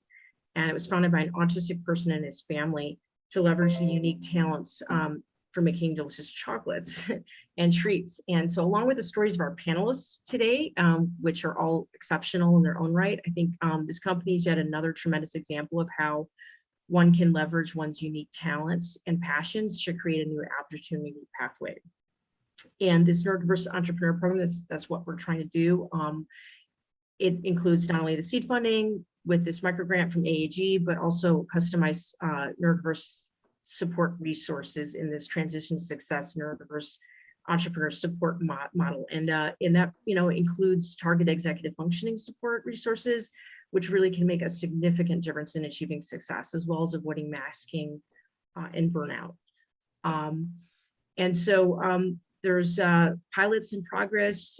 We have a number of partner incubators we're working with, including some prominent community colleges. And actually the second entrepreneurship panel on Tuesday afternoon will feature this program that's going to be launching at Innovation to Page next month.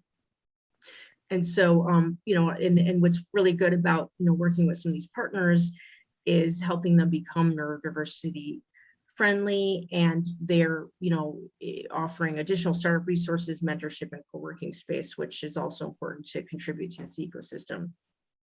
So if anyone in the audience, if this is of interest to you, the website to apply is www.ndentrepreneurs.org, and there'll be we could probably, there's some slides. I don't know if I think we could pull up at least the final slide at the end so that you could that will display this URL just to make it a little easier.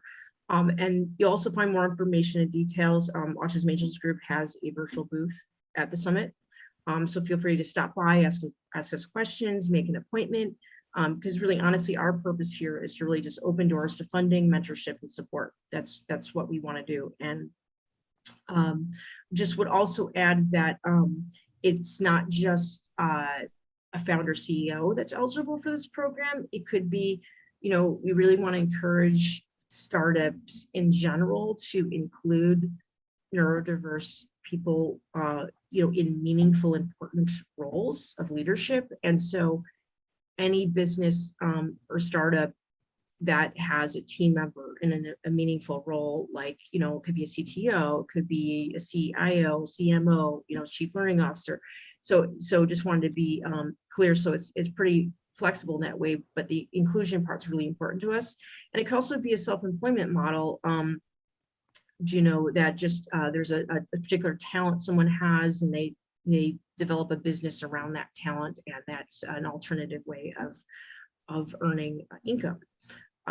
So we realize that entrepreneurship is not the right path for everyone, but also, you know, just because there's like this interesting bias that neurodiverse people can't be successful entrepreneurs. Is really interesting when you really look into the research that has shown that there's all sorts of research available that, you know, that demonstrates that various forms of neurodiversity, whether it's dyslexia, autism, or ADHD, can actually be correlated with particular traits that could be very well suited, in fact, to entrepreneurship.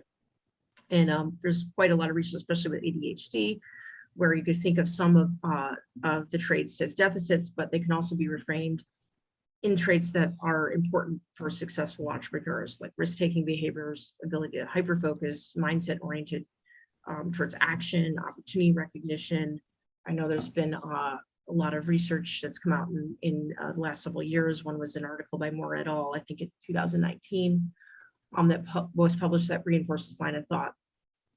And so I think, you know, just to kind of wrap up here, as we move on to our questions for our panelists, I think just, you know, looking to the future, you know, we really need to account for people who have strengths in, say, lateral, visual, and systems-based thinking that, you know, don't always fit into the traditional world of existing organizations and paradigms, but have this amazing capacity to forge new paths, right? By forging existing, by transforming existing paradigms, either on their own as entrepreneurs, or I'm hoping what might more and more be the case in the future is maybe even within companies, right? Who are proactive enough to see around the corner of history and who are therefore willing to invest in the neurodiverse through internal innovation and what we would may call intrapreneurship models.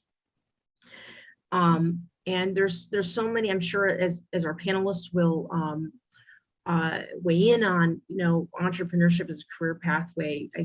There's so many advantages, at least in my opinion. You know, an individual can leverage strengths and unique problem-solving capabilities to earn an income, which we all know is hugely important. You can forge your own path on your own terms, and if you are your own boss, you can delegate and hire others in your area of weakness. And there's could be mental health and quality of life benefits too. I mean, you know, if you can spend more time and energy on your passionate interests, engaging in hyper focus and less about fitting in, you know, that also, I think, reduces stress and can maximize the productivity in creating value. So I don't know who's in control of the slides here, but if you could pull up, I just had a couple of slides to just that could reinforce some of these points. Mark, do you have the slides I submitted? I got it. Okay.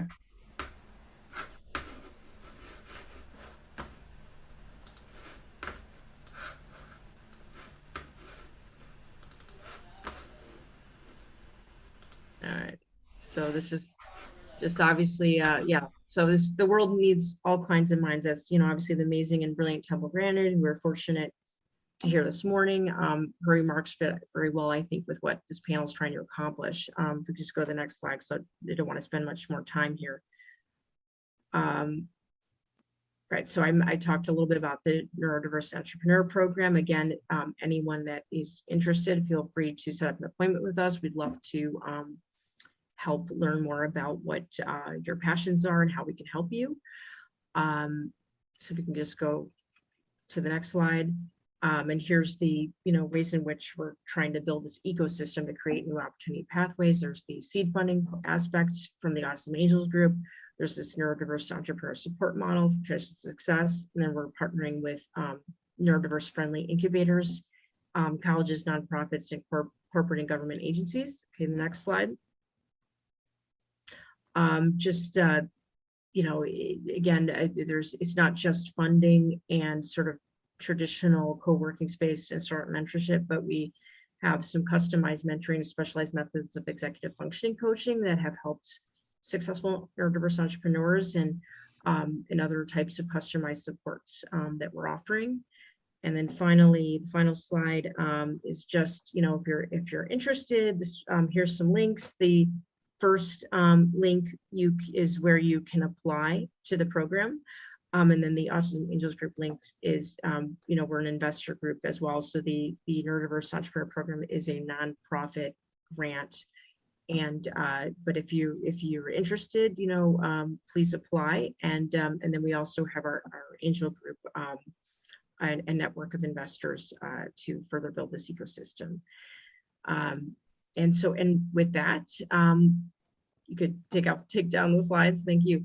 It's my pleasure to hand it over to Kathy Farmer, who's the co-founder of the Autism Angel Group, and will introduce the panelists along with the diverse entrepreneur models that they all represent. Thanks, Maureen. Can everyone hear me okay? Good. All right. Welcome to our panelists here. We're so excited to have you guys here. And I know that Dr. Fung just had, a few minutes ago, had gone through introductions, but let me just say, I know these three panelists. I met Jeff Weber through the Organization of Autism Research, and then his company had pitched to our angel group.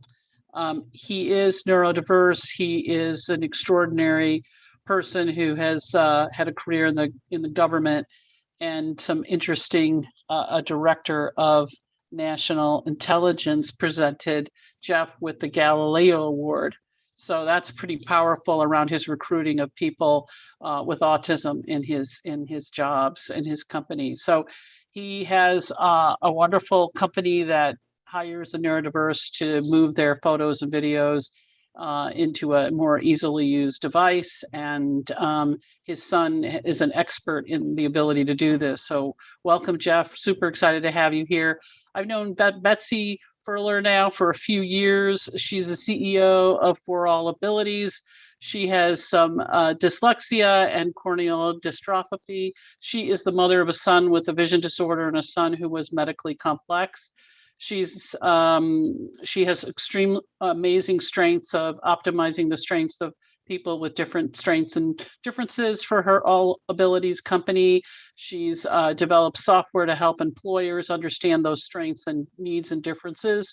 And she has a podcast and informs the world of the amazing gifts that these people give, and how the difference in the norm is to benefit all of us. She said guests with all the neurodiversity conditions that we're familiar with, ADHD, dyslexia, et cetera, and autism. And the other thing is she also helped out with a film called The Salty Fly, and it was a subject matter expert. She's a great person too. So welcome, Betsy. Happy you're here with her. Also, just know that she's spoken at TEDx at South by Southwest and lives in Texas. And last but not least is Vikram Rangraj, who I met earlier this year. He is diagnosed with autism. He is the chief academic officer at Rise Education. And he's what's most exciting, I think, for this particular panel is he's a startup founder of a couple companies, including Dropleaf and TradeCypher. And he's a YC alum. And for those of you who are in the startup community, that's I think harder to get into YC than Stanford, although that may be debatable. And he is a startup advisor and a nonprofit advisor. So without further ado, I'm going to get right into the first question, and I'm going to give each panelist a minute to answer their question. So they knew this in advance, so it should be pretty crisp. And then I'm going to turn it over to Maureen to ask the next question. So please share with all of our audience here your startup story and what inspired you to kick it off. And we'll start with Jeff. Well, thanks, Kathy. Hello, everybody. As Kathy said, I was facing a retirement from the federal government. Was wondering what I wanted to do when I grew up. Knew I wanted to do something with technology and big data, but it really wasn't until a stressful family Saturday at home. My son was about to turn 16 prior to the summer, and said, "Hey, dude, what are you going to do for work?" He is also Asperger's, and he also suffers from a physical disability that kind of keeps him from going to school, or difficult for him to face traditional employment. And he was in tears and said, I don't know what I'm going to do with the rest of my life. And so as a dad, I'm thinking, hey, let's start a business together. And so we created this heirloom where we take these 1 billion VHS cassettes and other types of arduous media, like maybe 8mm cassettes, and we digitize them and put them on the cloud so everyone can enjoy them from any device. And that was our startup story 2 years ago. Thanks, Jeff. Really great company for those who have the challenge of too many boxes of things that should be downgraded into a little device. Okay, so I'm going to turn it over to Betsy. So the same question, which is, please share with us your startup story and what inspired you to kick it off. Thank you. So, hi, everybody. I am so honored to be here. I started my career as a speech pathologist and did that for quite a few years. And when the iPad came out, I was so amazed at the life-changing aspect of the iPad when everybody could use a touch screen and it was accessible to so many other people. I accidentally became an expert in the use of touch screens, iPads, and apps with people with disabilities, and got to do a lot of really cool things around that, and met a large group of tech entrepreneurs who really encouraged me to start my own thing. And so I started working with accommodations in the workplace, also kind of accidentally, and realized that was both frustrating and boring, because I knew what accommodations people needed, and I would go in, and some employee who was doing a great job except for their dyslexia, or a great job except for some characteristics of ADD, they were failing because of that, because nobody knew how to accommodate them. And I could go in and almost instantly give them the correct accommodations and they would succeed. I decided I needed to solve this problem in a better way than individual consulting, and talked to my tech friends, and they said, we were talking about machine learning, and we decided this was a problem that machine learning might be able to solve. So I founded For All Abilities, and we had the pandemic, and then the death of my son, which I'll talk a little bit more about later. So it's been a little bit of a rocky road, but we're off to the races now with a new co-founder who's wonderful. Thank you, Betsy. All right, Vikram, same question to you. Please share your startup story and what inspired you to kick it off. Thank you. Of course, thank you. And Betsy, so sorry to hear about your loss as well. But I do think you also highlighted a fantastic point about kind of your ability to go in and highlight what people needed in terms of their accommodations. I was watching the previous panel and they kept kind of highlighting the nothing about us without us. And so I think that's just another example of that wonderful point. Before I run through all of my time without actually getting through this here. So I started Dropleaf with a very good friend of mine back in late 2014, early 2015. My prior career had largely been spent in education, although I've done a very large number of random things, up to and including food writer, paramedic, birthday party magician, a bunch of other stuff besides. But Dropleaf was very much my attempt to, one, get out of the education space, to explore another space in which I was passionate about, and like I think is fairly stereotypical for a lot of folks on the spectrum, I'm a massive gamer nerd. And this was very much an attempt to do exactly what I think Maureen highlighted in her bit earlier, which is to say, turn one of my passions into a career. And I will definitely talk more about that later. I do also want to say the idea wasn't originally mine, but that of my co-founder, who essentially came to me one night over drinks, and she essentially said, hey, so I know how to build the tech for this, but I have no idea how to do business things, and you seem like you might. So I had been looking for something at the time, and something within this space. And so that was sort of how that started. That's going to be my brief. Thank you so much. Okay, so I'm going to turn it back to Maureen, who's going to ask another question to our group. Okay, so my question is, what advantages, based on your experience, do you think neurodiversity presents to a startup? And whoever would like to go first, is fine with me. Assign them in order. Thank you. Okay. I'll volunteer. We can stick to the same order. Okay. Perfect. So we have identified through the help of my son that young men and women with autism are exceptional at producing quality media conversions. without error, highly focused. We seek to scale our fulfillment centers over the next few years with hundreds of young men and women on the autism spectrum as valued employees at Heirloom.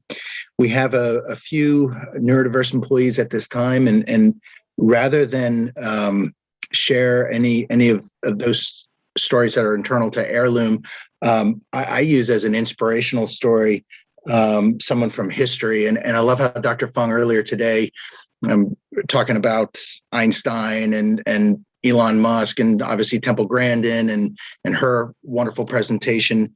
But I'm going to go back thousands of years, perhaps. I'm referencing a book written by Sam Levine, and it's called Was Joseph on the Spectrum? And Joseph is actually Joseph.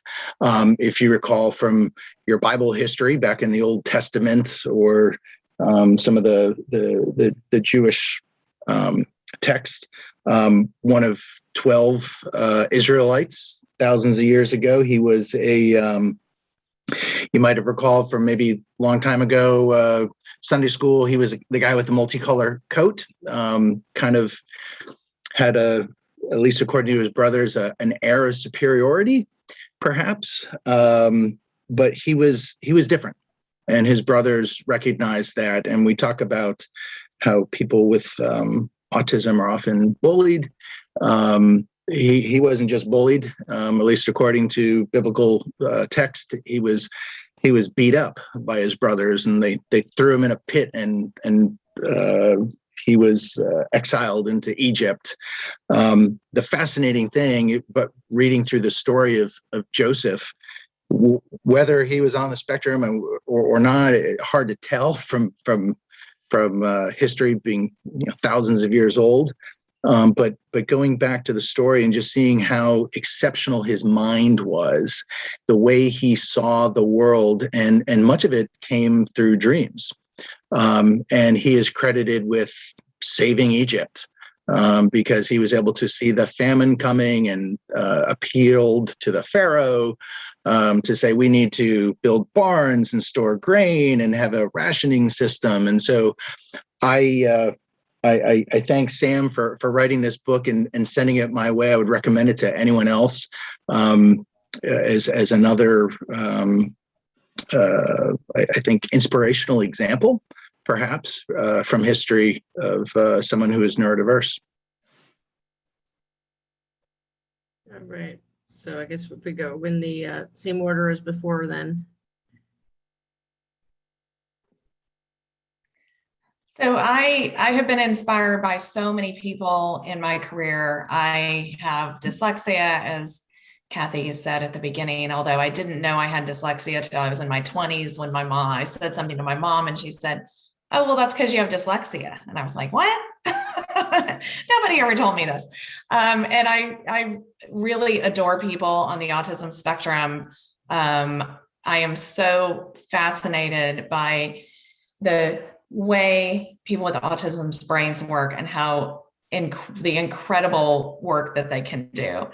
And so I have so many inspirations around that, but I also have to give a shout out to my son, Henry, who passed away in December.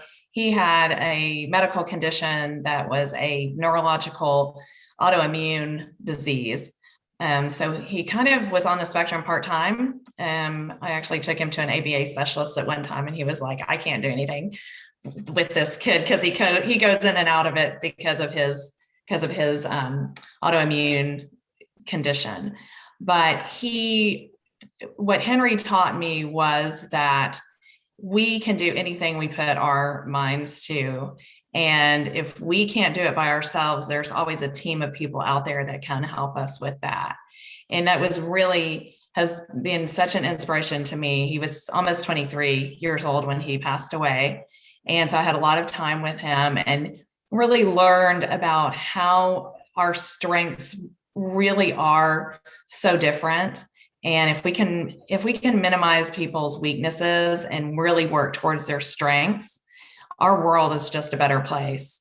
The way we think differently is what makes the world beautiful and what makes things happen. If we don't work with people that have that think in different ways, we can't make any progress and we can't have any innovation. So I personally think that neurodiverse brains are essential for innovation. I think that, oh, sorry. I think that's super spot on, especially that last point. It sort of parallels the, when you talk about diversity in the workforce in general, you talk about it in terms of race or ethnicity, you talk about it in terms of gender, sexuality. Neurodiversity is just kind of as essential to ensuring that like the broad range of perspectives that make up humans kind of represents. And so like that is sort of my, I guess, segue into the advantages, because the first simple advantage to including neurodiverse people in any startup and within any team is simply that we're kind of everywhere. Where, it's very much the case that if you want a team that accurately represents your user base for almost anything, if you want a team that accurately provides enough distinct perspectives based on people's lived experiences, then this is an axis on which your diversity initiatives have to walk for the same reason that they do for any other. And so rather than just kind of standing on a soapbox here, talking a little bit about a couple of folks, I think. First, one of my very dear friends, and I'm not going to drop her name here, but she is ADHD inattentive, which is what was formerly diagnosed as ADD. And ADHD inattentive generally means that she has described her experience as kind of living in a soft rain of Post-it notes. She gets tons of random information about everything, and in general has trouble filtering that, except when she's in hyperfocus. I've genuinely seen her organize green teas for a solid hour before. And that said, all of that gives her brain a very distinct way of looking at language, messaging, and emotion. And so she is one of the best brand voice people and one of the best writers in general I've ever encountered. Her ability to kind of see all of the different pieces in how a bit of text can be understood and interpreted lets her, one, catch when you're about to say something unintentionally stupid far better than anyone else I've ever met, and she saved me from that countless times. And second, also allows her to create this kind of emotional resonance with her writing about with in a way that I just kind of haven't seen very many people able to replicate. And that can be whether she's writing about something in the fintech space where she spent a lot of her career, or something as silly as spreadsheets with regards to crafting in a video game. This is a thing she wrote an article about, and it was genuinely a magical experience to read. And so one of the ways I want to flag this is you don't always know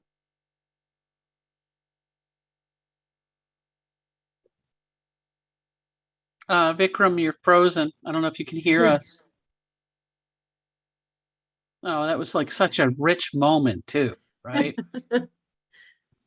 Okay, hopefully he'll call back in, but we'll give him back the floor. We need to proceed though, because we're coming on time. So, oh, he just dropped out. yeah. Okay, so I'm going to go ahead and ask the next question, which is our last question, and then if he comes back, we'll give him the floor. So please share with us your challenges and barriers within your startup and how you overcame them. And Jeff, we'll start with you. We'll just keep that format. Thank you. Wow, Kathy, hey, Vikram's back. All right. Vikram, finish up and then we'll go to the last question. We lost you there. No, I don't know what happened. My Zoom just went away and I had a momentary what is happening? I don't have an answer to that. So I think the point that I was trying to make, and I'll kind of cut myself a little short here so we can move on. But the point that I was just trying to make is the ways in which neurodiverse perspectives provide benefit and advantage to whether it's a startup or a company or a team or whatever else are often kind of too narrowly focused on. And it's really important to consider the other areas outside of sort of the more stereotypical ones where that perspective can come up. And that's one of the reasons that it is such an important inclusion, is you're not really going to know until you see it. And with that, Thank you so much. Perfect. Okay, Jeff. So back to remind everyone, the question is, please share your challenges and barriers with your startup, within your startup, and how you overcame them. Thank you much. Yeah, so we're in the midst of it right now at Heirloom. I mean, our job is we help families to declutter their boxes of old photos and photo albums and everything. And so that all comes to us. Being neurodiverse, I've always had a passion for sorting, and so do a number of our workers with autism who help with that. I think we're doing well on the physical media space, but what we've recently encountered is finding the talent, the coders, the developers, the cloud engineers to develop our the technology. So where does this go? Where do all those memories go? And right now we're approaching a petabyte of data on our cloud. It's being called up all the time because people are watching their old videos over and over. We've heard what's really scary to us is we've heard some customers say, I love it. You took all of my old media and you put it here, and now I want to get everything in one place. And so how do I migrate my Google Photos into Heirloom? And so we thought, oh, that's just a one-off. And now we're hearing more of this. And so to scale that technology, it is a struggle. We're in the midst of it now. We have outsourced some of our development work, but I will credit Dr. Fung and the folks at the Stanford Neurodiversity Project. They are putting us in touch with their neurodiversity job bank. And so just next week, we'll be listing positions for hire as we seek to develop the technology to continue to serve the customers with their memories. They want them on demand. They want them all in one place. We didn't expect it was going to be this big when we started this just a couple of years ago.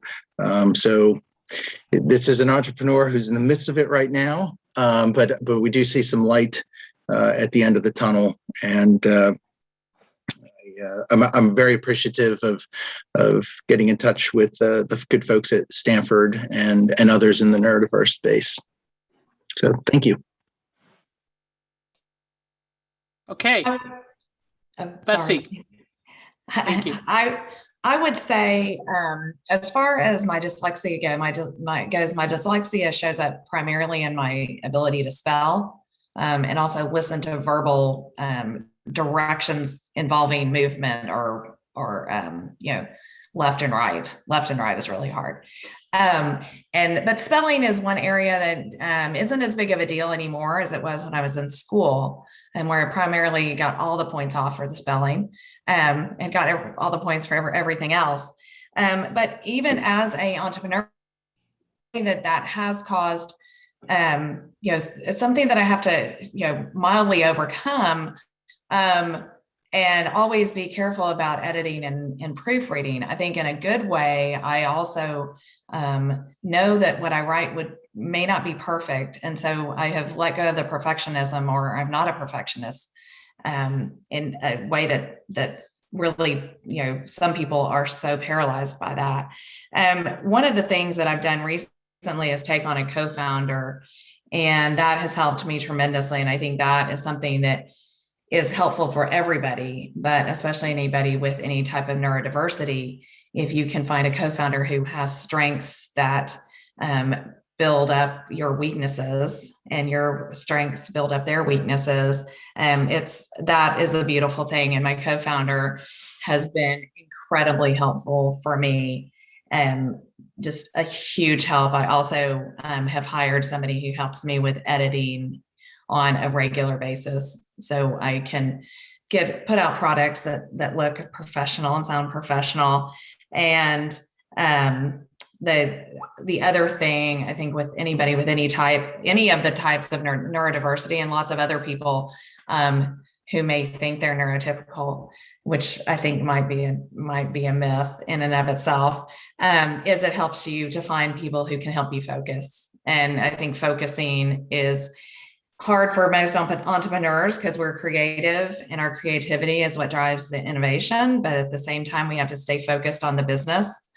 And my co-founder really helps me with that. Thank you. Vikram, last but not least, reminder of the question, please share your challenges and barriers within your startup and how you overcame them. Thank you. Much appreciated. Yeah, so I think one of the big challenges I frequently have run into with both my startup and basically everywhere I've ever worked, essentially, is that I'm fairly good at masking. I generally don't immediately come across as particularly on the spectrum unless you're very familiar with traits, behaviors, etc., or you've gotten to know me for a while and you know my stress responses and things like that. And the reason I bring that up is one of the challenges that I've personally faced in a startup is when you are very good at appearing, let's call it neurotypical, it is very much the case that when you are not that, it is much harder to explain, and it is much more of a disruptor than it might be in other situations. And I'm definitely frozen on.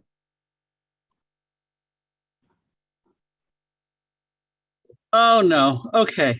Well, I think it's a sign because we now have 4 minutes left, Maureen, for our Q&A. So I'll let you finalize things. And for everybody on the call, we have everyone's email address from this panel, and I'm going to put it in a chat that I think someone can move, and we'll also put that in our booth. So Maureen, the floor is yours.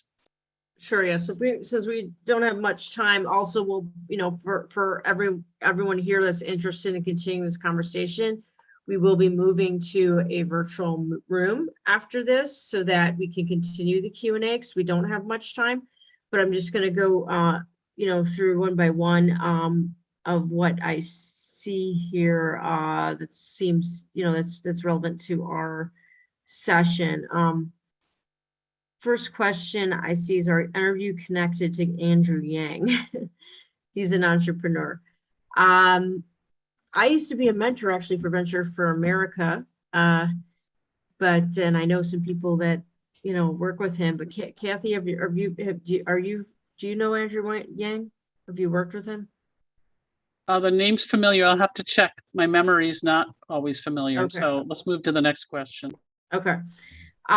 So my company, Expert IEP, is looking to hire part-time remote parents, caregivers of special needs students, and neurodiverse engineers, developers, so we can secure capital scale. How can we make sure our verbiage is inclusive and considering future goals of the neurodiverse movement? I think I have an answer to this one, if that's okay. And I think the very short version of that answer is involve neurodiverse people in writing that verbiage. And, I'm going to parrot this again, but nothing about us with that. It's like, if you want to make sure something is inclusive of any group, include that group in your decision-making process.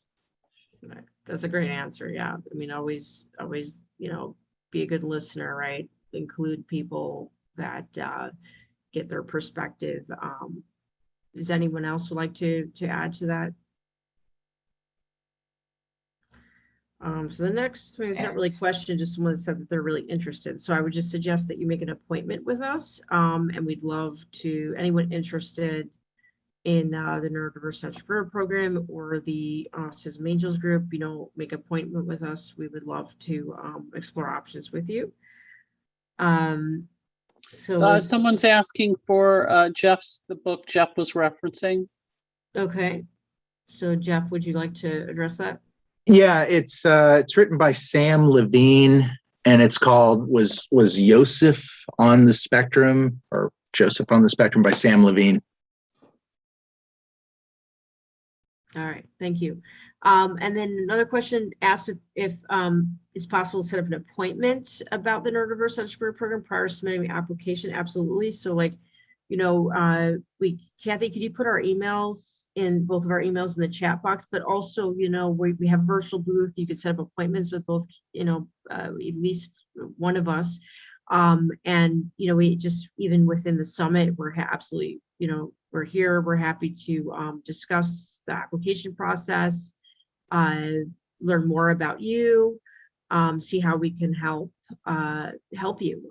So try to, set up an appointment with us. And then also, Kathy, you put in our, yeah, I think Kathy already put our email addresses in there. So you can also contact us by email as well. So we're kind of running out of time. I think maybe we have, maybe one more question, and then we'll move into our virtual room to continue the Q&A and discussion. Can you address the opportunities for noticing individuals in Web3 blockchain, excuse me, crypto? I'm interested specifically in DeFi. I'm excited about the decentralized opportunities in Web3. Well, at least from the Neurodiverse Entrepreneur Program, we're really interested in those topics as well. So, if there's a pitch deck you have, or, really innovative idea, we'd love to hear about it. It might be something we could support and fund. There may be other panelists that would like to elaborate or, give their perspective on that question.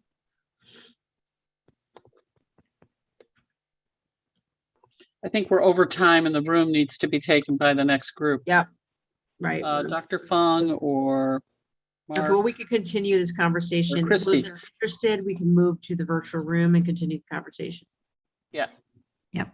And I will give the instructions now for anybody who wants to move to the virtual room to continue this conversation. So we do have another session starting in here. So if you are interested in the next session, feel free to stay here. We'll be starting it in momentarily. If you are interested in continuing this conversation in the Hubelo platform, all you need to do is open Hubelo in your browser, click the rooms icon, and then you're going to search for the Entrepreneurship room. It should be at the top at this point. You just click on it, click enter. We'll be opening it just as soon as we are off of this Zoom meeting. You can click enter and it'll take you in there. It'll be like a smaller Zoom webinar breakout room. So go ahead and screenshot this if you need the instructions.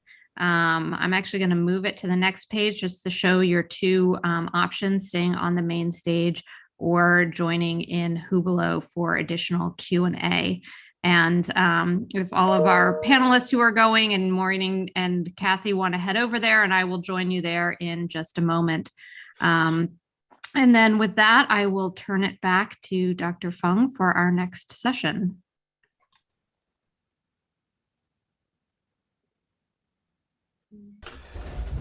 Thank you, Christy. It's my pleasure to introduce my friend Andrew Eddy, who will be moderating the next session, Genius Armory.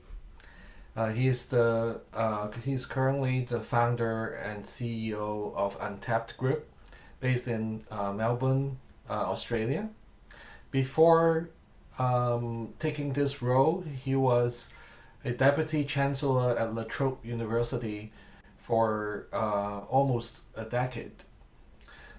He has a lot of experience in various organizations and have increasing his responsibility in his roles in various companies, including the Australian Red Cross Blood Service, Econix, Amcor Limited, Orica Limited. He had degrees from University of Melbourne and Scotch College.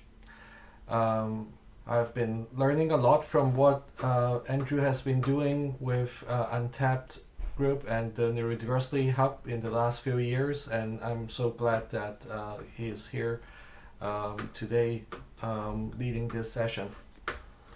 And floor is yours. Andrew, let me get everyone. All right.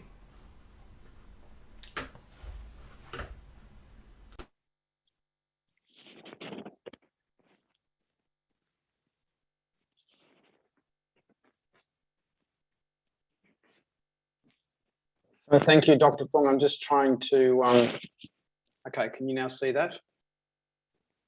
Yes. Yes, I can. Okay. Thank you, Dr. Fung. So welcome everyone to this neurodiversity career panel session on cybersecurity and the Genius Armory project. I'd like to introduce the panelists for this session. So myself, Andrew Eddy, CEO of Untapped Holdings, Professor Paul Waters, a leading academic in cybersecurity in Australia, Adam Easterbrook, who's the COO of Untapped Holdings, Raza Naralsi, who's a cybersecurity professional with Untapped, Tom Finnegan, who's a manager at Stone & Chalk Cyber in Australia, and also Victoria Pike and Ibrahim Hakim, who are both cybersecurity specialist trainees with us. So I'm now going to pass to Paul Waters, who is going to talk to us about the background and genesis for this project. So over to you, Paul. Thanks for that introduction, Andrew, and thanks to Lawrence for organising the session. It's fantastic to be here. So as Andrew said, I'm a cybersecurity academic. I train people to become cybersecurity professionals like Raza, who's one of our panelists. I also work in cybersecurity consulting and research and development, and have done for more than 20 years now. And one of the big issues in cybersecurity globally is there's been an enormous growth in demand for cybersecurity skills. And this has been driven in large part by regulatory changes to technology, working practices, especially during COVID-19. And there's this insatiable demand. I looked on LinkedIn earlier and saw a job advertisement, and it was for a cybersecurity manager, and the salary was around $400,000, which is remarkable. At the same time, for a number of reasons, it is almost impossible to hire cybersecurity talent. Everybody who enjoys their current job is probably staying where they are. The roles are typically highly paid. But I think one of the reasons is that if I look at a cognate field like software development, for example, you want to try and train everybody up to a certain standard to do a largely predictable set of things. And in some ways, this is a classic kind of engineering approach. Let's train civil engineers to build bridges and roads. They do it in a repeatable way, up to a standard, and everybody kind of thinks very similarly. They apply the same standards, and you get very consistent outcomes, which is actually great if you're building roads, because we all want roads to be drivable and compatible. I think in cybersecurity, it's a really good example of a 21st century career where you're almost rewarded for thinking differently. So if you're a penetration tester, for example, and your role is to break into a company's network and to try and uncover the crown jewels, as it were. So, personally identifying data holdings as a classic example, or trying to find an entry path to launch a ransomware attack.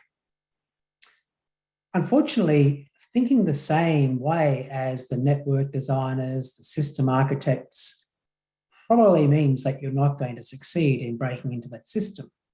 And so, in fact, what you need is people who think differently. And one of the things that really brought this home to me a few years ago was I ran a course at La Trobe University called Inside the Mind of a Hacker. And I would run personality tests for the students in that class. And about 90% of them would have the same personality profile as a typical defender, very dependable, reliable, not thinking outside the box. And about 10% then fit the hacker kind of mentality as validated by various psychometric tests. And so I think what that really indicated to me was that, probably to solve something like the cybersecurity skills crisis, we don't need to simply churn out more people who think the same. We need to be able to find those people with unique talents, and who have that sort of diversity of thinking and approach. And certainly from my own experience in working with people on the autism spectrum, having had a number of people in my family who are on the autism spectrum, it certainly seems like a fairly obvious possibility that in kind of trying to fill these roles that need people who think differently, that we reach out and try and engage those people who might not think the same as everybody else. And, you know, I guess one of the things for me is when I look at something like the DSM-5 diagnostic criteria for autism, and it's very much a deficit model, by the way. I mean, it literally talks about deficits. So, you know, it might talk about something like inflexible adherence to routines or ritualized patterns or highly restricted and fixated interests that are apparently abnormal in intensity or focus. So again, if I think about someone who is a penetration tester where the job is essentially not done until they focus in a deeply intensive way and keep at it until they found a way into the network or the system, then some of these characteristics, I think, that are seen as a negative in the diagnostic criteria would actually be quite a positive. Another example might be, for example, if you're a cryptanalyst and you need to try and recover the key that is being used to lock up a piece of data that's been encrypted, then, you know, again, you need to be able to systematically work through high dimensional search space and basically search every nook and cranny to try and recover that key. So if you don't have that capacity to focus, if you don't have that ability to follow a set routine to the nth degree, then you're probably not going to succeed in that kind of role. And I think that's really, if you look back at the genesis of this project, you know, it really was around trying to find some ways to resolve this cybersecurity skills crisis, but to reach out and try and engage people who may never have thought of cybersecurity as a career. And certainly in my own experience, having worked a lot with people who are on the autism spectrum in cybersecurity, definitely some of those characteristics that are seen as deficits, perhaps in some areas, say social interaction, if things are seen as a little difficult, or perhaps you're a little awkward for broader society, it might be that in something cybersecurity, those traits actually end up being of great value. And so I think that's one of the really key things that I saw as an important task leading into this project. And, you know, having kind of identified this particular niche, how do we then sort of generate the interest and awareness of things like cybersecurity careers for people who might not have that awareness? Handing back to you, Andrew. Thank you, Paul. So that was a great run through. So I'm now going to pass to Tom Finnegan from AusCyber, who's going to talk to us about the opportunity that AusCyber provided for the project. So over to you, Tom. Good afternoon, everyone, or good evening, depending on where you are. Thank you, Andrew. Thank you, Dr. Fong, and everyone else. So I'll just start by talking about the importance of cybersecurity and diversity. And we all know how important it is to have a diverse workforce. It's a topic that AusCyber is particularly focused on in Australia. An inclusive culture, not an exclusive culture, is something that's very, very important. And we've also got a very large workforce shortage in cybersecurity workers in Australia. So the opportunity that was in front of us was, that Andrew presented, was to tap an untapped talent pool. So let me tell you a little bit about AusCyber. So AusCyber was formed in 2017. It's an Australian federal government initiative, and it's a not-for-profit organisation. And basically, the organisation was funded to grow Australia's cybersecurity ecosystem, export Australia's cybersecurity capabilities to the world, establish Australia as a leading centre for cyber education. One of the opportunities that we had through AusCyber was what we call the Projects Fund, which was a fund from the federal government that provided match funding to industry-led projects that met certain criteria. And that is how our journey with Untapped began. The growing demand for cybersecurity products and services is a significant economic opportunity for Australia, and supporting that diversity and cyber resilience will improve our nation's overall global competitiveness as well as its security. And the field of applications for the round of AusCyber's Project Fund was highly competitive, covered a wide range of areas of cybersecurity capacity, and the recipients were selected through a robust process. And the Project Fund really is the Australian federal government's one of its key mechanisms used to identify and support cybersecurity innovation through to commercialisation. And again, that's what we've seen here with Untapped. So they put together a consortium, we matched the funding, and then they were off and running. A really important part to AusCyber and the reason why we wanted to get involved in this project was really to help understand and enhance how people on the autism spectrum think, learn new skills, develop confidence, and are motivated to be considered, as suitable for the workforce. And a lot of that too, if you think about it, is again in the culture of a workplace, and things that Andrew's taught me in the time I've known him are about how a simple thing about people living with neurodiversity in a workplace, simple changes to the environment can mean that they are comfortable in that space and they're delivering for an organization, not just great work, but their involvement really helps deliver great culture as well. It was a technologically delivered solution that was going to be scalable and really impact in this area. And so what has been amazing is to see Genius Armory come about, see it be applied, and now to start hearing Andrew share some of the stories, the volume of people, and all around the world that are getting involved in this. On a personal note, most of my career is spent with a TV camera on my shoulder running around the world. And I have had a passion for working in areas where people are disadvantaged. And in the previous panel, we very much heard that nothing for us without us. And again, it's fantastic to see a journey that really is just listening to the voices of the people and helping us all understand it better, and understanding how we can kind of shift the little norms in our lives that really don't make much difference to us. But when we accommodate and become an inclusive workplace culture and an inclusive society, how much better that is for all of us. So AusCyber overall is very, very proud to be involved. The federal government in Australia is very proud. The outcomes are absolutely incredible. I've been very privileged to know all the people here and the work they're doing. So I think back to you, Andrew. Thank you, Tom. That's great. Thank you so much.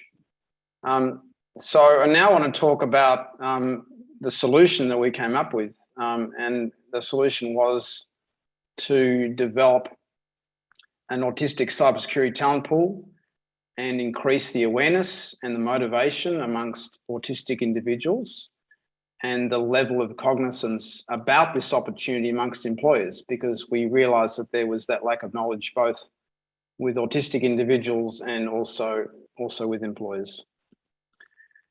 So we've created the Genius Armory platform, and there were really 4 key elements to delivering the talent pool, and they are as follows. One was to attract individuals that may not have previously considered cybersecurity as an area that they could work in.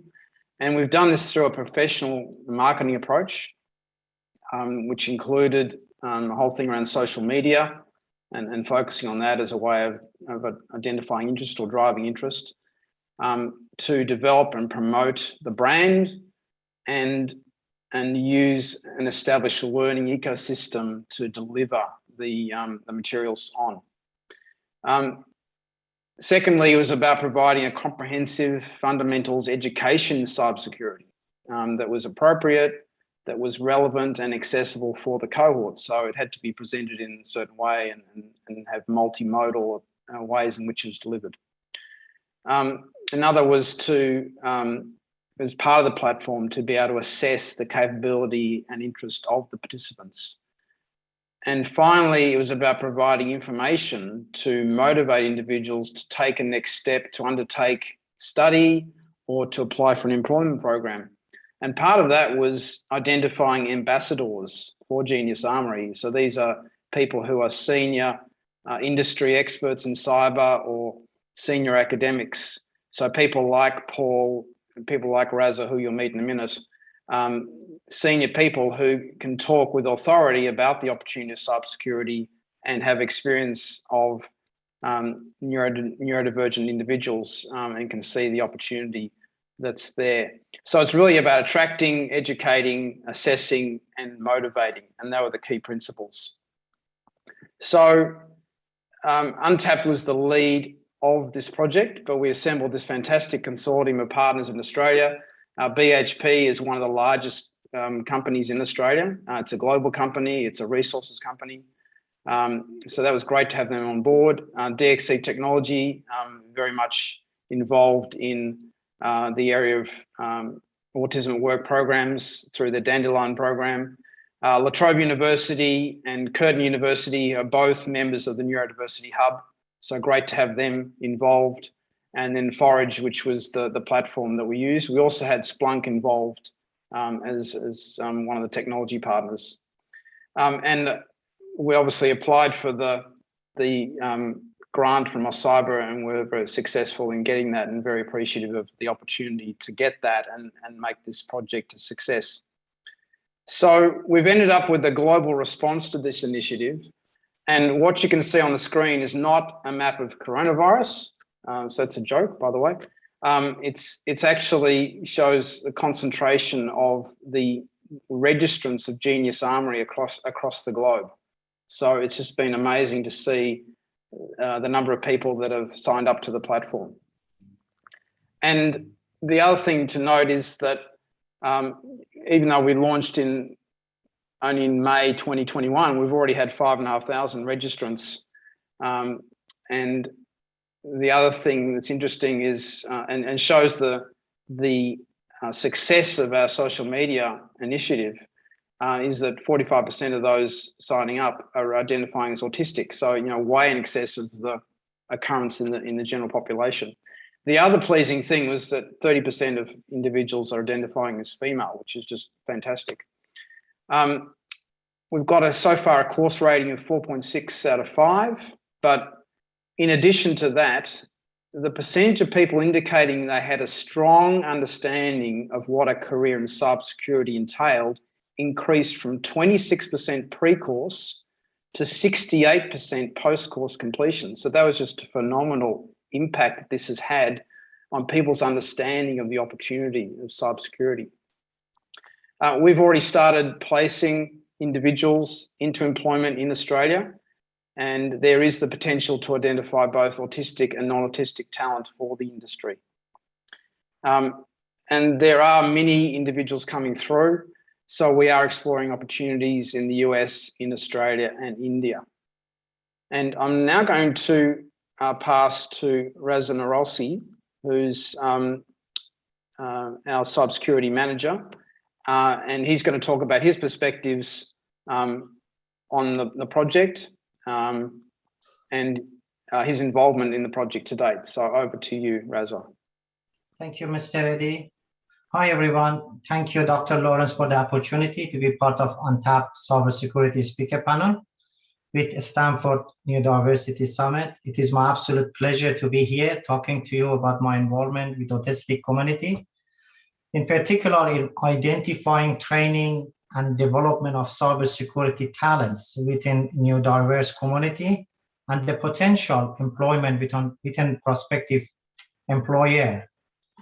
Before I start, I would like to introduce myself and give you a little bit of background about my experience within cybersecurity domain. My name is Raza Narolsi. As Mr. Eddy mentioned, I'm the cybersecurity tech lead at Untapped Holding. I have over 15 years of work experience working in information technology field with particular interest in cybersecurity, network security, and system administrations. My background is in computer science. I have a bachelor degree in computer science, a master in cybersecurity. Thanks to Professor Paul, I was one of his students at La Trobe University, and I have learned a lot of useful tools, techniques from him during my time at La Trobe. Currently, I'm pursuing my PhD with respect to electronic health record. I'm looking about around the vulnerability and security issue around EHR with respect to my Australian health record. On top of my qualifications, I have a set of cybersecurity industry standard certification, such as Certified Information Security Manager, Certified Data Security Engineer, and Advanced Security Practitioner by CompTIA, along with a few other cloud certifications. With respect to my current role as a tech lead with ONTAP and as a cybersecurity trainer, I'm a Microsoft certified trainer by profession and also an academic tutor at La Trobe University. Additionally, I'm an accredited Australian Computer Society cyber professional. As I mentioned before, currently, as part of my role with ONTAP and Neurodivergent Talent Sourcing Program, I'm leading a team of gifted neurodivergent employees at BHP Australia. As mentioned by Mr. Eddy, BHP is one of the largest employer here in Australia. I've also was involved in the development of Genius Armory platform with ONTAP and Professor Paul since it's a startup in, I believe it was in early 2020. Now, please allow me to talk about my involvement and employment with ONTAP and the previous lead positions which I hold with a financial institution previously, which was last year. As part of my role, I help some of the neurodivergent employees and candidates to find permanent full-time position within the financial organization. This is a big thanks to Cyber, Australian government, and ONTAP for the great initiatives. As I mentioned, I joined ONTAP in early 2020 and began my work as a cybersecurity tech lead with one of the top 5 financial institutions in Australia. As part of ONTAP DXC program, with the help of Dandenong program, government, and also cyber, just one particular example, which I was part of a team lead with that particular cybersecurity team. A group of 6 autistic individuals were sourced through ONTAP, and they got selected and placed within the enterprise security team at the bank.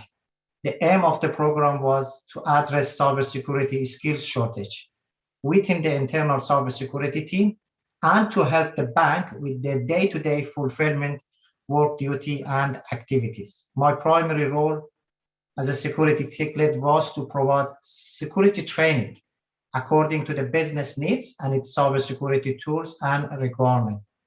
Our team and myself, with the help of ONTAP, we ensured that fulfillment neurodiversity team within the bank is effectively managed and contributed to the requirement of the program within the bank.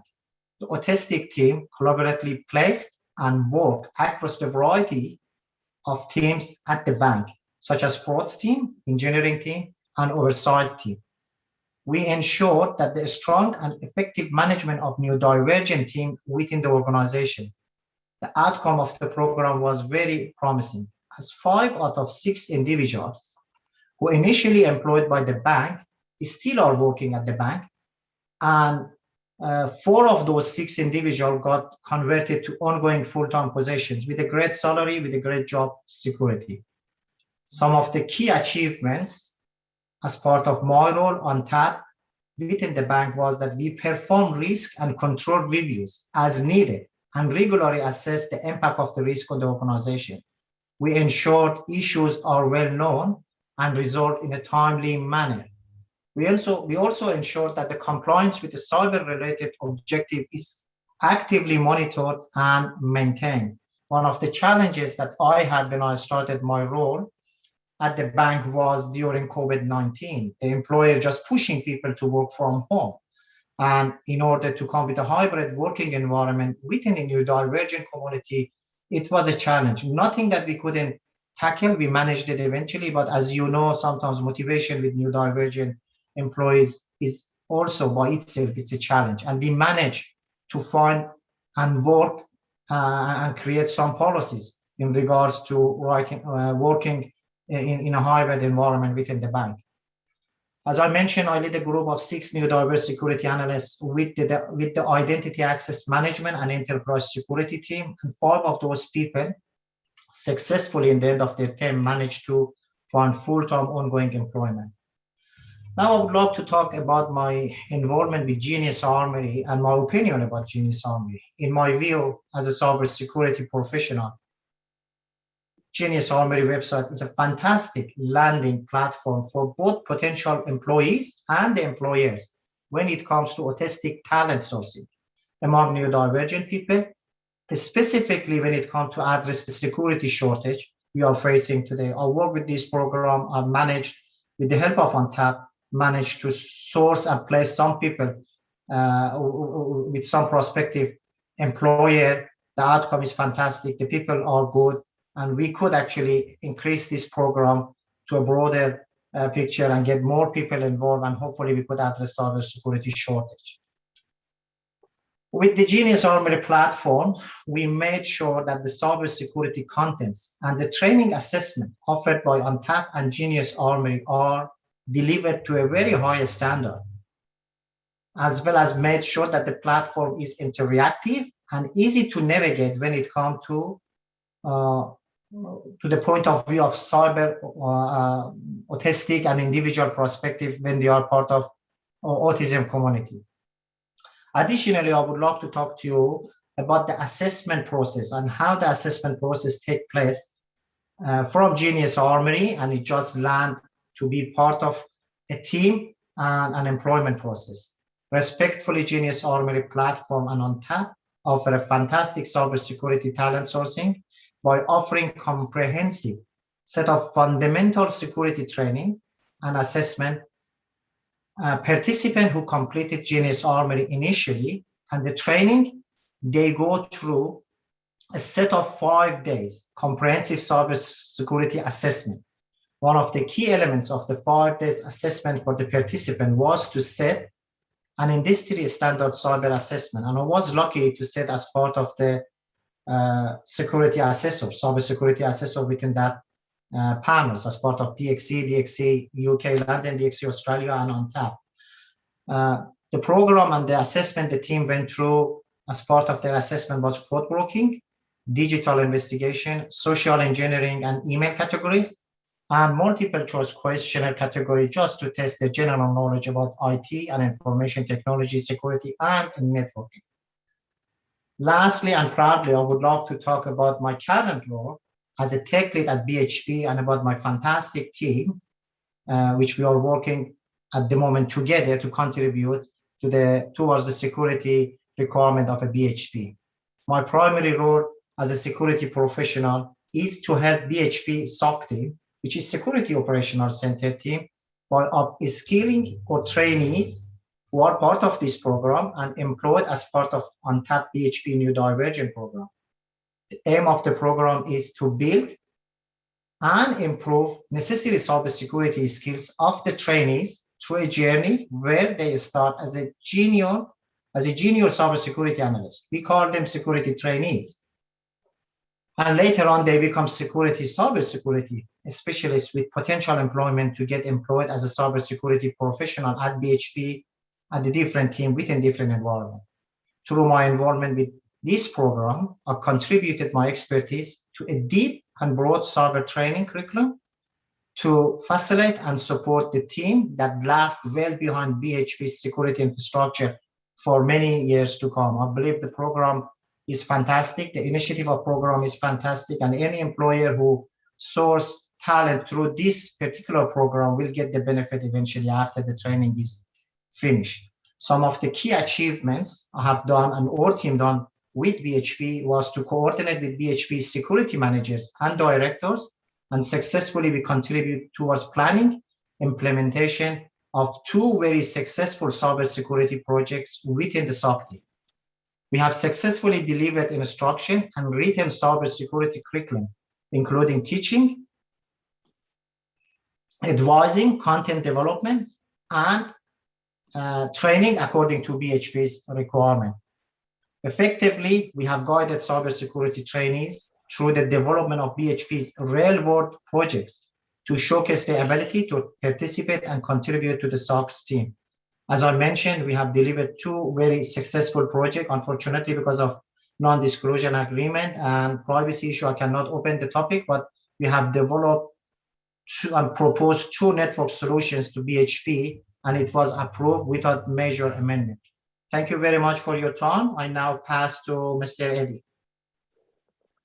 Thank you, Raza. It's very, very good. I'm now going to pass to Victoria Pike, who is one of our cyber specialist trainees, and she was going to speak about her experience of Genius Armory. Thank you, Victoria. Thanks, Andrew. Yeah, hi everyone. I'm Victoria. I'm based in Melbourne, Australia, and I'm super excited to be here. The conference has been amazing so far.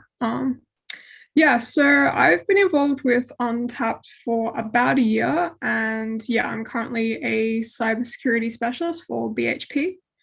And I did the Genius Armory course at the start of 2021, and yeah, 6 months later, I've got employment within the industry from having no knowledge about cybersecurity at all. So yeah, the Genius Armory program has been amazing for me.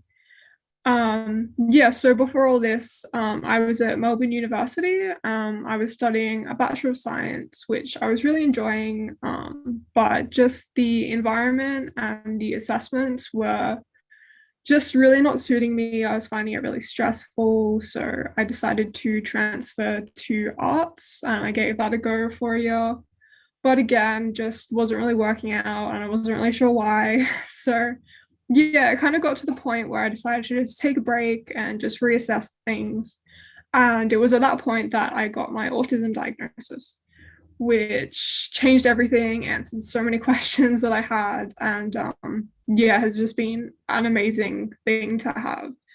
So yeah, once I had that diagnosis, I was able to actually look for targeted help, and that's how I came across the Untapped group. And yeah, I did an initial assessment with them, and they were really happy, and they encouraged me to go on and then do the Genius Armory course. So I did the course in March this year, and that was an amazing experience. It was totally different from uni. It's a completely online course. It's self-paced. There's no time pressures or assessment pressures. And really broken up into small segments. So, you know, like you might read a short, you know, paragraph, watch a video, and then at the end, there'll be a task for you to work on. And yeah, you just submit that, and someone at Genius Armory will review it, give you some feedback. So yeah, just a really low pressure experience that really catered to my neurodiversity. Yeah, so yeah, prior to that, never even considered a career in cybersecurity. Didn't know anything about it. But yeah, through this course, I was able to find out that it's actually a, you know, huge area of growth, so many opportunities, and yeah, see that I was actually good at it, and that could be a really amazing pathway for me. So yeah, I did the final assessment at Genius Armory, and I got a certificate of completion, which I added to my resume. And yeah, a few months after that, I was hired by one of the biggest companies in Australia, BHP, to yeah, help with a new network. Yeah, it's been an amazing experience going from what was kind of a bit of a dead end in my life to getting my diagnosis, and now through this program to actually, you know, having a really, you know, like exciting opportunity to have a career in cybersecurity. Yeah, so I've been able to also further my education. So I'm studying now at TAFE, which is a practical setting in cybersecurity alongside my current work. And yeah, I've got Raza as my tech lead as part of my work. So he's amazing. He supports us. Because obviously cybersecurity is still very new. He's able to help with the tech side of things and just continuing our education all the time. And yeah, Karen is an autism coach who is there provided by ONTAP to support us with our employment. So if we have any issues, we can just go to her, and she helps kind of just smooth things over between like us and like any issues we might be having as neurodiverse individuals. She can help us kind of navigate that. So yeah, yeah, working remotely and everything hasn't been an issue at all. You know, having Raza and Karen, you know, yeah, it's been an amazing 6 months. So yeah, if you think you might be interested in cybersecurity or even just want to give it a shot, like I highly recommend Genius Armory, because I went from, you know, knowing nothing about it to, yeah, having an amazing job in the field. And yeah, don't regret it at all. So yeah, thank you so much. Yeah, back to you, Andrew.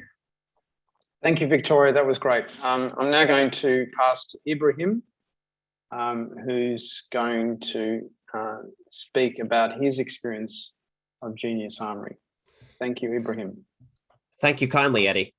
Hey everyone, my name is Ibrahim Hakim. Thank you so much for giving me the opportunity to share my experience as part of this summit.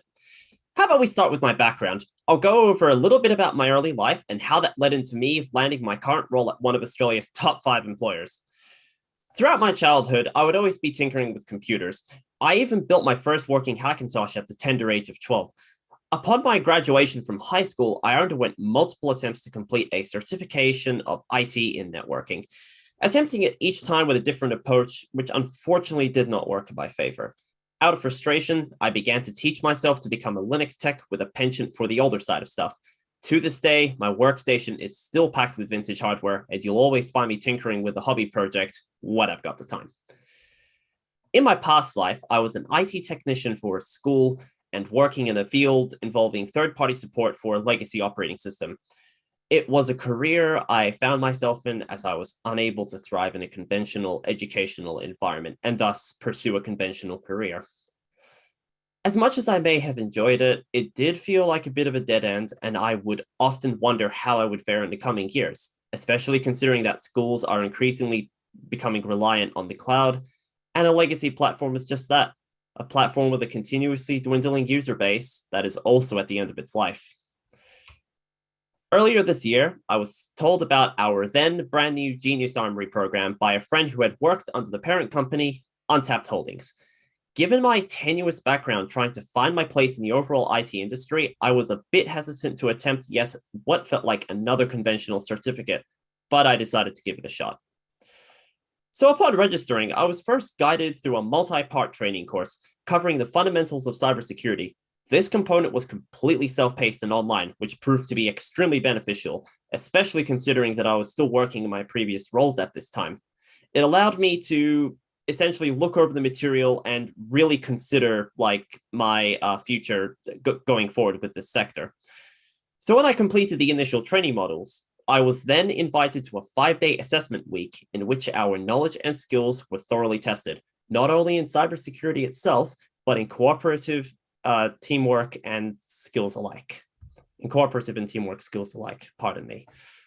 Upon the completion of this course, I received a detailed document, certificate if you will, outlining my strengths, skills, and points of potential improvements. It was incredibly detailed and helped me gain a great insight into my own abilities. Let me just say, despite having a background and passion in IT spanning back to my earliest years, I had never once before considered a career in cybersecurity. Seeing that I had a latent talent was incredibly helpful in getting me on board with the idea. Programs like Genius Armory are quite instrumental in uncovering the hidden talents behind the special interests of many a neurodiverse individual. It's certainly there, it just needs a little coaxing sometimes. After a matter of a few months, I landed a position at BHP, one of Australia's largest companies, to assist in the construction of a new network. With the help of my tech lead, Raza, my autism coach, Karen, and the further support of my fellow hardworking team, I have found myself ever more able and confident to pursue a viable career in this field whilst making a real impact, something I never thought I would have been able to achieve.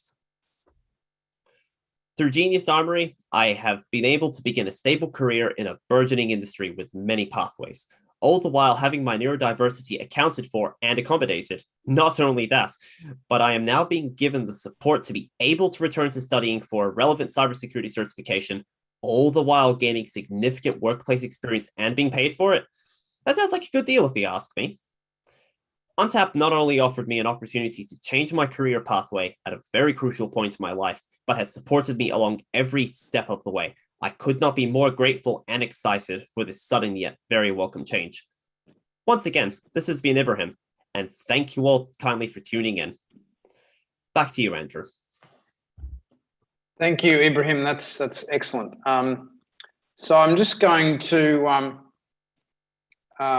sort of make some final comments, but I want to thank Raza and Victoria and Ibrahim for their great experiences of the project, and also Paul Waters for his introduction. That was great. Given what we're seeing with this project, I mean, we've been a bit bowled over by the interest that's come, the level of interest all around the world. We just had not expected this. We're now seeing how we can take this forward, and we're keen to get some introductions to corporates, to government talent programs, to see how we can assist them, with identifying these talented individuals, and we want to see how we can match them with potential opportunities. And that could be for both autistic individuals and non-autistic talent as well, because as we said before, just under half of the individuals registering on Genius Armory are identifying as autistic, but the others obviously aren't.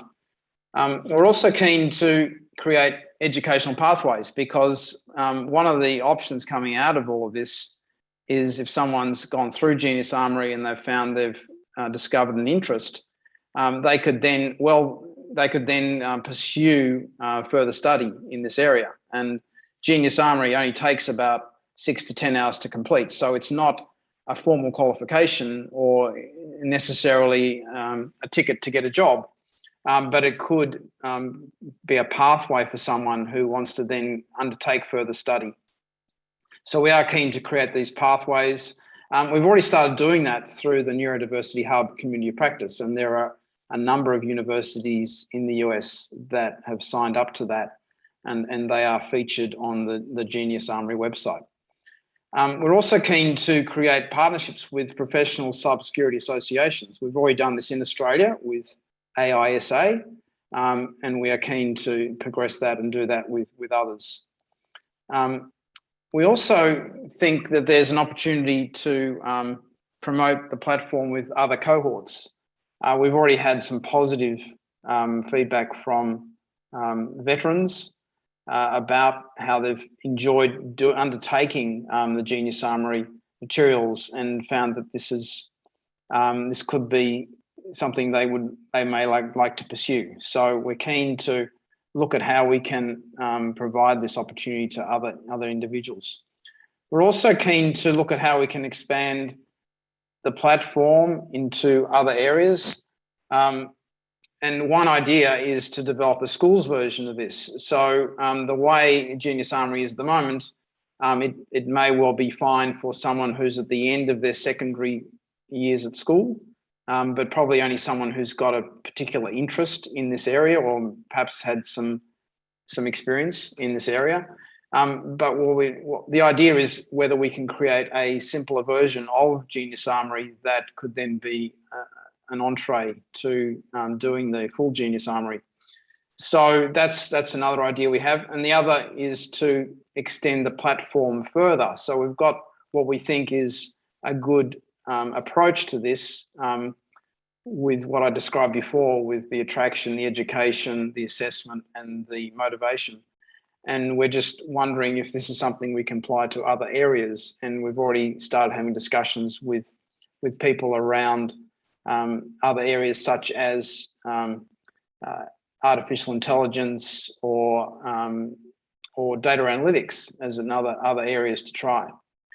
So that's what we wanted to cover in this session. We're happy to take some Q&A, but also just want to, before we do that, just see if Adam Easterbrook would like to make any comments just about his involvement with the project. So Adam, if you'd like to say some words. Yeah, okay. Thanks, Andrew. Thanks, everybody. All I wanted to really do, we have found Genius Armory to be incredibly successful platform for us, and also for people who want to understand more about themselves and their potential, particularly obviously in the cybersecurity area. When we talk to our customers, we are always appealing to them to consider how they build their workforce of the future. In particular, the cybersecurity pool of individuals is an ever shrinking pool of resources, and it is critically important for them to understand how to access untapped resources. The chicken and egg situation to this is that a lot of people who are in that, essentially that untapped pool of talent, and obviously the autistic people that we've been working with, is they don't understand. And so what they don't understand is that cybersecurity is a good long-term potential prospect for a lot of people that are autistic. It has a range of different ways of thinking that can be beneficial to them and the organizations that they work for. So, it's a win-win situation for the organization and for autistic people that we work with. And Genius Armory is the best way to get people to be able to advocate for themselves. In our programs, our employment programs, one of the hardest parts that we actually find is to get people to advocate for themselves in order to make an application to join and become part of the workforce. And it's not because of inability, it's often because they don't understand. And that's what the type of role is, and that's specifically true of cybersecurity. Cybersecurity often has a little bit of a poor image, the kind of hoodie sitting in a darkened room, and what we wanted to be able to try and do was to dispel those sorts of myths and make it clear to people that this is a good long-term prospect for employment and good employment. Paul Waters talked earlier about the potential for, well-paid salaries. There is a huge shortage globally of cybersecurity people. So, one of the constant pieces of feedback we get through this platform is that, now that I understand more about what cybersecurity is about, I've pivoted my learning from general computer science into cybersecurity, or I've pivoted from arts into cybersecurity. They're much more interested and excited by this than what I originally started doing. So it is a very good tool for getting people to understand and see that there's something more interesting that they want to do. So bringing all those things together, getting people to understand that they want to do it, getting organizations to understand that they need to invest in their future workforce through the provision of training and apprenticeships, traineeships, internships, whatever methods that they use, by using people that have the aptitude and motivation towards these, and training them with the skills, they will create a good long-term workforce that is highly productive and is a real benefit to them. So those are the things that I really wanted to say. They are important to industry. They're important to people who want employment, and they're important to the neurodiverse community at large. Thanks, Andrew. Thank you, Adam. So we've had a couple of questions as we've gone. We've handled those as we go through. So I'm really open it up to whether there are any other questions anyone would have, and we're happy to answer those. Anyone on the panel. So if the panel members would turn their cameras on, we can be available for questions to any one of the panelists. There is also an opportunity, I think, to continue on after the end of this session if anyone else wants to speak with any of the members of the panel. Otherwise, I'll hand back to Christy or Lawrence to take us back.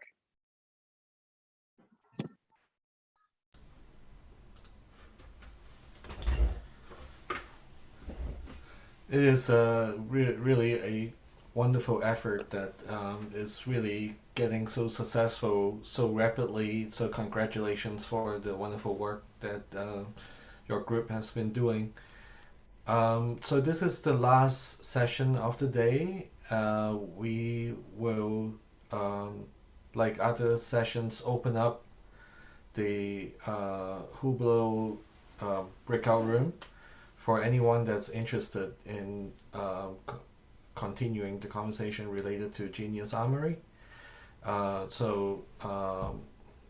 don't, let me see, maybe I'll show the slides. If you can let me show the slides, then I'll show right here.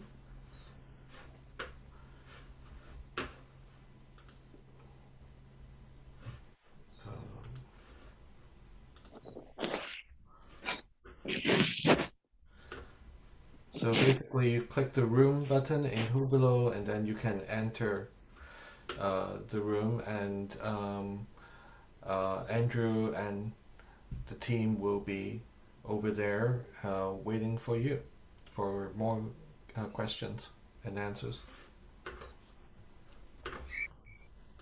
So with this, I'd like to thank everyone. It's been really wonderful. We're approaching 5,000 people in registration. Is really great. At the max, we have close to 800 people looking at the main stage together. So that it seems like we have a really vibrant discussion today, and looking forward to our continued conversation tomorrow at 8:30 Pacific time in the morning. And with that, I'm going to close over here, and then we'll open Hublot. Thank you. Thank you all. Thanks, everyone. Thank you. Thank you kindly, sir.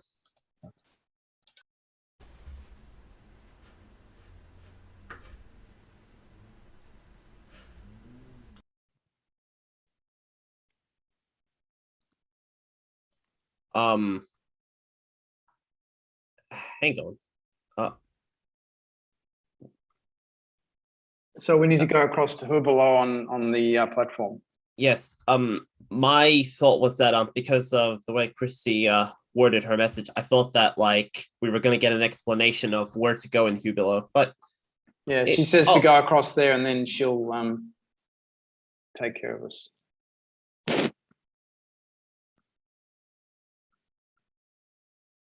Have you got